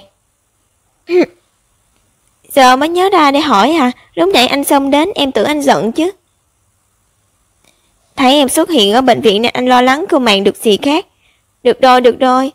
Về nhà trước đi, em kể chuyện cho khoảng thời gian này cho anh nghe được không? Được. Vậy còn tôi? Hello? Có ai còn nhớ tôi không? Tôi không lái xe. Nhà họ Lục. Vậy là lại âm thầm giúp Tịch Thành hành động. Thu mua cổ phần nhà họ Lưu và làm loạn ở quán bar. Đúng là vô cùng thuận lợi. Y của chúng ta giỏi thật đấy. Bây giờ biết em giỏi rồi. Lúc trước lời em ra nước ngoài là chuyện ngu ngốc nhất mà anh từng làm. Tuy em biết anh lo cho em, không muốn em tham gia quá nhiều vào những chuyện này. Nhưng anh có từng nghĩ em không phải là một bông hoa yếu ớt, mà là cây đại thụ có thể cùng anh che mưa chắn gió không? Là lỗi của anh. Vợ chồng gặp chuyện thì nên cùng đối mặt. Anh sẽ sửa được không? Ai là vợ chồng với anh? Tối anh tự qua thư phòng ngủ đi. Không, ai sẽ không bỏ em lại một mình nữa đâu. Biết rồi. Chị nhỉ, thật ra cũng không phải công lao của một mình em. Hạo Hy còn đi nhờ ông Trình giúp nữa. Anh sẽ dành thời gian đi cảm ơn cậu ấy và ông Trình. ơn huệ của tình địch là khó trả nhất. Đúng rồi, tờ báo cáo em cầm từ bệnh viện về là gì thế? Em không bị bệnh cũng không bị thương mà. Đợi đã. Đừng dịch ngữ, cho anh xem đi. Anh phải xác nhận sức khỏe của em không sao. Báo cáo xét nghiệm siêu âm. Họ và tên Cố Y Tuyết, giới tính nữ, thai kỳ 6 tuần. Em mang thai rồi. Thật sao? Anh sắp làm bố rồi sao? Đúng, là thật. Con của chúng ta ở trong này. Con à, thứ lỗi cho bố nhé, bố đến muộn rồi. Tuy mang thai vất vả, nhưng khoảnh khắc này đột nhiên thấy vất vả một chút cũng đáng. Bệnh viện. Bác sĩ Hoắc, tan làm rồi sao? Đúng, mọi người vất vả rồi. Sao hôm nay em lại qua đây thế? Ngày thường lãi nhãi của bố Lục. Khởi từ bây giờ nước phải nấu ấm rồi mới được uống. Bây giờ nhiệt độ bên ngoài gần 40 độ C. Không được chơi điện thoại và máy tính, sẽ có tia bức xạ. Nhưng là trong phạm vi con người chịu được mà. Ngày nào bác sĩ Hoắc cũng sẽ đến nhặt kiểm tra sức khỏe cho em. Không cần đâu.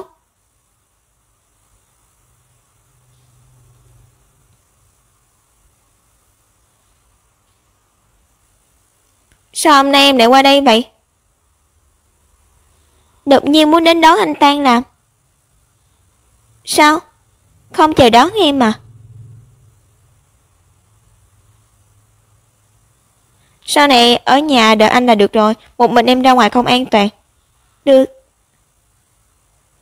Xin lỗi, anh nghe điện thoại. Nghe đi, không sao. Tìm tôi muộn như vậy là có chuyện gì sao? Thật sao? Cô Cố mang thai rồi. Chuyện vui đấy, sao mà cậu căng thẳng thế? Cô Cố nào? Khoảng thời gian trước y mệt mỏi mang thai mà lại đi máy bay, tôi lo cho sức khỏe của cô ấy. Quả nhiên là giọng của Lục Địch Dương. Cậu cũng biết đấy, bác sĩ tôi tin tưởng nhất là cậu. Sau y cho cậu thì tôi mới yên tâm một chút.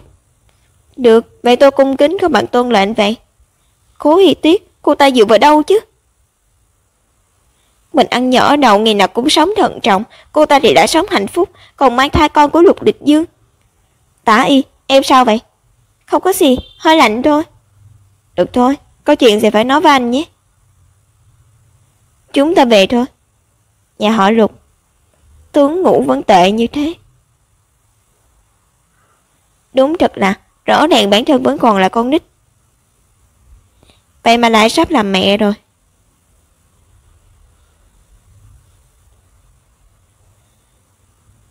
Cảm ơn em, người anh yêu. Ngày hôm sau. Vệ sinh xong rồi ạ, qua ăn sáng đi. Đây... Có phải hơi làm quá không? Em mang thai rồi phải ăn nhiều vào. Ăn xong thì chúng ta cùng đi chào trưởng bối. Nhà họ Trình. Không ngờ trưởng bối mà anh ấy nói là ông Trình. Giải quyết xong chuyện của nhà họ Lưu rồi chứ? Vâng, giải quyết xong rồi, còn phải cảm ơn ông đã giúp.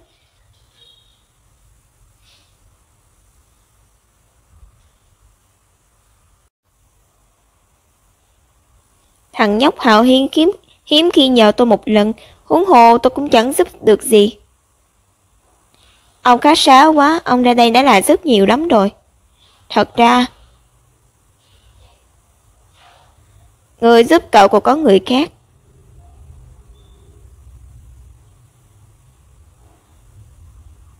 Cái gì?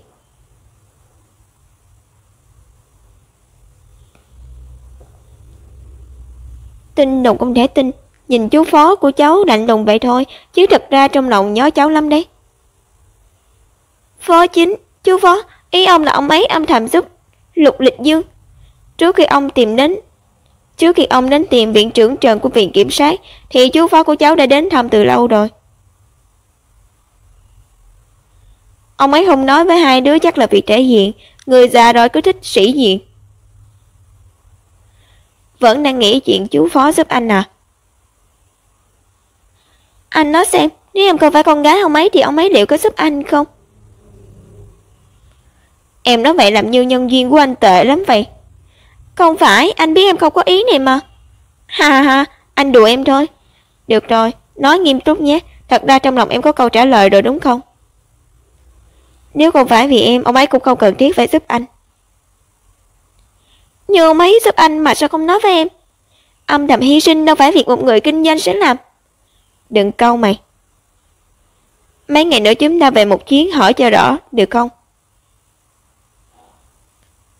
Được thôi.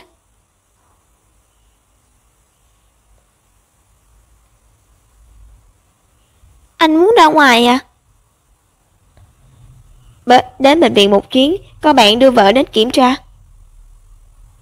Là khám thai ư? Sao em biết? Chuyện này em mà, hôm qua anh gọi điện chị phải nói rồi sao? Mới vậy đã quên rồi à? Được rồi, anh đi làm việc đi, về sớm nhé, em sẽ nhớ anh đấy. Được, anh đi đây, tối gặp lại.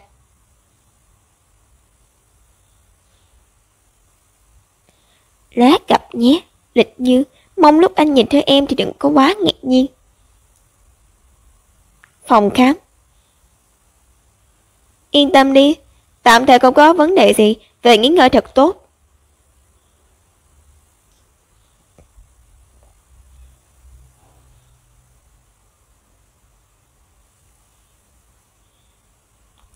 Buồn nôn, thay đổi tâm trạng là hiện tượng bình thường nên đừng quá lo lắng. Được, tôi hiểu rồi. Cảm ơn anh nhé, bác sĩ Hoắc. Em ngồi ở đây một lát nhé, anh lái xe qua đây. Được. Nhưng lúc này, Lịch... cô xem cô ta có giống thiên hậu ballet không? Thả Hiêu, không thể nào, cô ta bỏ chạy lâu rồi, sao có thể xuất hiện ở đây chứ? Nhưng tôi thấy rất giống cô ta. Được rồi, đi thôi, cẩn thận đừng để bị đụng vào đâu. Em đâu phải búp bê sứ. Vì hai người sợ tôi phải sống lén lúc. Dựa vào đâu các người được sống hạnh phúc chứ? Cũng chỉ là đứa con thôi mà. Thôi cũng có một đứa là được chứ gì. Nhà họ Phó, tôi nói thẳng luôn. Ông ra tay giúp Lục Lịch Dương. Thật sự là vì tôi sao? Bố biết ngay chuyện này sẽ không giấu được con mà, và Lịch Dương mà.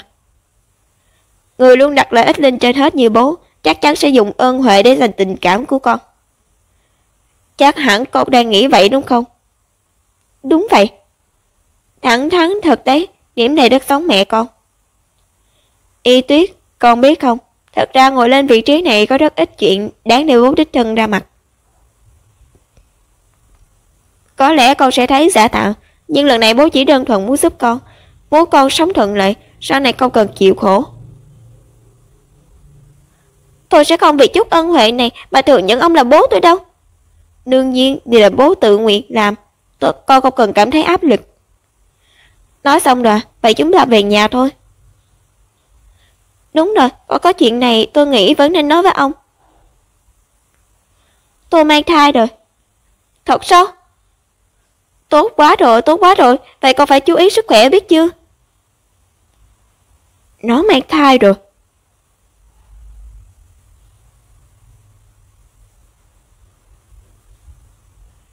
Ánh mắt kia này của Lịch Dương là đang cảnh cáo mình sao?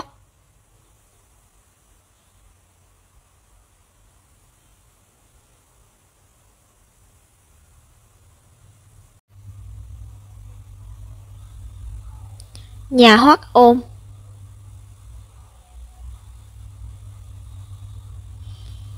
Về rồi à, rửa tay rồi ăn cơm, em chuẩn bị rượu vang rồi. Được. Hôm nay là ngày gì mà bữa tối thịnh soạn vậy? Cho dù không phải ngày gì thì em cũng muốn hưởng thụ thế giới riêng với anh mà. Vất vả cho em rồi, vẫn luôn ở nhà đợi anh. Nếu thế em vất vả thì uống cạn ly này đi.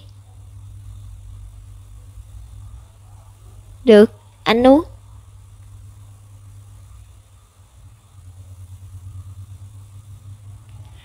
Đúng là một con cún nghe lời. Phát huy thật tốt giá trị còn lại của anh đi.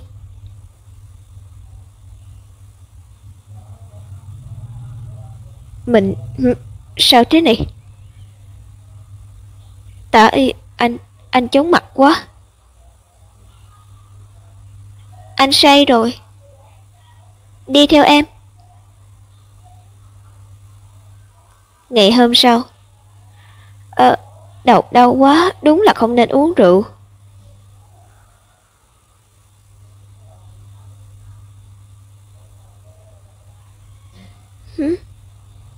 Tả Y, chúng ta... Sao lại thế này? Vốn dĩ anh muốn từ từ mà. Em cũng biết anh vẫn luôn nói chuyện này đợi để sau khi kết hôn. Như hôm qua anh uống say rồi lao vào hôn em. Em tưởng anh nghĩ thông suốt rồi. Đừng nói là anh giận em đấy nhé. Không, là anh không tốt. Anh... Đây là phòng của em, thế nào? Thích không? Chúng ta ngủ riêng sao? Em tưởng sống chung là... Chẳng phải em nói nhà em phá sản rồi không có chỗ ở sao? Vậy nên anh mong em có thể sống ở chỗ anh.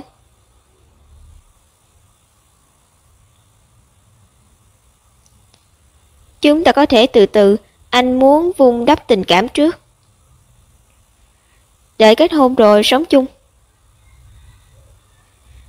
Dù gì cũng ở nước ngoài mấy năm mà suy nghĩ còn cổ hủ hơn cả mấy ông già. Đợi anh vun vén xong tình cảm thì muộn mất rồi. Y, anh sẽ chịu trách nhiệm với em. Anh nhất định sẽ đối với em tốt gấp bội. Được. Vậy mới đúng chứ. Cứ ấy nấy mà chịu trách nhiệm với tôi đi. Sau này còn nhiều lúc cần đến anh lắm. Mình đang đi mua sắm. Đáng tiếc là cậu mang thai rồi. Nếu không thì có thể đi cùng. Đợi sinh con xong thì còn nhiều cơ hội. Ai da, mình đã nóng lòng muốn mua quần áo, giày dép cho con trai nuôi rồi. Thế nhé, bye bye. Người phụ nữ kia là ngôi sao khiêu dâm Đinh Vũ Kỳ lúc trước từng lên báo. Mình nhớ Y Tuyết từng nói cô ta là vợ của Phó Hy Bằng. Sao cô ta lại ở cùng một người đàn ông lớn tuổi, ngoại tình ư? Chị dâu họ của cậu ly hôn với Phó Hy Bằng rồi à?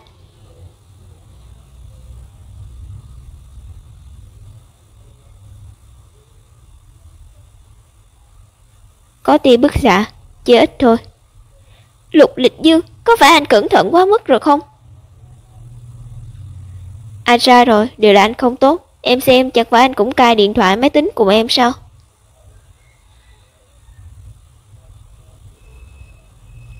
Đánh, phạt tùy ý.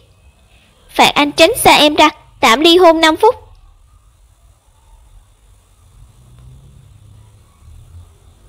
Thế thì không được, anh cô đơn lắm. Đừng chơi điện thoại nữa, nếu em ở nhà thấy cô đơn thì hay là chơi anh đi. Nói gì thế? Chỗ này. Còn cái chỗ này. Em có thể chơi khắp nơi.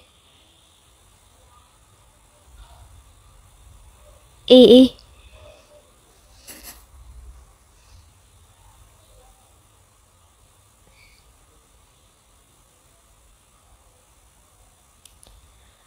Lục Lịch Dương, anh điên rồi à? Em đang mang thai đấy.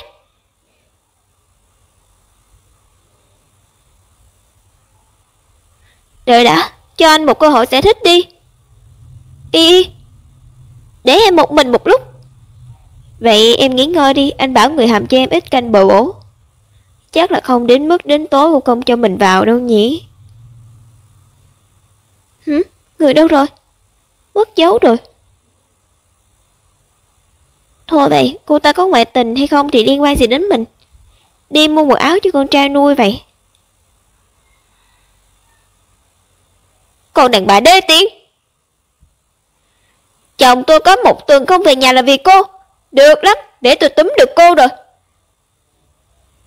Người phụ nữ này trông hơi quen. Cô ta chẳng phải ngôi sao khiêu dâm kia sao? Khét tiếng đấy. Trên mạng chẳng phải đồ cô ta gả cho Phú Hào rồi sao? Sao lại đến mức đi làm tiểu tam? Sau này đừng để tôi gặp lại cô. Nếu còn gặp lần nào đánh lần đó. Đi. Đi thôi, chán quá. Bà già, tự mình không giữ được đàn ông mà còn có mặt mũi trách tôi. Là cô? Đường là cháu dâu của nhà họ Phó mà lại thành ra thế này.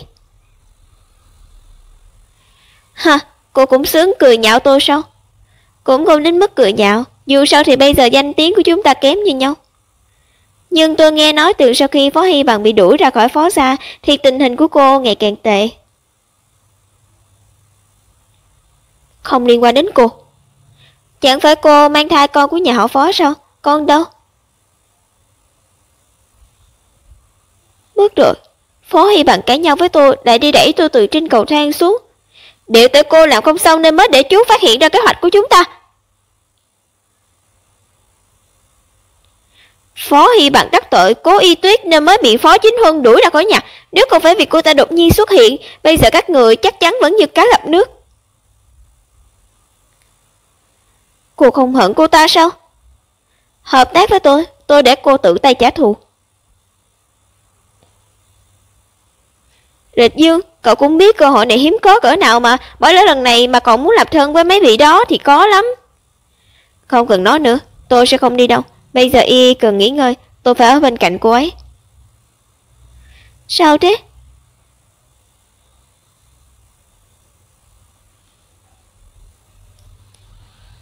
Không có gì quan trọng, chỉ là vài ngày nữa có buổi vũ hội thôi.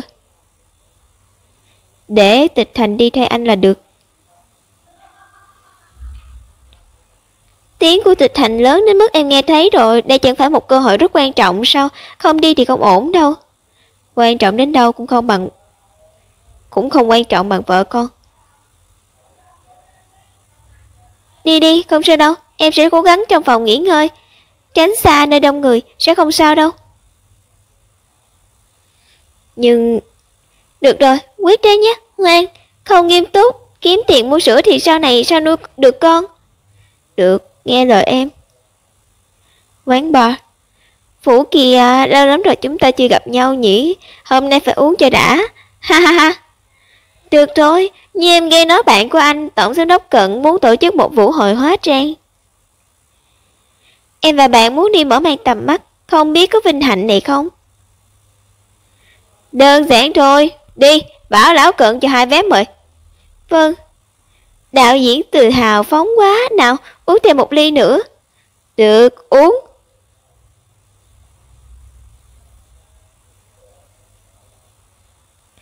Ba ngày sau.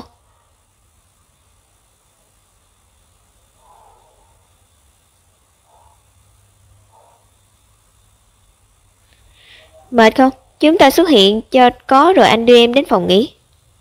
Được. Đại giám đốc Lục kìa. Đeo mặt nạ rồi mà vẫn đẹp trai như thế, không hổ là Lục Lịch Dương. Bên cạnh là Lục phu nhân nhỉ, cô ấy đẹp quá, hai người đúng là xứng đôi. Cố Y Tuyết có gì mà đẹp chứ, không có mắt nhìn. Đạo diễn Từ, em đi vệ sinh nhé, anh đợi một lát. Vũ hội hành tráng thế này không có kịch xem thì không được. Cố Y Tuyết, cô đợi đó cho tôi. Đợi đã. Phiền cậu mang cốc nước này vào phòng nghỉ đưa cho Lục phu nhân. Cứ nói là giám đốc Lục dặn dò. Chuyện này... Vâng.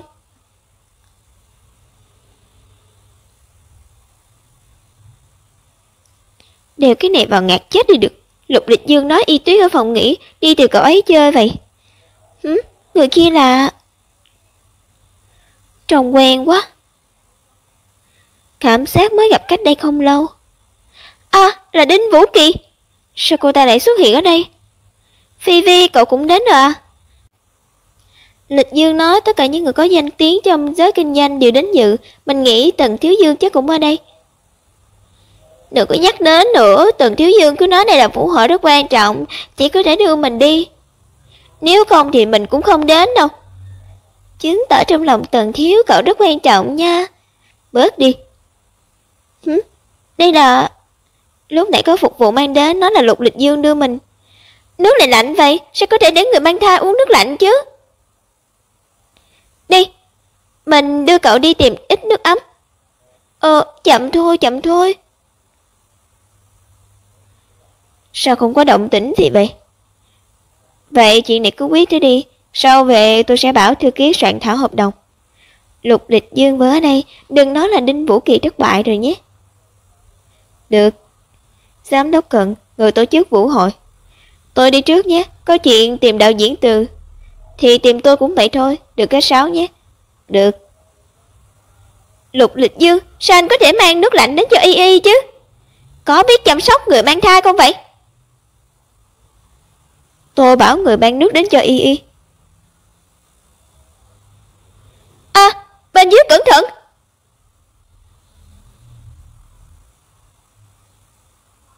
Y Y, mau né ra.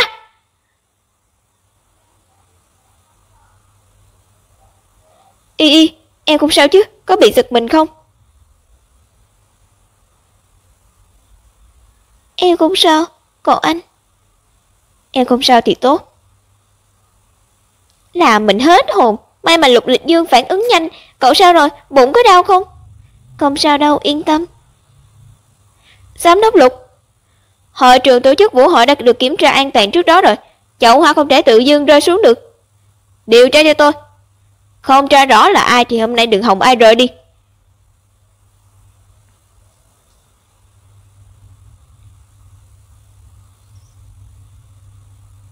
Ai vô, giám đốc Lục, ngu giận.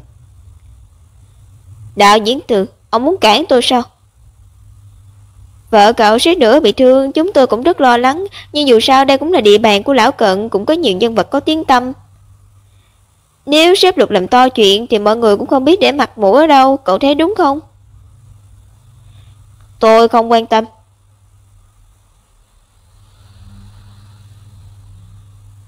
Thế này đi, chuyện này giao cho bên tổ chức điều tra. Dù sao, vũ hội cao cấp thế này mà lại có người rắp tâm lẻn vào. Lỡ làm người khác bị thương, e là thể diện của giám đốc Cận cũng không biết để đi đâu. Phải đấy, lỡ người đó là nhắm vào chúng ta thì sao? Nguy hiểm quá, công tác an ninh cũng không đảm bảo gì cả. Muốn lợi dụng khách để gây áp lực cho Lục Lịch Dương, trò vặt vãnh vậy ai mà không biết. Bây giờ áp lực về phía các người rồi. Lục phu nhân yên tâm, chuyện này chúng tôi nhất định sẽ cho mọi người một lời giải thích. Đi thông báo cho giám đốc Cận, sau đó mau chóng phái người đi điều tra rốt cuộc là kẻ nào lén vào. Vâng. Biệt thự nhà họ Lục, người của chúng ta đã phong tỏa tầng 2 rồi, không phát hiện kẻ khả nghi. Những vị khách lúc đó cạnh chậu hoa cũng không thấy có gì bất thường. Vậy mở rộng phạm vi, kiểm tra tất cả mọi người ở vũ hội, bất cứ điểm nào đáng nghi cũng không bỏ qua. Anh cũng thả lỏng ra đi, chẳng phải em không sao à? Điều tại anh, nếu anh không đưa em đến thì sẽ không xảy ra chuyện này. Anh đã bảo sau này sẽ không xảy ra chuyện này nữa đâu. Được rồi, cùng lắm thì sau này em ngoan ngoãn ở nhà, anh yên tâm chưa? Sao thế? Có phải lúc nãy chậu hoa đập trúng không? Không phải, Y anh không... Không đâu thật mà, nhìn thì đáng sợ thôi, chứ sẽ khỏi sớm thôi.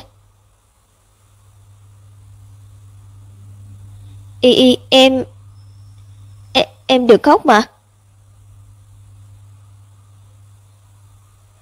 Đồ ngốc, sao không nói sớm? Thì em đến bệnh viện ngay lập tức. Đợi đã, mua thuốc là được rồi, không nghiêm trọng thế đâu, thật mà. Vậy em đi lấy hộp thuốc. Giám đốc Cận, chuyện ở vũ hội phát hiện được gì mới sao? Tôi thật sự xin lỗi vì đã xảy ra chuyện này. Vậy sao tôi sẽ đến tận nơi xin lỗi? Đây là danh sách khách mời trong vũ hội, có lẽ cậu cần. Tài liệu danh sách. Sao lại là cô ta? Tịch Thành, bây giờ lập tức đi tìm Đinh Vũ Kỳ. Đưa cô ta đến gặp tôi.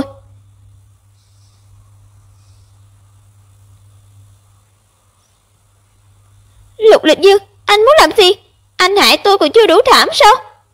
Sao cô lẻn được vào vũ hội? Có mục đích gì? Chuyện chậu hoa rơi xuống có liên quan đến cô không? Tôi không có. Chậu hoa gì cơ? Lịch Dương, tra được rồi. Hôm đó Đinh Vũ Kỳ đời đi trước rồi. Lúc chậu hoa rơi xuống thì cô ta đúng là không có ở đó.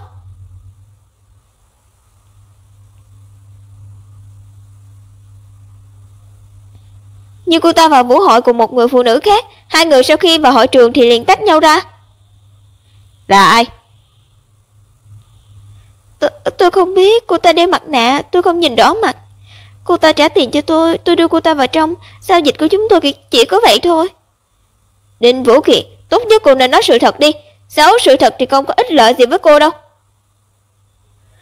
Tình trạng bây giờ của tôi còn có thể tệ hơn sao? Đã nói là tôi không biết rồi. Ồ đúng rồi, cô ta từ thành phố khác đến, chắc bây giờ về rồi. Cậu cũng nghĩ là cô ta có thù oán với Y có thể tìm đến Đinh Vũ Kỵ, còn là người từ thành phố khác đến. Chỉ có một mình Tả Y thôi. Đồ phụ nữ bạo lực, mau cút đi.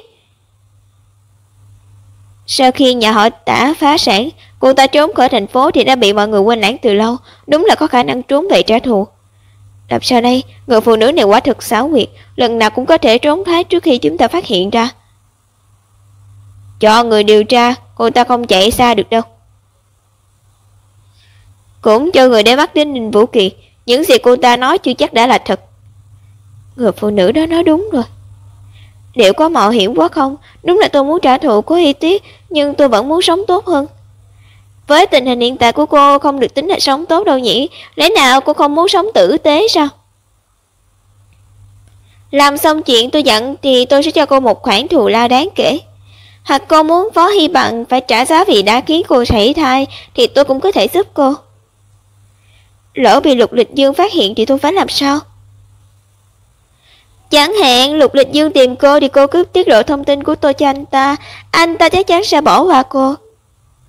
Đương nhiên không được nói thật, cô phải đánh lạc hướng anh ta, khiến anh ta nghĩ tôi đã trốn đi rồi. Lục Lịch Dương, Cố Y Tiết, tuy tôi không thể lật đổ hai người, nhưng người phụ nữ ác độc tàn nhẫn như Tả Y chắc chắn sẽ hay tôi quấy rối hai người. Ngày hôm sau, bác sĩ Hoác nói con rất khỏe mạnh, đến kiểm tra định kỳ là được. Anh xem, em đã nói em không sao mà anh cực cứ muốn kiểm tra mới yên tâm. Anh đi nghe điện thoại. Được. Sao rồi? Ở nhà ga không có hồ sơ mua vé của cô ta. Nếu cô ta đi bằng taxi thì chúng ta rất khó tra được. Kiểm tra lại sân bay đi. Tôi cũng không thể để mặt cô ta nấp trong bóng tối mà bắn tên nữa.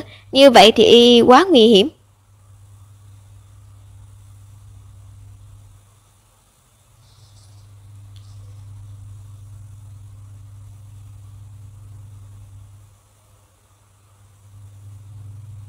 Mình nhìn nhầm sao? Người lúc nãy trông giống Tả Y quá. Hoắc Ôn, làm sao đây? Hình như em mang thai rồi. Không ngờ một lần đã trúng. Có đứa con này, kế hoạch của mình sẽ càng hoàn hảo. Y, chúng ta kết hôn đi. Nhưng có phải hơi đột nhiên không? Trên người anh cũng không có gì có thể dùng để cầu hôn, khiến em chịu uất ức rồi. Nhưng anh không nghĩ ra cách tốt hơn, vốn dĩ lần uống say là lỗi của anh. Bây giờ em mang thai rồi, anh bắt buộc phải chịu trách nhiệm. Không sao đâu, những nghi thức khác thì sau này có thể bù. Em không vội. Chỉ cần biết tấm lòng của anh là được. Thật sao? Em thực sự nghĩ như vậy sao? Y, anh bảo nhà bếp hầm cho em một bát canh, em... Y,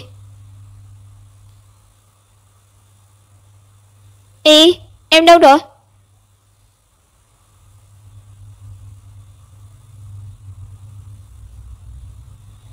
Anh đứng đó làm gì? Đẹp quá nên không kìm được mà thẫn thờ. Em cũng thấy bó hoa này rất đẹp.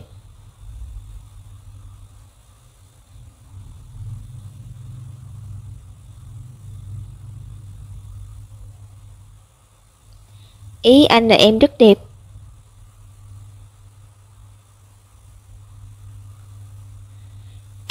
Bảo bố của cậu đến rồi đây. Bất ngờ. Không.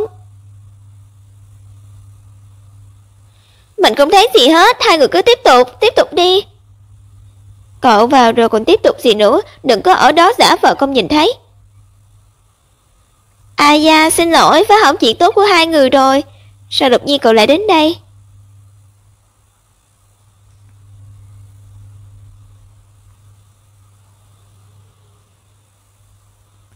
Chẳng phải chúng ta đã nói sau này cố gắng không ra ngoài sao? Anh sợ em thấy chán nên bảo Lâm Phi đến chơi cùng em. Vậy anh vào thư phòng trước đây, hai người nói chuyện đi. Chợt, chu đáo thật đấy. Mỗi cậu nói lắm. Tịch Thành, tôi mới tra được Tả Y mua một vé máy bay sang Đức, để cho an toàn thì tôi đi theo. Mấy ngày nay có chuyện gì thì liên lạc với trợ lý của tôi. Vé máy bay từ thành phố X đến Đức, đặt mua thành công. Mồi nhớ rõ như vậy, anh cắn hay không đây? Phòng khám sản phụ khoa. Lục Lịch Dư, anh thông minh cả đời, bây giờ vẫn bị tôi xoay vòng vòng đấy thôi. Tình hình của cô Tả không tốt cho lắm. Thai này có khả năng hơi nguy hiểm. Nhìn phim chụp thì chắc là lúc trước phá thai rất nhiều lần rồi. Bệnh viện, chuyện này đừng nói với cô ấy vội, cố giữ đứa bé. Khi cần thiết nhất định phải ưu tiên an toàn của cô ấy. Giữ người lớn, đây là nguyên tắc.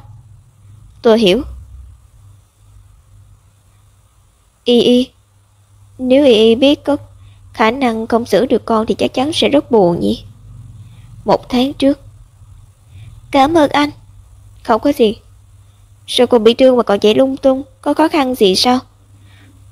Nhà tôi phá sản rồi. Mẹ bảo tôi đến đây nương tựa nhập vào họ hàng. Nhưng hình như họ không chào đón tôi cho lắm. Quá đáng quá rồi. Sao có thể đối xử như vậy với một cô gái yếu ớt chứ? Bây giờ nhà không còn nữa, tiền cũng tiêu hết rồi. Tôi thực sự không biết phải làm sao nữa. Còn không bằng chết đi. Đừng từ bỏ bản thân.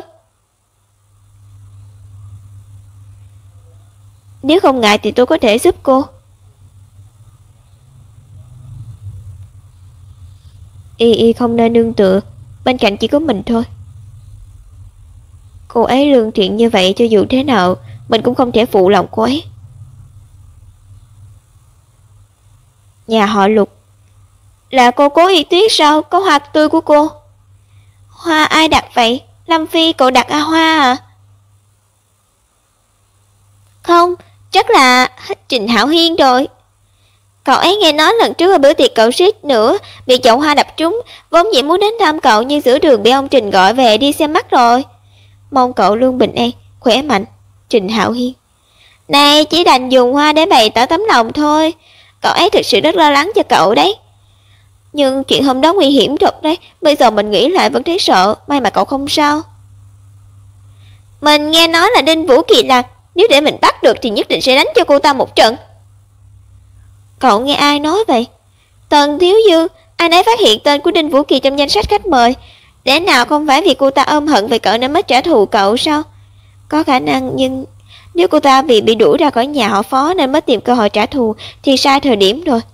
Rõ ràng lúc trước cô ta có rất nhiều thời gian có thể ra tay. Sao phải đợi đến vũ hội chứ?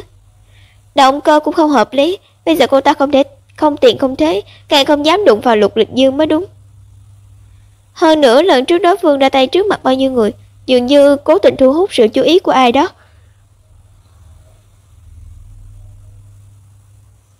Được rồi, không nói những chuyện này nữa. Hiếm khi cậu đến, chúng ta nói mấy chủ đề thoải mái đi. Người đứng đằng sau Đinh Vũ Kỳ nhất định là ôm hận mình đã lâu. Vậy chỉ có thể là cô ta thôi. Hỏi Lịch Dương sao vậy?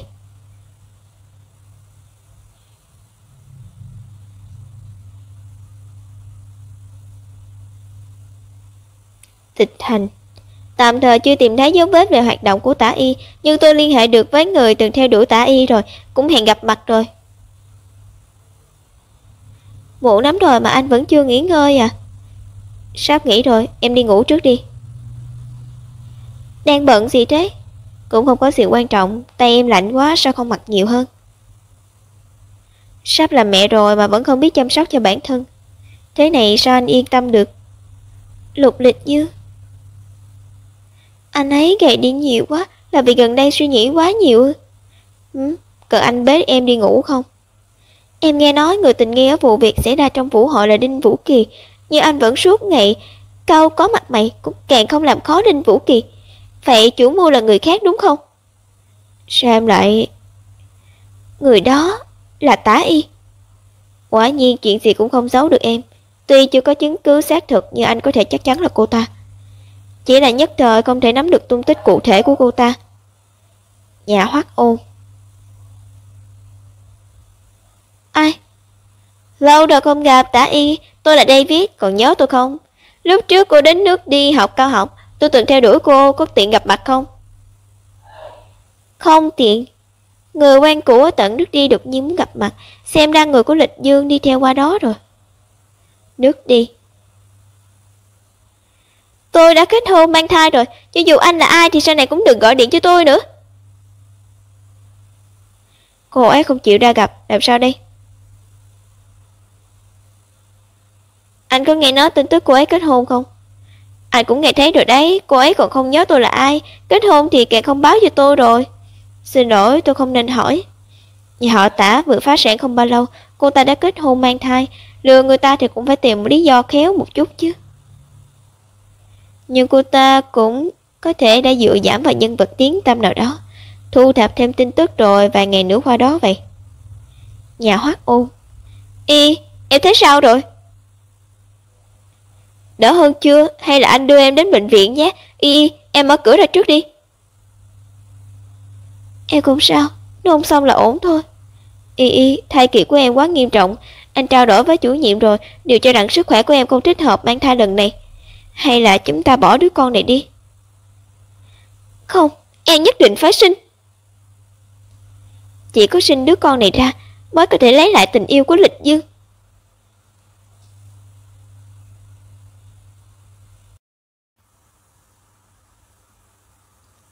Không, em bắt buộc phải đẻ.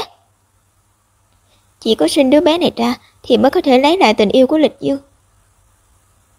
Chúng ta khó khăn lắm mới có đứa con này, chỉ cần có một chút hy vọng em cũng không muốn bỏ thằng bé. Vậy nên cơ hội khó khăn lắm mới có được, tuyệt đối không thể dễ dàng từ bỏ. Vậy chúng ta đến bệnh viện kiểm tra rồi kê ít thuốc an thai, như vậy em cũng có thể đỡ khổ hơn. Bệnh viện? Cô sinh thai này ra thì rủi ro rất lớn, cô thực sự suy nghĩ kỹ rồi sao? 3 tháng đầu vẫn còn cơ hội đổi ý. Bảo người nhà ký tên lên rồi lên tầng 2 lấy thuốc là được. Tôi không có người nhà. Vậy bảo bác sĩ Hoắc ký tên giúp cô cũng được. Lúc nãy anh ấy nói là có người quen tìm nên về phòng khám trước rồi. Hình ảnh thai nhi ổn định, phát triển rất tốt, tình trạng sức khỏe thai phụ cũng rất tốt. Xem ra Lịch Dương chăm sóc vợ con rất tốt. Điều nên làm mà. Chúng tôi còn có một yêu cầu quá đáng. Cơ thể Y ngày càng nặng, thời tiết ngày càng lạnh, không tiện để ra ngoài. Cậu cũng biết đấy, cách đây không lâu còn xảy ra chuyện tấn công ác ý, vậy nên chúng tôi muốn. Vấn đề này tôi cũng suy nghĩ rồi, sau này địa điểm kiểm tra định kỳ có thể ở nhà.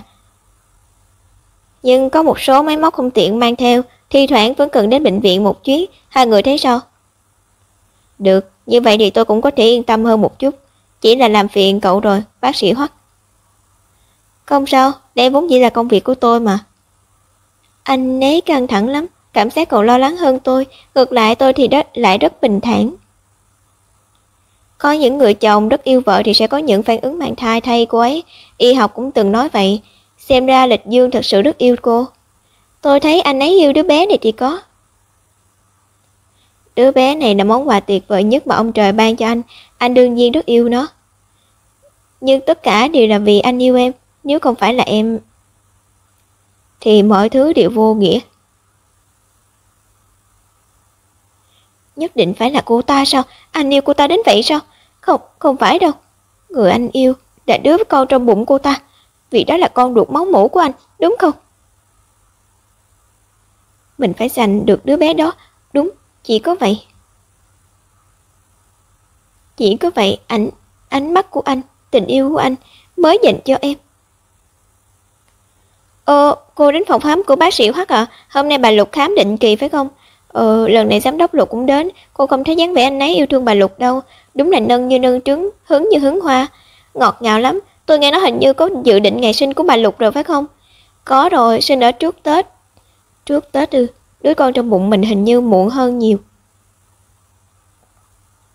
Xem ra phải nghĩ cách để sinh sớm mới được. Tập đoàn Hồng Vũ. Nói thì có thể anh không tin, Tả Y hình như thực sự kết hôn dưỡng thai rồi. Ý cậu là dưỡng thai kiểu vừa phá sản đã bỏ trốn, sửa đường còn đánh lén đấy ư?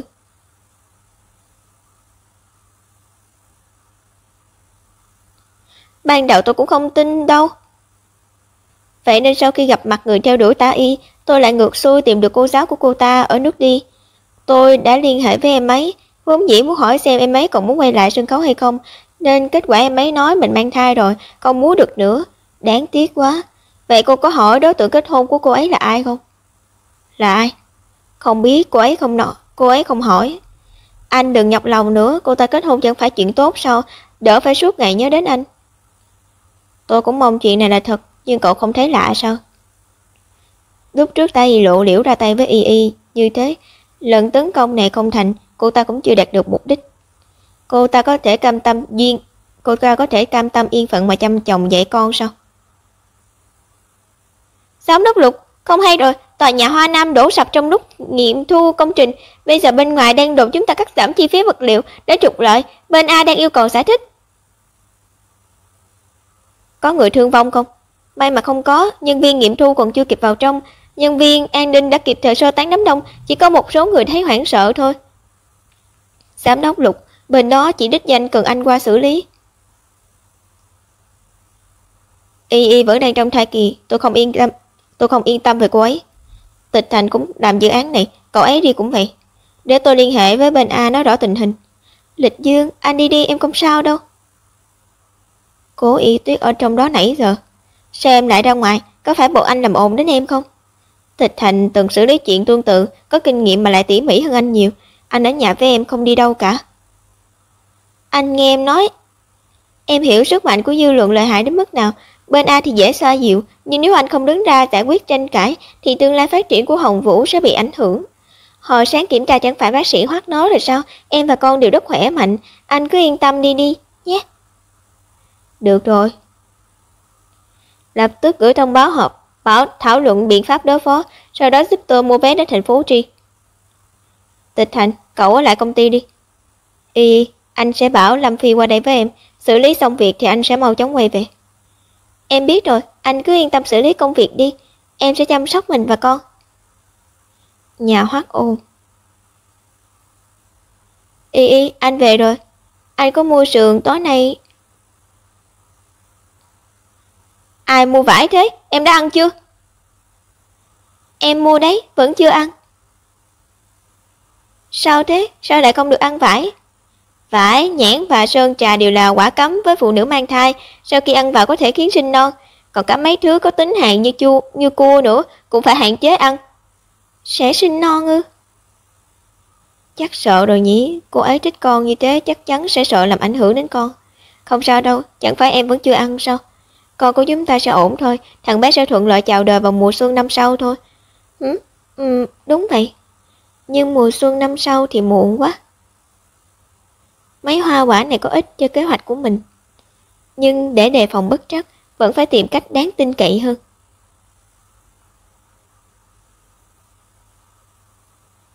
Muốn đi ra ngoài chơi sao? Đợi sức khỏe em ổn định rồi anh dẫn em đi. Không cần đâu, trong bệnh viện anh bận như vậy mệt lắm. Không sao, thời gian sắp tới anh không có việc gì cả. Người nhà thai phụ đi công tác rồi, lịch kiểm tra đã hẹn cũng lùi lại. Anh có nhiều thời gian ở bên em lắm. Anh nói thai phụ Hoắc Ôn phụ trách chỉ có mỗi Cố Y Tuyết thôi. Nói vậy là Lục Lịch Dương đi công tác rồi. Đôi vợ chồng anh quen thân đó sao? Ba người chưa gặp nhau, hôm nào có thể gọi lại với nhau.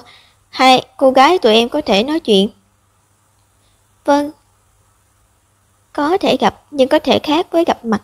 Anh nghĩ khi Lục Lịch Dương không ở đây có thể làm đầy chuyện. Hôm sau. Sao cô lại ở đây? Lỡ bị người ta phát hiện. Yên tâm, Lục Lịch Dương đi công tác rồi, tạm thời không ai để tâm đến chúng ta đâu. Cô làm giúp tôi một chuyện nữa. Không, tôi không muốn đối địch với Lục Lịch Dương nữa. Xem ra khoảng thời gian này cô sống có thoải mái nhỉ? Món tiền đó giúp được không ít chuyện nhỉ? Tốt hơn trước kia một chút, nhưng phần lớn món tiền đều bị Phó Hy Bằng lấy đi rồi. Tình cặn bã đó. Không phải dựa hơi người có tiền thì sao cô có nhiều tiền như vậy? Ngoại trừ dụ dỗ đàn ông ra, cô còn biết gì chứ? Thì sao? Không phải anh muốn dùng tiền bẩn tôi kiếm đó ra? Kiếm ra đó sao? Phó Hi Bằng, muốn trách thì trách anh không có bản lĩnh. Cô im miệng cho tôi. Giữa vợ chồng mà một khi có ngừa vực thì không cách nào quay trở về lúc trước nữa. Kết cục chỉ có thể tan rã. Nghi ngờ, câu này nhắc nhở mình. Giúp tôi làm được thứ trên đây, tôi có thể cho cô nhiều tiền hơn. Đến lúc đó, bất kể cô muốn ra nước ngoài hay ly hôn, quyền lựa chọn đều trong tay cô. Mà chuyện lần này không liên quan đến Lục Lịch Dương, cô sẽ không gặp nguy hiểm gì cả. Nhà họ Lục, tôi đã nói rồi, Y Tuyết ở nhà một mình, tôi phải ở cùng cậu ấy. Một người phụ nữ đã kết hôn như cô, qua đêm ở nhà người ta ra thể thống gì hả? Tôi ở chung với chị em tốt của tôi, có gì không được chứ? Được rồi, lào bào mãi, tôi cúp đây. Cậu chủ Tần nhớ cậu rồi, đỡ cách giục cậu về nhà kìa. Thôi, hợp đồng hôn nhân thôi, anh ta thực sự xem bản thân là chồng mình cơ đấy. Lục Lịch Dương gọi video cho bạn. Chà, còn nói mình nữa, chồng cậu không phải gọi đến hỏi thăm rồi hay sao?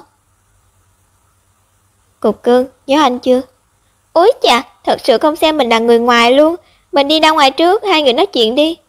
Anh hỏi Cục Cưng nào?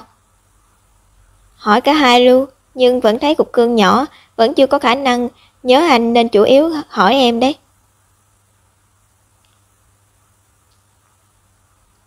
Anh đang ở đâu? Quán bar à? Bên hợp tác thích uống rượu nên hẹn ở một nhà hàng.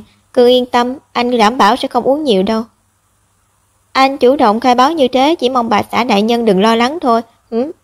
Ai hỏi anh mấy chuyện đó, em đâu có kiểm tra anh. Sếp Lục, anh đến sớm thật. Là ai? Video đã bị ngắt kết nối. Bên hợp tác đến rồi, chút nữa anh gọi lại cho em. Ngoan nhé bé. Bên hợp tác là bàn những thương vụ như thế sao? Nói chuyện xong rồi sao? Qua ăn chút trái cây này đi. Mình cố tình mang ở nhà Tần Thiếu Dương qua đó, tươi lắm. Chuyện gì thế? Cãi nhau à? Quán bar thành phố Tri. Cứ xảy ra chuyện ở dự án này, sếp Tôn đó nổi tiếng khó chơi, anh nhất định phải bình tĩnh đấy. Sếp Lục có hiểu biết sâu rộng, không để ý kiểu người như em đâu. Em đó, hầu hạ anh cho tốt là được rồi. Sao người bên cạnh sếp Tôn lại thấp kém chứ? Tại tôi không có phúc đó thôi, tôi không thích người bên cạnh tùy tiện sắp đặt cho mình. Ồ, vậy thì cô ấy không đúng rồi. Đi, rót rượu tạ tội với sếp Lục đi. Ai cũng nói Lục Lịch Dương anh là tay lão lạng từng bước qua muôn ngàn bụi hoa, lại còn giáo vợ thanh cao gì với tôi, thật là làm người ta chán ghét. Thì ra là khó chơi kiểu này. Anh uống hay không uống? 30 phút sau. Đường là chủ tịch Lục mà cũng chỉ có thế thôi sao? Ha, em nói xem có phải anh ta say được không? Có phải anh ta uống không lại anh? Không. Sếp Tôn tửu lượng cao, tôi không bằng. Biết anh không yên tâm chuyện tòa nhà Hoa Nam, tôi đề nghị anh đi điều tra chuyện nhà cung cấp đi. Chúng ta cũng xem như quen biết, nếu giúp anh được tôi sẽ giúp. Nào, đi nữa nào, chúc mừng chúng ta hợp tác vui vẻ trước nào. Ôi, anh không ổn hả? Gọi ra đó làm gì? Gọi người đến đón sếp Lục đi. Sếp Lục, anh cẩn thận. Về công ty. Té ra là xã vừa say. Vừa rồi sếp Tôn nói hắn sẽ giúp đỡ cung cấp manh mối, xem ra chuyện này rất nhanh sẽ có kết quả. Y, anh nhớ em lắm.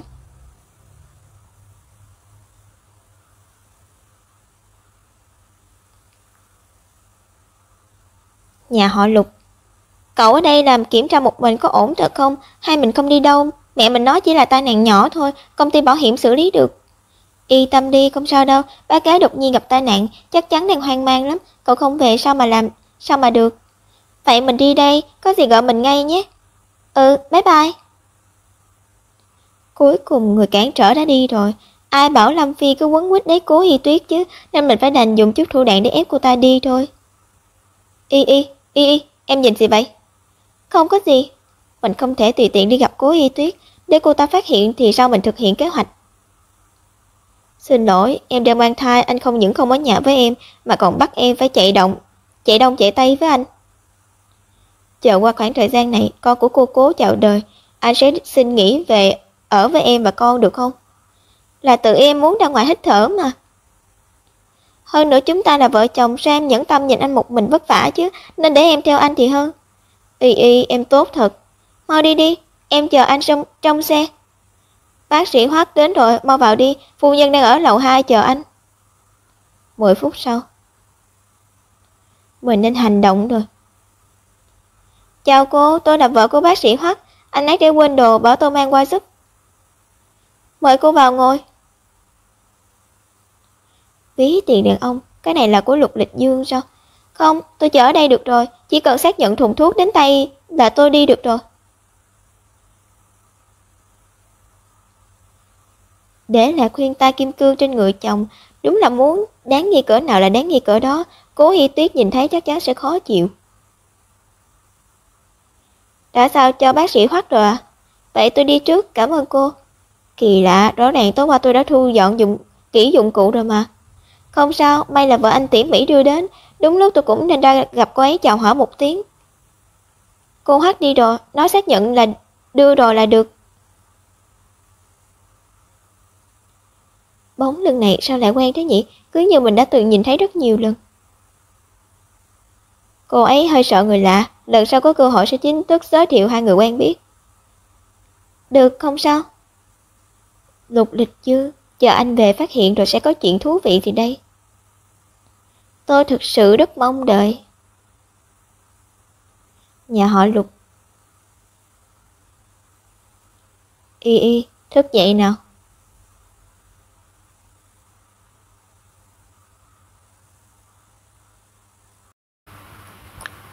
Y, dậy nào.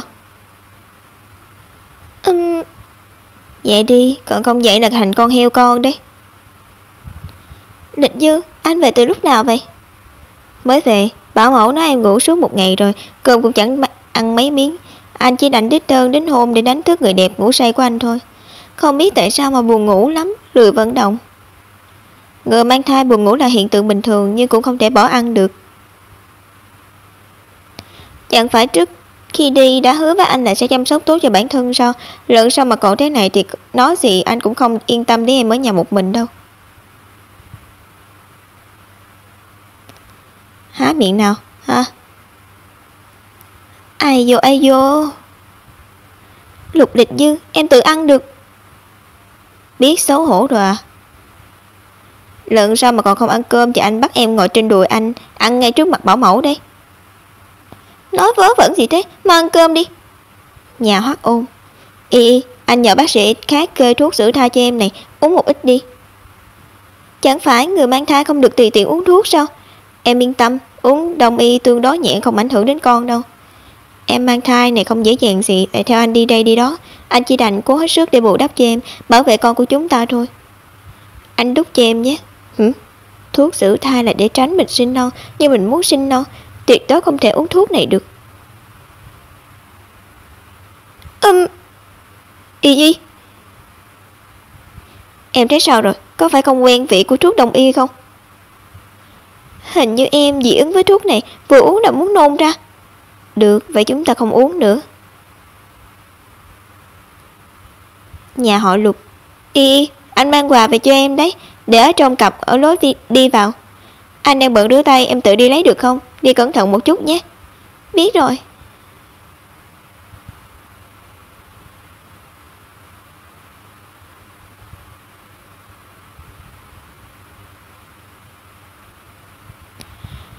Bây giờ đến túi sách cũng không cầm được ư? Đúng thật là.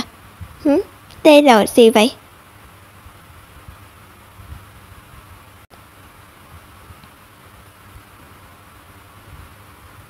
Sao thế Y? Không sao, em không cầm chắc nên làm rơi túi, nhặt là được. Em đứng yên đó để anh nhặt. Rơi ra từ cặp công sở ư? Chỉ có một bên, chắc không phải là quà của mình. Vậy thì là người khác làm rơi. Y, tìm thấy quà chưa? Ở trong hộp nhung xanh ấy, dễ tìm lắm đúng không? Là cái này ư? Đúng vậy, thích không? Anh đi chọn đấy. cũng là Hoa Tai nhỉ? Em nói gì cơ? Không có gì. Vậy còn cái này thì ai làm rơi trong ví tiền nhỉ? Tối hôm sau. Y, em thấy bộ cuốn con đáng yêu hơn hay bộ gấu đáng yêu hơn? Y. Bộ gấu đi. Nhưng bộ cuốn con cũng đẹp, sửa cả hai bộ đi. Anh ấy dành rất nhiều sự mong chờ và tình yêu cho đứa con sắp ra đời này. Những điều này đều không hề giả dối. Nhưng Hoa Tai chỉ có một bên, rốt cuộc là sao? Liên quan đến người phụ nữ ngày hôm đó sao? Hôm đó anh đi gặp đối tác cũng mang cặp này à? Sao thế? Không có gì, chỉ là ngửi thấy mùi rượu và mùi nước hoa trên cặp thôi. Vậy quả thật là người phụ nữ đó để lại sao? Lục Lịch Dương, anh không có gì muốn nói với em sao? Anh thành thật, hôm đó đúng là có phụ nữ, nhưng cô ấy là người phụ nữ của đối tác. Cả buổi anh đều tránh xa. Lúc đó cúp máy sợ em nghĩ nhiều, hơn nữa đối tác quả thực đã đến rồi. Tổng giám đốc Tôn thích mua vui, anh buộc phải giả vờ uống say thì mới đợi đi sớm được. Thư ký có thể làm chứng cho anh. Sau khi đợt khỏi quán bar thì cũng là anh ấy lái xe đưa anh đi mua mấy bộ đồ trẻ sơ sinh này. Là anh không đúng, nên nói rõ với em sớm hơn. Đừng giận anh nữa được không? Những chuyện này mình chỉ cần đối chiếu với thư ký thì sẽ tra ra được. Anh ấy đúng là không cần nói dối. Xem ra anh ấy thật sự không biết sự tồn tại của Hoa Tai đó. Con còn chưa chào đời mà anh đã mua nhiều thứ thế kia. Trong phòng cũng sắp không chất hết được. Anh bảo người dọn ra phòng sơ sinh ở phòng kế bên rồi. Sao cho hết mấy thứ này vào đó? Thích gì thì để con chúng ta tự chọn. Em nói xem được không? Được. Lục Lịch Dương, lần này em chọn tin anh tuyệt đối đừng khiến em thất vọng.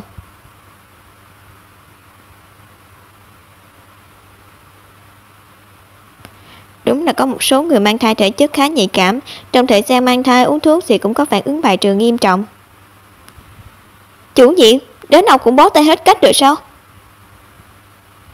Bây giờ xem ra chỉ có thể dựa vào bồi bổ, thực phẩm và nghỉ ngơi thôi. Thai này của vợ anh định sẵn vất vả rồi. Hơn nữa cô tả, trạng thái tinh thần của cô quá căng thẳng. Thai nhi chịu ảnh hưởng của mẹ cũng sẽ rất thấy bất an. Có phải vì áp lực lớn quá không? Chắc là vậy. Tại anh không cho em đủ cảm giác an toàn.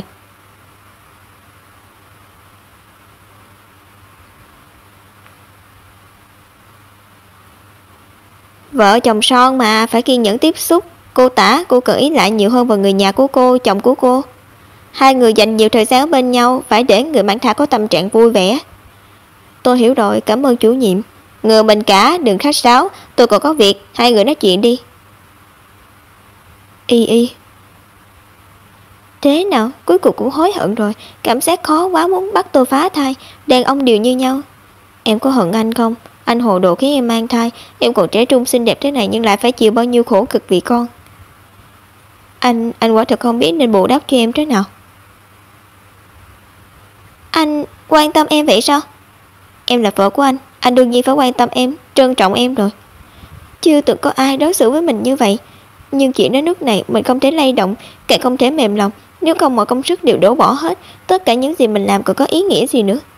Hoắc Ôn, em muốn có con với anh là vì em cũng yêu anh mà. Em bằng lòng trả mọi giá vì con của chúng ta. Còn anh thì sao chồng? Anh cũng vậy. Cho dù phải trả giá gì thì anh cũng sẽ giữ con của chúng ta. Nhất định phải nhớ lời hứa của anh đấy. Mình bày mưu tính kế đủ đường chính là để sinh con ra trước Cố Y Tuyết. Không được do dự, không thể hối hận. Chỉ vậy mới có thể có được thứ mình muốn. Nhà họ Lục, hôm nay đã phải đi rồi sao? Sao vội vàng vậy? Hết cách, công ty chỉ cần có mình. Công ty chính cần có mình quản lý. Hơn nữa lần này trong một thời gian ngắn mình không về được rồi. Ông Trình chắc chắn sẽ không nỡ xa cậu đâu. Ông ấy đâu phải không nỡ xa mình, là sợ mình về Mỹ rồi thì không xem mắt được thì có. Đáng tiếc mình không đi tiễn cậu được, nên sao gặp mặt không biết là khi nào. Chắc lúc đó con mình cũng lớn rồi. Thật ra hơn 1 tháng nữa là đến ngày sinh của Y Tuyết rồi. Đến lúc đó chúng mình cùng cậu ấy vượt cạn nhé. Thật ra lần này vội vã rời đi còn vì một lý do. Y Tuyết, mình không tự tin có thể giống như mọi người cùng cậu chứng kiến con cậu ra đời. Công chúa có được hạnh phúc rồi thì kỵ sĩ cũng nên rời đi thôi. Gì cơ? Hạo Hiên. Y Tuyết, mau nhìn kìa. Tuyết rơi rồi. Xem như nó thay mình đến tạm biệt cậu đi. Tòa nhà công ty Hồng Vũ. Anh Phó, mời. Hồng Vũ và Phó Thị hợp tác nhiều năm. Chuyện nhỏ như thanh toán cuối năm thì cứ để người cấp dưới làm là được. Sao chú Phó phải đích thân đến chứ?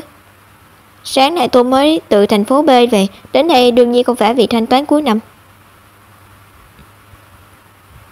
Phiền cậu chuyển giao giúp tôi một số đồ bổ cho Y Tuyết. Sức khỏe con bé yếu, tôi không tiện quấy rầy con bé. Cảm ơn chú Phó. Y rất khỏe. Nhưng sao tôi lại nghe nói một thời gian trước Y Tuyết bị người ta hãm hại, suýt thì bị chậu hoa làm bị thương. Cháu đang điều tra kẻ chủ mưu, cháu nhất định sẽ không bỏ qua cho người muốn hại Y đâu.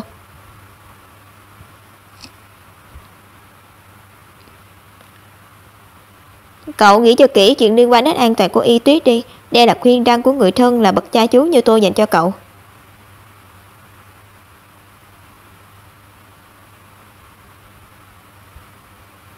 Phong cách hành sự trước kia của cậu quá tàn khốc. Tha thứ được gì cho ai cứ tha thứ. Trước khi quyết định phải nghĩ đến vợ con, xem như là hành thiện tích đức vì họ. Tha thứ được cho ai chứ tha. Tha thứ được cho ai cứ tha.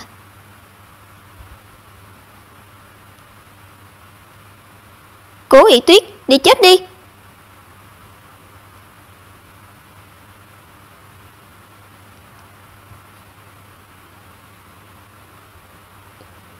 Y, anh phải làm sao mới bảo vệ em an toàn được đây? Lịch Dương, tin tốt đây.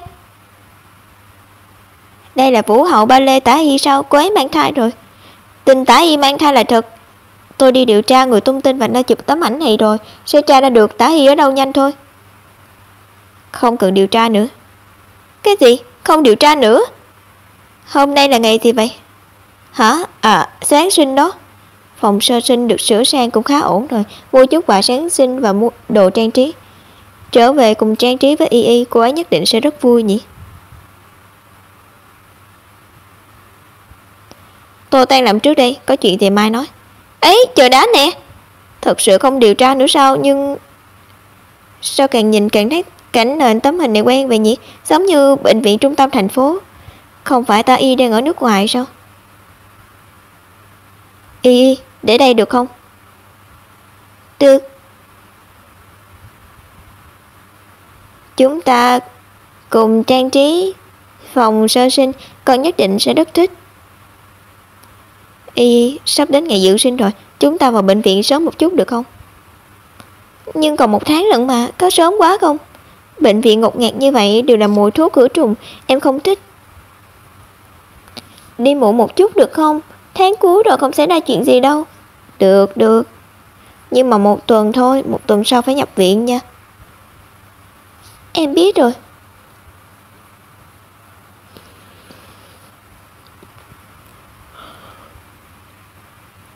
Lịch Dương, thực sự không tiếp tục điều tra Tả Y sao? Tôi cảm thấy cô ấy có vấn đề. Cậu nói có vấn đề là có ý gì? Cậu nói có vấn đề là có ý gì? Trước đó rõ ràng tra ra được cô ta đang ở nước ngoài, cũng không có thông tin lịch bay về nước. Mặt cảnh nền tấm ảnh đó có vẻ như là bệnh viện trung tâm thành phố. Nhưng chắc mang thai là thật. Thấy rõ tấm hình là bị chụp trộm, cô ta không cách nào làm giả được. Đúng thật vậy. Tả Y không phải người dễ đối phó, tha cho cô ta như vậy cảm giác như chôn cây đinh trong lòng vậy. Hành thiện tích đức vì vợ con cậu đi, đừng chuốc thêm nhiều kẻ địch hơn nữa.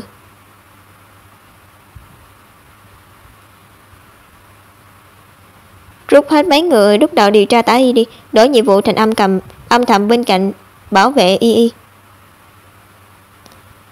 Tốt nhất là cô ta chịu an phận kết hôn sinh con, nếu không tôi nhất định không tha cho cô ta. 1 tháng sau. Còn muốn ăn gì không? Uống ngụm nước nha. Không cần đâu, anh đừng lo.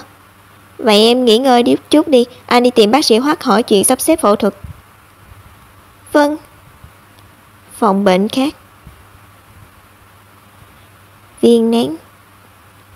Thuốc này có thể gây co bóp tử cung, dục sinh, trong 12 giờ nhất định phát huy tác dụng, nhưng uống rồi sẽ vô cùng đau khổ.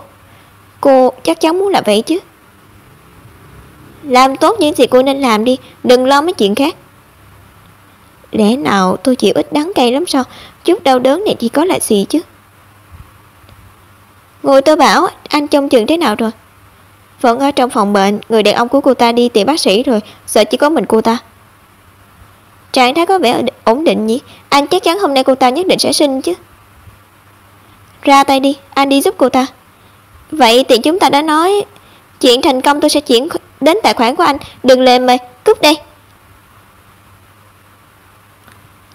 Ai đó?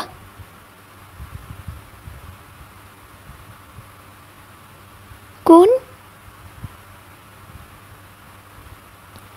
Bị thương sao? Ai dẫn cương vào đây vậy?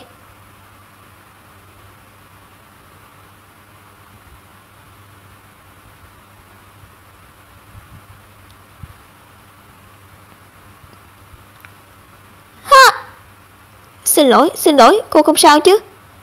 Gọi bác sĩ giúp tôi, mau. Được, tôi gọi bác sĩ ngay. Cô phải cố chịu một chút nha. Y, chuyện gì thế? Anh Hoắc, chuyện không ổn chút nào, cô ta có khuynh hướng sinh non, nhưng cô ấy khăng khăng phải gặp anh trước. Ai cho cô ấy ăn vậy? Hoắc con, có phải chúng ta sắp mất con được không? Y đừng nói như vậy, anh sắp xếp phẫu thuật ngay, nhất định sẽ giữ được con mà. Bác sĩ Hoắc, lúc nãy Y Tuyết bị người ta va phải, giờ đưa vào phòng phẫu thuật, phiền cậu nhanh chóng qua đây. Cái gì? Được, tôi biết rồi. Anh Hoắc, giờ sau đây hai bên đều cần anh. Cô tìm chủ nhiệm giúp tôi, phiền chủ nhiệm nhận giúp ca phẫu thuật của cô. Tôi ở lại đây. Anh đi làm phẫu thuật cho cô ấy đi. Y, em biết em đang nói gì không? Anh không đồng ý. Anh không nhớ hôm ở bệnh viện anh đồng ý với em chuyện gì sao? Nhớ, anh hứa với em bất luận thế nào anh cũng phải giữ lại đứa con này. Nó mất rồi. Hắc ôn, đứa con này chết rồi. Cái gì? Sao em lại biết? Sao lại chắc chắn như vậy? Anh đi đổi đứa con của người phụ nữ đó cho em, được không? Anh từng hứa với em sẽ cho em một đứa còn sống sờ sờ. Ai? Cô Cố Y Tuyết sao? Hả? Tôi chẳng nghe thấy gì cả, tôi đang ngoài ngay. Sao em lại có suy nghĩ như thế? Ai bảo em làm như vậy?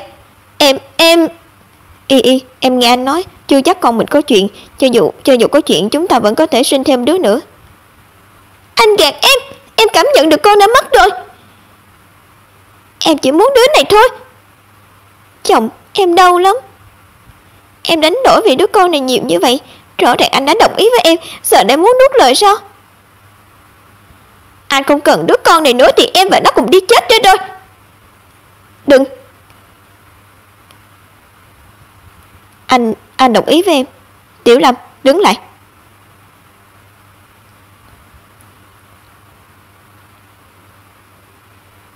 Đang phẫu thuật. Tiểu Lâm đang ở ngay bên kia cửa, là phẫu thuật chuyển dạ cho Y. Chỉ cần mình muốn thì có thể đổ con của cô ấy mà không ai hay. Bác sĩ Hoắc, bắt đầu đi. Tìm được người tông vào Y chưa? Chưa, bệnh viện quá đông người, đâu đâu cũng có người mặc đồ đen. Phó giám đốc Tịch đã cử người đi rồi. Tiếp tục điều tra. Y. Xong chuyện Điền bỏ trốn, tên khốn đó chắc chắn là cố tình, nhất định phải khiến hắn trả giá. Nói với Tịch Thành là không cần đến chỗ tôi, đưa người đi tra camera, tôi muốn kết quả trong vòng 1 ngày. Vâng. Anh càng nhẫn nhịn nhưng đổi lại khiến em đau khổ. Y, nếu em và con có mệnh hệ gì thì anh nhất định sẽ khiến hung thủ phải đền mạng. Con ra rồi. Bác sĩ Hoắc, ý thức thai phụ mơ hồ, lượng máu chảy quá nguy hiểm. Để tôi khâu giúp cho cô ấy. Đứa bé thở quá yếu, không thích hợp để gặp người nhà, đưa đến lòng giữ ấm đi. Con... Bác sĩ Hoắc, thai phụ ngất xỉu rồi. Bệnh viện. Tiểu Lâm, thầy Hoắc, cô tả làm xong phẫu thuật chuyển dạ rồi, không có gì nguy hiểm. Đứa bé thì sao? Là một thai chết. Chúng ta là vợ chồng, sao em nỡ nhìn anh vất vả được? Em muốn có con với anh là vì em cũng yêu anh mà. chồng mà, em đau quá. Đành vậy, đưa thai chết nó đến đây cho tôi. Tình hình bệnh nhân không tốt, cô mau đến kho lấy máu đi, sau đó đưa đơn nguy kịch cho người nhà. Đợi đã, nếu người nhà có hỏi gì thì đừng nói gì cả. Những gì hôm nay xảy ra ở đây, nếu truyền ra ngoài, tôi sẽ khiến cô không thể ở lại bệnh viện này. Biết rồi. Người nhà của cố Y Tuyết đâu? Có. Tôi đã chào cô ấy, cho hỏi cô ấy sao rồi? Thai phụ sinh xong mất máu quá nhiều, trước mắt đang hôn mê, cần người nhà ký đơn phẫu thuật để tiến hành cấp cứu. Sao lại... Các người có nhầm không? Y trước giờ rất khỏe mạnh, con tôi cũng... Vậy con tôi đâu? Con tôi sao rồi? Con tôi... Không còn nữa. Không còn nữa? Anh à, nếu không ký tên thì không thể tiến hành cấp cứu bệnh nhân được, nên anh từ bỏ quyền lợi này. Ký, tôi ký.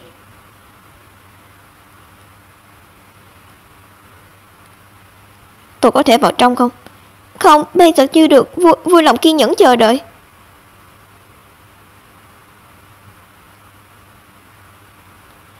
Nhất định, làm ơn các cô nhất định phải cứu Y. Được, chúng tôi sẽ cố hết sức. Trong phòng phẫu thuật, bác sĩ Hoắc, anh thực sự muốn làm vậy sao? Không phải tôi, là chúng ta. Tiểu Lâm, bây giờ chúng ta là người cùng hội cùng thuyền rồi, cô hiểu chưa? Y tá bên ngoài thì lát nữa cô lấy ít tiền từ tài khoản của tôi để bịt miệng cô ta đi. Tôi hiểu rồi.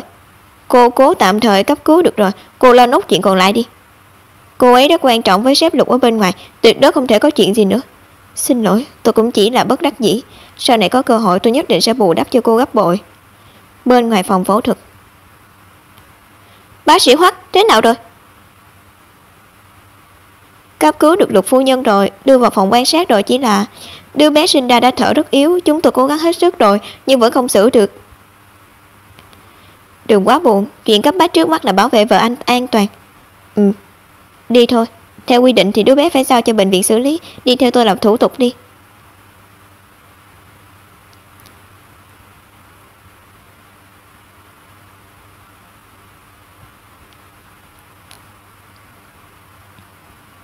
Phòng quan sát. Lục Lịch Dương, Lục Lịch Dương. Y Tuyết đâu, cậu ấy sao rồi? Ở bên trong, qua cơn nguy hiểm rồi. Cậu ấy ngủ suốt sao? Bác sĩ nói 24 tiếng sau sẽ tỉnh lại.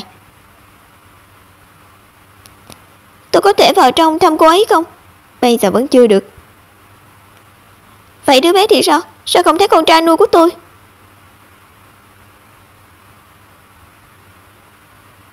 Sao anh không nói gì? Con tôi mất rồi. Sao lại thế này? Chẳng phải chỉ bị người ta va vào thôi sao? Sao lại sinh sớm? Sao lại thành ra thế này? Anh nói gì đi? Y Tuyết cao ngạo như thế, khó khăn lắm mới bác bỏ sự phòng thủ để ý lại một người. Bây giờ đứa bé mất rồi, người cũng hôn mê bất tỉnh ở trong đó. Cô à, cô bình tĩnh lại đi, đây là bệnh viện. Lục Lịch Dương, anh nói là anh sẽ đối xử tốt với cậu ấy, nhưng kết quả thì sao? Anh xem Y Tuyết thành ra thế nào rồi? Xin lỗi, cô ấy khá kích động, tôi đưa cô ấy về trước. Thả tôi xuống, Tần Thiếu Dương, sao anh dám?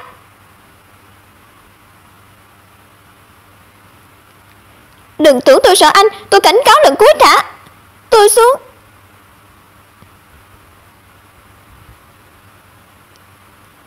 Cô nóng tính quá đấy, người mất con là bạn thân cô nhưng cũng là con của Lục Lịch Dương mà, lẽ nào anh ta không buồn sao? Hơn nữa cô nhìn trạng thái của Lục Lịch Dương đi, phóng viên chụp được nó là phá sản chắc cũng có người tin. Lúc nãy tôi tức giận quá không chú ý. Thôi vậy, tôi phải gọi điện cho Hạo Hiên. Cậu ấy dặn tôi có chuyện gì thì phải báo ngay cho cậu ấy. Nếu biết Y Tuyết chịu khổ như thế thì lại lo lắng cho xem.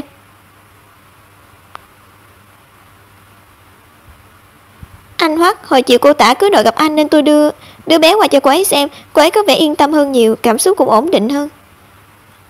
Anh Hắc, chắc cô Tả rất xem trọng con của hai người nhỉ? Lần này chỉ là sự cố thôi đúng không? Cô hỏi chuyện này làm gì? Trước khi cô Tả được đưa về phòng bệnh thì tôi có đến quét dọn. Kết quả phát hiện cái này ở bên trên giường. Hình như là viên nén misoprostol để phá thai. Cái gì? Phòng bệnh. Ngủ ngon thật đấy.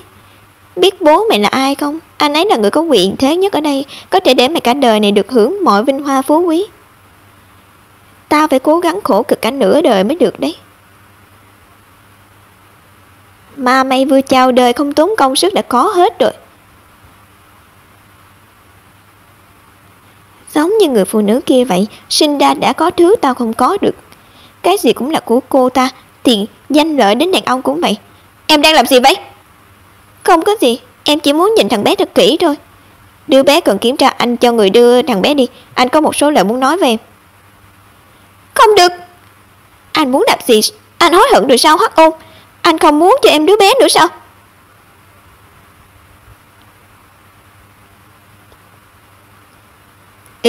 Em lo cho đứa bé này như vậy là bị thích cậu ta sao? Anh có ý gì? Em nói em yêu anh, muốn có con với anh, vậy tại sao lại nghĩ mọi cách để phá bỏ nó?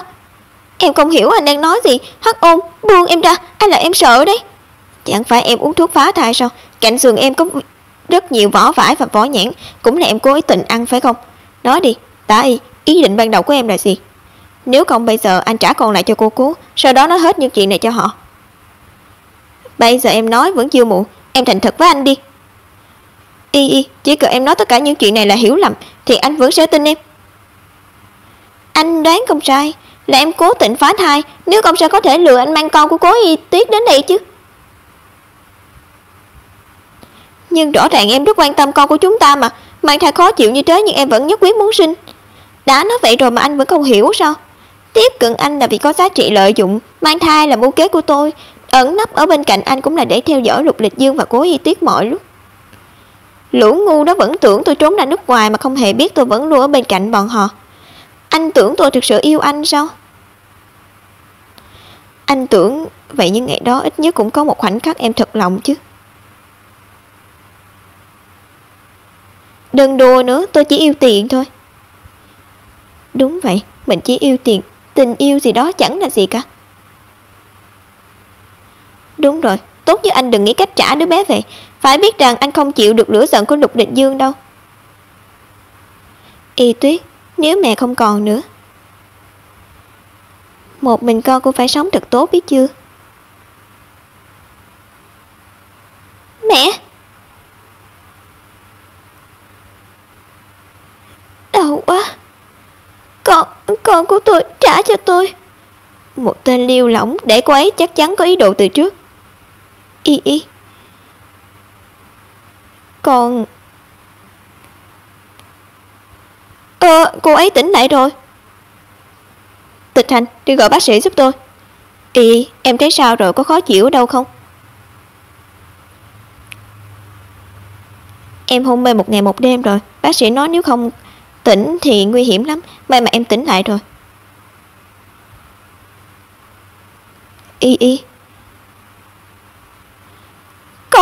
Con em đâu?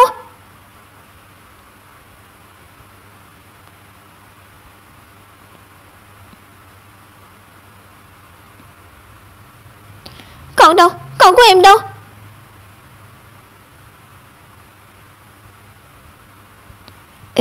Em bình tĩnh nghe anh nói. Lúc vượt cạn em mất nhiều máu, con cũng không còn hô hấp. Bác sĩ cấp cứu rất lâu nhưng vẫn không giữ được. Anh nói gì? Con của em mất rồi. 3 ngày sau, các chỉ số của cô cố đều phục hồi rất bình thường, nhưng vẫn cần nghỉ ngơi thật tốt, tránh để cảm xúc kích động. Được, tôi biết rồi. Cô cố, tôi đi trước đây, có gì nhớ gọi tôi. Cảm ơn bác sĩ Hoắc. Không có gì, điều tôi nên làm mà. Bác sĩ Hoắc, cô cố đó mấy ngày nay không thèm để ý đến người khác sao? Tôi nghe nói hình như cô ấy cũng không ăn uống gì. Liệu có... Anh yên tâm, tôi sẽ không bán đứng anh đâu. Chỉ là mấy ngày gần đây cứ nghĩ đến chuyện này là tôi không ngủ được. Nếu được thì tôi muốn giúp cô ấy gì đó. Đừng nói lại, Tiểu Lâm. Ngay cả mình khi nãy cũng không kìm được mà muốn nói rõ chân tướng cho cô ấy. Nhưng Tả Y nói đúng, chuyện đến nước này mình không gánh được hậu quả, càng không thể liên lụy người khác. Anh bảo Tịch Hành mua sườn ở quán em Tích này, lát nữa tới ngay. Hay là em muốn ăn gì khác? Nói anh nghe được không? Em muốn con của em. Lịch Dương, hôm đó phòng sinh em thực sự nhìn thấy con của chúng ta rồi. Thằng bé nhất định còn sống, em cảm nhận được. Ê, anh biết chuyện này rất khó chấp nhận nhưng đứa bé sinh ra hô hấp đã kém. Chúng tôi cố hết sức rồi nhưng vẫn không xử được. Thằng bé thực sự không còn nữa. Anh cũng không tin em phải không? Không phải không tin em. Bây giờ anh cho người đi điều tra được không? Chỉ cần em đồng ý với anh chịu ăn cơm. Vì con và mình, gần đây anh ấy cũng mệt lắm nhỉ. Em muốn xuất viện. Lịch Dương, chúng ta về nhà thôi. Bác sĩ Hoắc, anh mau xem cô Tả đi. Cô ấy không cho người lại gần. Nhưng đứa bé nửa ngày rồi chưa được uống sữa, khóc tím cả mặt rồi. Phòng bệnh. Các cô muốn đem đứa bé đi, đừng qua đây. Không ai muốn giành đứa bé đi cả. Chúng tôi chỉ muốn chăm sóc đứa bé thôi.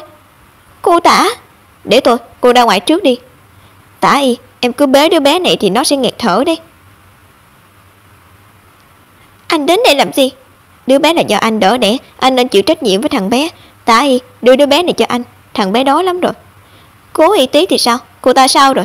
Con không còn nữa. Lục Lịch Dương cũng không cần tiếp tục giữ cô ta ở bên cạnh nữa nhỉ? Anh nói xem, nếu cô ta biết em thuận lợi sinh được con thì liệu có ghen tị mà phát điên không?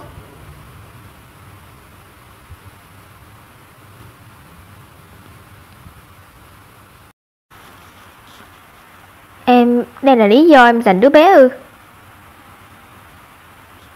Tả Y, em đã có được đứa bé rồi. Buông tay đi được không? Đừng nhắm vào hai người họ nữa. Buông tay sao? Bọn họ ép tôi đến nước này. Nếu không trở lại gấp trăm lần thì dựa vào đâu mà tôi từ bỏ? Em... Sao thế? Anh đau lòng mà muốn đi mách lẻo? Hay là anh hối hận muốn giành lại đứa trẻ? Mình không thể đối mặt với Lịch Dương và Y Tuyết mà cũng không thể sống cùng Tả Y được nữa. Người phụ nữ mình từng yêu đã hoàn toàn thay đổi. Điều duy nhất mình có thể làm là giúp đứa bé này sống thật tốt. Giao đứa bé cho Tiểu Lâm đi, thằng bé sắp không ổn rồi. Không ai giành đứa bé đi cả, anh đảm bảo với em. Xử lý xong chuyện này thì anh sẽ đưa Tiểu Lâm ra nước ngoài. Không còn ai biết thân phận thật của đứa bé này cả. Như vậy em yên tâm chưa? Sau này mỗi tháng anh sẽ chuyển tiền vào tài khoản của em. Nhưng anh chỉ có một điều kiện. Đối xử với đứa bé này thật tốt, nuôi dưỡng nó để nó khỏe mạnh trưởng thành. Em có thể đồng ý với anh không? Được. Nhà họ Lục. Alo. Lịch Dương, tôi và người của tôi ở bệnh viện suốt mấy ngày rồi, không tìm thấy người va vào vợ cậu. Đợi đã. Anh đi nghe điện thoại, em nghỉ ngơi một lát trước nhé. Y Tuyết đang nhạy cảm về chuyện này, đừng để cô ấy nghe thấy vẫn hơn. Cậu nói tiếp đi. Chúng tôi kiểm tra camera rồi, nhưng cậu cũng biết đấy, bệnh viện ngày nào cũng có nhiều người qua lại. Muốn tìm một người bình thường thì không khác gì mò kim đáy bể. Trừ khi chúng tôi có thể chứng minh anh ta cố ý làm người khác bị thương, vậy thì báo cảnh sát sẽ nhanh hơn.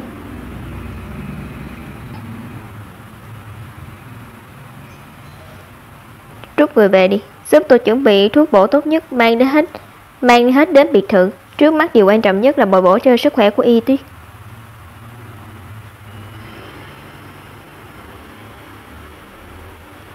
Y Tuyết. Hai con hổ thích nhảy múa, thỏ con ngoan ngoãn nhổ củ cải.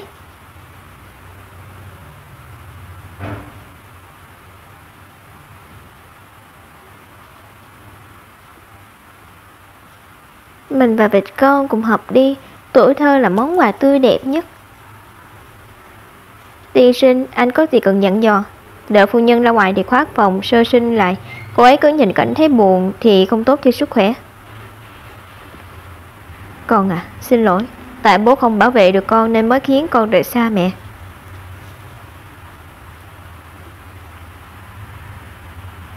Ngày hôm sau. Hạo Hiên, sao cậu cũng đến đây? Nghe Phi Phi nói tình hình của cậu, mình không yên tâm nên về thăm cậu. Cậu thấy thế nào rồi? Mình mua nhiều đồ cậu thích ăn lắm. Bảo cô cất đi rồi, lúc nào cậu muốn ăn thì bảo cô ấy làm nhé.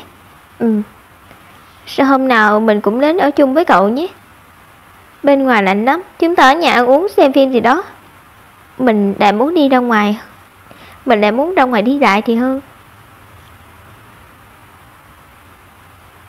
Mình đưa cậu đi.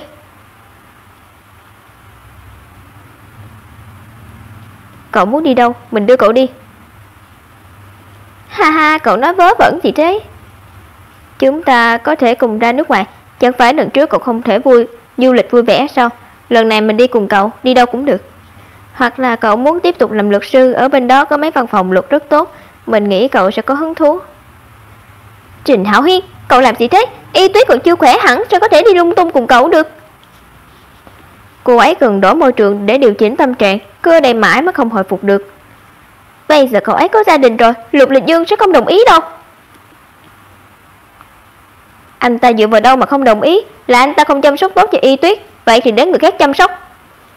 Nếu mình đã dám đưa Y Tuyết đi thì sẽ phụ trách sức khỏe của cô ấy. Lẽ nào cậu không tin nhân phẩm của mình sao? Ồ, nhân phẩm của cậu Trình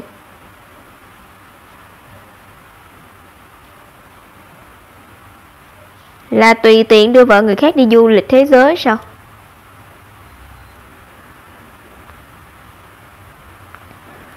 Trời ơi, Loan Tuần phèo rồi. Ngại quá, làm phiền mọi người rồi, tôi đưa cậu ấy đi trước. Đi thông thả. Y Tuyết không từ chối mình mà, sao không cho mình đưa cậu ấy đi? Lâm Phi, cậu thả mình ra. Im ngay cho mình. Y Tuyết, bọn mình đi trước đây, mai đến thăm cậu sau.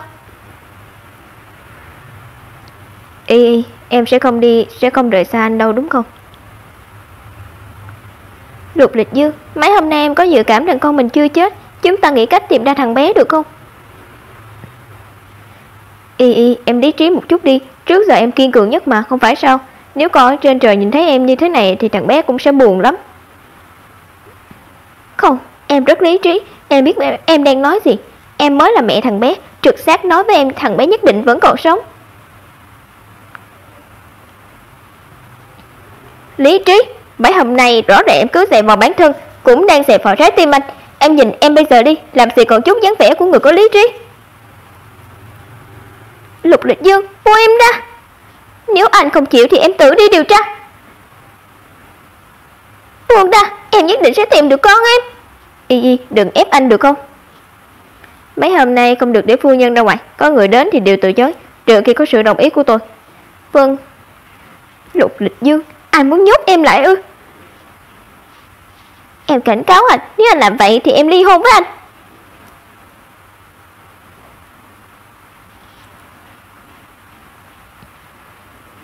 Xin lỗi Y, tình trạng tâm lý của em hiện tại không thích hợp để ra ngoài. Anh đã mất con rồi, là một người chồng, anh không thể để em gặp chuyện nữa. Vì anh không muốn mất em nữa. Mất tư cách làm bố, ít nhất anh còn có thân phận làm chồng. Một mặt là lý trí, một mặt là tình cảm. Anh sẽ bảo vệ em thật tốt, cho dù em sẽ vì vậy mà hận anh. Nhà họ Phó, hôm nay chú muốn đi thăm Y Tuyết. Mấy lần trước hỏi cháu đều nói con bé còn yếu, không tiện, sắp nửa tháng rồi. Chú đến thăm con gái mình là lẽ thượng tịnh, không cần có sự đồng ý của cháu chứ nhỉ?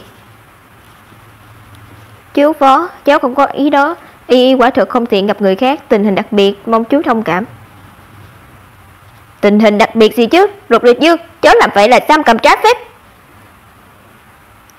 Chú nặng đời rồi, Y không thể rời xa khỏi cháu được. Có cháu chăm sóc, chú cứ yên tâm. Lục Lịch Dương,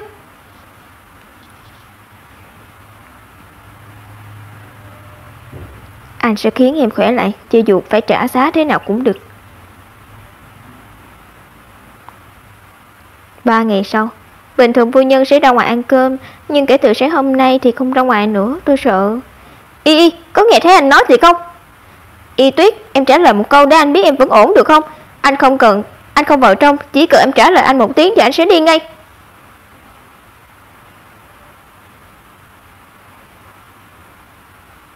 Y, nóng quá. Mau gọi bác sĩ đến đây, cô ấy sốt rồi. Bác sĩ, thế nào rồi? Vẫn không hạ sốt được sao? Vừa không phải cảm lạnh cũng không phải do nóng, tôi nghi là do yếu tố tâm lý gây ra. Nhưng tôi chỉ có thể kê thuốc, truyền nước cho cô ấy thôi, còn lại thì tôi cũng hết cách. Làm phiền ông rồi, bác sĩ Hoắc đột nhiên từ chức, tôi nghĩ chỉ có thể nghĩ đến ông thôi. Không có gì, tôi biết có một thầy đông y rất tài, nếu cậu không yên tâm có thể mời ông ấy đến xem sau. Nhưng tính tình ông ấy quái gở lắm, tốt nhất cậu đích thân tới mời, đi sớm về sớm thì một đêm là đủ rồi. Ngày hôm sau, đi đường hơi tốn thời gian, không biết Y thế nào rồi. Y, anh mời bác sĩ về rồi, ông ấy nhất định sẽ chữa khỏi bệnh cho em. Y,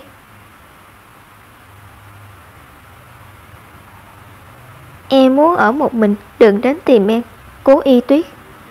Anh à, phu nhân có vẻ rất mệt, hay là tôi mời bác sĩ lên tầng? Tôi bảo cô chăm sóc cho phu nhân đâu? Cô ấy đi rồi mà cô cũng không biết. Cái gì tôi...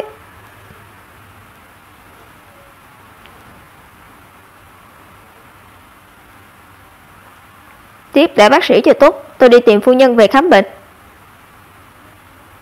Y Tuyết. Y, bây giờ em ở đâu? Anh đi đón em về được không? Để em khỏi bệnh rồi thì anh hứa cho dù em muốn làm gì anh cũng sẽ làm cùng em. Lục Lịch Dương, em không về đâu. Em gọi cuộc điện thoại này là muốn nói với anh, bây giờ em rất tỉnh táo, biết rõ mình đang làm gì. Hơn nữa em cũng biết giữa chúng ta đã có một vách ngăn không thể hóa giải được. Nếu anh cưỡng ép em về thì vách ngăn này sẽ ngày càng dày. Em sẽ không bao giờ tha thứ cho anh. Nhưng em vẫn đang sốt, để anh chuẩn bị thuốc rồi mang đến cho em được không? Không cần đâu, em tự mua được. Y, anh đợi em về. Khách sạn. Cô Cố Y Tuyết, thẻ phòng và chứng minh thư của cô đây. Cảm ơn, tôi quẹt thẻ. Không cần đâu cô Cố, chúng tôi không thể nhận tiền của cô được. Tại sao? Lại giám đốc Lục dặn dò tất cả khách sạn dưới trướng tập đoàn Hồng Vũ đều không được thu tiền của cô, không có thể ở thoải mái. Xem ra mình xem thường thế lực của Lục Lịch Dương rồi. Đêm nay cho dù mình đi vào khách sạn nào thì chắc đều có đãi ngộ thế này nhỉ. Chỉ cần vẫn ở trong thành phố này thì nhất cử nhất động của mình đều không thoát khỏi tầm mắt của Lục Lịch Dương. Chỉ có bác sĩ Hoắc và một y tá phụ trách đỡ đẻ. Bác sĩ Hoắc lại từ trước đúng thời khắc then chốt nhất. Liệu có phải anh ấy biết gì không? Được, giờ tôi sẽ đi gọi bác sĩ. Cô nhất định phải cố chịu đấy. Còn cả người lúc đó va vào mình nữa. Bây giờ nhớ lại anh ta cũng rất đáng nghi. Nếu đây là âm mưu thì mình sẽ vạch trần nó, tìm ra chân tướng và con của mình. Hạo Hiên, sao cậu biết mình ở đây? Lần trước bất ngờ lắm phải không? Cậu quên rồi à, hồi nhỏ lần nào chơi trốn tìm mình cũng tìm ra cậu đầu tiên mà.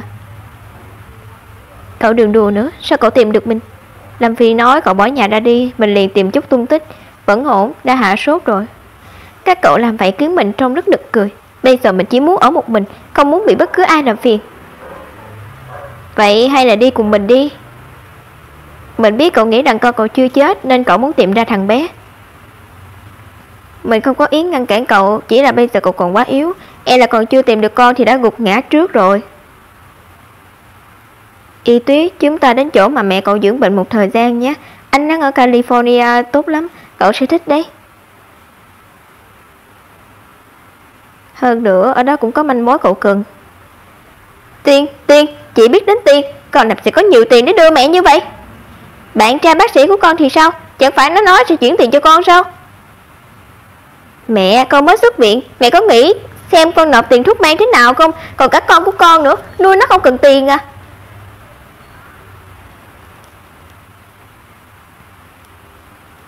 Hoắc ôm đã để lại nhà cho con, còn đồng ý mỗi tháng đều chuyển tiền sinh hoạt. Mẹ bảo con tiếp tục mở miệng xin anh ấy thế nào nữa. Khóc lóc sao làm ồn rồi treo cổ à. Vậy đứa bé thì sao, con định làm thế nào? Đưa nó đến nhận Lục Lịch Dương cho rồi. Vào nhà họ Lục mà còn không lo có tiền sao? Mẹ đang nghĩ gì thế? Lục Lịch Dương vừa mất con, đang là lúc nghi ngờ nhất. Bây giờ con tìm đến khác nào tự chui đầu vào đó. Con là con gái mẹ mà, sao mẹ có thể đối xử với con như vậy được?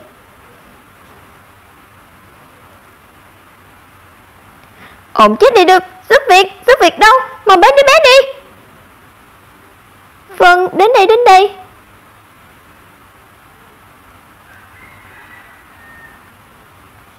Tin nhắn. Sau này mỗi tháng em gửi cho anh một bức ảnh của đứa nhỏ. Anh phải xác nhận thằng bé vẫn ổn thì mới gửi tiền cho em. Đây là giới hạn của anh. Hoắc Ôn. Đợi đã. Đi thay đồ cho nó, dỗ nó vui rồi chụp ảnh gửi cho tôi. Vâng. Đợi con lớn hơn, trông giống bố con hơn thì mẹ đưa con đi gặp bố nhé. Anh ấy nhất định sẽ rất thích con, không từ chối được bất cứ yêu cầu nào đâu nhỉ. Hoắc Ôn ở California thực sao? Mình làm việc đã bao giờ khiến cậu thất vọng chưa? Anh ta quả thực tưởng ở đó một thời gian, phát hiện người của mình tìm đến thì liền trốn đi rồi, nhưng anh ta chạy không xa được đâu. Thưa quý vị, chuyến bay CA654 của bạn sắp sửa cất cánh, vui lòng. Cho dù đi đến đâu, mình cũng phải tìm ra anh ta, hỏi rõ lúc đó đã xảy ra chuyện gì. Đi thôi. Trước khi đi chúng ta phải hẹn 3 điều trước đã. 1. Chuyện gì cũng đặt sức khỏe của cậu lên hàng đầu. 2. Cần gì thì cứ tìm mình giúp, không được tự mình xử lý. 3. Cho dù có tìm được đứa nhỏ hay không, bọn mình cũng sẽ ở bên cậu nên đừng buồn. Được. Nhớ giữ lời đấy, đi thôi, biết đâu cậu sẽ thích nơi đó, không muốn về nữa đâu. Mùa này chúng ta có thể đi du thuyền ngắm cá voi ở Hokkaido. Hoặc là... Sao thế? Không sao, đi thôi. Thôi vậy, sao anh ấy có thể đến được? Được rồi, cuộc họp hôm nay đến đây thôi, mọi người ra ngoài đi. Họp cả một ngày rồi, nghỉ ngơi đi. Tôi là người phụ trách, tôi nghỉ ngơi thì công ty phải làm sao? Thôi đi, lúc cậu nghỉ thai sản cùng vợ thì công ty cũng đâu có phá sản. Cậu nghĩ rằng bận rộn thì sẽ không phải nhớ cô ấy phải không? Cô ấy lên máy bay rồi sao? Giờ này chắc máy bay đã cất cánh rồi. Mình bảo này, cậu nhớ Nhung như thế thì sao lại để cô ấy đi? Nếu có thể khiến cô ấy vui hơn, cho dù chỉ một chút thôi thì cũng xứng đáng. Cho dù bao lâu thì mình cũng đợi cô ấy.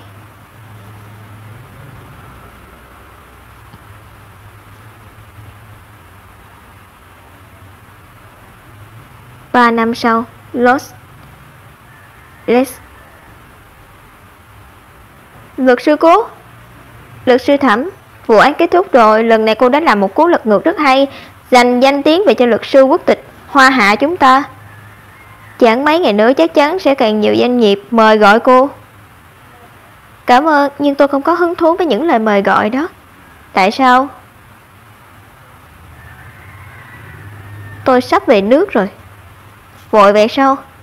Hạo Hi, đã 3 năm rồi. Đúng vậy, đã 3 năm rồi. Mình tưởng chỉ cần đủ lâu thì cậu sẽ quên anh ta. Không liên quan đến anh ấy. Chơi trốn tìm cùng Hoắc Ôn suốt 3 năm rồi, bây giờ cuối cùng cũng có tin tức anh ta về nước. Mình muốn thử lại xem sao. Thật ra cậu cũng không tin con mình còn sống đúng không? Cái gì? Không có mình. Thật ra mình cũng từng nghi ngờ liệu có phải ảo ảnh do mình quá cố chấp nghĩ ra không.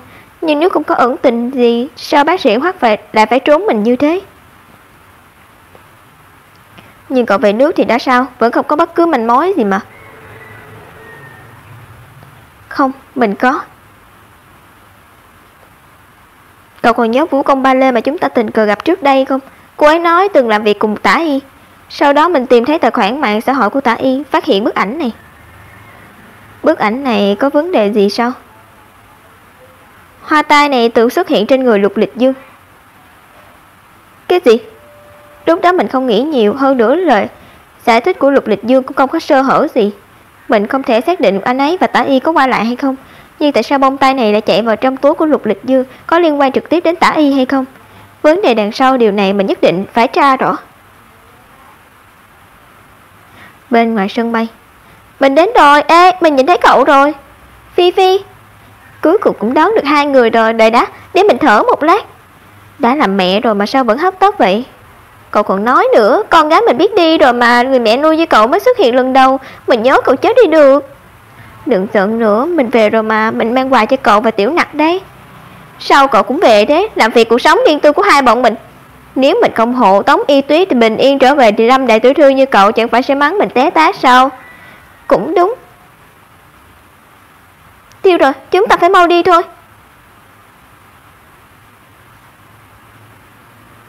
Sao thế?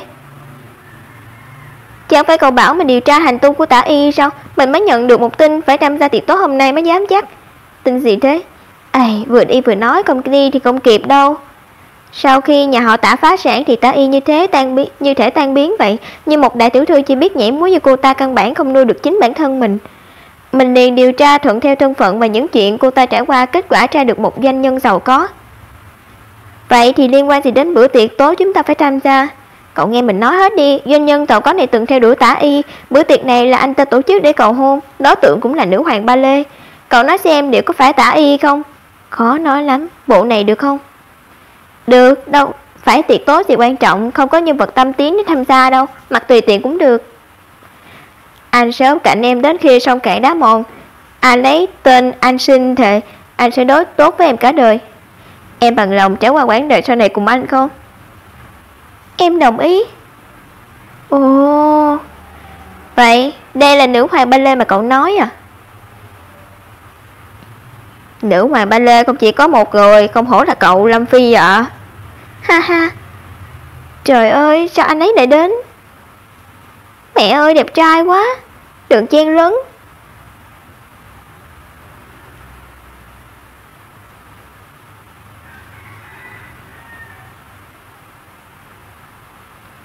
Sao anh ấy lại xuất hiện ở đây?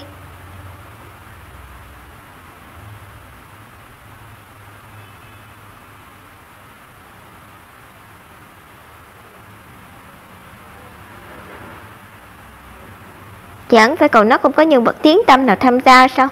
Mình đâu có biết bữa tiệc không tên này mà cũng đánh tiếng đến giám đốc Lục chứ. Cô à, không biết tôi có vinh dự nói chuyện với cô vài câu không? Người nói chuyện với giám đốc Lục là ai vậy? Không biết, chẳng phải giám đốc Lục có vợ rồi sao? Sao còn bắt chuyện với người phụ nữ khác? Tin mình về nước tạm thời chưa thể tiết lộ ra ngoài để tránh đứt dây động rừng.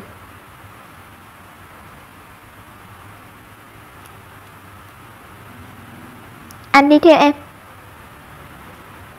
Hai người họ cứ thế mà đi rồi, sẽ không có chuyện gì chứ. Em đưa anh đến nơi vắng vẻ thế này làm gì? Lục Lịch Dương, đừng đùa nữa. Anh chỉ đang miêu tả sự thật thôi. Chẳng phải em chủ động lo anh chạy đến đây sao? Em không. Về nước lúc nào vậy? Tôi về nước lúc nào giám đốc Lục còn không biết sao?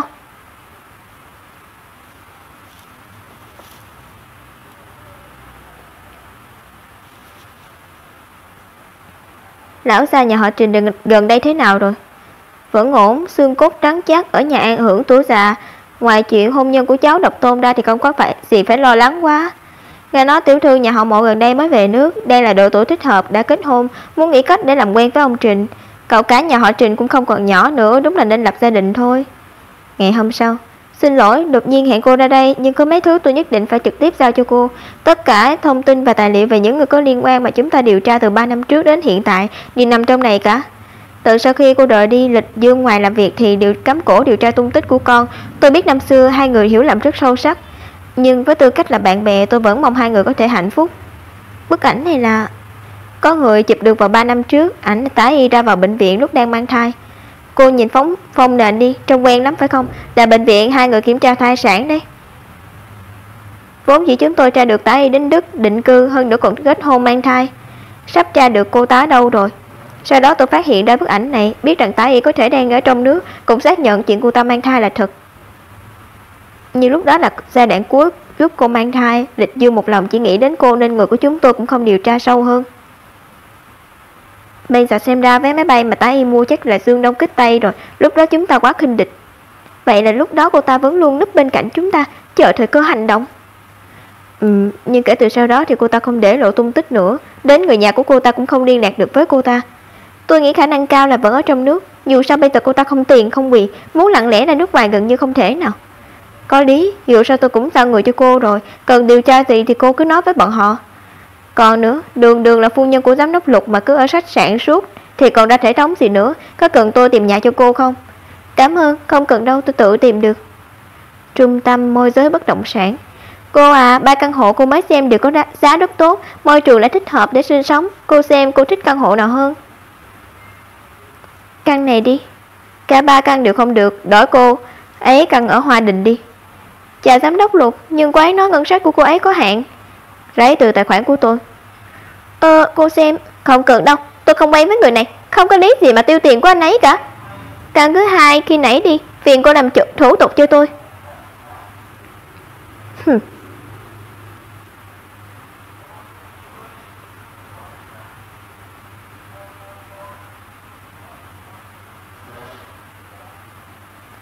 Lục Lịch Dương. Chẳng phải không quen sao? Sao còn gọi được tên anh? Em chỉ là... Mẫu nhẫn này lại đặt làm riêng trên lúc tôi và vợ tôi kết hôn. Cả thế giới chỉ có một chiếc.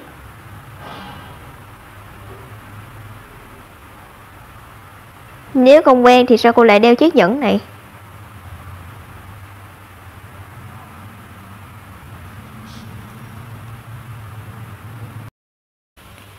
Đeo nó chỉ để một số người đàn ông biết khó mà lui thôi. Thân phận đã kết hôn có thể giúp tôi tránh rất nhiều phiền phức. Nếu là lý do này thì anh thấy anh đúng là rất cần thiết phải đeo nhẫn. Vậy nên anh Lục mong anh tự trọng. Những tài liệu tịch thành đưa cho em có giúp được gì không? Trước mắt xem ra nghi ngờ của tôi là đúng. Tả y chắc chắn là có liên quan đến việc con mất tích. Có chuyện này phải hỏi anh. Trong lúc tôi mang thai có một lần anh đi công tác còn nhớ không? Sếp Lục, anh đến sớm vậy. Lúc đó anh gặp khách hàng ở quán bar còn gọi điện video cho tôi. Em muốn hỏi người phụ nữ lạ mặt kia, cô ta đúng là người nữ do đối tác đưa đến. Điều này anh đã giải thích rồi. Nhưng tôi chưa từng nói với anh. Sau khi anh đi công tác về tôi từng phát hiện một đôi bông hoa tai ở trong túi của anh. Một khoảng thời gian gần đây mới xác nhận rồi. Nó quả thực là đồ của Tả Y. Sao có thể chứ? Lúc đó anh và Tịch Thành vẫn luôn truy tìm tung tích của cô ta. Nếu cô ta xuất hiện ở bên cạnh anh thì anh không thể không phát hiện ra được. Còn về bông tai, để anh nghĩ cách điều tra. Được. Xem ra anh ấy thực sự không biết chuyện này. Vậy Hoắc Ôn thì sao? Em định thế nào? Anh cho nhiều người như thế cơ mà. Để một nửa đi tìm anh ta là đủ rồi. Từ cho anh nhiều lần như thế anh còn tưởng em không muốn dính dáng đến anh nữa. Y, đợi chuyện của con có kết quả rồi thì em sẽ về nhà chứ. Đến lúc đó rồi tính. Em không biết những bên truyền thông vô đạo đức kia đồn đại thế nào đâu. Nói chúng ta ly hôn còn nói em cưỡng hết tài sản bỏ đi. Đến chuyện danh cũng không bịa như bọn họ.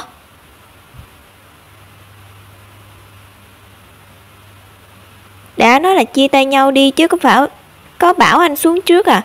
Anh thu hút giới truyền thông quá, chúng ta mà bị chụp thì phiền phức lắm. Gặp chút chuyện ngoài ý muốn.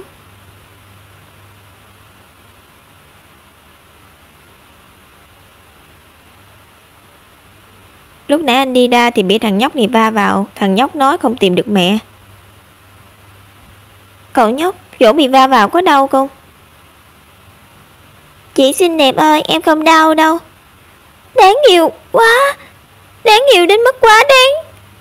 Cháu gọi là chú mà sao có thể gọi cô ấy là chị được. Vậy thì không đúng đâu. Không sao, gọi chị cũng được. Nhóc con, sao nhóc chạy đến đây một mình?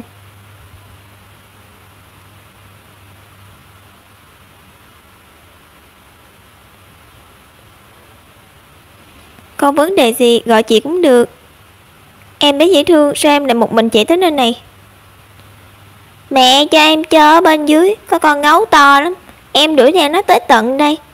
Chị ơi, là Dana không ngoan à? Dưới đây là một khu vui chơi cho trẻ em trong khu trung tâm thương mại. Đứa bé này có lẽ đang đuổi theo nhân viên mặc đồ búp bê. Em tên là Dada, không có đâu, Dada rất ngoan, chỉ là không cẩn thận đi lạc thôi. Chị và chú sẽ đưa em đi tìm mẹ được không? Chị và chú, tôi có vẻ già lắm sao? Lục Lịch Dương, anh có nghe thấy mấy câu em vừa nói không? Chúng ta đưa bé xuống dưới tìm phụ huynh giùm đi. Đứa bé đáng yêu như vậy mà để lạc, bố mẹ của bé chắc rất lo lắng. Chị ơi, em muốn chơi cái đó. Chuyện này có thể không? Đương nhiên là được rồi. Chào cô, trẻ con chơi trò này thì cần phụ huynh theo sát cả hành trình à? Cho hỏi hai vị là phụ huynh của bé sao? Đúng. Chúng ta chơi cùng bé đi. Đi thôi.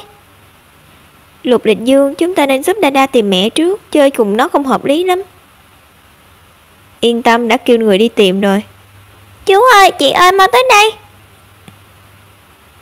Tới rồi đây, Dada chơi giành này không sợ chứ? Không sợ. Nếu con của chúng ta còn sống, chắc cũng sẽ cỡ độ tuổi như thế này. Nếu Dada không tìm được mẹ, Y sẽ nhớ lại nhiều chuyện không vui đâu. Tịch Thành, phát thêm nhiều người qua đây, nhanh chóng tìm ra phụ huynh của đứa bé. Xin chào, làm phiền phát ra hỏi giùm tôi xem có vị phụ huynh nào để lạc một đứa bé trai tầm 3 tuổi không? Được. Dada nhìn vào ống kính này. Lão đại, cả tầng đều hỏi hết rồi, không có ai lạc con cả. Đi tầng dưới tìm tiếp. Ngon không? Ngon.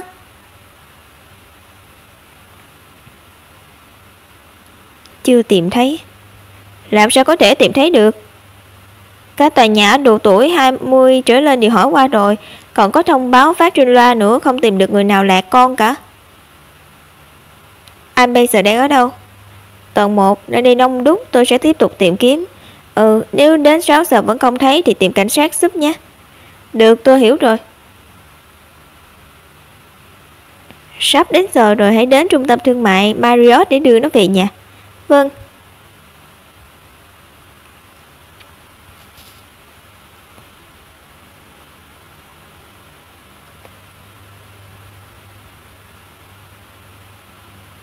Nào, mặc vào cẩn thận bị cảm. Cảm ơn chị chưa? Cảm ơn chị ạ. Dada, sao con để ở đây? Mẹ tìm con lâu lắm đấy, mau về nhà thôi. Dada, em quen người đó không? Quen à? Là cô. Đi thôi, theo cô về nhà nào. Cảm ơn nhé, may mà có 2 người chăm sóc thằng bé, nếu không mẹ nó lo lắng chết mất thôi. Đứa trẻ còn nhỏ thế này đưa ra ngoài thì phải chú ý hơn, nếu không hối hận cũng không kịp.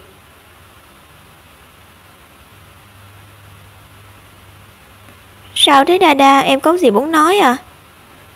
Mà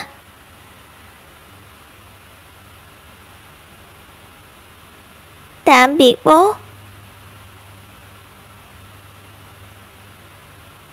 Bà chủ, chúng tôi về rồi. Qua đây. Mẹ. Đã nói bao nhiêu lần rồi, chưa cho phép thì con được gọi ta là mẹ.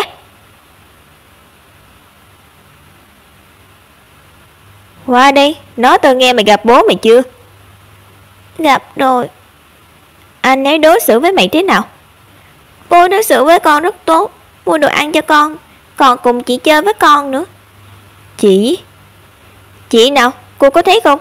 Có gặp, tôi cũng không quen, chắc là bạn gái của giám đốc Lục. Cố Y Tuyết mới rời đi 3 năm đã có tình mới rồi. Lúc trước chẳng phải cứ làm như tìm được tình yêu đích thực sao?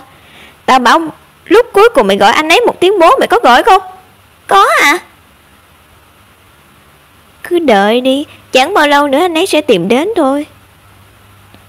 Người tình bé nhỏ đó có là gì? Chỉ có con cái mới giữ được trái tim của Lục Lịch Dương. Đèn xanh rồi. Ồ, được. Trước khi đi Dada nói gì với anh vậy? Từ khi ra thằng bé anh cứ bồn chồn mãi thôi. Không có gì, chỉ là thấy thằng bé cũng khá đáng yêu.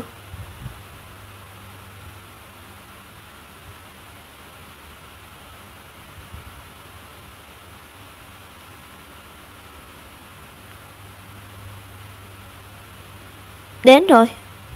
Đây chẳng phải tiểu khu hôm nay em thuê nhà sao? Đồ của em vẫn ở trong khách sạn, mai mới dọn đến. Là một người chồng chu đáo hết mực, đương nhiên anh đã thu xếp xong hết rồi. Vậy thì cảm ơn anh nhé. Chỉ cảm ơn bằng miệng chứ không có phần thưởng gì thiết thực sao?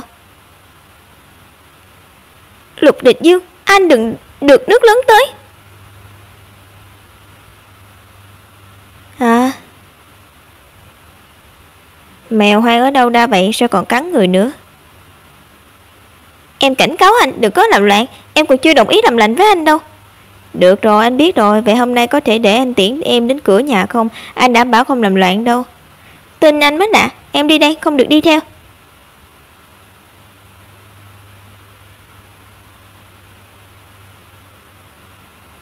Sau bao nhiêu năm tính tình khác nhiều rồi. Tê Tranh, giúp tôi một chuyện, điều tra xem bố mẹ của Đa là ai. Đừng hỏi lý do, tạm thời cũng đừng nói với Y. Đến tầng 16 rồi. Phi, sao cậu đã ở đây? Ôi cô chủ của tôi ơi, cuối cùng cậu cũng về rồi. Nói thật đi, có phải Lục Lịch Dương lén bảo cậu đến không? Mình khai, đúng là anh ấy. Vào đi. Cậu còn đói, chuyện nhà mà không báo cho mình đầu tiên, rốt cuộc có coi mình là chị em tốt không? Hôm nay mới ký hợp đồng, vốn dĩ mình định sáng mai dọn tới thì nói với các cậu là Lục Lịch Dương tự mình quyết định. Cũng không tồi, đồ dụng sinh hoạt cũng bày biện cho cậu rồi. Theo mình thấy Lục Lịch Dương đúng là rất chu đáo, không giống tay họ Tần nhà mình, độ tra thẳng hơn cả bê tông, trước giờ không hiểu mấy chuyện này. Y Tuyết, sao cậu không nói gì? 3 năm rồi anh ấy vẫn bá đạo như thế, chuyện gì cũng thu xếp hết cho mình. Vẫn phải tìm cơ hội nói với anh ấy về chuyện này mới được. Mệt thì nhớ phải mà uống nhé, tốt cho sức khỏe. Như cậu nói cũng đúng, chu đáo thế này có lúc rất ấm lòng. Ngày hôm sau, ôi trời ơi, Y Tuyết, chồng cậu lên hot search rồi. Làm ồn gì thế? Đừng ngủ nữa, cô chủ của tôi ơi, cậu mau nhìn này. Hot, Lục Lịch Dương ngoại tình. Lục Lịch Dương, tổng giám đốc tập đoàn Hoàng Vũ đêm khuya đưa người phụ nữ bí ẩn về nhà, hai người hôn nhau say đắm trong xe. Cậu biết chuyện này không? Không ngờ Lục Lịch Dương tuấn tú như thế mà lại đi ngoại tình với người phụ nữ khác. Để mình xem phần bình luận nói thế nào. Đây chẳng phải hôm qua lúc Lục Lịch Dương đưa mình về sao? Lục nhân giả, chợt người giàu đúng là lăng nhăng. Tiếng kèn từ xa truyền đến. Chẳng phải Lục Lịch Dương kết hôn từ lâu rồi sao? Nghe nói vợ anh ta bỏ đi rồi, 3 năm rồi chưa về, chẳng trách muốn tìm người mới. Momo, tuy không nhìn rõ mặt nhưng cảm giác người phụ nữ này hơi quen. Họa bì nan họa cốt, chính thức già rồi không còn sức hút nữa. Lục Lịch Dương năm xưa là tay chơi khắp nhân gian mà, đàn ông đương nhiên vẫn thích gái trẻ hơn. Chính thức già rồi không còn sức hút là sao? Đám người này có mắt không vậy? Có cần mình dạy làm người không? Cậu bình tĩnh lại đi.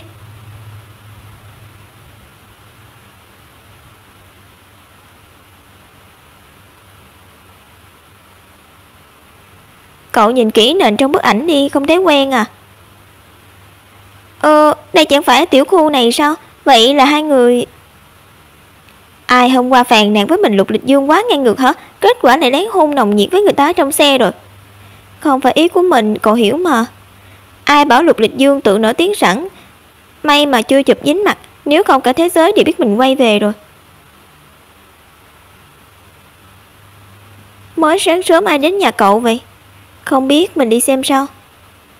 Chào buổi sáng, vợ à. Sao anh lại ở đây? Lúc này đáng lý anh đang giải quyết tin đồn chứ nhỉ? Mấy chuyện này có Tịch Thành giải quyết, anh không bận. Anh mua nhiều đồ ăn sáng lắm, chúng ta vào trong ăn đi. Đứng lại. Nói thật đi, rốt cuộc sao rồi? Không biết sao này bị lộ địa chỉ biệt thự, bây giờ phóng viên chặn trước cửa nhà nên anh chỉ đành trốn đến đây thôi. Có tra được là bên truyền thông nào chụp được không? Anh lo là có người đứng sau giở trò, đã bảo người đi tra từ sáng sớm rồi. Kết quả chỉ là báo lá cải giải trí lấy anh làm miếng mồi quảng cáo thôi. Nếu là báo lá cải thì chi chút tiền đã giải quyết được chứ nhỉ? Sao anh phải trốn đến nhà em? Nói gì xa cách vậy, nhà em chẳng phải là nhà anh sao? Một công ty lớn như Hồng Vũ quay vòng vốn phức tạp lắm, đương nhiên phải tiết kiệm tiền hết mức có thể rồi. Nói dối không chớp mắt, chẳng buồn bận tâm đến anh nữa.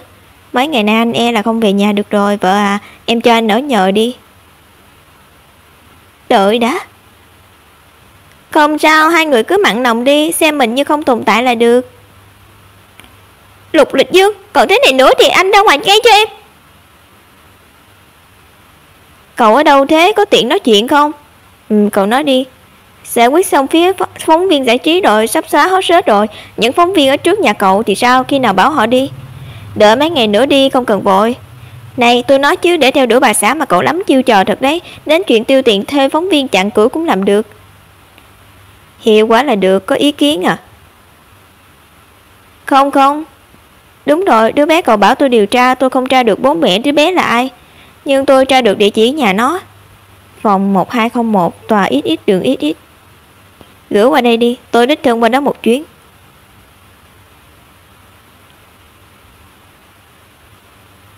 Ai thế? Xin chào, cho hỏi là Tả Y.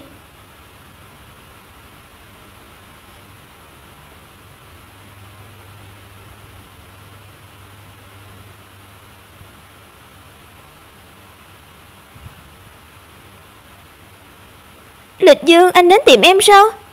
Biết tôn trọng trước đi, sao cô lại ở đây? Sao thế? Em vẫn luôn sống ở đây mà, anh đột nhiên đến nhà tìm, lẽ nào không phải tìm em? Đúng là nơi này. Đa Đa là con của cô. Hả? Đúng vậy, anh tìm thằng bé ư? Ồ đúng rồi, hôm qua Đa Đa đi lạc ở trung tâm thương mại, lúc về nói là có một chú đưa thằng bé đi chơi, lẽ nào là anh sao? Rốt cuộc là sao thế này? Lúc Đa Đa va vào mình có nói là lạc mẹ, nhưng hôm đó Tịch Thành tìm khắp trung tâm thương mại cũng không hề gặp Tả Y. Cuối cùng là người giúp việc chủ động tìm Đa Đa đưa thằng bé về nhà. Mà trước khi đi Đa Đa lại đột nhiên gọi mình là bố. Bây giờ nhớ lại toàn bộ sự việc đều rất lạ, là người phụ nữ này lại có âm mưu gì đó. Là cô cố ý tìm tôi, bảo Đa Đa gọi tôi là bố. Sao anh lại nghĩ vậy chứ? Em ở ẩn nhiều năm rồi không hề biết rõ động tĩnh của anh, đây chỉ là chuyện ngoài ý muốn thôi. Con nít không hiểu chuyện để mất bố từ nhỏ, thấy anh tốt nên mới gọi anh như vậy. Em biết trước giờ anh ghét em nhưng cũng không thể tự dưng vu oan cho em như vậy được. Tất cả những gì trước đây cô làm đều khó tránh người ta liên tưởng không tốt, tôi chỉ đến xác nhận đứa bé được an toàn thôi. Lỡ như Đa Đa thực sự là con của anh thì sao? Ý cô là sao? Chẳng có ý gì cả, chỉ là thấy hai người có duyên. Đa Đa cũng khá giống anh. Lịch Dương, chẳng phải anh rất thích con nít sao? Anh có muốn vào ngồi một lúc không? Đúng là tôi thích con nít. Nếu tôi làm bố chắc chắn sẽ chăm sóc vợ con tôi thật tốt. Quan trọng nhất là tuyệt đối không để con mình chạy lung tung ở trung tâm mua sắm. Nếu Đa Đa là con của cô, vậy mong cô có thể có trách nhiệm, đừng để thằng bé đi lạc nữa. Anh cũng biết đấy, mẹ đơn thân rất vất vả, khó tránh khỏi không được chu đáo mọi mặt. Không liên quan đến tôi.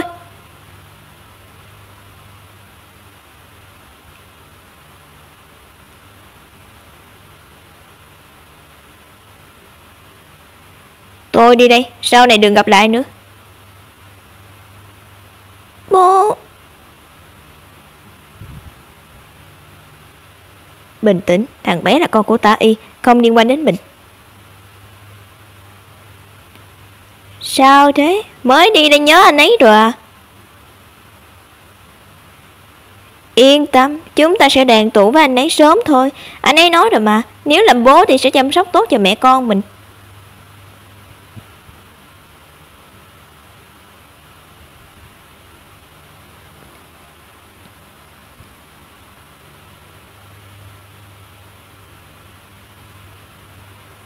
Tịch Thành tìm một người đến theo dõi dưới nhà Đa Đa, không cần theo dõi quá kỹ đâu, chỉ cần để ý xem bình thường thằng bé sống thế nào thôi. Tại sao anh theo dõi một thằng nhóc làm gì? Mẹ thằng bé là Tả Y. Cái gì? Tôi thấy Tả Y đó có thể đối xử không tốt với Đa Đa, không biết tại sao cứ thấy lo lắng cho thằng bé này. Nhà Cố Hy Tuyết. Vâng, tuần trước vừa về nước. Cháu mới về chưa bao lâu còn chưa kịp đi thăm người lớn, không phải cố tình không nói với chú đâu chú Phó. Không phải thì tốt, rảnh thì đến nhận bữa cơm đi, vì dịp của cháu gần đây không ở nhà, một mình chú ở nhà cô đơn lắm. Vâng, để hôm khác nếu rảnh.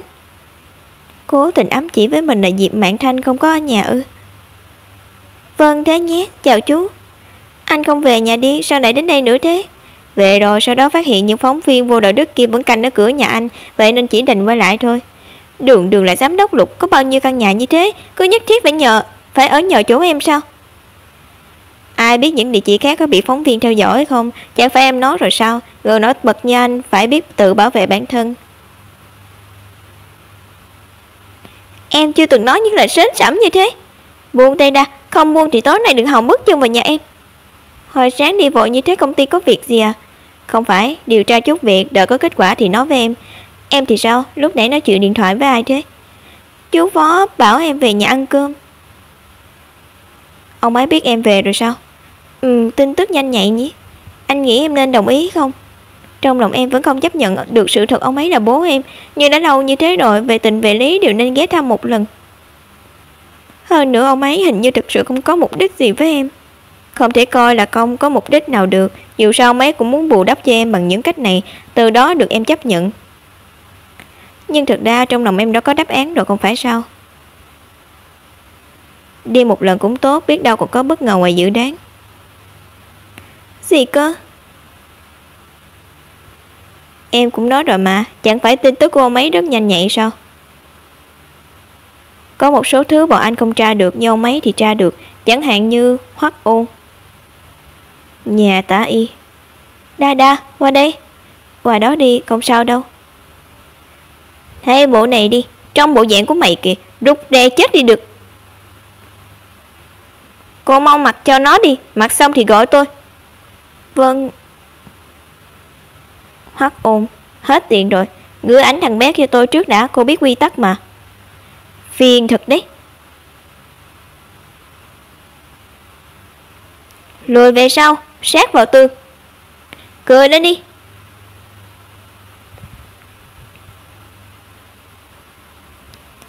Cười một tí cũng không biết à, thế mà cũng phải có người vậy.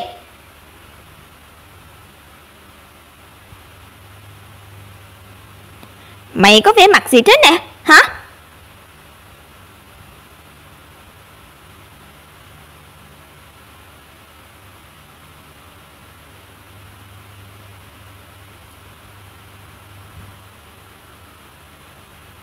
Bảo mày cười, không biết cười, chỉ biết khóc đúng không? Sao mày lại vô dụng như vậy, không nghe lời chút nào? Đừng khóc nữa, mày khóc thì mà khóc. Phu nhân cứ giao cho tôi để tôi chụp xong cho cô, rất nhanh thôi. Mau lên.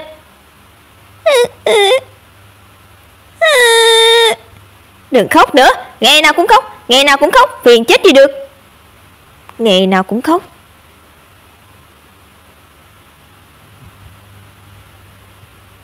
Có cần anh đưa em đi không? Không cần đâu, công ty của các anh và nhà cũ của họ Phó không thuận đường, em gọi xe là được. Em đi cẩn thận nhé. Sao vậy? Tả Y thì đúng là độc ác thật. Tôi vốn định đi điều tra tình hình nhưng vô tình nghe thấy cô ta mắng người, sau đó nghe thấy tiếng khóc của thằng bé đó, nghe nói mỗi ngày thằng bé đều khóc. Hơn nữa cô ta không chỉ mắng, sáng nay còn...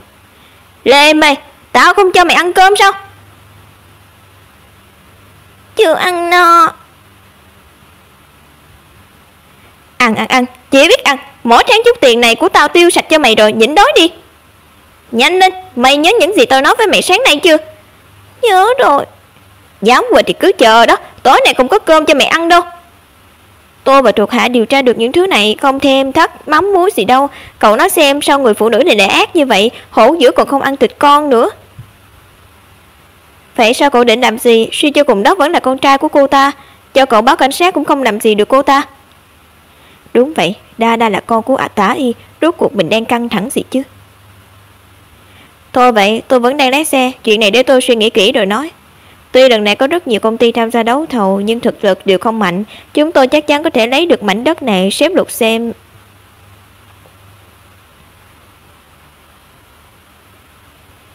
Đợi đã. Cô nói ai đang đợi tôi ở sảnh? Sếp Lục là một đứa bé, nó nói anh là bố của nó. Xin lỗi sếp Lục, đứa trẻ nhỏ như vậy mà đến một mình tôi thực sự không yên tâm, nên chỉ định làm phiền anh. Thằng bé đâu? Ở đó. Ủa, con ở đây. Cẩn thận.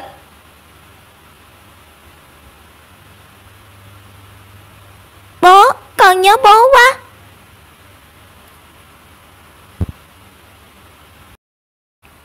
Sao cháu lại ở đây? Ai đưa cháu đến đây? Là mẹ cháu ư? Cũng là cô ấy nói chú là bố cháu đúng không? Nói đi Đa, đây là vấn đề rất quan trọng. Hay là cháu có lý do gì không thể nói ra?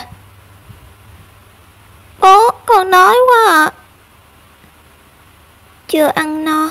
Ăn, chỉ biết ăn. Mỗi tháng số tiền ít ỏi của tao đều tiêu hết cho mày rồi, nhịn đói đi.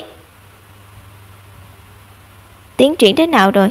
Vừa từ nhà cũ về, chú Phó đã hứa sẽ giúp Hoác Ôn giúp em chuẩn bị về nhà đây. Đi thôi, về nhà ăn cơm. Đưa cháu đi gặp chị gái lần trước được không? Được thôi. Nhưng mà cháu phải hứa với chú, lát nữa gặp chị thì gọi chú là chú nhé, được không?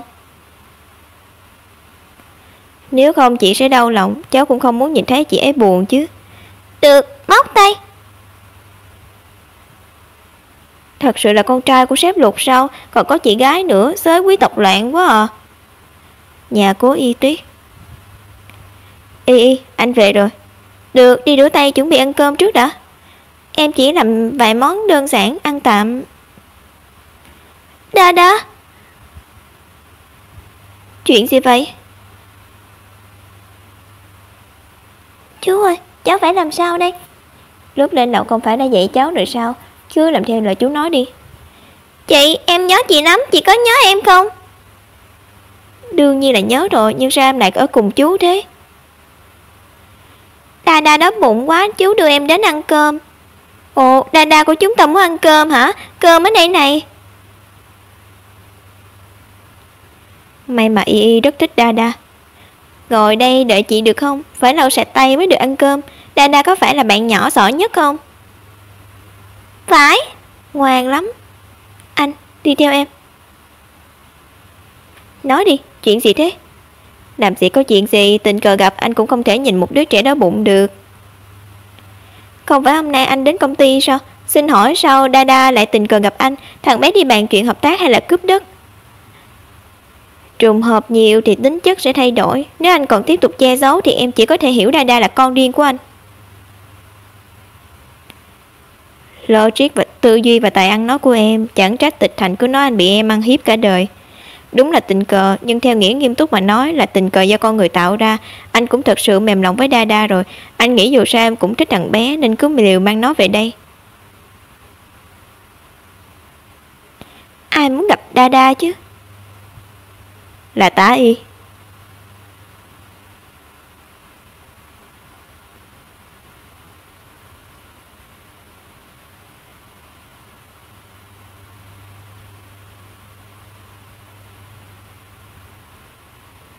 Nghe anh nói, sáng nay anh mới biết chuyện này.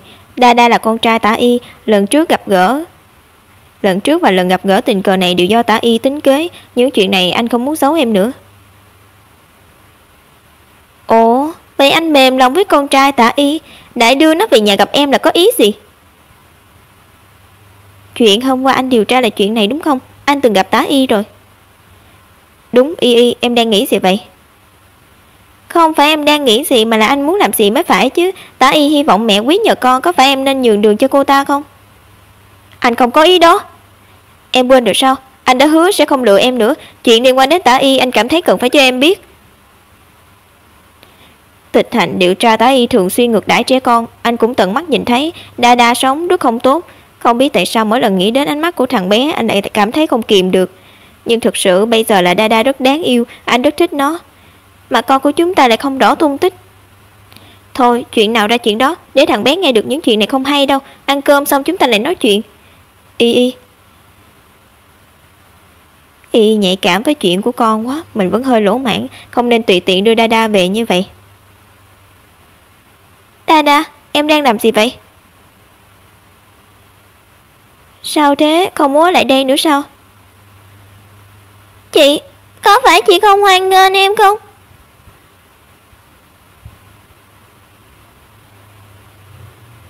Thằng bé đã nghe thấy mình nói chuyện với Lục Lịch Dương rồi. Không phải, chị đâu có không chào đón em.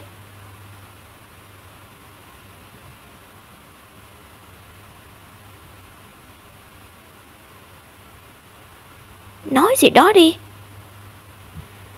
Được rồi Đa, là chú làm chị giận, không phải lỗi của cháu. Ngoan nào, đi ăn cơm đi, nếu không sẽ uổng tấm lòng của chị đấy. Vâng ạ. Chị đừng giận chú có được không? Nếu chú phạm lỗi chị bảo chú ấy xin lỗi chị có được không? Sao nhỏ mà nết xà dặn thế? Hi. Nào, lau tay thôi. Sao ở đây cũng bẩn thế này? Đi là...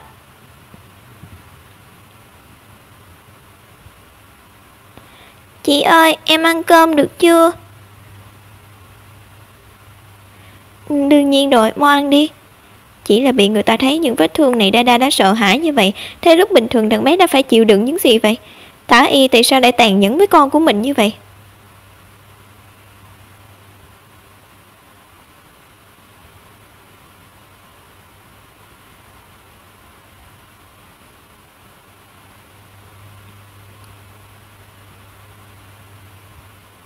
Sao vẫn chưa ngủ? T 818 bạn trai cổ tinh đồ của Tả Y sau múa ba lê. Em muốn điều tra xem bố của Đa là có thể là ai. Sau khi gia đình phá sản không lâu thì Tả Y mang thai, nhưng không có ai biết cô ta kết hôn với ai. Đã đưa Đa về nhà chưa? Rồi, anh nhìn thấy thằng bé vào nhà, chỉ có người giúp việc ở trong nhà. Em đã suy nghĩ một chút, hôm nay quả thực em hơi kích động, suýt nữa đã mất bình tĩnh trước mặt thằng bé. Anh có thể thành thật với em, chuyện này không có gì sai. Anh biết Tả Y luôn là một cái gai trong lòng anh và em. Đột nhiên biết được Đa có quan hệ với cô ta, đến anh cũng rất khó chấp nhận. Nhìn em chơi với Đa, anh cứ nghĩ nếu như lúc đó... Bỏ đi, không nói những chuyện này nữa. Đây còn là sếp Lục mà tôi biết không? Hôm nay không chỉ thẳng thắn mà còn chủ động tỏ ra yếu đuối nữa. Không chỉ hôm nay đâu Y. Sau này mỗi ngày anh đều sẽ làm như vậy. Cho dù gặp phải chuyện gì cũng sẽ cùng chia sẻ gánh nặng với em, giao quyền lựa chọn và quyết định lại cho em. Anh... Nhưng em cũng biết anh không thể thiếu em mà, nên chỉ giới hạn ở những việc quan trọng thôi. Những chuyện khác cần cho phép anh tự ý quyết định một chút. Quả nhiên không thể thay đổi hoàn toàn sao? Anh chỉ muốn tốt với em hơn chút thôi. Được rồi. Sao tự nhiên anh lại quyết định như vậy? Em còn tưởng muốn thuyết phục anh về chuyện này còn rất nhiều thời gian.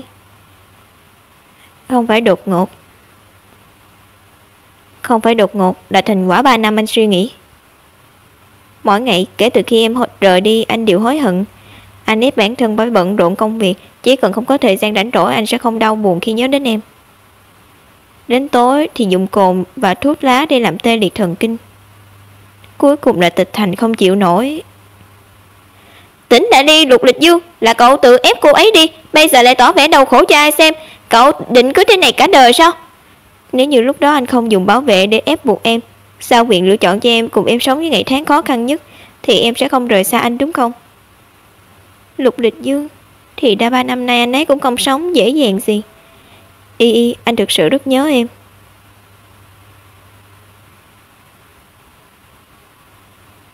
Đợi đã, Lục Lịch. Không được, ngày mai còn phải đến nhà Lâm Phi đón sinh nhật cùng Tiểu Nặc, anh đừng làm loạn.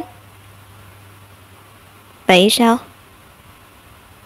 Anh sẽ nhẹ thôi được không? Yêu em nhất đó Y, ngoan. Đừng.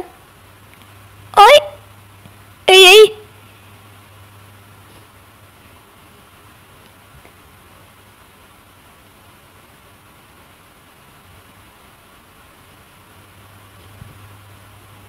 Ngày hôm sau, chúc tiểu công chúa Tần Nặc sinh nhật 2 tuổi vui vẻ. Ồ, vẫn là người làm mẹ nuôi như cậu có nghĩa khí đến sớm như vậy. Con gái nuôi của mình đâu rồi, mau đưa mình đi gặp nó. Mà mình nói này, rốt cuộc cậu và Lục Lịch Dương là sao? Có thể có chuyện gì chứ? Thôi đi, mới sáng sớm đã mang theo dấu hôn xuất hiện, tốn và kịch liệt lắm sao? Cậu cũng đừng có nói bậy. Hai người làm hòa thật rồi sao? Vẫn chưa, coi như là đang trong thời gian khảo sát, nhưng đúng là anh ấy đã khác trước rất nhiều. Tiểu Nặc của chúng ta cũng ở đây à, nào để mẹ nuôi ôm cái nào. Đứa bé này có cá tính như vậy sao? Đều là do Tần Thiếu Dương chịu hư thôi, tuổi tác không lớn mà tính tình không nhỏ. Đúng rồi, sao Lục Lịch Dương không vào cùng, lẽ nào không phải anh ấy đưa cậu đến? Em vào trước đi, anh có chút việc phải giải quyết. Anh ấy đang ở ngoài cửa, nói là có chút chuyện cần xử lý, sẽ vào sau.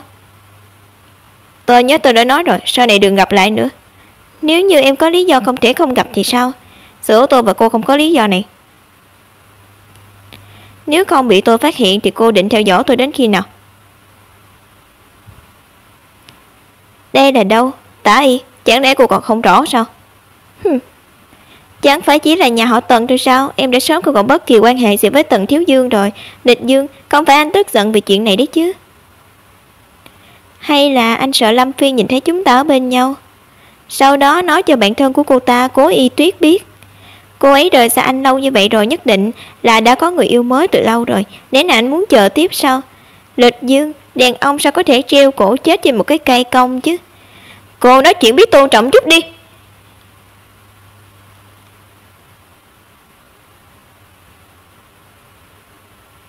Phía trước đông người quá, sợ mình không tiện xuất hiện, ở đây nghỉ một lát vậy. Không vấn đề gì, chút nữa mình sẽ tìm một người đi với cậu, có gì cậu cứ dặn dò. Không cần phiền phức vậy đâu, mình... Tả Y, sao lại ở đây? Chuyện Lục Lịch Dương nói là phải xử lý chính là cô ta sao? Cố Y Tuyết, không phải cô đang ở nước ngoài sao? Sao có thể? Sao có thể?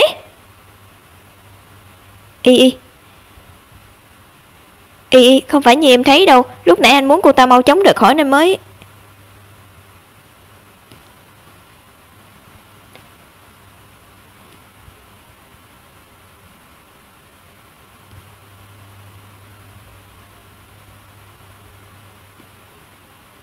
Y, quan hệ của hai người hình như không kiên cố lắm. Tuy đã xảy ra chút sai sót nhưng ngoài ý muốn lại có được một cơ hội rất tốt. Lịch Dương nói đúng, vừa rồi anh ấy muốn đuổi tôi đi thật đấy, chỉ là hiểu lầm thôi, cô cố đừng để bụng nhé. Đồ trà xanh nhà Mi, chỗ này làm gì đến lượt Mi lên tiếng? Bình tĩnh, hôm nay là ngày quan trọng của Tiểu Nặc, bên ngoài nhiều người lắm chuyện. Vẫn là Cố tiểu thư thông minh hiểu biết rộng, sao tiếp thoải mái hơn ai đó nhiều. Vậy tôi đi đây. Chúng ta có cơ hội sẽ gặp lại. Nhà Tả Y. Cố Y Tuyết về nước từ lâu rồi, lẽ nào cô chưa từng thấy khi đưa em bé đi gặp Lục Lịch Dương? Sao không nói với tôi sớm hơn? Tôi không biết. Cô chỉ bảo tôi trông chừng em bé và cậu Lục, đâu có nói muốn trông chừng vợ cậu ấy. Đúng là ngu xuẩn. Thôi vậy, quan hệ giữa họ đã không còn kiên cố như 3 năm trước nữa, tôi tự có cách. Một tuần sau. Hình như đây là lần đầu tiên chúng ta ngồi riêng nói chuyện nhỉ? Tôi và cô không phải là quan hệ có thể ôn lại chuyện cũ, cho nên Tả tiểu thư có gì thì nói thẳng ra đi. Đừng lạnh lùng vậy mà, nếu Cố tiểu thư đã nhận lời mời đến gặp tôi, chắc chắn là muốn biết gì đó từ chỗ tôi, chắc là có liên quan đến Lịch Dương nhỉ? Lần trước thật sự rất xin lỗi, tôi không biết cô về nước, cô Cố không mâu thuẫn với Lịch Dương vì tôi đấy chứ. Anh phát hiện ra cô ta ở ngoài cửa phải không? Cô ta theo dõi anh, hơn nữa đây cũng không phải là lần đầu tiên. Sau khi em về nước thì không chịu lộ mặt, một trong những nguyên nhân là vì không muốn Tả Y biết rồi đánh rắn động cỏ, vậy nên anh mới tự mình đến gặp cô ta. Đúng, ngoài chuyện đó ra anh chưa từng gặp lại cô ta. Nếu em giận thì có thể nổi cáu với anh. Em không sao. Tả Y đột nhiên ngang nhiên đến tìm anh, mục đích bên trong chắc chắn không đơn giản. Em phải điều tra chút việc, đi trước đây. Có phải cô ấy hơi bình tĩnh quá không? Cứ cảm thấy không yên tâm. Xin lỗi, tôi phải theo cô ấy về. Cả tuần nay hầu như không gặp Lịch Dương. Mình biết không phải lỗi của anh ấy, nhưng trong lòng vẫn có rất nhiều nghi ngờ chưa giải đáp. Cho nên sau khi nhận được lời mời của Tả Y, mình lập tức đồng ý rồi. Nếu tôi nhớ không nhầm, năm đó sau khi Tả gia phá sản, danh tiếng cô có hơi bẩn thỉu, Lịch Dương hận các người tận xương tủy. Vì vậy tôi rất tò mò rốt cuộc cô có tự tin như thế nào mới dám đến tìm anh ấy. Cố tiểu thư không cần phí công tốn sức để moi tin từ tôi. Hôm nay tôi đến đây là để nói cho cô biết chuyện này. 3 năm trước tôi đã làm mất một chiếc bông tay. Một trong những mục đích khi về nước chính là điều tra chiếc bông tai này. Không ngờ nó lại xuất hiện trước mặt mình bằng cách này. Vậy sao bông tai Tả Y làm mất lại xuất hiện trên người Lục Lịch Dương?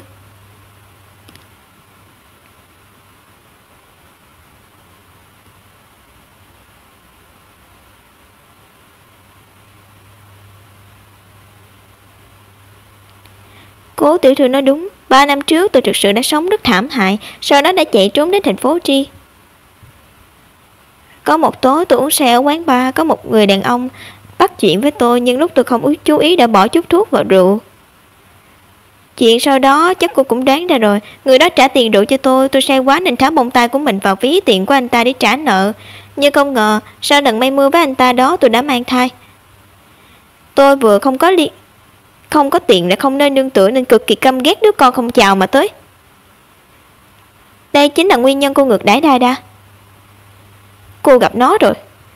Đúng vậy, tôi thừa nhận đối với nó chưa đủ tốt, bởi vì mỗi lần nhìn thấy nó tôi đều nghĩ đến thân phận thật sự của nó. Dù sao nó cũng là đứa con hoang, vốn không nên xuất hiện trên đời này. Nếu không phải có nó tôi sẽ không... Đủ rồi. Không biết tại sao nghe những lời này lại thấy rất khó chịu. Cố tiểu thư yên tâm, sau này tôi sẽ đối xử tốt với nó. Vì gần đây tôi tra được đêm đó Lịch Dương cũng ở quán bar đó, cho nên đã đi làm xét nghiệm DNA. Có lẽ cô cũng muốn biết bố ruột của đứa bé là ai đúng không?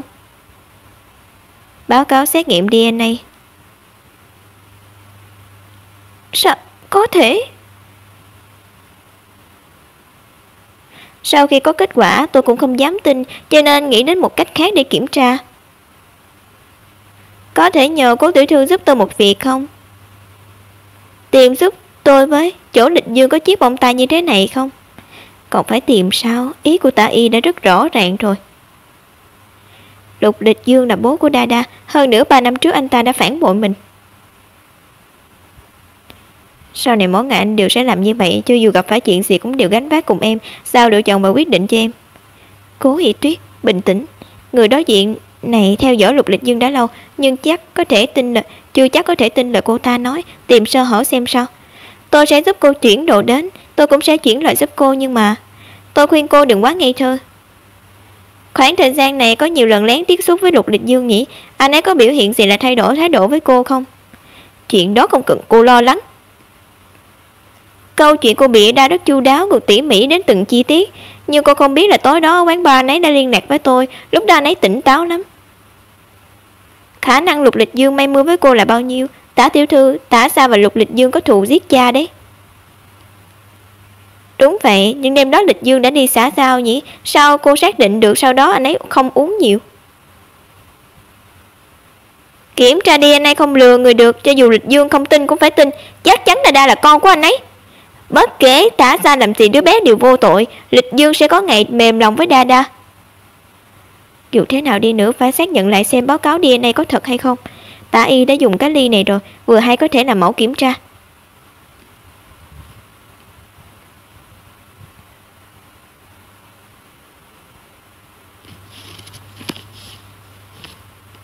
Trung tâm giám định di truyền. Tôi đã nhận được mẫu của Lịch Dương rồi, cảm ơn. Cô muốn làm giám định DNA, mẫu của bé đâu, cần tôi giúp không? Không cần, những người trước đó phái đến cũng đủ dùng rồi. Tịch Thành, tôi mong anh tạm thời đừng nói chuyện này trên Lịch Dương. Bây giờ chỉ là suy đoán, không cách nào xác nhận. Như nếu kết quả là sai, cũng không cần thiết phải khiến cả hai người đều thất vọng. Thôi được, và tôi đồng ý.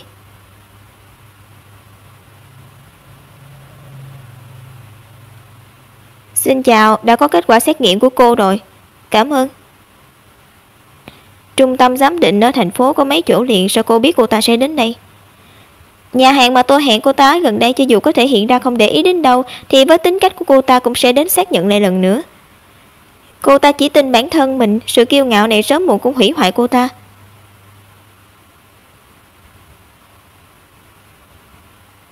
Ý kiến giám định căn cứ theo kết quả phân tích DNA, ủng hộ kết quả bố mẹ sinh học của đứa bé bị kiểm tra là Lục Lịch Dương. Tả Y, Cố Y Tuyết lại trừ quan hệ họ hàng với đứa bé.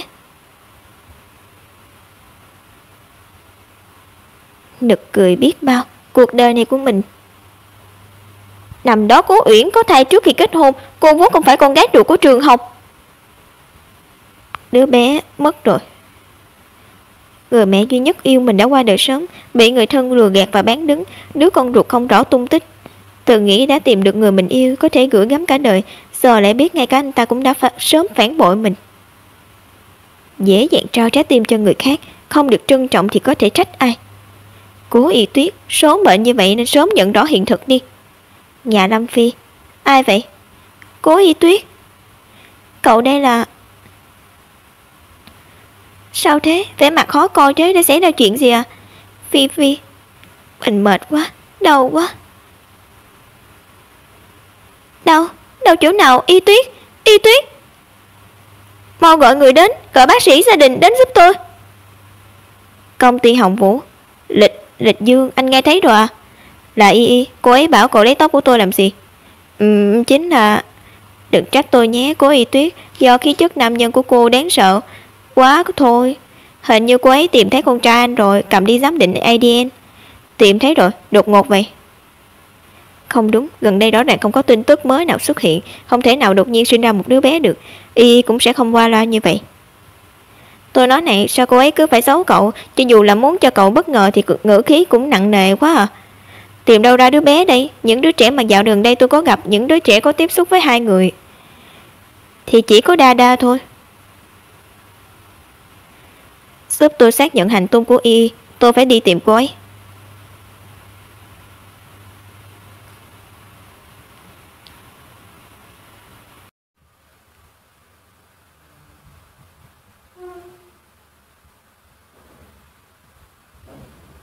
Y Tuyết, cậu tỉnh rồi. Xin lỗi, đạo cậu sợ rồi phải không? Hai đứa chúng mình đó, trước khi ngất đi cậu kêu đau, khiến mình lo lắng quá nên cứ gọi bác sĩ đến kiểm tra 3 lần. Bác sĩ đảm bảo rất nhiều lần, nói ngủ chỉ là cậu thiếu ngủ, nghỉ ngơi đủ là được rồi, nên mình mới để bác sĩ đi. Cậu đó, thế nào, cảm thấy đỡ hơn chưa? Nếu đỡ hơn rồi thì nói cho mình biết rốt cuộc đã xảy ra chuyện gì. Có phải tên Lục Lịch Dương đã bắt nạt cậu không? Có thể nói như vậy. Mình biết mà, ngoài anh ta ra thì còn ai có thể làm cậu đau lòng nữa. Đàn ông quả nhiên được không phải thứ tốt đẹp gì. Giờ mình sẽ đi xử anh ta. Ấy, đừng kích động, bây giờ mình không có sức để ngăn cậu lại. Được rồi, cậu cứ ở đây nghỉ ngơi đi, khi nào có sức muốn nói thì cứ nói với mình được không? Vừa hay lâu rồi chúng ta không gặp nhau, bắt đầu từ bây giờ cậu thuộc về mình rồi, đừng ai nghĩ có thể cướp cậu khỏi mình. Được, chúng ta hãy cùng nhau sống hạnh phúc, để lũ đàn ông thối tha cút sang một bên. Rõ ràng đã nói đợi cô Y Tuyết tỉnh lại sẽ về phòng ngủ mà, kết quả là đi một chuyến không về, mắng người còn lôi cả mình theo. Tần thiếu, muộn thế này rồi, có chuyện gì sao? Vợ anh ở nhà tôi, sắp hớp bất hồn vợ tôi rồi, mau nghĩ cách đón về đi. Sếp Lục, tôi đã nói xong chuyện sau khi phu nhân anh đến đây rồi, anh còn có vấn đề gì khác không? Hết rồi, vất vả cho cô, nhưng mà tôi phải lấy bản báo cáo kiểm tra này về đã. Được. Vừa hay, cô ấy ở chỗ Lâm Phi tôi cũng có thể yên tâm một chút. Ý anh là sao? Tận thiếu, nhờ anh một chuyện, để y ở với Lâm Phi mấy ngày, tôi có việc cấp phải đến thành phố Tri, đợi tôi về anh tỷ ra điều kiện. Phiền chuyển lời cho cô ấy chăm sóc sức khỏe cho tốt, tôi nhất định sẽ cho cô ấy một câu trả lời. Trung tâm kiểm tra gen. Thời gian quá gấp, không có chuyến bay phù hợp. Lái xe đi. Đã 3 năm rồi, còn có thể tìm được người đi uống rượu cùng anh đêm đó không? Là một thư ký, nhưng lúc đó là người được công ty con thành phố Tri phái đến, không tính là biết rõ ngọn nguồn. Cậu giúp tôi hỏi người phụ trách bên đó xem anh ta còn có ấn tượng gì không? Được. Sau khi tới đó tôi sẽ đến công ty con kìm người. Cậu đến quán bar xem có thể tra ra dấu vết Tả Y từng đến đó năm đó không? Có chắc là đêm đó không? Anh thật sự uống say hả? Có khi nào là vì... Trong suốt thời gian Y mang thai tôi hầu như không rời xa cô ấy, chỉ có lần đó. Hôm đó tôi uống không ít, nhưng cho dù say bí tỉ, tôi cũng có thể chắc chắn không có chuyện gì khác xảy ra. Thật không thể tin nổi, rốt cuộc người phụ nữ đó sao lại có thể che giấu tất cả rồi sinh con ra chứ? Chẳng lẽ làm trộm tin? Nhà Lâm Phi. Không ngủ được à? Còn đang nghĩ đến chuyện đứa bé. Cũng không phải, chỉ là thấy hơi rối bời.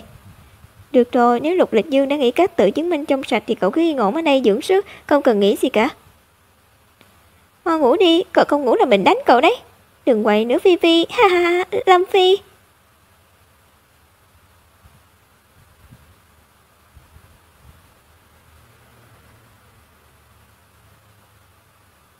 Chú Phó. Alo chú Phó. Ê Tuyết, muộn thế này đồ không làm phiền cháu nghỉ ngơi chứ? Không có, chú tìm cháu có việc gì sao? Vốn định sáng mai mới nói với cháu, nhưng chú nghĩ cháu mong sớm biết. Bác sĩ mà cháu nhờ chú điều tra gần đây đang ở thành phố đi.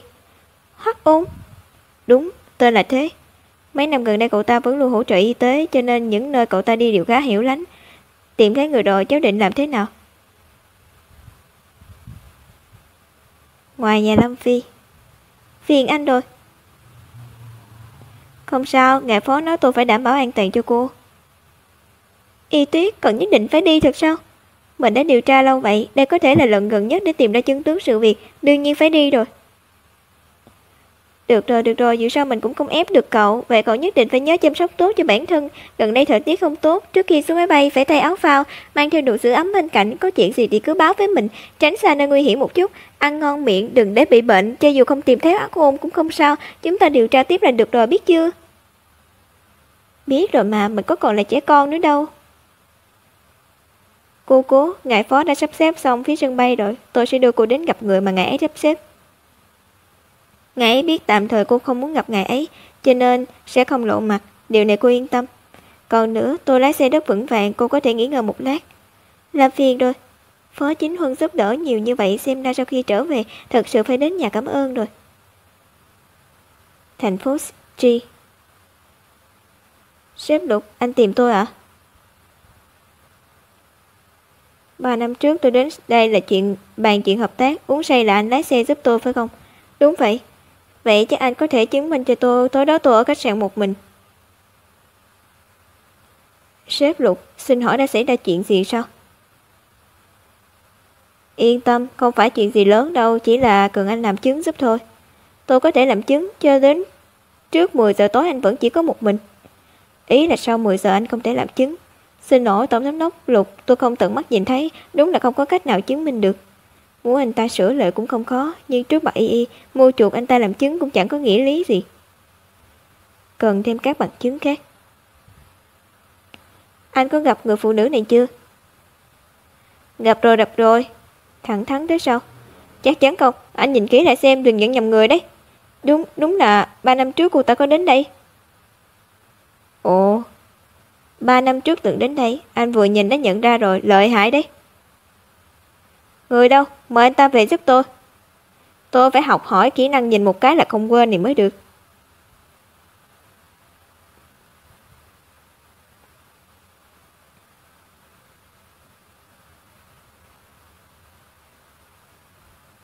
Đợi đã, tôi nói thật. Nói. Mấy ngày trước cô ta đột nhiên nhờ người tìm tôi, nói nếu có người đến nghe ngóng thì cứ nói 3 năm trước cô ta có đến đây. Ngoài ra chuyện đó ra tôi không biết gì hết. Vậy rốt cuộc cô ta có đến đây không? Tôi thực sự không biết nữa. Một ngày quán bar phải tiếp nhiều khách như vậy, chuyện 3 năm trước tôi không nhớ gì cả. Đừng đánh tôi. Chuyện này rắc rối quá. Sân bay thành phố đi. Lạnh quá. Thành phố đi trước giờ vẫn lạnh như vậy, gần đây có trời có tuyết rơi, cô vẫn mặc ít quá. Chị Tô Phi, đội y tế của các chị đến đây để cứu viện, việc chính quan trọng hơn, tôi tự đi tìm người là được rồi. Không được, ông chủ phó đã nhận nhờ chúng tôi chăm sóc cô yên tâm đi, đều là tiện đường cả, giúp được gì thì giúp. Đây, đeo cái này lên đi, nếu cô bị đông cứng thì ông chủ sẽ tìm tôi nói chuyện đó. Cảm ơn chị Tô Phi. Đi thôi, trước tối nay nhất định phải đến thị trấn, nếu không trời tối sẽ rất nguy hiểm. Cô nói bác sĩ Hoắc à? Bác sĩ Hoắc nổi tiếng là người tốt, ở đây 3 ngày không ngủ không nghỉ, cứu rất nhiều người. Nhưng mà cô đến không đúng lúc, sáng nay cậu ta vừa đi rồi. Vừa mới đi đâu thế? Vì trời quá lạnh, một số người trong ngôi nhà nhỏ trên núi bị ốm không thể ra khỏi nhà. Có một số thiết bị y tế quá nặng, dùng cáp treo không thể vận chuyển được. Bác sĩ Hoắc đích thân dẫn đội lái xe lên núi. Ồ, chính là ngọn núi này. Còn một chút nữa là tối, chắc là vẫn kịp. Cáp treo vẫn hoạt động chứ, giờ tôi lên đó trước khi tối chắc lên được tới nơi. Cảm ơn trưởng thôn. Chỉ có một mình cô, cái này trời đổ tuyết lớn, cô không sợ sao? Tôi đi cùng cô ấy. Vừa hay tôi dẫn tiểu đội y tế lên trước, lấy thuốc và trang bị nhẹ ra đây. Xe cứu thương đi quá chậm, chúng ta qua đó trước đi, giúp ai được thì giúp. Ôi chao, vậy thì cảm ơn hai cô nhé. Đi thôi, cảm ơn chị Tô Phi. Lại có gió lớn hơn rồi, hy vọng đêm nay có thể bình an vô sự. Thành phố Tri. Tuy mấy hôm nay đã thu thập được một ít chứng cứ, nhưng đều không chứng minh mình và Tả Y có dây dưa gì. Không có dây dưa gì. Muốn phá được cái bẫy của Tả Y, là phải ra tay từ Đa Đa. Lịch Dương, không hay đội cấp dưới nói vợ anh mới đến thành phố D. Cô ấy đột nhiên đến thành phố D làm gì? Nó là tìm được tung tích của Hắc Ôn. Ôi, chuyện này không quan trọng.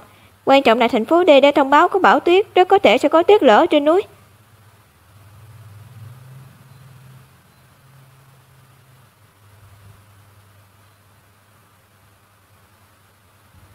Tôi nghe người trong thôn nói đội cứu viện vẫn chưa đến. Chúng ta ngồi trên cáp treo đi lên sẽ nhanh hơn họ, đấy là bình thường.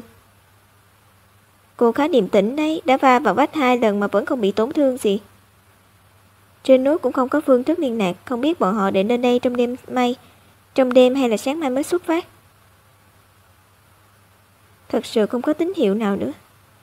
Đến dự báo thời tiết cũng không cập nhật được. Từ khi cáp treo lên đây thì mất kết nối rồi, chỉ có thể chờ tin tức thôi. Trên núi trời trở tối nhanh, lên nghỉ ngơi sớm thôi. Được thôi. Lục Địch Dương. Bạn gọi trước khi lên cáp treo à? Chắc sợ anh ấy vẫn đang ở thành phố Tri, chắc không phải chuyện quan trọng gì, chờ có tín hiệu rồi gọi lại vậy.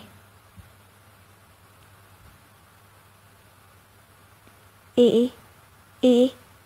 Đây là đâu? Ai đang gọi mình vậy?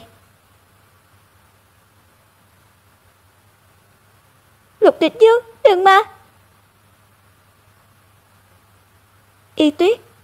Cô sao vậy? Sao sắc mặt cô kém thế? Không sao, chỉ là thấy hơi hoảng sợ thôi. Chị Tô Phi, sao thế? Dưới núi truyền tin đến, nói là đêm qua có tuyết lở, xe cứu trợ bị đè dưới tuyết cả đêm, người mới được cứu ra đã đưa đến bệnh viện rồi. Cái gì? Sao tôi phải giúp đưa người đến bệnh viện? Nếu cô không khỏe thì cứ ở lại đây. Không sao đâu, tạm thời trên núi vẫn an toàn. Khoan nói đến việc trong số những người đó có khả năng có Hắc Ôn, cho dù không có mình cũng không thể khoanh tay đứng nhìn. Chị Tô Phi, tôi đi cùng mọi người. Bệnh viện huyện. Tránh được, bác sĩ đâu, có bác sĩ nào ra xem không? Bác sĩ làm ơn ra đây ngay. Tôi là bác sĩ được cử đến, 2 người đi theo tôi. Được, cảm ơn cô. Mau đi đây, chị Tô Phi, cứu người quan trọng không cần lo cho tôi đâu. Thảm họa tuyết lở mang đến quá nghiêm trọng. Đến trạm y tá hỏi thử trước đã, không chừng có thể giúp đăng ký người bị thương gì đó. Hắc Ôn, chớp mắt một cái lại không thấy đâu, là ảo giác của mình. Xin lỗi, cho tôi đi nhờ.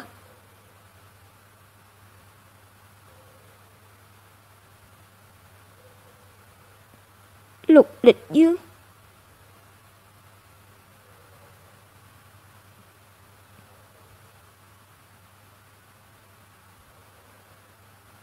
Lục Địch Dương. Nghe nói tối qua tuyết lở với quy mô lớn, trời rét cả đất, nhiều xe bị chôn vùi. Tôi cũng nghe nói có một chiếc xe đắt đỏ bị chôn, chủ xe đến giờ vẫn mê man không tỉnh lại. Ôi, trước mặt thiên tai, có tiền hay không không quan trọng nhưng thật đáng thương.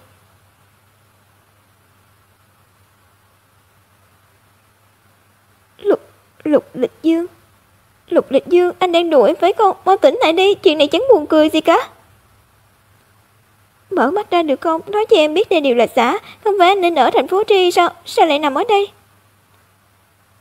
Lạnh quá. Lục Địch Dương, anh mau tỉnh lại đi. Cô là người nhà bệnh nhân sao? Là tôi, bác sĩ, anh ấy sao rồi? Sao cơ thể lại lạnh như vậy? Yên tâm, anh ấy không sao đâu, chỉ là bị kẹt trong tuyết 5-6 tiếng sau khi bị lật xe, bị đông cứng thôi. Chúng tôi đã đi Doken cho anh ấy, hiện tình trạng của anh ấy vẫn ổn định. Cô có thể đưa anh ấy về trước, ở đây thật sự không có đủ chỗ để cung cấp cho nhiều bệnh nhân như vậy. Nhưng nếu anh ấy cứ hôn mê mãi không tỉnh, rời khỏi bệnh viện liệu có nguy hiểm không? Hệ thống sưởi ở bệnh viện bị hỏng rồi, ở lại đây cũng chẳng có giúp ích gì. Anh ấy không có vết thương nào, khi cơ thể ấm lên tự nhiên sẽ tỉnh lại. Bác sĩ, tôi phải đi rồi, cô ấy nhớ đưa anh ấy về sớm đấy. Đợi chút, em sẽ gọi người đưa anh về. Nào, đặt cẩn thận vào, bảo vệ đầu anh ấy. Chị Tô Phi, người đã được đưa đến rồi, vậy tôi về trước đây, trong bệnh viện còn đang bận. Đi, lát nữa tôi cũng về. Làm phiền mọi người rồi, bận như vậy còn cùng tôi đưa anh ấy về. Không sao, đã nói là phải chăm sóc cho cô rồi, đừng sao thế này, hai ta không chuyển nổi anh ấy. Này Y Tuyết, hỏi một câu đừng chê tôi nhiều chuyện, vị này là... chồng tôi. Ôi, tôi đã nói rồi mà, đuổi theo từ xa đến đây cãi nhau sao? Như vậy, quả nhiên... Nghe có vẻ cãi nhau khá là gay gắt nhỉ? Để cô chê cười rồi. Tôi chơi cười gì chứ, chỉ là nhìn vẻ mặt của cô từ nãy đến giờ cứ không bình thường. Tôi sợ cô đang đè nén trong lòng nên tôi ở lại để gỡ rối vài câu.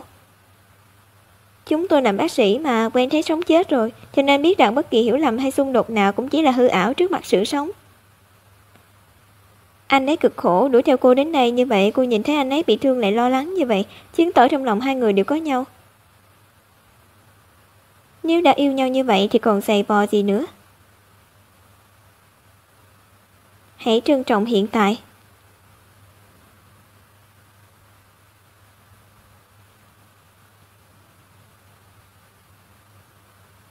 Sao sắc mặt anh ấy vẫn kém thế, đã chuyển hết chậu than có thể mượn được đến đây rồi. Lát nữa cô cho anh ấy uống nước nóng đi, tôi thấy anh ấy không được khỏe lắm. Hay là cô thử cách làm ấm cổ điển nhất xem sao? Cách gì? Thì là... Nhiệt độ cơ thể anh ấy mãi thấp thế này không phải là dấu hiệu tốt đâu, cô tự quyết định đi. Cứ như vậy đi, tôi đi trước đây. Vẫn rất lạnh. Bỏ đi, vợ chồng già có gì mà phải ngại, cưới người quan trọng hơn.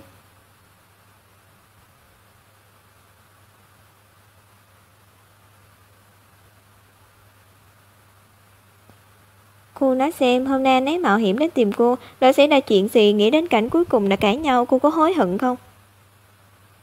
Mặc dù Tô Phi không hiểu đúng tình hình, nhưng cô ấy nói không sai. Vì vậy anh phải mau chóng tỉnh lại, như vậy chúng ta mới có thể cùng nhau giải quyết những vấn đề này. Tuyết đã ngừng, Tuyết đã ngừng.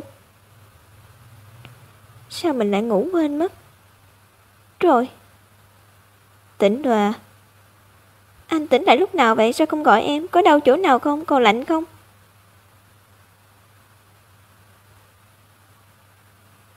Lưu manh. Anh chưa nói gì cả, đột nhiên vợ hào phóng như vậy anh cũng ngại lắm. Còn nói nữa. Anh sai rồi. Đau quá. Đau chỗ nào, có nghiêm trọng không? Để em đi gọi bác sĩ cho. Không cần. Không cần đâu, anh tỉnh lại được một lúc rồi, ngoài chân vẫn lạnh, không cảm giác thì đa thì những chỗ khác đều không khó chịu. Em không giận anh nữa sao? Đột nhiên hỏi cái này làm gì, anh dưỡng bệnh trước đi. Để em đi lấy cho anh cốc nước ấm. Đừng đi.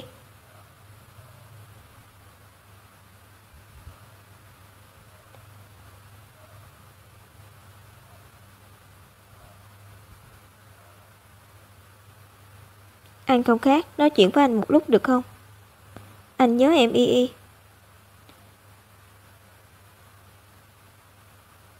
Vốn định đợi anh khỏe lại rồi mới nói, nếu anh đã kiên quyết như vậy thì cứ nói trước đi. Lần này tới thành phố Tri điều tra thế nào rồi? Tạm thời vẫn chưa tìm được chứng cứ quan trọng, tả y rất gian xảo, những manh mối đó đều không cần thiết. Anh có thể tự tin rằng chưa từng xảy ra chuyện gì với cô ta, nhưng lần này anh muốn cho em một lời giải thích chính đáng, không để người khác ảnh hưởng đến tình cảm của chúng ta nữa. Tin anh đi được không? Đừng cử động, cơ thể của anh còn rất yếu. Chứ phó điều tra được hoác ôn ở đây, ban đầu em cũng không chắc lắm, nhưng bây giờ xem ra là thật rồi, hình như hôm đó em nhìn thấy anh ta. Manh mối quan trọng nhất liên quan đến đứa bé trên người hắn. Chỉ cần tìm được hắn mọi chuyện sẽ được giải quyết dễ dàng. Nghỉ ngơi trước đi. Đợi anh hồi phục, em có chuyện muốn nói với anh về đứa bé và về chuyện giữa chúng ta. Ngày hôm sau, Tô Vi, cô đã quay lại rồi. Bệnh viện không bận nữa, tôi về thăm thôi. Người đàn ông của cô sao rồi? Hôm qua tỉnh lại rồi, chắc là không sao đâu, phiền cô khám cho anh ấy lần nữa. Vào đi, anh ấy. Lục Lịch Dương. Anh sao thế? Không có gì, có thể tư thế xuống giường không đúng, đứng không vững. Đừng động đậy. Gãy xương rồi. Như vậy rồi còn nói không sao? Anh... Nào, dịu anh ấy, lên giường. Chân này không thể chịu thêm lực nữa. Người bị đông cứng rất dễ gãy xương, có thể anh ấy bị va đập trên đường từ bệnh viện trở về mà không để ý. Cô cũng đừng trách anh ấy giấu giếm, lúc trước chân anh ấy không có cảm giác, chắc là bản thân cũng không biết mình bị gãy xương. Tôi sẽ xử lý tạm thời cho anh ấy trước, rồi đi chụp CT ở bệnh viện và điều trị đúng cách. Vậy để tôi gọi người lái xe đến đây. Đợi đã Sao thế, người đàn ông lớn như vậy lúc trị bệnh không có vợ bên cạnh cũng không được à? Chỉ là sợ cô ấy lo lắng quá thôi, thật ra không nghiêm trọng lắm. Tình trạng của anh đang rất tệ. Đến một chút nữa cái chân này sau này có dùng được hay không còn chưa biết. Tĩnh dưỡng trong vòng 3 tháng, cố gắng đừng xuống đất. Vừa hay bây giờ giường cũng trống, nằm viện trước đã. Vốn tưởng sau khi kiểm tra có thể khiến Y bớt lo lắng một chút, không ngờ lại càng nghiêm trọng hơn. Em đi làm thủ tục nhập viện, anh ở đây đợi em. Y nhất định rất tức giận. Mình nên quan tâm anh ấy hơn. Nếu như hôm qua anh ấy tỉnh dậy, mình lập tức mời người kiểm tra có lẽ đã sớm phát hiện ra.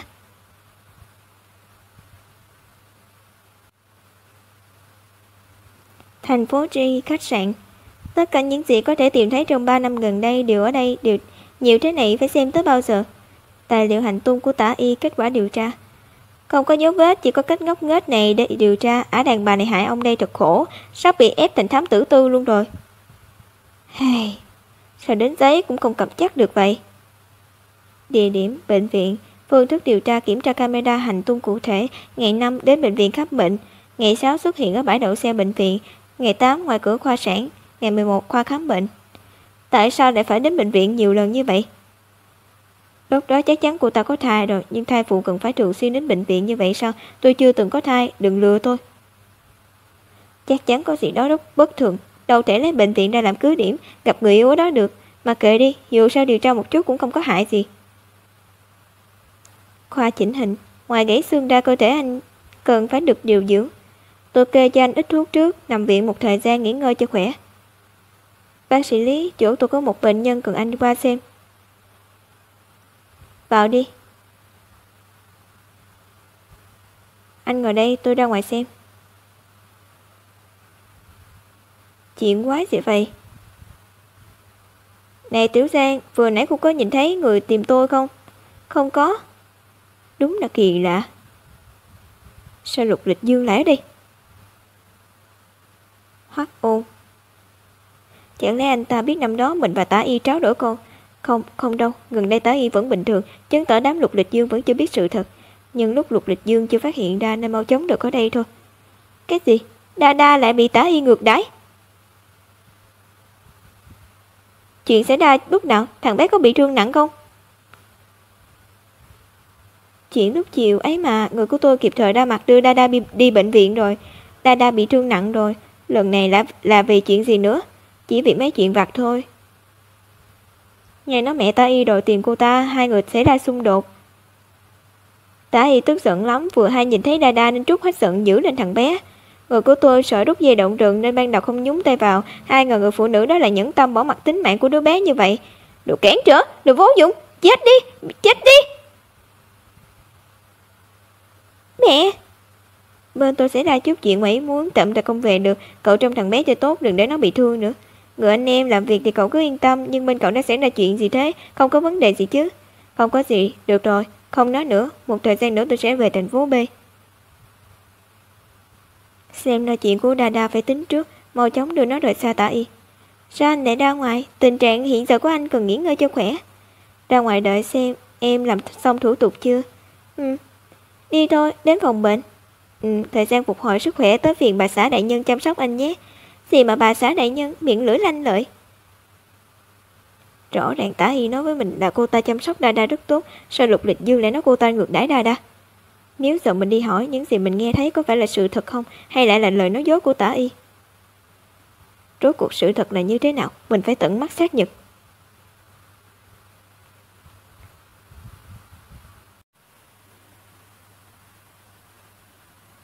Một tháng rưỡi sau, cô lại đi tập hồi phục với chồng mà.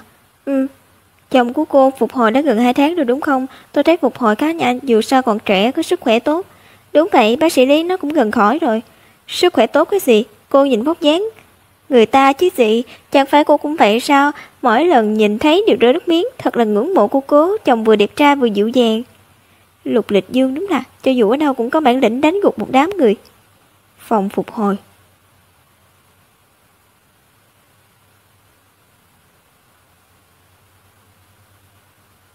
Nếu không phải vì mình, anh ấy sẽ không bị thương nặng, bây giờ cũng không đến nỗi vất vả như vậy. Hôm nay lại đi nhiều hơn hôm qua, theo tiến độ này chắc sẽ không bao lâu nữa là có thể hoàn toàn hồi phục, như vậy Y cũng sẽ không. Sao vậy Y? Anh đừng nhúc nhích. Lục Lịch Dương, chân anh đau không? Y đau lòng cho mình sao? Đau Y hay là em thổi giúp anh nhé? Không muốn, khó khăn lắm mới đứng đắn được một lần, kết quả lại muốn lợi dụng tên Lục Lịch Dương này. Nha, anh không sợ bị thương cũng không sợ đau, chỉ cần có thể sớm gặp được em, có đau hơn nữa anh cũng có thể chịu đựng được. Lục Lịch Dương, anh ấy luôn chân thành với mình như vậy, ngược lại mình luôn do dự không thôi, tự so đo với chính mình. Nếu đã quyết định cùng nhau giải quyết vấn đề, vậy thì mình cần gì lãng phí thời gian vào việc này, đối xử chân thành với nhau mới là quyết định đúng đắn. Lục Lịch Dương, anh còn nhớ em từng nói, đợi anh khỏe lại em có chuyện muốn nói với anh không? Bây giờ sao? Ngay bây giờ chúng ta sẽ nói rõ mọi chuyện. Thôi được. Xem ra chỉ khi giải quyết được mọi chuyện mới có thể vô tư thể hiện tình yêu với vợ. Cố Y Tuyết đã nói hết những lời trước đó Tả Y khiêu khích cho Lục Lịch Dương nghe. Sự tình chính là như vậy, em đã làm báo cáo xét nghiệm DNA, kết quả thật sự Đa là con của anh. Tả Y nói cô ta có thai với anh khi ý thức không tỉnh táo. Em tưởng anh phản bội em thật, hơn nữa rõ ràng biết thân phận của Đa còn hết lần này đến lần khác đưa nó về nhà đúng không? Cho dù là bây giờ trong lòng mình vẫn không thể gỡ bỏ được mối nghi vấn này. Lục Lịch Dương, anh trách em sao? Có trách thì cũng phải người bày mưu quá xảo quyệt, sao có thể trách em bị người ta tính kế chứ? Vì vậy nể tình anh đã tự mình chứng minh trong sạch, vợ mau tặng anh một nụ hôn đi. Về nhà rồi nói, đây là bệnh viện, bên ngoài còn có người đấy.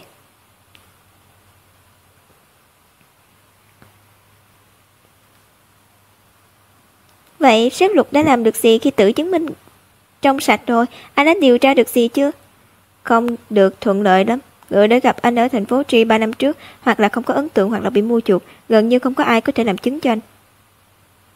Anh vốn định làm kiểm tra DNA lần nữa, nhưng Tả Y đề phòng rất giỏi, người của anh căn bản không thể lại gần Đa.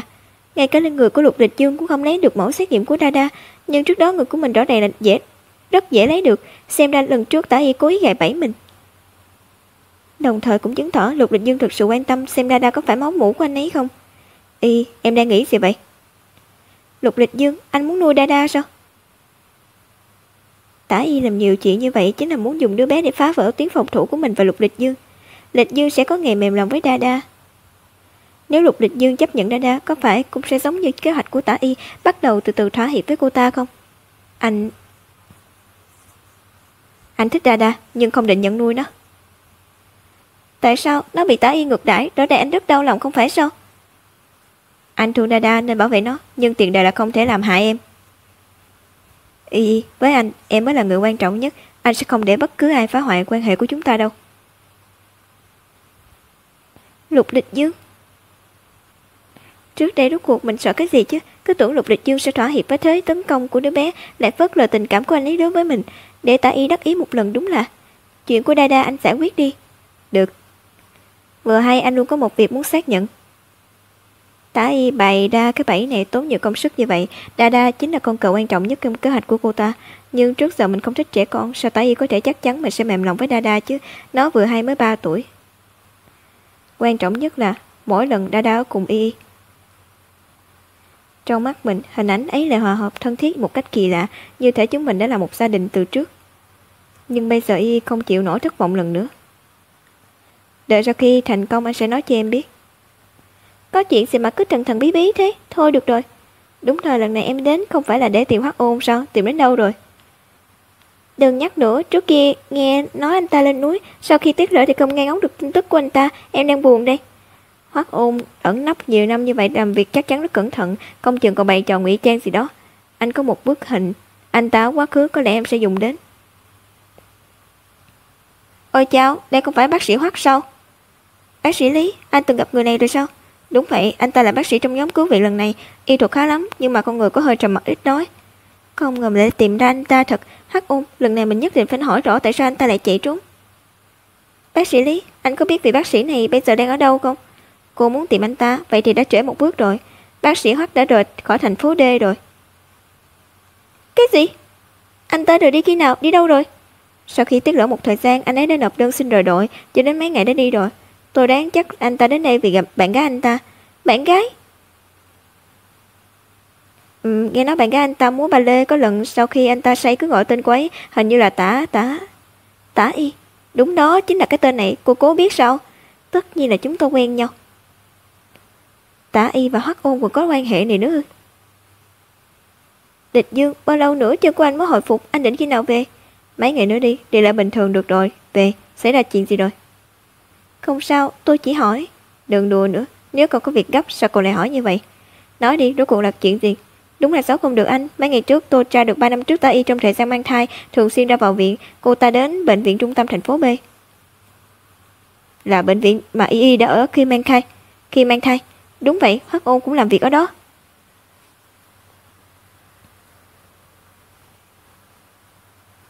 Càng nghĩ tôi càng thấy trùng hợp, bèn điều tra từ chỗ Hoắc Ôn, kết quả bất ngờ phát hiện lúc đó anh ta vẫn luôn có bạn gái đã bàn chuyện kết hôn. Cậu cố tình nhắc đến rốt cuộc bạn gái của Hoắc Ôn là ai, nói ra chắc chắn anh không tin là tá y, cô ta và Hoắc Ôn yêu nhau, con của hai người là Đa. Tin tức này có đáng tin không đấy? Đúng vậy, lúc đầu tá y mang thai Hoắc Ôn rất lo lắng cho cô ta, rất nhiều người trong bệnh viện đều biết. Đa là con của Hoắc Ôn, cứ cảm thấy không đúng lắm, phải mau về thành phố B làm rõ chuyện năm đó, nhưng y chưa chắc đã chịu đi cùng mình. Lục Địch Dương, đợi anh dưỡng thương xong, chúng ta lập tức về thành phố B thôi. 1 tháng sau. Đưa tới này thôi, Sophie, tôi đi đây. Tuy thời gian ở chung không lâu, nhưng tôi vẫn luôn rất cảm kích sự chăm sóc và giúp đỡ của cô. Nhận ủy thác của người khác phải làm cho trọn vẹn, chăm sóc tốt cho cô vốn là nhiệm vụ của tôi. Nhưng mà sau này rảnh thì cô có thể hẹn tôi bất cứ lúc nào. Tôi rất thích đại mỹ nữ như cô đó. Ha ha, được. Tạm biệt Sophie. Hẹn gặp lại nhé, Y Tuyết. Ôm nhau lâu như vậy cuối cùng cũng chịu chia xa rồi. Anh còn đi ghen với phụ nữ sao? Ai bảo vợ anh lại quyến rũ đến thế chứ. Nhưng cuối cùng em cũng chịu về nhà với anh rồi. Cảm giác này thật sự rất tốt. Đúng vậy, về nhà. Đáng tiếc, chuyến trở về này vẫn phải đối mặt với rất nhiều vấn đề. Thật ra những lời này là người ngoài tôi không nên nói ra. Nhưng bác sĩ Hoắc xuất sắc như vậy, tôi thực sự không nỡ nhìn anh ta tự hủy hoại mình. Anh nói đi.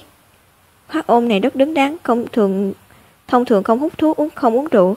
Nhưng mỗi lần người bạn gái nó gọi điện, anh ta đều trốn đi uống rượu. Cũng có trách, dù sao thì bạn gái anh ta cứ liên hệ với anh ta là lại đòi tiền. Tôi đã khuyên anh ta nên cắt đứt để bắt đầu lại từ đầu, nhưng anh ta luôn im lặng, có lẽ có nỗi khổ riêng nào đó. Đây có còn là bác sĩ Hoắc lịch thiệp trong lòng mình không? Rốt cuộc những năm qua anh ta đã trải qua những gì? Nếu Hoắc Ôn vì tả y mà bỏ đi, vậy cứ theo dõi tả y chắc chắn sẽ tìm được anh ta nhanh hơn. Dù cho có nhiều bí mật vẫn còn đó. Tâm trạng tốt lắm sao? Nghĩ đến việc về nhà em có chút vui vẻ. Nhưng lần này mình sẽ cùng đối mặt với Lục Địch Dương. 3 giờ chiều, sân bay thành phố B. Địch Dương, Cố Y Tuyết. Tối đây này. Khi đi là một mình, khi về là hai người. Cậu Lục theo đuổi vợ thành công rồi à, hiệu suất cao thật đấy. Nếu ngưỡng mộ thì cậu cũng đi tìm đi. Lãng Tử quay đầu chỉ cần có mình anh là được, tôi thì không cần. Vậy bây giờ tôi bắt xe về hay là các anh gọi tài xế đưa tôi về? Nếu không phải có việc gấp muốn tìm anh bàn bạc thì phó tổng cũng sẽ không đích thân đến đó. Em nói có đúng không?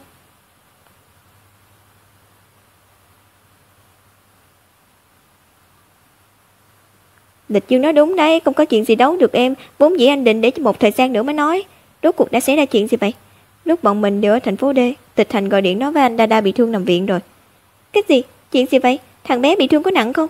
Em đừng lo, thằng bé đã thoát khỏi nguy hiểm rồi. Nhưng tả y thật nhẫn tâm, chỉ vì một chuyện nhỏ mà ngược đãi Đa. Đầu của thằng bé bị khâu 3 mũi, chấn động nhẹ ở não, còn trẹo chân trái nữa. May mà không bị gãy xương. Vậy những vết thương này có ảnh hưởng đến sức khỏe sau này của thằng bé không? Yên tâm đi y, anh đã hỏi bác sĩ rồi. Chỉ cần tĩnh dưỡng cho tốt, Đa sẽ nhanh chóng hồi phục. Chỉ là tả y càng lúc càng cố chấp rồi, không biết còn làm hại thằng bé đến thế nào nữa. Phải mau chóng bảo vệ Đa. Nhưng chuyện này không cản trở được tả y. Y, anh chỉ cứu Đa thôi, tuyệt đối sẽ không tiếp xúc với tả y. Em yên tâm, anh sẽ giúp em trong chừng Địch Dương. Chỉ cần muốn cứu đứa bé thì không thể vượt mặt mẹ thằng bé được. Đây là một người bạn của em, chuyên gia trong lĩnh vực bảo vệ trẻ em, có nhu cầu thì có thể liên hệ với cô ấy. Chuyện liên quan đến sự an toàn của thằng bé đừng trì hoãn nữa. Chuyện của Đa anh của tuổi em không muốn nghe. Ân oán cho người lớn không cần trút giận lên một đứa trẻ vô tội. Chút chuyện này cũng câu đến nỗi em không phân biệt được. Vợ cậu quả nhiên là người hiểu lý lẽ. Đương nhiên, như vậy mình có thể thoải mái hành động rồi. Ngày hôm sau, khám bệnh nhi khoa tai mũi họng, phòng hóa nghiệm. Không được lại gần, không có được sự cho phép của tôi thì đừng hòng lại gần. Đa. Chúng tôi chỉ muốn kiểm tra tình trạng vết thương của bệnh nhân thôi, xin người nhà đừng quá kích động. Kiểm tra? Tôi thấy các người không có ý tốt đâu. Khó khăn lắm mới lừa được Cố Y Tuyết, lúc này tuyệt đối không thể để bất cứ ai nắm được sơ hở, càng ít người tiếp xúc được với Đa càng tốt. Tóm lại không ai được vào. Vậy nếu như tôi muốn vào thì sao? Địch Dương, anh đến thăm Đa à? Em biết mà, anh sẽ không bỏ mặt mẹ con em đâu. Xả vợ đáng thương gì chứ, Đa bây giờ như vậy lẽ nào không phải là do cô hại hay sao? Địch Dương, em thực sự không cố ý đâu, anh phải tin em. Đa là do em mang thai 10 tháng sinh ra, sao em có thể hại nó được? Nhà anh trách em cũng đúng, em đúng là không chăm sóc tốt cho Đa. Một người phụ nữ như em, việc nuôi con từ lúc sinh ra đã không dễ dàng. Những điều cô nói không liên quan đến tôi, nhưng có một điều cô nói không sai, một mình cô đúng là không nuôi dưỡng được Đa. Đúng vậy, cho nên vẫn cần hai người. Tả Y, ra giá đi, nhượng quyền nuôi dưỡng cho tôi. Cái gì?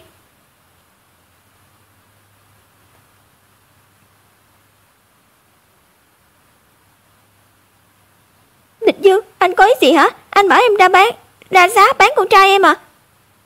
Cô không đồng ý. Tất nhiên, Đa là duy nhất của em mà. Lịch Dương, em sai rồi, em không nên lỡ tay làm Đa bị thương, sau này em sẽ không như vậy nữa.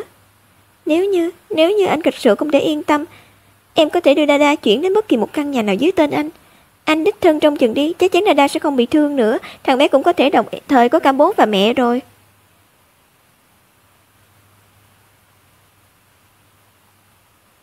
Cô tưởng có tư cách mặc cả với tôi à?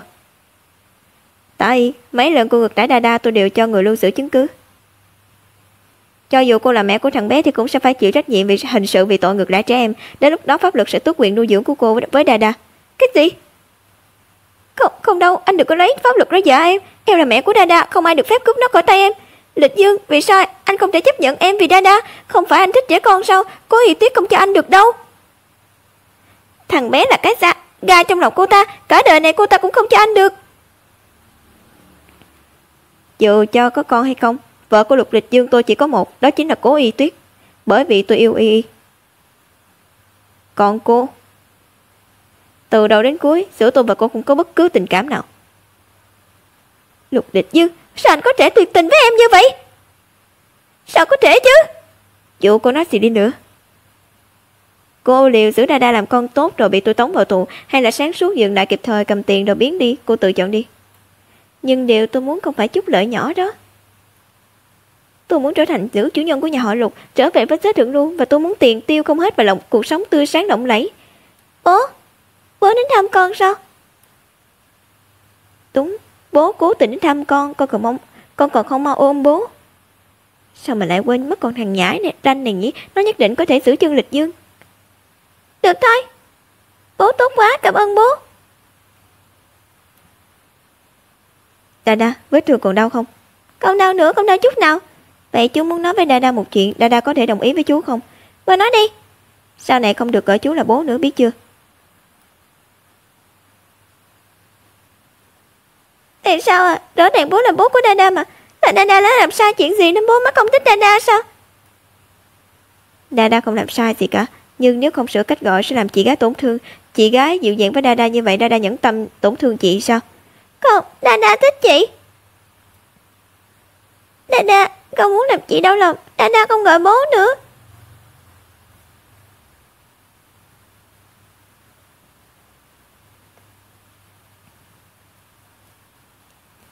Lời như vậy thật quá tàn nhẫn với một đứa trẻ. Nhưng muốn Tả Y từ bỏ Đa thì phải để cô ta thấy mình vô tình với Đa. Đa, cho bố thêm chút thời gian, chẳng mấy chốc bố sẽ cho con cuộc sống yên ổn. Sao lại như vậy? Lục Lịch Dương lại vì Cố Y Tuyết mà từ bỏ Đa. Kế hoạch của mình đã thất bại rồi sao? Tôi sẽ đợi câu trả lời của cô. Lịch Dương! Mời luật sư Cố xem. Anh đã bảo trợ lý quay lại toàn bộ quá trình. Theo những lời em dạy anh, chỉ mới uy hiếp một chút, Tả Y đã rối như mớ bồng bông. Khá lắm, xem ra mấy năm không gặp, kỹ năng diễn xuất của sếp Lục đã tiến bộ rồi. Lần này anh cố ý dẫn theo 2 vệ sĩ, có họ che chắn Tả Y không thể chạm vào anh. Cô ta có chạm vào anh hay không thì liên quan gì đến em? Người phụ nữ này rất thông minh, cô ta hỏi về anh Về căn nhà, một là thăm dò giới hạn của anh. Một khi anh mở miệng, Dada sẽ trở thành con bài để cô ta vơ vét tiền trong tay anh. Không ngờ trong mắt người khác anh lại là kẻ rắm tiền như vậy. Bớt đi, đừng nói với em là anh không nhận ra ý đồ của Tả Y đấy nhé. Chắc chắn anh cũng đã nhận ra mục đích thứ hai của cô ta rồi. Thứ hai, cô ta muốn lợi dụng căn nhà của anh để chia rẽ chúng ta. Đúng vậy. Nếu Tả Y thành công, e rằng chuyện này sẽ trở thành cái gai trong tim mình mất. Y, đừng nghĩ quá nhiều. Đỡ có được quyền nuôi dưỡng Dada, anh đảm bảo sẽ không bao giờ tiếp xúc với người phụ nữ này nữa. Nhưng bây giờ lợi thế duy nhất của Tả Y là Dada, e là cô ta sẽ không dễ dàng buông tay. Chuyện này không do cô ta quyết định. Dù sao Tả Y ngược đãi trẻ con là sự thật. Cùng lắm thì chúng ta phải gặp chút phiền phức để pháp luật đưa ra phán quyết công bằng. Bố. Dada không cố ý đâu. Em biết. Sao mặt của Dada lại gầy đi rồi? Nó còn nhỏ không hiểu gì cả. Bây giờ chắc chắn rất đau lòng. Con cá trước giờ luôn là điểm yếu của Y. Nhìn thấy Dada như vậy e là cô ấy còn khó chịu hơn cả mình. Phải nghĩ cách để Y thư giãn mới được. Nợ của cố Y Tuyết. Y lấy giúp anh một bộ đồ ngủ mới. Lục Lịch Dương, em để quần áo của anh bên ngoài nhé. Anh tắm xong rồi, em đưa thẳng cho anh đi. Được.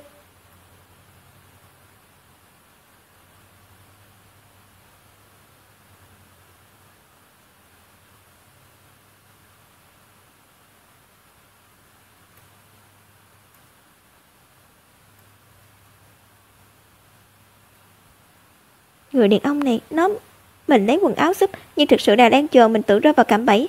Nhưng đã là vợ chồng, mình cũng không cần phải ngượng ngùng. Sao hôm nay em lại chủ động như vậy? Sếp Lục chủ động dâng đến cửa, sao em có lý do từ chối?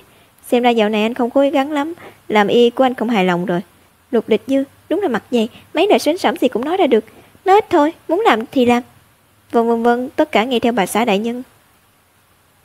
Hả? Sao anh đổ mồ hôi thế? Vậy sao? Anh không chú ý, chắc là do phòng tắm nóng quá.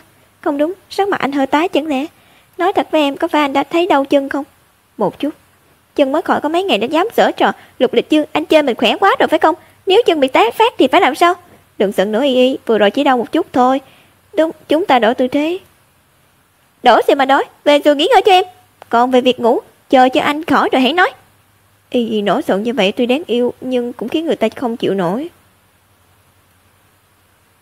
Hết cách rồi, vẫn nên ngoan ngoãn, tĩnh dưỡng thì hơn.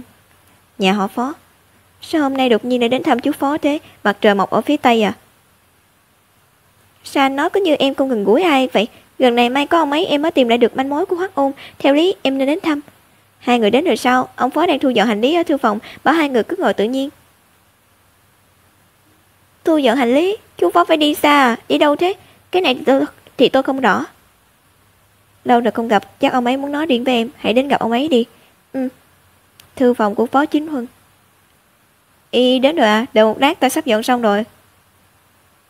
Chú sẽ rời thành phố B. Phải, công ty phái đi nước ngoài một chuyến khoảng 1 tháng.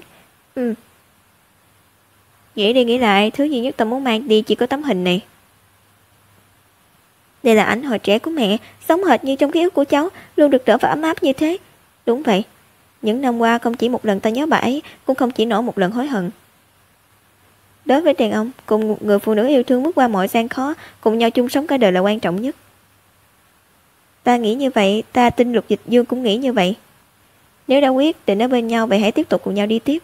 Ta và Uyển Uyển không thể có được hạnh phúc, ta hy vọng ít nhất còn có thể có được nó. Chúng cháu sẽ có được. Chú đến Thụy Sĩ thì gọi điện thoại về nhé. Cháu và Lục Dịch Dương ở đây cũng sẽ nhớ chú. Rất ít khi Y Tuyết chủ động quan tâm mình. Được, ta nhất định sẽ dăm liên lạc với mấy đứa. Đó rồi chứ, chúng ta xuống dưới ăn cơm thôi.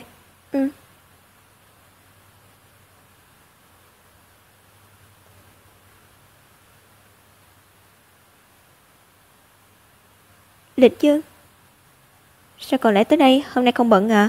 Công ty không có việc gì. Đến thăm mẹ với chú Phó. Còn đến đúng lúc lắm. Đây là chị Hà Dĩ An, học trò của mẹ, cũng là bậc thầy piano nổi tiếng toàn thế giới, vừa mới ra nước ngoài biểu diễn trở về. Hà Dĩ An, nghệ sĩ piano, học trò cưng của Diệp Mạn Thanh. Không hẳn là nổi tiếng, chỉ là học được chút ít từ cô giáo thôi. Kỹ thuật đánh đàn còn không bằng một nửa của cô nữa là. Em đó chỉ biết dỗ cô vui. Anh Lục, nghe danh đã lâu. Hà Tiểu Thu, rất vui được gặp cô. Con nhóc Cố Y Tuyết đó đã đi 3 năm rồi. Dù Lịch Dương có tình cảm đến đâu thì nó cũng nên quên nó rồi. Dĩ An ra thế tốt, thông minh xinh đẹp nhất định sẽ khiến Lịch Dương rung động. Đừng đứng ngoài cửa nữa, Dĩ An cố tình đến thăm mẹ, mẹ sẽ giữ con bé lại ăn bữa cơm. Lịch Dương, con qua đây giúp mẹ tiếp lại Dĩ An. Cố Y Tuyết. Chào cô. Thật không may, sao cô lại xuất hiện ở đây? Sao Y Tuyết không thể đến? Cô ấy đâu phải khách. Nếu nói thật thì cô ấy là chủ nhân, còn mới là khách ở đây. Đã 3 năm rồi, Cố Y Tuyết đã quay về rồi. Không được, mình nhất định phải nghĩ cách đuổi cô ta đi. Sao lại thiếu mất một bộ bát đũa thế này? Mẹ cũng bất ngờ đấy Lịch Dương. Con đưa Cố Y Tuyết về nhà cũng không nói trước với mẹ một tiếng. Con xem trong nhà còn chưa chuẩn bị bát đũa dư thừa. Sa nghiệp nhà họ Phó lớn như vậy đến một bộ bát đũa thừa cũng không có. Thủ đoạn này có lẽ hơi hạ đẳng rồi. Từ khi nào mà trong nhà ngay cả một bộ bát đũa cũng không đủ thế?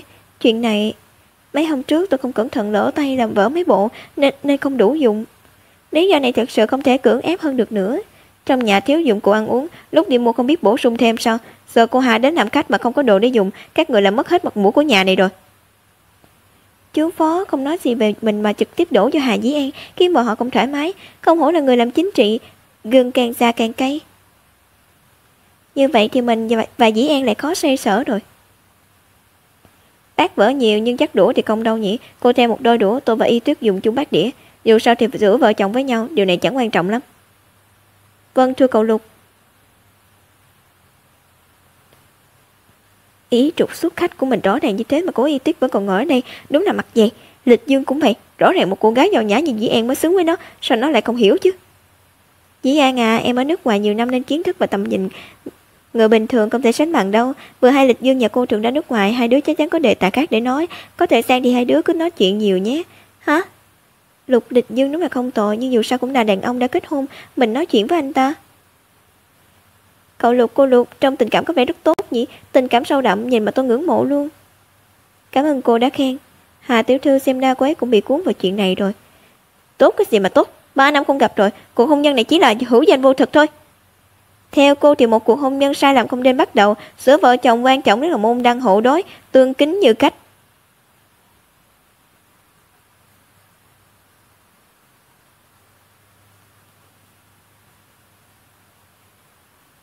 Cháu lại cảm thấy chỉ cần tâm hồn đồng điệu, những thứ khác đều không quan trọng. Hơn nữa nói về một môn đăng hộ đối, một thương nhân người hôi mùi tiền như cháu đang trèo cao đến luật sư Cố dòng dõi thư hương đấy chứ. Chỉ cần mấy đứa sống vui vẻ là được rồi, môn đăng hộ đối gì chứ, không cần phải chú ý tâm đến mấy chuyện này làm gì. Mạn Thanh, đừng nhúng tay vào chuyện của bọn trẻ trên bàn ăn nữa, con cháu có phúc của con cháu. Phúc? Cố Y Tuyết không chịu từ bỏ, làm lỡ với con trai của tôi mà lại thành phúc của tôi. Con dâu lý tưởng của tôi nên là một người dịu dàng hào phóng, hiền tục đám vì việc nhà như Dĩ An mới phải. Cố Y Tuyết của ta là cái thá gì? Đủ rồi. Tịch Dương. Y. Xin lỗi chú Phó, công ty cháu còn có việc, phải đi cùng Y trước đây. Tạm biệt. Đi, hôm nay không phải lúc thích hợp, lần sau có thời gian chúng ta lại gặp nhau. Thưa cô, em cũng có chút việc, lần sau có cơ hội sẽ lại đến thăm cô. Dĩ An, sao em cũng... Con bé này chắc chắn là hiểu lầm rồi, Lịch Dương nhà cô thực sự lâu rồi không liên lạc với người phụ nữ đó, chuyện ly hôn của hai người là chuyện xấu hay muộn. Cô ơi, em hiểu rồi, nhưng em không nóng lòng lấy chồng đến mức đó, càng không định tiếp nhận một người đàn ông vẫn chưa ly hôn, cho dù anh ta là Lục Lịch Dương. Mong sau này cô đừng vì em mà làm những chuyện như vậy nữa. Cái gì? Dĩ An? Bạn Thanh. Nhiều năm qua, chuyện gì tôi cũng nghe theo bà. Nhưng hiện tại tôi cảm thấy chúng ta cần phải nói chuyện thật lòng với nhau. Có gì để nói đâu. Mạn Thanh, chúng ta là vợ chồng, bà dẫn người đến nhà mà không nói với tôi một tiếng à. Nếu tôi nói với ông là tôi sẽ đưa cô gái khác đến để xem mắt với Lịch Dương, ông có đồng ý không? Làm cha mẹ phải suy nghĩ cho con mình nhiều hơn. Ông thương Cố Y Tuyết nhưng tôi không thể chịu được con trai mình một lòng lao đầu vào con gái của Cố Uyển. Bà vẫn không quên được những chuyện đó qua. Mạn Thanh, cần gì quá cố chấp với sai lầm năm đó, ngược lại còn khiến mọi trẻ đau khổ chứ. Tôi không dễ buông như ông. Lúc trước tôi phớt lờ Lịch Dương là do tôi nở thằng bé. Bây giờ cho dù trở mặt với tất cả mọi người, tôi cũng tuyệt đối không thể để nó và Cố Y Tuyết chết tiệt đó ở bên nhau. Mạn Thanh. Trong lòng Mạn Thanh có gai, mãi mãi sẽ không chấp nhận Y Tuyết. Có lẽ Y Tuyết không cần người bố như mình, nhưng trong lòng mình muốn trở thành hậu thuẫn vững chắc cho con bé. Bà là vì Địch Dương, tôi vì Y Tuyết, chúng ta mãi mãi không chung một lòng. Xem ra chúng ta thực sự không có duyên làm vợ chồng. Mạn Thanh, đi hôn đi.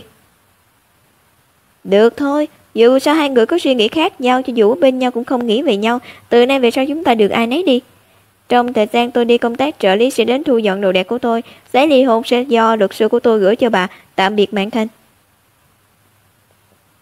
Ly hôn với Phó Chính Huân vừa hay, mình đã phải nghĩ đến cảm nhận của anh ta khi đối phó với Cố Y Tuyết.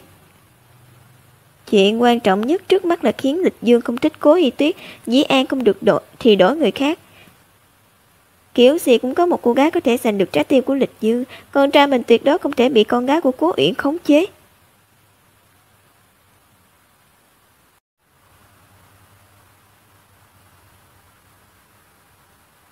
Xin lỗi Y, vừa rồi để em chịu ấm ức, anh nên cứng rắn hơn một chút.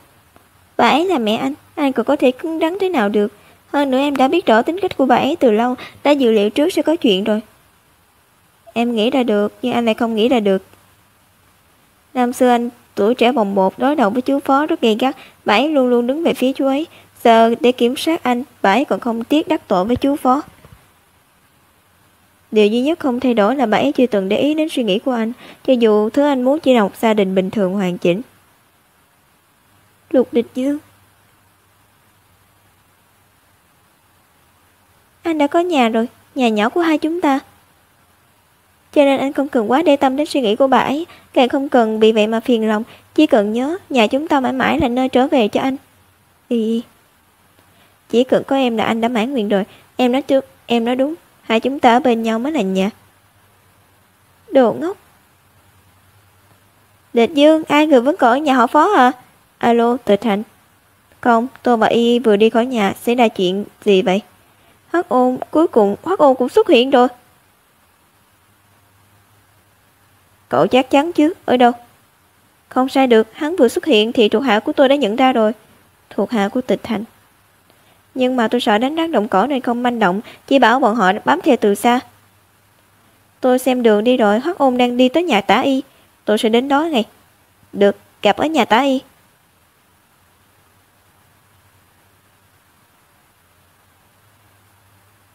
Xem ra chân tướng năm đó sắp lộ ra rồi. Nhà Tả Y. Lục Địch Dương không ra chiêu theo lẽ thường cướp đa thì thôi, nghe có HU cũng bắt đầu mất khống chế rồi. Chết tiệt. Alo, tiền tháng này sao còn chưa chuyển vào tài khoản của tôi? Cô gọi cho tôi chỉ vì tiền. Tất nhiên rồi, năm xưa anh Phủi mong bỏ đi, tôi còn đang nuôi một đứa trẻ nữa cơ mà. Không có tiền anh muốn bọn tôi chết đói sao? Những năm qua tôi đã cho cô cả một đống tiền đấy. Cô thực sự dùng tiền để nuôi con sao? Hắc Ôn, anh có ý gì? Mỗi lần lấy tiền tôi đều gửi ảnh sinh hoạt của Đa cho anh xem nó có sống tốt hay không là biết ngay mà. Anh không tin bức ảnh hay là không tin tôi? Tôi không biết, vì thế tôi định đích thân đến xác nhận xem con trai tôi sống thế nào. Để nào? Sao anh lại đến đây?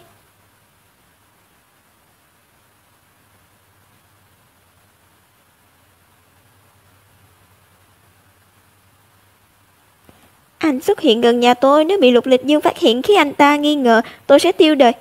Cô ấy vẫn chưa như xưa, chỉ suy nghĩ cho bản thân mình. Rốt cuộc mình đang xoắn xuýt chuyện gì, mong chờ điều gì đây? Tôi muốn nhìn thấy thằng bé. Đợi đã, anh không được vào, Đa ngủ rồi. Không gặp được con thì sau này đừng hòng lấy được một đồng nào từ chỗ tôi. Anh uy hiếp tôi, không được, anh không thể làm vậy, Hoắc Ôn.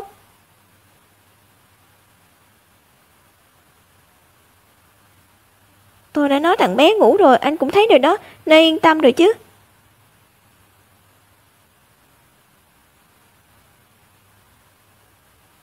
Lớn thế này rồi, lúc đầu nếu không phải do sai lầm của mình, chắc Đa sẽ sống cuộc sống tốt hơn bây giờ. Dù sao thì Tả Y cũng không đối xử thậm tệ với thằng bé. Mẹ đau, mẹ đừng tức giận. Đã đau quá. Đau?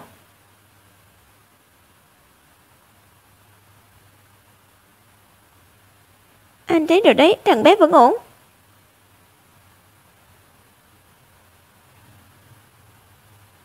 Hắc Ôn, anh nổi điên gì vậy? Cô nói cho tôi biết, tại sao đầu thằng bé lại có sẹo? Cô nói là còn vẫn ổn mà. Chuyện này, trẻ con vẫn thường té ngã và bị thương mà. Anh đã không thèm hỏi mà đã chỉ trích tôi, rõ ràng là không tin tôi. Thất sách, thật sự không nên vì đề phòng Lục Lịch Dương mà đón nó về nhà. Ngay từ đầu tôi đã không nên tin tưởng cô. Tôi đã nghĩ ít nhất cô sẽ có tình thương với thằng bé, nhưng không ngờ. Nếu không phải vô tình nghe thấy lời Lục Lịch Dương nói, tôi còn chẳng biết gì, tưởng thằng bé sống tốt lắm. Cái gì?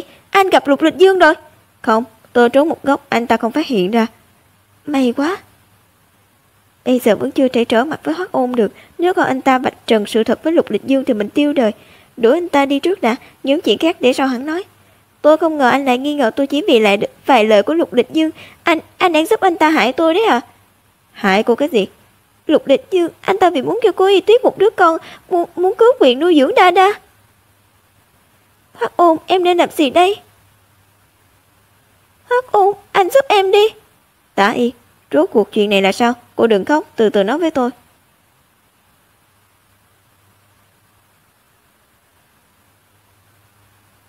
Tả Y, rốt cuộc chuyện này là sao? Cô đừng khóc, từ từ nói với tôi. Tuy ban đầu vì muốn có được Lục Lịch Dương nên tôi mới lén lút đánh cháu Đa Đa. Nhưng nhiều năm qua tôi và Đa Đa cũng bồi dưỡng nên tình cảm. Tôi thật lòng xem thằng bé như con mình, muốn nó nhận lại nhà họ Lục, cho nó một mái ấm hoàn chỉnh. Nhưng không ngờ Lục Lịch Dương lại có ý đồ xấu với Đa Đa. Anh ta đau lòng vì Cố Y Tuyết không sinh được nên muốn cướp Đa Đa đi, đưa đến bên cạnh Cố Y Tuyết. Gì cơ? Tính sao để Hoắc Ôn, tôi không muốn rời xa Đa Đa. Lục Lịch Dương muốn đưa con trai về cho Cố Y Tuyết. Cô nói thật sao? Ừ. Sao biểu cảm của Hoắc Ôn kỳ lạ vậy? Không giống như không thương mình chút nào.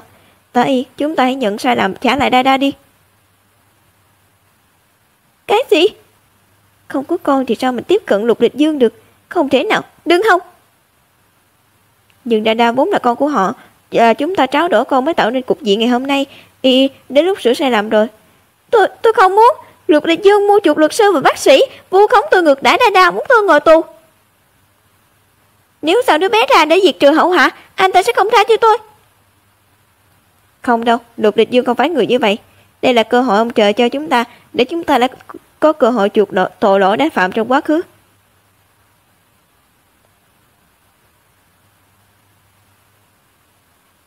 Tôi nghe điện thoại đã, chuyện này để sau hắn nói. Cuộc điện thoại này đến đúng lúc thật. Alo, có chuyện gì? Phu nhân, tôi vừa mới mua đồ ăn xong đang định về đây. Trước đó không phải bảo tôi để ý xếp Lục và cô Cố kia sao? Tôi thấy họ dưới lầu hình như là đến tiệm cô. Họ đã đến rồi à? Sao vậy? Lục Lịch Dương và Cố Y Tuyết đến rồi, không còn thời gian nữa đâu. Ai mau đi đi, mau rời khỏi đây ngay. Tôi lập tức đi, nhưng những lời tôi nói hôm nay cô cũng suy nghĩ cho kỹ. Dù sao chúng ta cũng nợ Cố Y Tuyết quá nhiều. Chuyện thằng bé để sao hẳn nói, nhưng có một điều Hoắc Ôn anh hãy nhớ cho kỹ. Chúng ta đã cùng một ruột kể từ khi đánh tráo thằng bé, và nếu chuyện này bị bại lộ anh cũng toi đời. Vậy nên anh tuyệt đối không được để Lục Lịch Dương bắt được, hiểu chưa? Tôi hiểu rồi.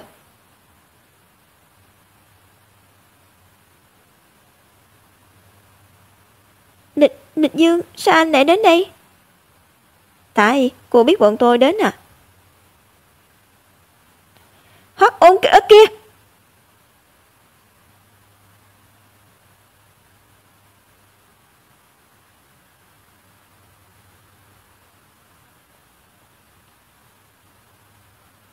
Hoắc Ôn, hãy nhớ là tôi nói với anh.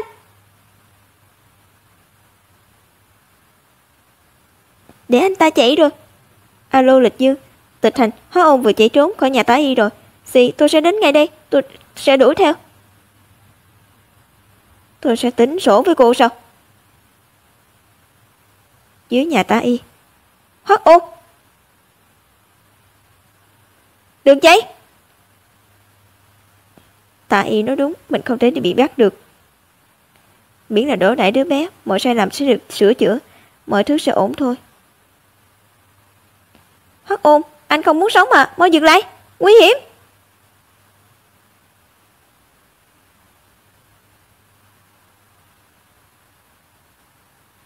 hãy gọi 6 cấp cứu ngay. Trung tâm cấp cứu bệnh viện.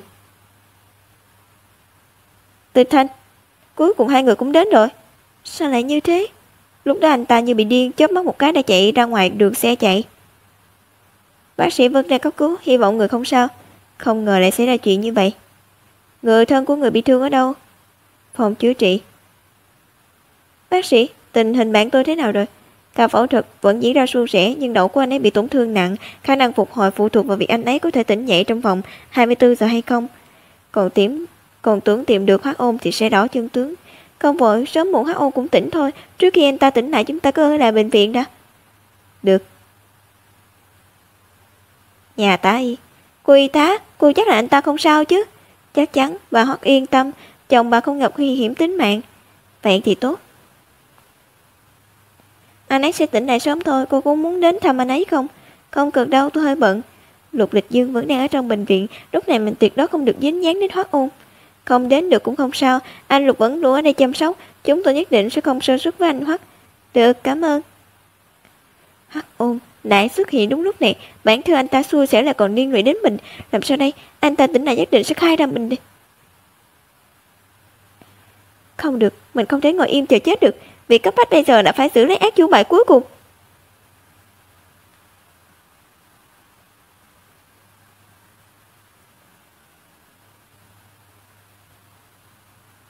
Đừng ngủ nữa. Mẹ. Con ngoan, mẹ sẽ đưa con đến nơi không ai có thể tìm thấy được. Công ty của Lục Lịch Dương. Hiếm khi nào mình đến công ty tìm Lịch Dương này, không ngờ nó lại không có ở đây. Này các cô nói xem, đứa bé lần trước là con trai của sếp Lục.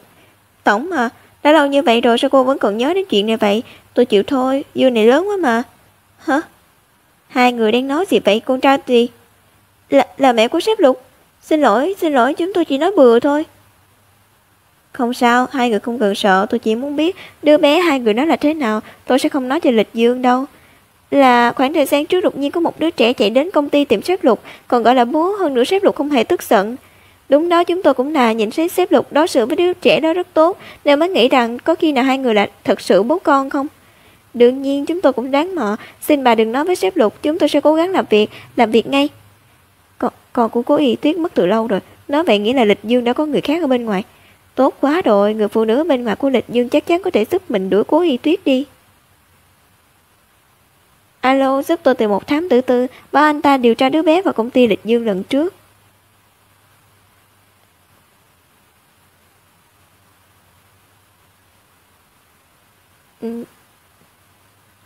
Hắc Ôn, anh tỉnh rồi.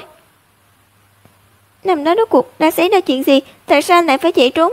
Nhiều năm như vậy anh đang trốn tránh điều gì? Các người là ai? Những lời cô vừa nói có ý gì? Chuyện gì thế này? Hắc Ôn mất trí nhớ rồi. Sao có thể như thế? Anh còn nhớ anh là ai không? Tôi không nhớ gì hết. Các người ra cho tôi đi, đừng hỏi nữa. Hắc Ôn, đừng giả vờ nữa. Biểu cảm của anh đã bán đứng anh rồi. Thật ra anh cũng vốn không hề mất trí nhớ đúng không? Vẫn không xấu được cô Lục phu nhân. Mẹ kiếp, đã lúc nào rồi mà mày còn giả vờ? Ông đây còn tưởng mày suýt nữa mất mạng.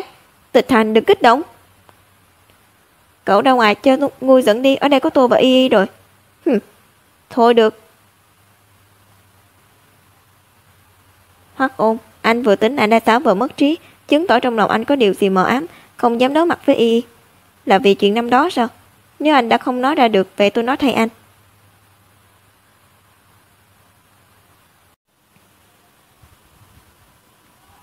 Năm đó, vì tá y, anh lợi dụng sự tin tưởng của chúng tôi, với thân phận bác sĩ điều trị, anh đã tráo đổi đứa bé đúng không? Xin lỗi. Vậy năm đó thực sự là như vậy sao? Phải. Vậy con của tôi bị các người đưa đi đâu rồi?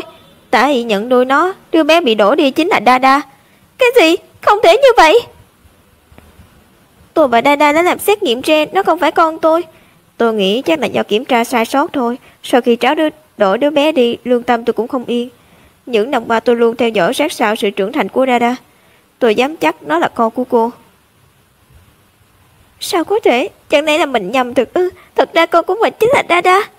Không được, tôi phải làm rõ, tôi phải đi tìm Dada. Y, đừng kích động. Y mất hồn mất vía như vậy thực sự không thích hợp ra ngoài. Anh bảo Tịch Thành dẫn thêm vài người trong chừng tá Y. Được. Tôi biết là tôi có lỗi với hai người. Những năm qua tôi luôn bị lương tâm khiển trách. Tôi cũng phải trả cái giá rất đắt. Cuộc đời của tôi bị chuyện này hủy hoại rồi. Là ham muốn tư lợi của anh đã hủy hoại cuộc đời anh. Đúng vậy, cho nên tôi không có tư cách xin lỗi hai người tha thứ. Đương nhiên là anh không có tư cách. Hoắc Ôn, 3 năm qua rõ ràng anh biết tôi đang tìm anh, nhưng lại tránh né không gặp. Cái anh gọi là trả giá đắt, chẳng qua chỉ là nhu nhược né tránh mà thôi. Nếu nói Tả Y là chủ mưu về anh chính là trợ thủ đê tiện nhất trong kế hoạch của cô ta. 3 năm, trong 3 năm qua mỗi phút mỗi giây tôi đều nhớ con của mình, thậm chí vô số lần nhìn thấy nó trong mơ, nhưng tôi không nhìn rõ dáng vẻ của nó vì tôi chưa từng gặp nó. Đó là sinh mệnh nhỏ mà tôi mang thai 10 tháng sinh ra. Nếu không phải tại các anh, tôi và thằng bé sẽ không chia lìa, sẽ không bỏ lỡ mỗi thời khắc quan trọng trong cuộc đời nó. Chúng tôi đau khổ biết bao lâu nay, tất cả đều là do anh ban tặng. Là một người mẹ, cả đời này tôi không thể nào tha thứ cho anh.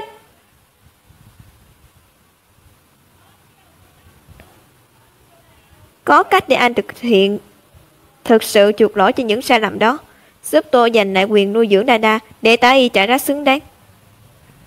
Nhưng chuyện này nhất định sẽ liên quan đến chuyện tráo đổi đứa bé của anh năm đó, tiền đồ của anh. Tôi hiểu là lỗi của tôi đồng ý gánh chịu hậu quả.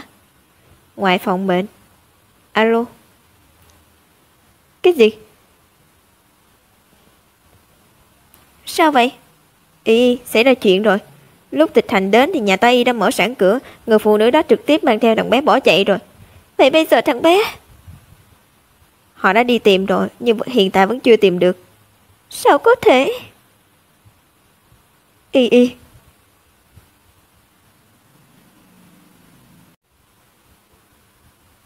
Em sao rồi? Có cần nghỉ ngơi một lát không? Em không sao. Sợ không biết Dada đang ở đâu. Vẫn chưa phải lúc nghỉ ngơi. Chúng ta phải mau chóng tìm con. Tần Thiếu Dương có xuất thân lớn mạnh, chắc chắn có ưu thế về mặt tìm người. Alo Phi Phi, có thể giúp mình chuyện này không? Y đang gắng gượng, nhưng lúc này không để cô ấy nhúng tay vào thì cô ấy lại thấy bất an. Xem ra phải nhanh chóng tìm ra Dada. Tịch Thành, phá hết người của tôi đi. Mình sẽ gửi ảnh của thằng bé cho cậu. Chuyện này phải nhờ Tần Thiếu Dương rồi. Dưới sự sắp xếp của Lục Lịch Dương và Cố Y Tuyết, mấy người đồng thời hành động tìm kiếm hành tung của Tả Y khắp thành phố. Nhớ dáng vẻ của đứa bé rồi chứ, tuyệt đối đừng dẫn nhầm. Kiểm tra tất cả khách sạn trong toàn thành phố, không được để sót một khách sạn nào. Vâng. Chết tiệt, để đọc cũng có người của Lục Lịch Dương. Cứ tiếp tục như vậy thì sớm muộn gì cũng bị bắt thôi.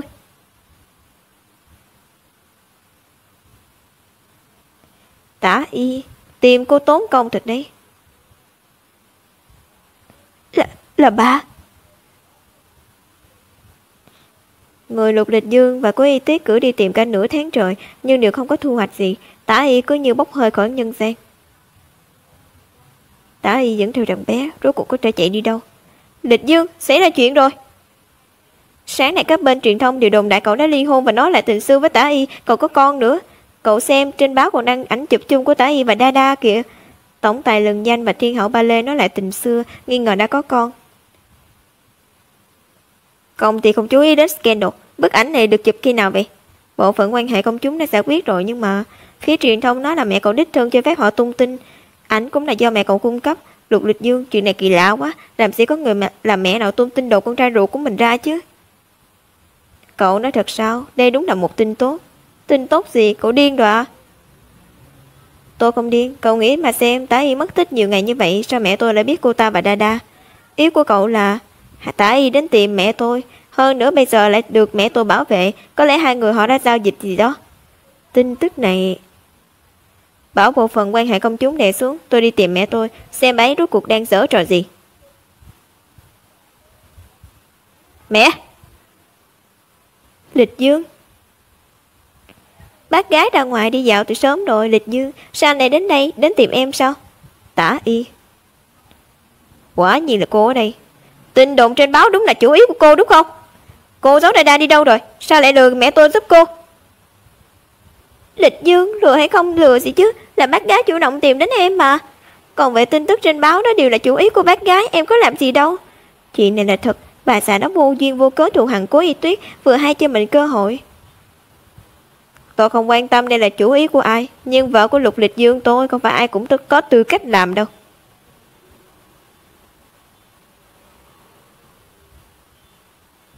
Lục Lịch Dương lại xem thường mình như vậy. Không sao, không sao, lòng tự tôn chỉ đáng mấy đồng thôi. Chỉ cần nhẫn nhịn qua thời gian này, mình sẽ nhanh chóng trở thành bà Lục danh chính ngôn thuận. Nhưng bác gái thích em, muốn chúng ta trở thành người một nhà. Lịch Dương, anh muốn từ chối thì cứ nói với bác gái. Lịch Dương, đến sớm vậy à? Chẳng phải lúc trước còn không muốn đến chỗ mẹ sao? Mẹ, sao mẹ lại dính dáng đến người phụ nữ này vậy? Mẹ có biết năm xưa cô ta? Chắc chắn Hoắc Ôn đã nói hết mọi chuyện ra. Bà già này tưởng Đa Đa là con của mình và Lục Lịch Dương nên mới giúp mình. Tuyệt đối không thể để bà ta biết thật ra đứa bé không phải do mình sinh ra. Em và bác gái với nhau không quan trọng, quan trọng là hai bác cháu đều có một chung mục tiêu. Đó chính là cho anh một gia đình hoàn chỉnh, để những người không nên xuất hiện khi cút xa. Đúng vậy, Lịch Dương, mẹ đã từng tuổi này rồi, không có sức để tranh luận với con. Mẹ biết thanh niên cũng yêu nhau nồng nhiệt, nhưng lập gia đình không phải có tình yêu là xong, quan trọng nhất là thích hợp. Cô ta chính là người tả ra, kẻ đã hại chết bố con, là một người phụ nữ xảo quyệt. Thích hợp mà mẹ bảo là đến nợ máu cũng có thể coi như không. Vậy mẹ cũng chấp nhận, chỉ cần con dâu của mẹ không phải con gái của Cố Uyển, huống hồ Tả Y còn đang nuôi con của con. Đứa bé đâu rồi? Xem ra Lịch Dương vẫn rất quan tâm đến đứa bé. Lịch Dương, trẻ con cần có một gia đình hoàn chỉnh. Chỉ cần con chịu ly hôn với Cố Y Tuyết, lấy Tả Y, thằng bé sẽ lập tức quay về bên con. Con không thể. Con sẽ dùng pháp luật để lấy lại quyền nuôi dưỡng. Còn những kẻ có ý đồ dùng trẻ con để uy hiếp con, kẻ nào kẻ nấy không ai thoát được đâu. Ý con là gì? Chẳng lẽ con định tống cả mẹ ruột con vào tù sao? Nếu mẹ cứ khăng khăng làm theo ý mình thì con cũng không nương tay nữa đâu. Trong lòng con, mẹ và con trai con cộng lại còn không bằng Cố Y Tuyết sao? Lục Lịch Dương con điên được rồi. Nếu mẹ đã bảo vệ Tả Y, chắc mẹ cũng biết mấy ngày nay con và Y đều đi tìm cô ta và Đa Đa, để thằng bé và mẹ ruột của nó phải chia xa, trở thành quân cờ của một ả đàn bà độc ác. Mẹ mới là người vô lý. Thư gửi luật sư sẽ sớm gửi tới thôi, mẹ tự lo cho mình đi. Mẹ ruột, nghĩa là sao? Không phải cô nói Đa Đa là con ruột của cô sao? Tất nhiên không phải cháu sinh thì còn có thể là ai đây? Tả Y, tôi niệm tình cô sinh con đẻ cái cho nhà họ Lục nên mới giúp cô không giấu tôi điều gì đấy chứ. Sao có thể chứ? Bác gái bác kiểm tra cái gen của Đa Đa cũng thấy rồi đấy, nó đúng là con của Lịch Dương. Vậy thì cô cứ tiếp tục tấn công Lịch Dương đi, đuổi Cố Y Tuyết kia đi càng sớm càng tốt. Cháu hiểu rồi thưa bác gái.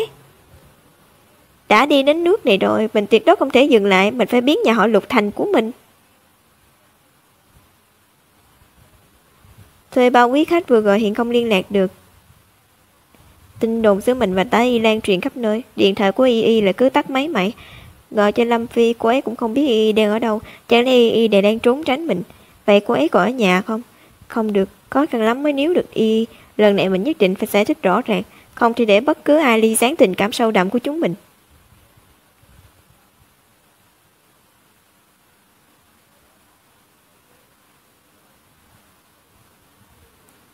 Về rồi à, em nghe thấy tiếng bước chân của anh. Y, đừng ngẩn người nữa, ngoài cửa làm gì vậy? Mau rửa tay ăn cơm thôi.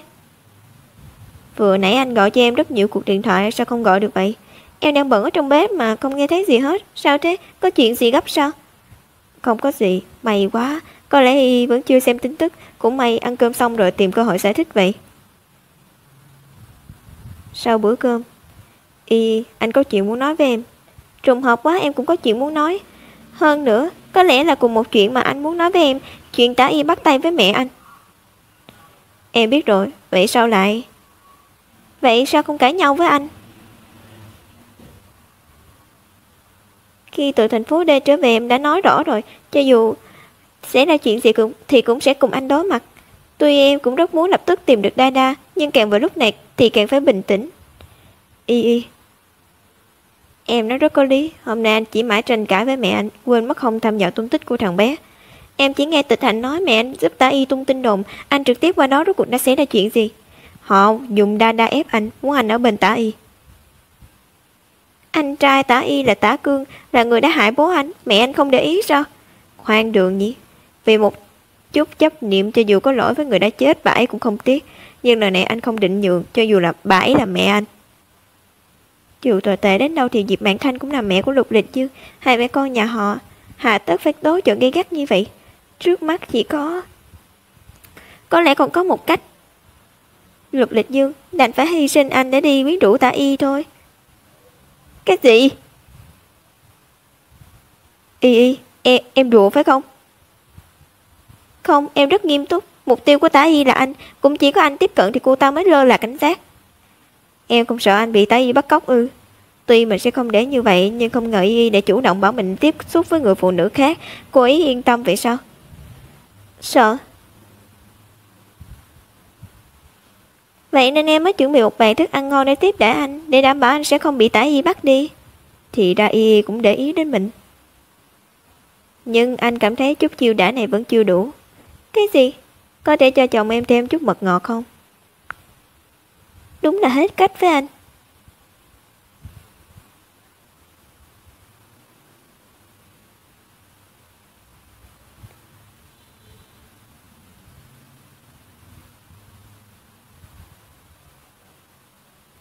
Đủ ngọt chưa, sếp Lục? Đủ rồi đấy, có bữa ăn thịnh soạn thế này, ông bướm ngoài kia chẳng đáng xem. Anh nghiêm túc chút đi, còn có việc quan trọng cần bàn đấy. Rõ ràng là cô vợ dụ dỗ anh đi làm việc không đứng đắn hơn đó. Em đang nói chuyện nghiêm túc đấy. Nếu đã lên kế hoạch xong rồi thì mấy ngày tới anh hãy tìm thời gian hẹn Tả Y ra đi. Sao hành động nhanh vậy? Tả Y nắm thằng bé trong tay, càng kéo dài thời gian thì càng bất lợi với chúng ta. Nhất định phải nhanh chóng làm rõ Tả Y giấu thằng bé ở đâu. Em có cách rồi à? Nhân có nghề nghiệp của em, lúc kiện ly hôn đã nghe không ít chiêu bài chủ bắt sang bộ nhí. Vậy lần này anh sẽ góp sức, tất cả nghe theo sự chỉ huy của vợ.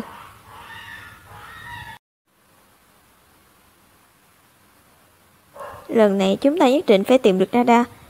Em tin chúng ta có thể làm được. Chỉ là không biết Dada sao rồi. Đến tôi rồi Đông Phong. Xì, hôm nay vẫn may tại sao lại thế? Đói quá, chỉ là đi tìm chút đồ ăn thôi, chắc là sẽ không bị đánh đâu nhỉ. Cao quá, thêm một chút nữa. Trời, thằng nhóc đâu, không phải chạy rồi chứ. Mà đi tìm thôi, nếu thằng ra nó chạy mất số tiền còn lại không lấy được đâu. Đi, tìm được rồi thì xem tôi xử lý nó thế nào. Không cần tìm nữa, thằng nhóc ở đây. Ai cho mày chạy? Cháu không chạy, cháu đói quá rồi. Đói gì mà đói, mẹ mày chưa gửi tiền tới mày còn muốn ăn cơm mà. Ngoan ngoãn ở đó cho tao, không được ra ngoài. Dada đau quá. Bố, khi nào bố đến đón Dada vậy? Dada sẽ ngoan, sẽ rất ngoan mà. Địch Dương, em không ngờ anh đã đồng ý lời mời của em. Không ngờ, chẳng lẽ không phải do cô suối bẫy mẹ tôi gọi điện tạo áp lực cho tôi. Dù sao thì cũng trúng mục tiêu của tôi. Đây đều là ý của bác gái. Ôi! Cô làm sao vậy? Không nhìn một chút à? Xin lỗi thưa cô. Được rồi, chỗ này không cần cô. Lui xuống đi. Vâng, thực sự xin lỗi.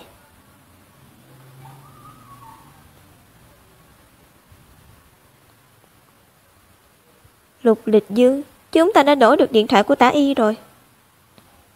Em sẽ sao chép thông tin quan trọng trong điện thoại của cô ta. Tiếp theo phải dựa vào anh, nhất định phải cầm chân cô ta một thời gian. Lịch Dương, trông anh có vẻ rất vui. Thật ra anh gặp em cũng rất vui đúng không? Cô nhìn nhầm rồi. Lục Lịch Dương cứng đầu như thế xem ra chỉ đành dùng tuyệt chiêu của mình thôi. Lịch Dương, nhiều ngày rồi anh không gặp Dada, lẽ nào không nhớ nó? Cô chịu để tôi gặp con. Nếu vậy, có lẽ không cần tốn công cũng có thể cứu được thằng bé. Giờ vẫn chưa phải lúc, nhưng mà trong điện thoại của em có mấy tấm hình của Dada. Không thể để cô ta phát hiện điện thoại bị đổi. Không cần cho tôi xem ảnh Dada. Suy cho cùng tôi không phải con của tôi và Y. Tôi không cần tham gia vào sự trưởng thành của nó. Phản ứng của Lục Lịch Dương vừa rồi hơi quá lên. Thực ra Lục Lịch Dương vẫn quan tâm Dada như vậy. Chỉ vì cố ý tiếc thôi mới giả vờ không quan tâm. Lấy cô nít ra làm cái cớ quả nhiên có tác dụng. Mình vẫn phải thừa thắng tấn công mới được.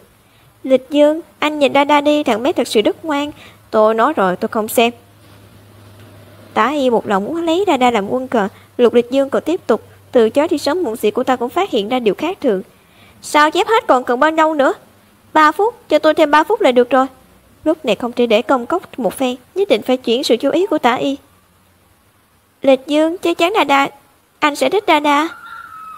Hai người đang làm gì đó? Lục Lịch Dương, sao anh nãy đây? Y đang diễn kịch, cô ấy muốn thu hút sự chú ý của Tả Y. Anh không có gì với cô ta cả. Nghe lời mẹ anh đến gặp một lần thôi. Không có gì, anh để tôi nhìn thấy cảnh này anh còn nói với tôi không có gì. Không ngờ Cố Y Tuyết cũng ở đây, đúng là người phụ nữ ngu xuẩn. Cô ta làm loạn như vậy chắc chắn Lục Lịch Dương sẽ phản cảm với cô ta. Ồ, tìm đến nhanh vậy à? Cô không yên tâm về Lịch Dương thế à? Trong chừng sát sao vậy?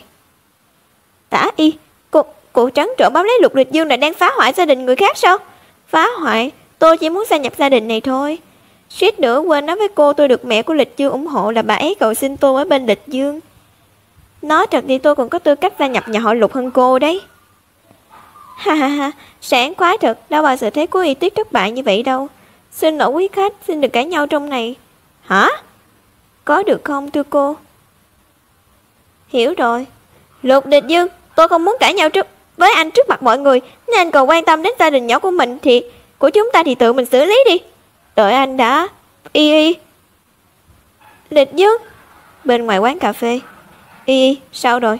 Đã sao chép xong thông tin trong điện thoại của Tả Y, điện thoại cũng trả về rồi. Chúng ta chỉ thiếu một bước nữa là thành công rồi.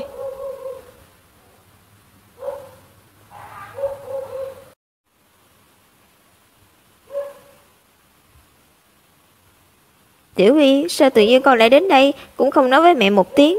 Mẹ, sao mẹ sao vậy? Cổ họng không khỏe lắm. Đa khóc lóc đợi tìm con mau đến đi, nó sắp khóc ngất luôn rồi. Được rồi, thật phiền phức. Chào hỏi gì chứ, không phải mẹ nói đứa bé muốn gặp con nên mới bảo con qua đây sao? Cái gì, mẹ không xử lý hả? Vâng, Lục Tổng. Lịch Dương, các người muốn làm gì? Tại sao lại đột nhiên xuất hiện ở đây? Chẳng lẽ buổi hẹn hò hôm nay chỉ là cái bẫy, còn có cuộc điện thoại đó?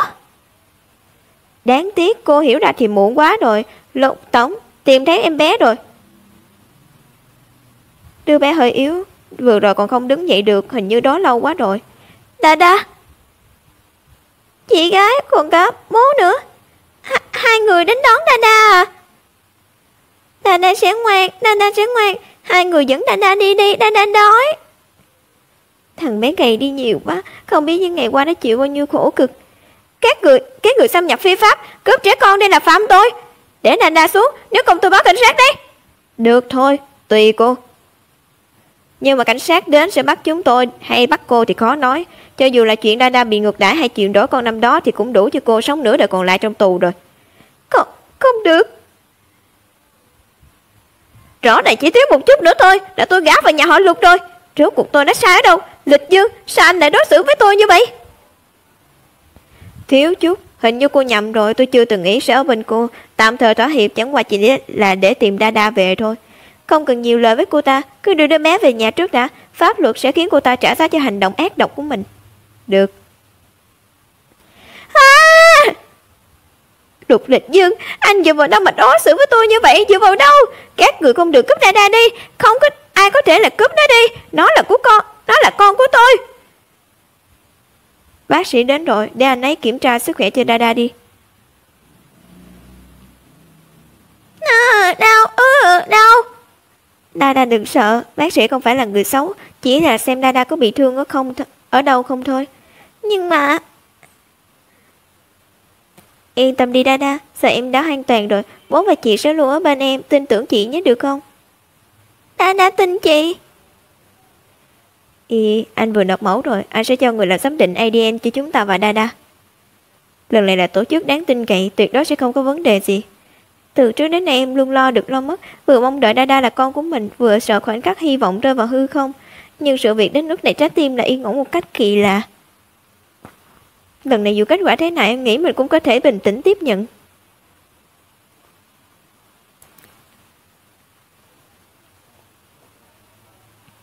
3 tiếng sau.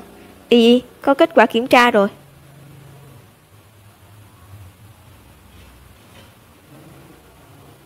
Đa, thằng bé là con của em thật. Báo cáo xét nghiệm DNA, căn cứ theo kết quả phân tích DNA, xác nhận bố mẹ sinh học của đứa bé là Lục Lịch Dương, Cố Y Tuyết. Đúng thật là thằng bé. Đa đâu? Bây giờ con đang ở đâu? Em đừng kích động quá, Đa đang ăn bữa ăn dinh dưỡng ở nhà hàng. Con của em phải đi tìm thằng bé. Đa. Chị, cơm ngon quá. Chị. Đa, cuối cùng mẹ cũng tìm thấy con rồi. Nhưng chị là chị, mẹ là mẹ, sao chị lại biến thành mẹ của em chứ? Người phụ nữ đó, mẹ của con trước kia sẽ không xuất hiện nữa. Sau này chị chính là mẹ thực sự của con. Đa không hiểu. Đa nghe lời. Không sao, thời gian còn nhiều để Đa từ từ thích ứng. Chỉ cần Đa ở bên mẹ, những chuyện khác chúng ta sẽ từ từ giải quyết. Mẹ, nếu chị thực sự là mẹ của em thì thật tuyệt vời. Nhưng Đa nghĩ như vậy có tham lam quá không? Nhà dân. Xui xéo thật, thằng bé Đa đó lại bị cướp về rồi. Tiểu Y, chúng ta đừng dè vò nữa. Cố giả có tiền có thế cần gì chống đối hả? Cần gì? Con hy sinh nhiều như vậy, mất đi nhiều như vậy, bây giờ bỏ lại không được gì, lại để 3 người họ đoàn tụ sao? Đừng không, con không còn gì cả. Cố Y Tuyết và Lục Lịch Dương cũng đừng học sống yên ổn. Diệp Mạn Thanh.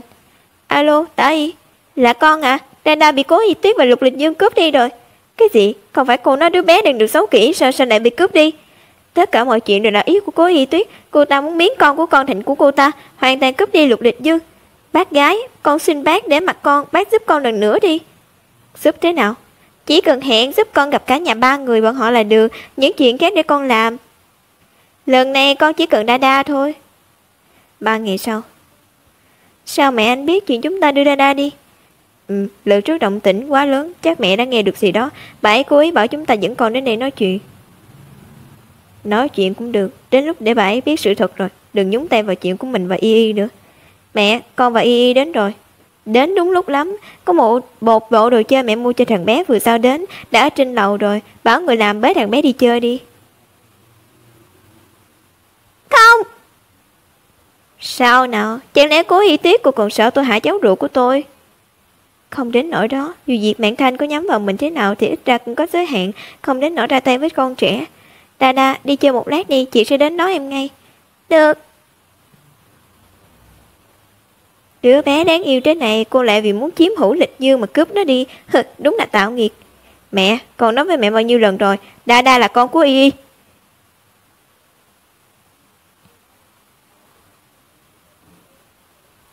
Cô còn muốn lừa tôi. Đứa bé này đó đây là của Tả Y. Nó còn đưa giám định ADN cho tôi xem. Cô ta mua chuột nhân viên để làm giả. Lúc trước cô ta còn dùng thủ đoạn tương tự để lừa Y. Con biết ngay mẹ sẽ không tin, cho nên lần này đến đây còn mang theo nhân viên giúp cô ta làm giả thông tin. Mẹ có thể hỏi cho rõ ràng. Là thật à? Tả Y cho tôi tiền, bảo tôi giúp. Thật ra cô ta vốn không có quan hệ huyết thống gì với đứa bé cả. Cái gì? Đa không phải con của Tả Y. Vậy tại sao cô ta cứ phải đưa Đa đi? Mẹ nói vậy là có ý gì? Mẹ, không hay rồi. Đa bị cô Tả Y cướp đi rồi, tôi cản thế nào cũng không được. Cái gì? Sao Tả Y lại ở đây? Chẳng lẽ mẹ lại đang giúp cô ta? Không liên quan đến mẹ, không liên quan đến mẹ. Cô ta chỉ nói cô ta thương con, muốn được nó về nhà. Tả Y đâu? Đưa con tôi đi đâu rồi? Tới sân thượng của khu chung cư gần đây rồi. Sân thượng? Đi tìm Đa. Đi, Y, anh đi cùng em. Nóc nhà. Mẹ! Im miệng đi, ồn chết thì được. Quả nhiên là cô, Tả Y. Có gì thì nhắm vào tôi này, đừng làm hại con. Cố Y Tuyết, Lục Lịch Dương, cuối cùng các người cũng đến. Là các người đã hủy hoại Tả gia, hại tôi ra nông nổi này. Nhưng hai người lại ở bên nhau ngọt ngào, dựa vào cái gì chứ? Để tôi đưa ắt con này đi, tôi muốn xem hai người có thể ở bên nhau mà không cảm thấy gánh nặng tâm lý chút nào không. Đưa đi đâu? Ha, địa ngục. Không. Cố Y Tuyết, cô còn tiến thêm một bước, tôi sẽ lập tức ném nó xuống. Mẹ ơi, đừng ném con đi mà mẹ ơi.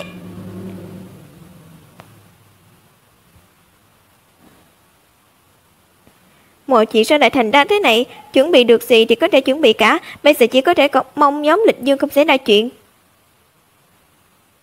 Đã gì? Thả thằng bé ra. Chỉ cần Đa Đa được an toàn thì tôi sẽ không truy cứu chuyện trước đây nữa. Cô muốn tiền tôi cũng có thể cho cô. Lục Lịch Dương, anh tưởng tôi sẽ ngoan ngoãn vào bẫy của anh à? Anh rất muốn tôi tha cho Đa Đa phải không? Được, chỉ cần anh bảo có Y Tiết đến đổi với nó. Hôm nay tôi muốn kéo theo một người cùng chết. Không phải có Y Tiết thì là Đa Đa. Cái gì? Không thể nào. Được, cứ làm theo lời cô nói đi. Dùng tôi để đổi lấy Đa Đa. Y.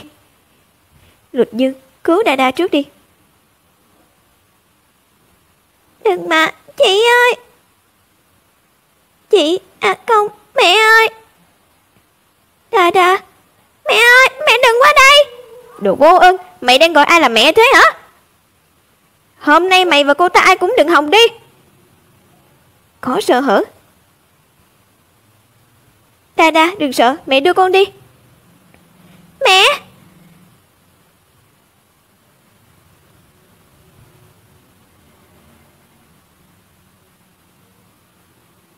Muốn chạy, xuống địa ngục cho tao. Y, cẩn thận.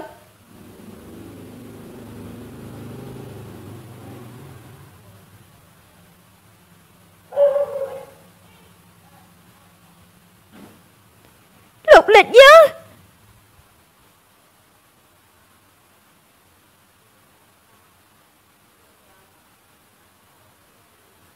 Con trai. Lịch Dương. Bác sĩ, nhịp tim bệnh nhân rối loạn, không cầm máu được, làm sao đây? Đừng hoảng, tiếp tục cấp cứu. Cấp cứu? Mình không thể chết, không thể để Y lại một mình. Y. Lịch Dương, cậu tỉnh lại đi, đừng dọa người anh em này chứ. Lịch Dương, mẹ sai rồi, mẹ không nên tin con rắn độc tá Y đó. Con mau tỉnh lại, mẹ đảm bảo sẽ không nhúng tay vào chuyện của con nữa. Lục Lịch Dương, anh còn chưa tỉnh, lẽ nào anh không cần em và Đa Đa nữa sao? Lục Lịch Dương. Tỉnh rồi, Lịch Dương tỉnh rồi. Cuối cùng cậu cũng tỉnh lại rồi. Lịch Dương, trên người con còn chỗ nào không khỏe không? Nói với mẹ đi gọi bác sĩ. Con không sao, chỉ là nằm thấy không khỏe thôi. Cậu đã nằm ở đây 2 ngày rồi, để tôi nâng đầu giường lên cao giúp cậu. Tịch Hành, Y đâu?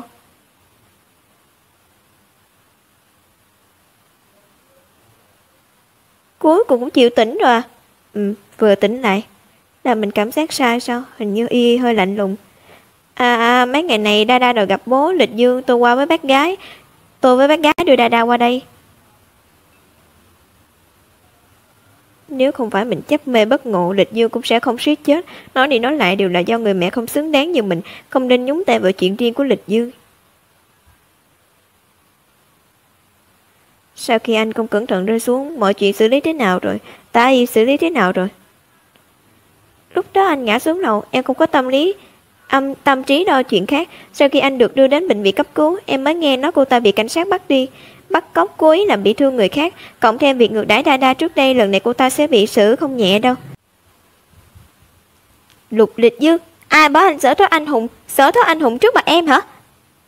Lúc đó tình hình cấp bách, anh vô thức. Tình huống khẩn cấp cũng không được. Anh tưởng làm vậy em sẽ vui sao? Anh chỉ muốn bảo vệ em.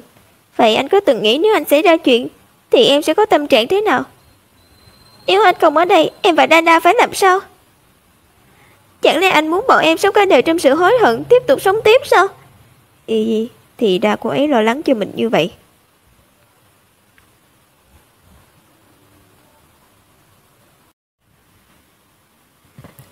Hóa ra cô ấy lo lắng cho mình. Đừng khóc. Đừng cử động, cẩn thận vết thương hả? Anh không sao. Em cũng biết người anh khỏe như trâu mà, chút vết thương nhỏ này chẳng là gì cả. Anh bớt ba hoa đi, nếu còn vậy nữa em sẽ dắt Đa Đa đi tìm chú Phó. Đừng mà bà xã, anh sẽ không đợi xa em. Anh đảm bảo sau này sẽ không có chuyện như vậy nữa. Lục Lệ Dương, tốt nhất anh hãy hứa cho chắc. Lệ Dương, xem tôi ra đến này. Hai người làm phiền rồi, tôi dắt Đa Đa đi dạo một vòng rồi quay lại. Đa Đa muốn tìm ba mẹ. Không cần đâu, đúng lúc để Đa Đa thăm ba rồi. Thôi được, đến đúng lúc qua đó. Không sao, dù sao thì chúng ta vẫn còn nhiều thời gian sau này mà. Đúng vậy. Sau này còn dài, chúng ta còn nhiều thời gian để ở bên nhau. 3 tháng đã xảy ra rất nhiều chuyện. Trong 3 tháng này cuối cùng Lục Lệ Dương cũng đã khỏe lại, xuất viện để về nhà. Tả Y cuối cùng cũng phải ra tòa nhận bản án thích đáng. Nghe thấy tin đó, Lục Lệ Dương và Cố Y Tuyết cuối cùng cũng thở vào nhẹ nhõm. Đã kết án rồi, anh đã giữ toàn bộ phiên tòa. Tả Y đã phạm quá nhiều tội ác, tình tiết nghiêm trọng, bị phạt tù theo nhiều tội danh, nhận bản án 10 năm tù, đừng mong hết thoát được. Vậy thì tốt quá rồi, sau này không còn lo lắng chuyện Tả Y sẽ uy hiếp đến sự an toàn của Dada nữa. Đúng vậy, mọi chuyện đã kết thúc rồi. Chuyện của Tả Y đã giải quyết xong rồi. Dada cũng về nhà rồi, cũng đã đón nhận chúng ta, mọi chuyện đã tiến triển tốt. Dạo này anh luôn nghĩ chúng ta có nên tổ chức hôn lễ bù lại không? Ban lần lúc kết hôn, mình và Lục Lệ Dương đều quá quen với việc tự cho mình là đúng, nên đám cưới đó cuối cùng chẳng có kết quả hoàn hảo. Đó luôn là điều nuối tiếc trong lòng mình. Bây giờ bọn mình nên có một khởi đầu mới. Được đó, lần này em rất trông đợi xem Lục Tổng sẽ cho em điều bất ngờ như thế nào. Được, cứ giao mọi chuyện cho anh. Lần này chúng ta sẽ không có gì tiếc nuối nữa. 1 tháng sau, tại hôn lễ. Chào mừng mọi người đến dự hôn lễ của anh Lục Lệ Dương và cô Cố Y Tuyết. Tiếp theo xin mời cô dâu bước vào lễ đường.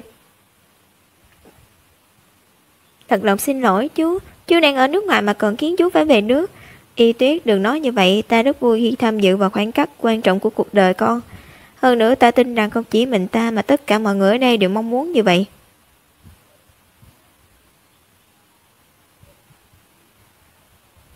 Y Tuyết, mỗi ngày sau này đều phải hạnh phúc nhé.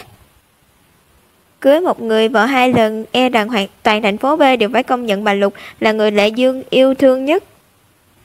Hai đứa như vậy mẹ mừng lắm, tốt lắm rồi. Mọi người đều rất vui mừng.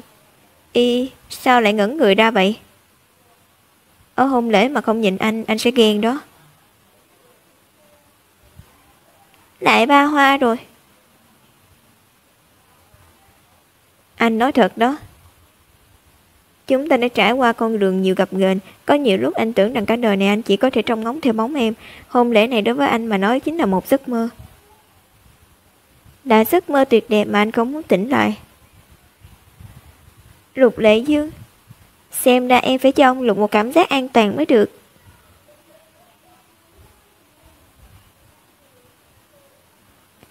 Wow. Anh yêu em. Em biết, hơn nữa em cũng vậy.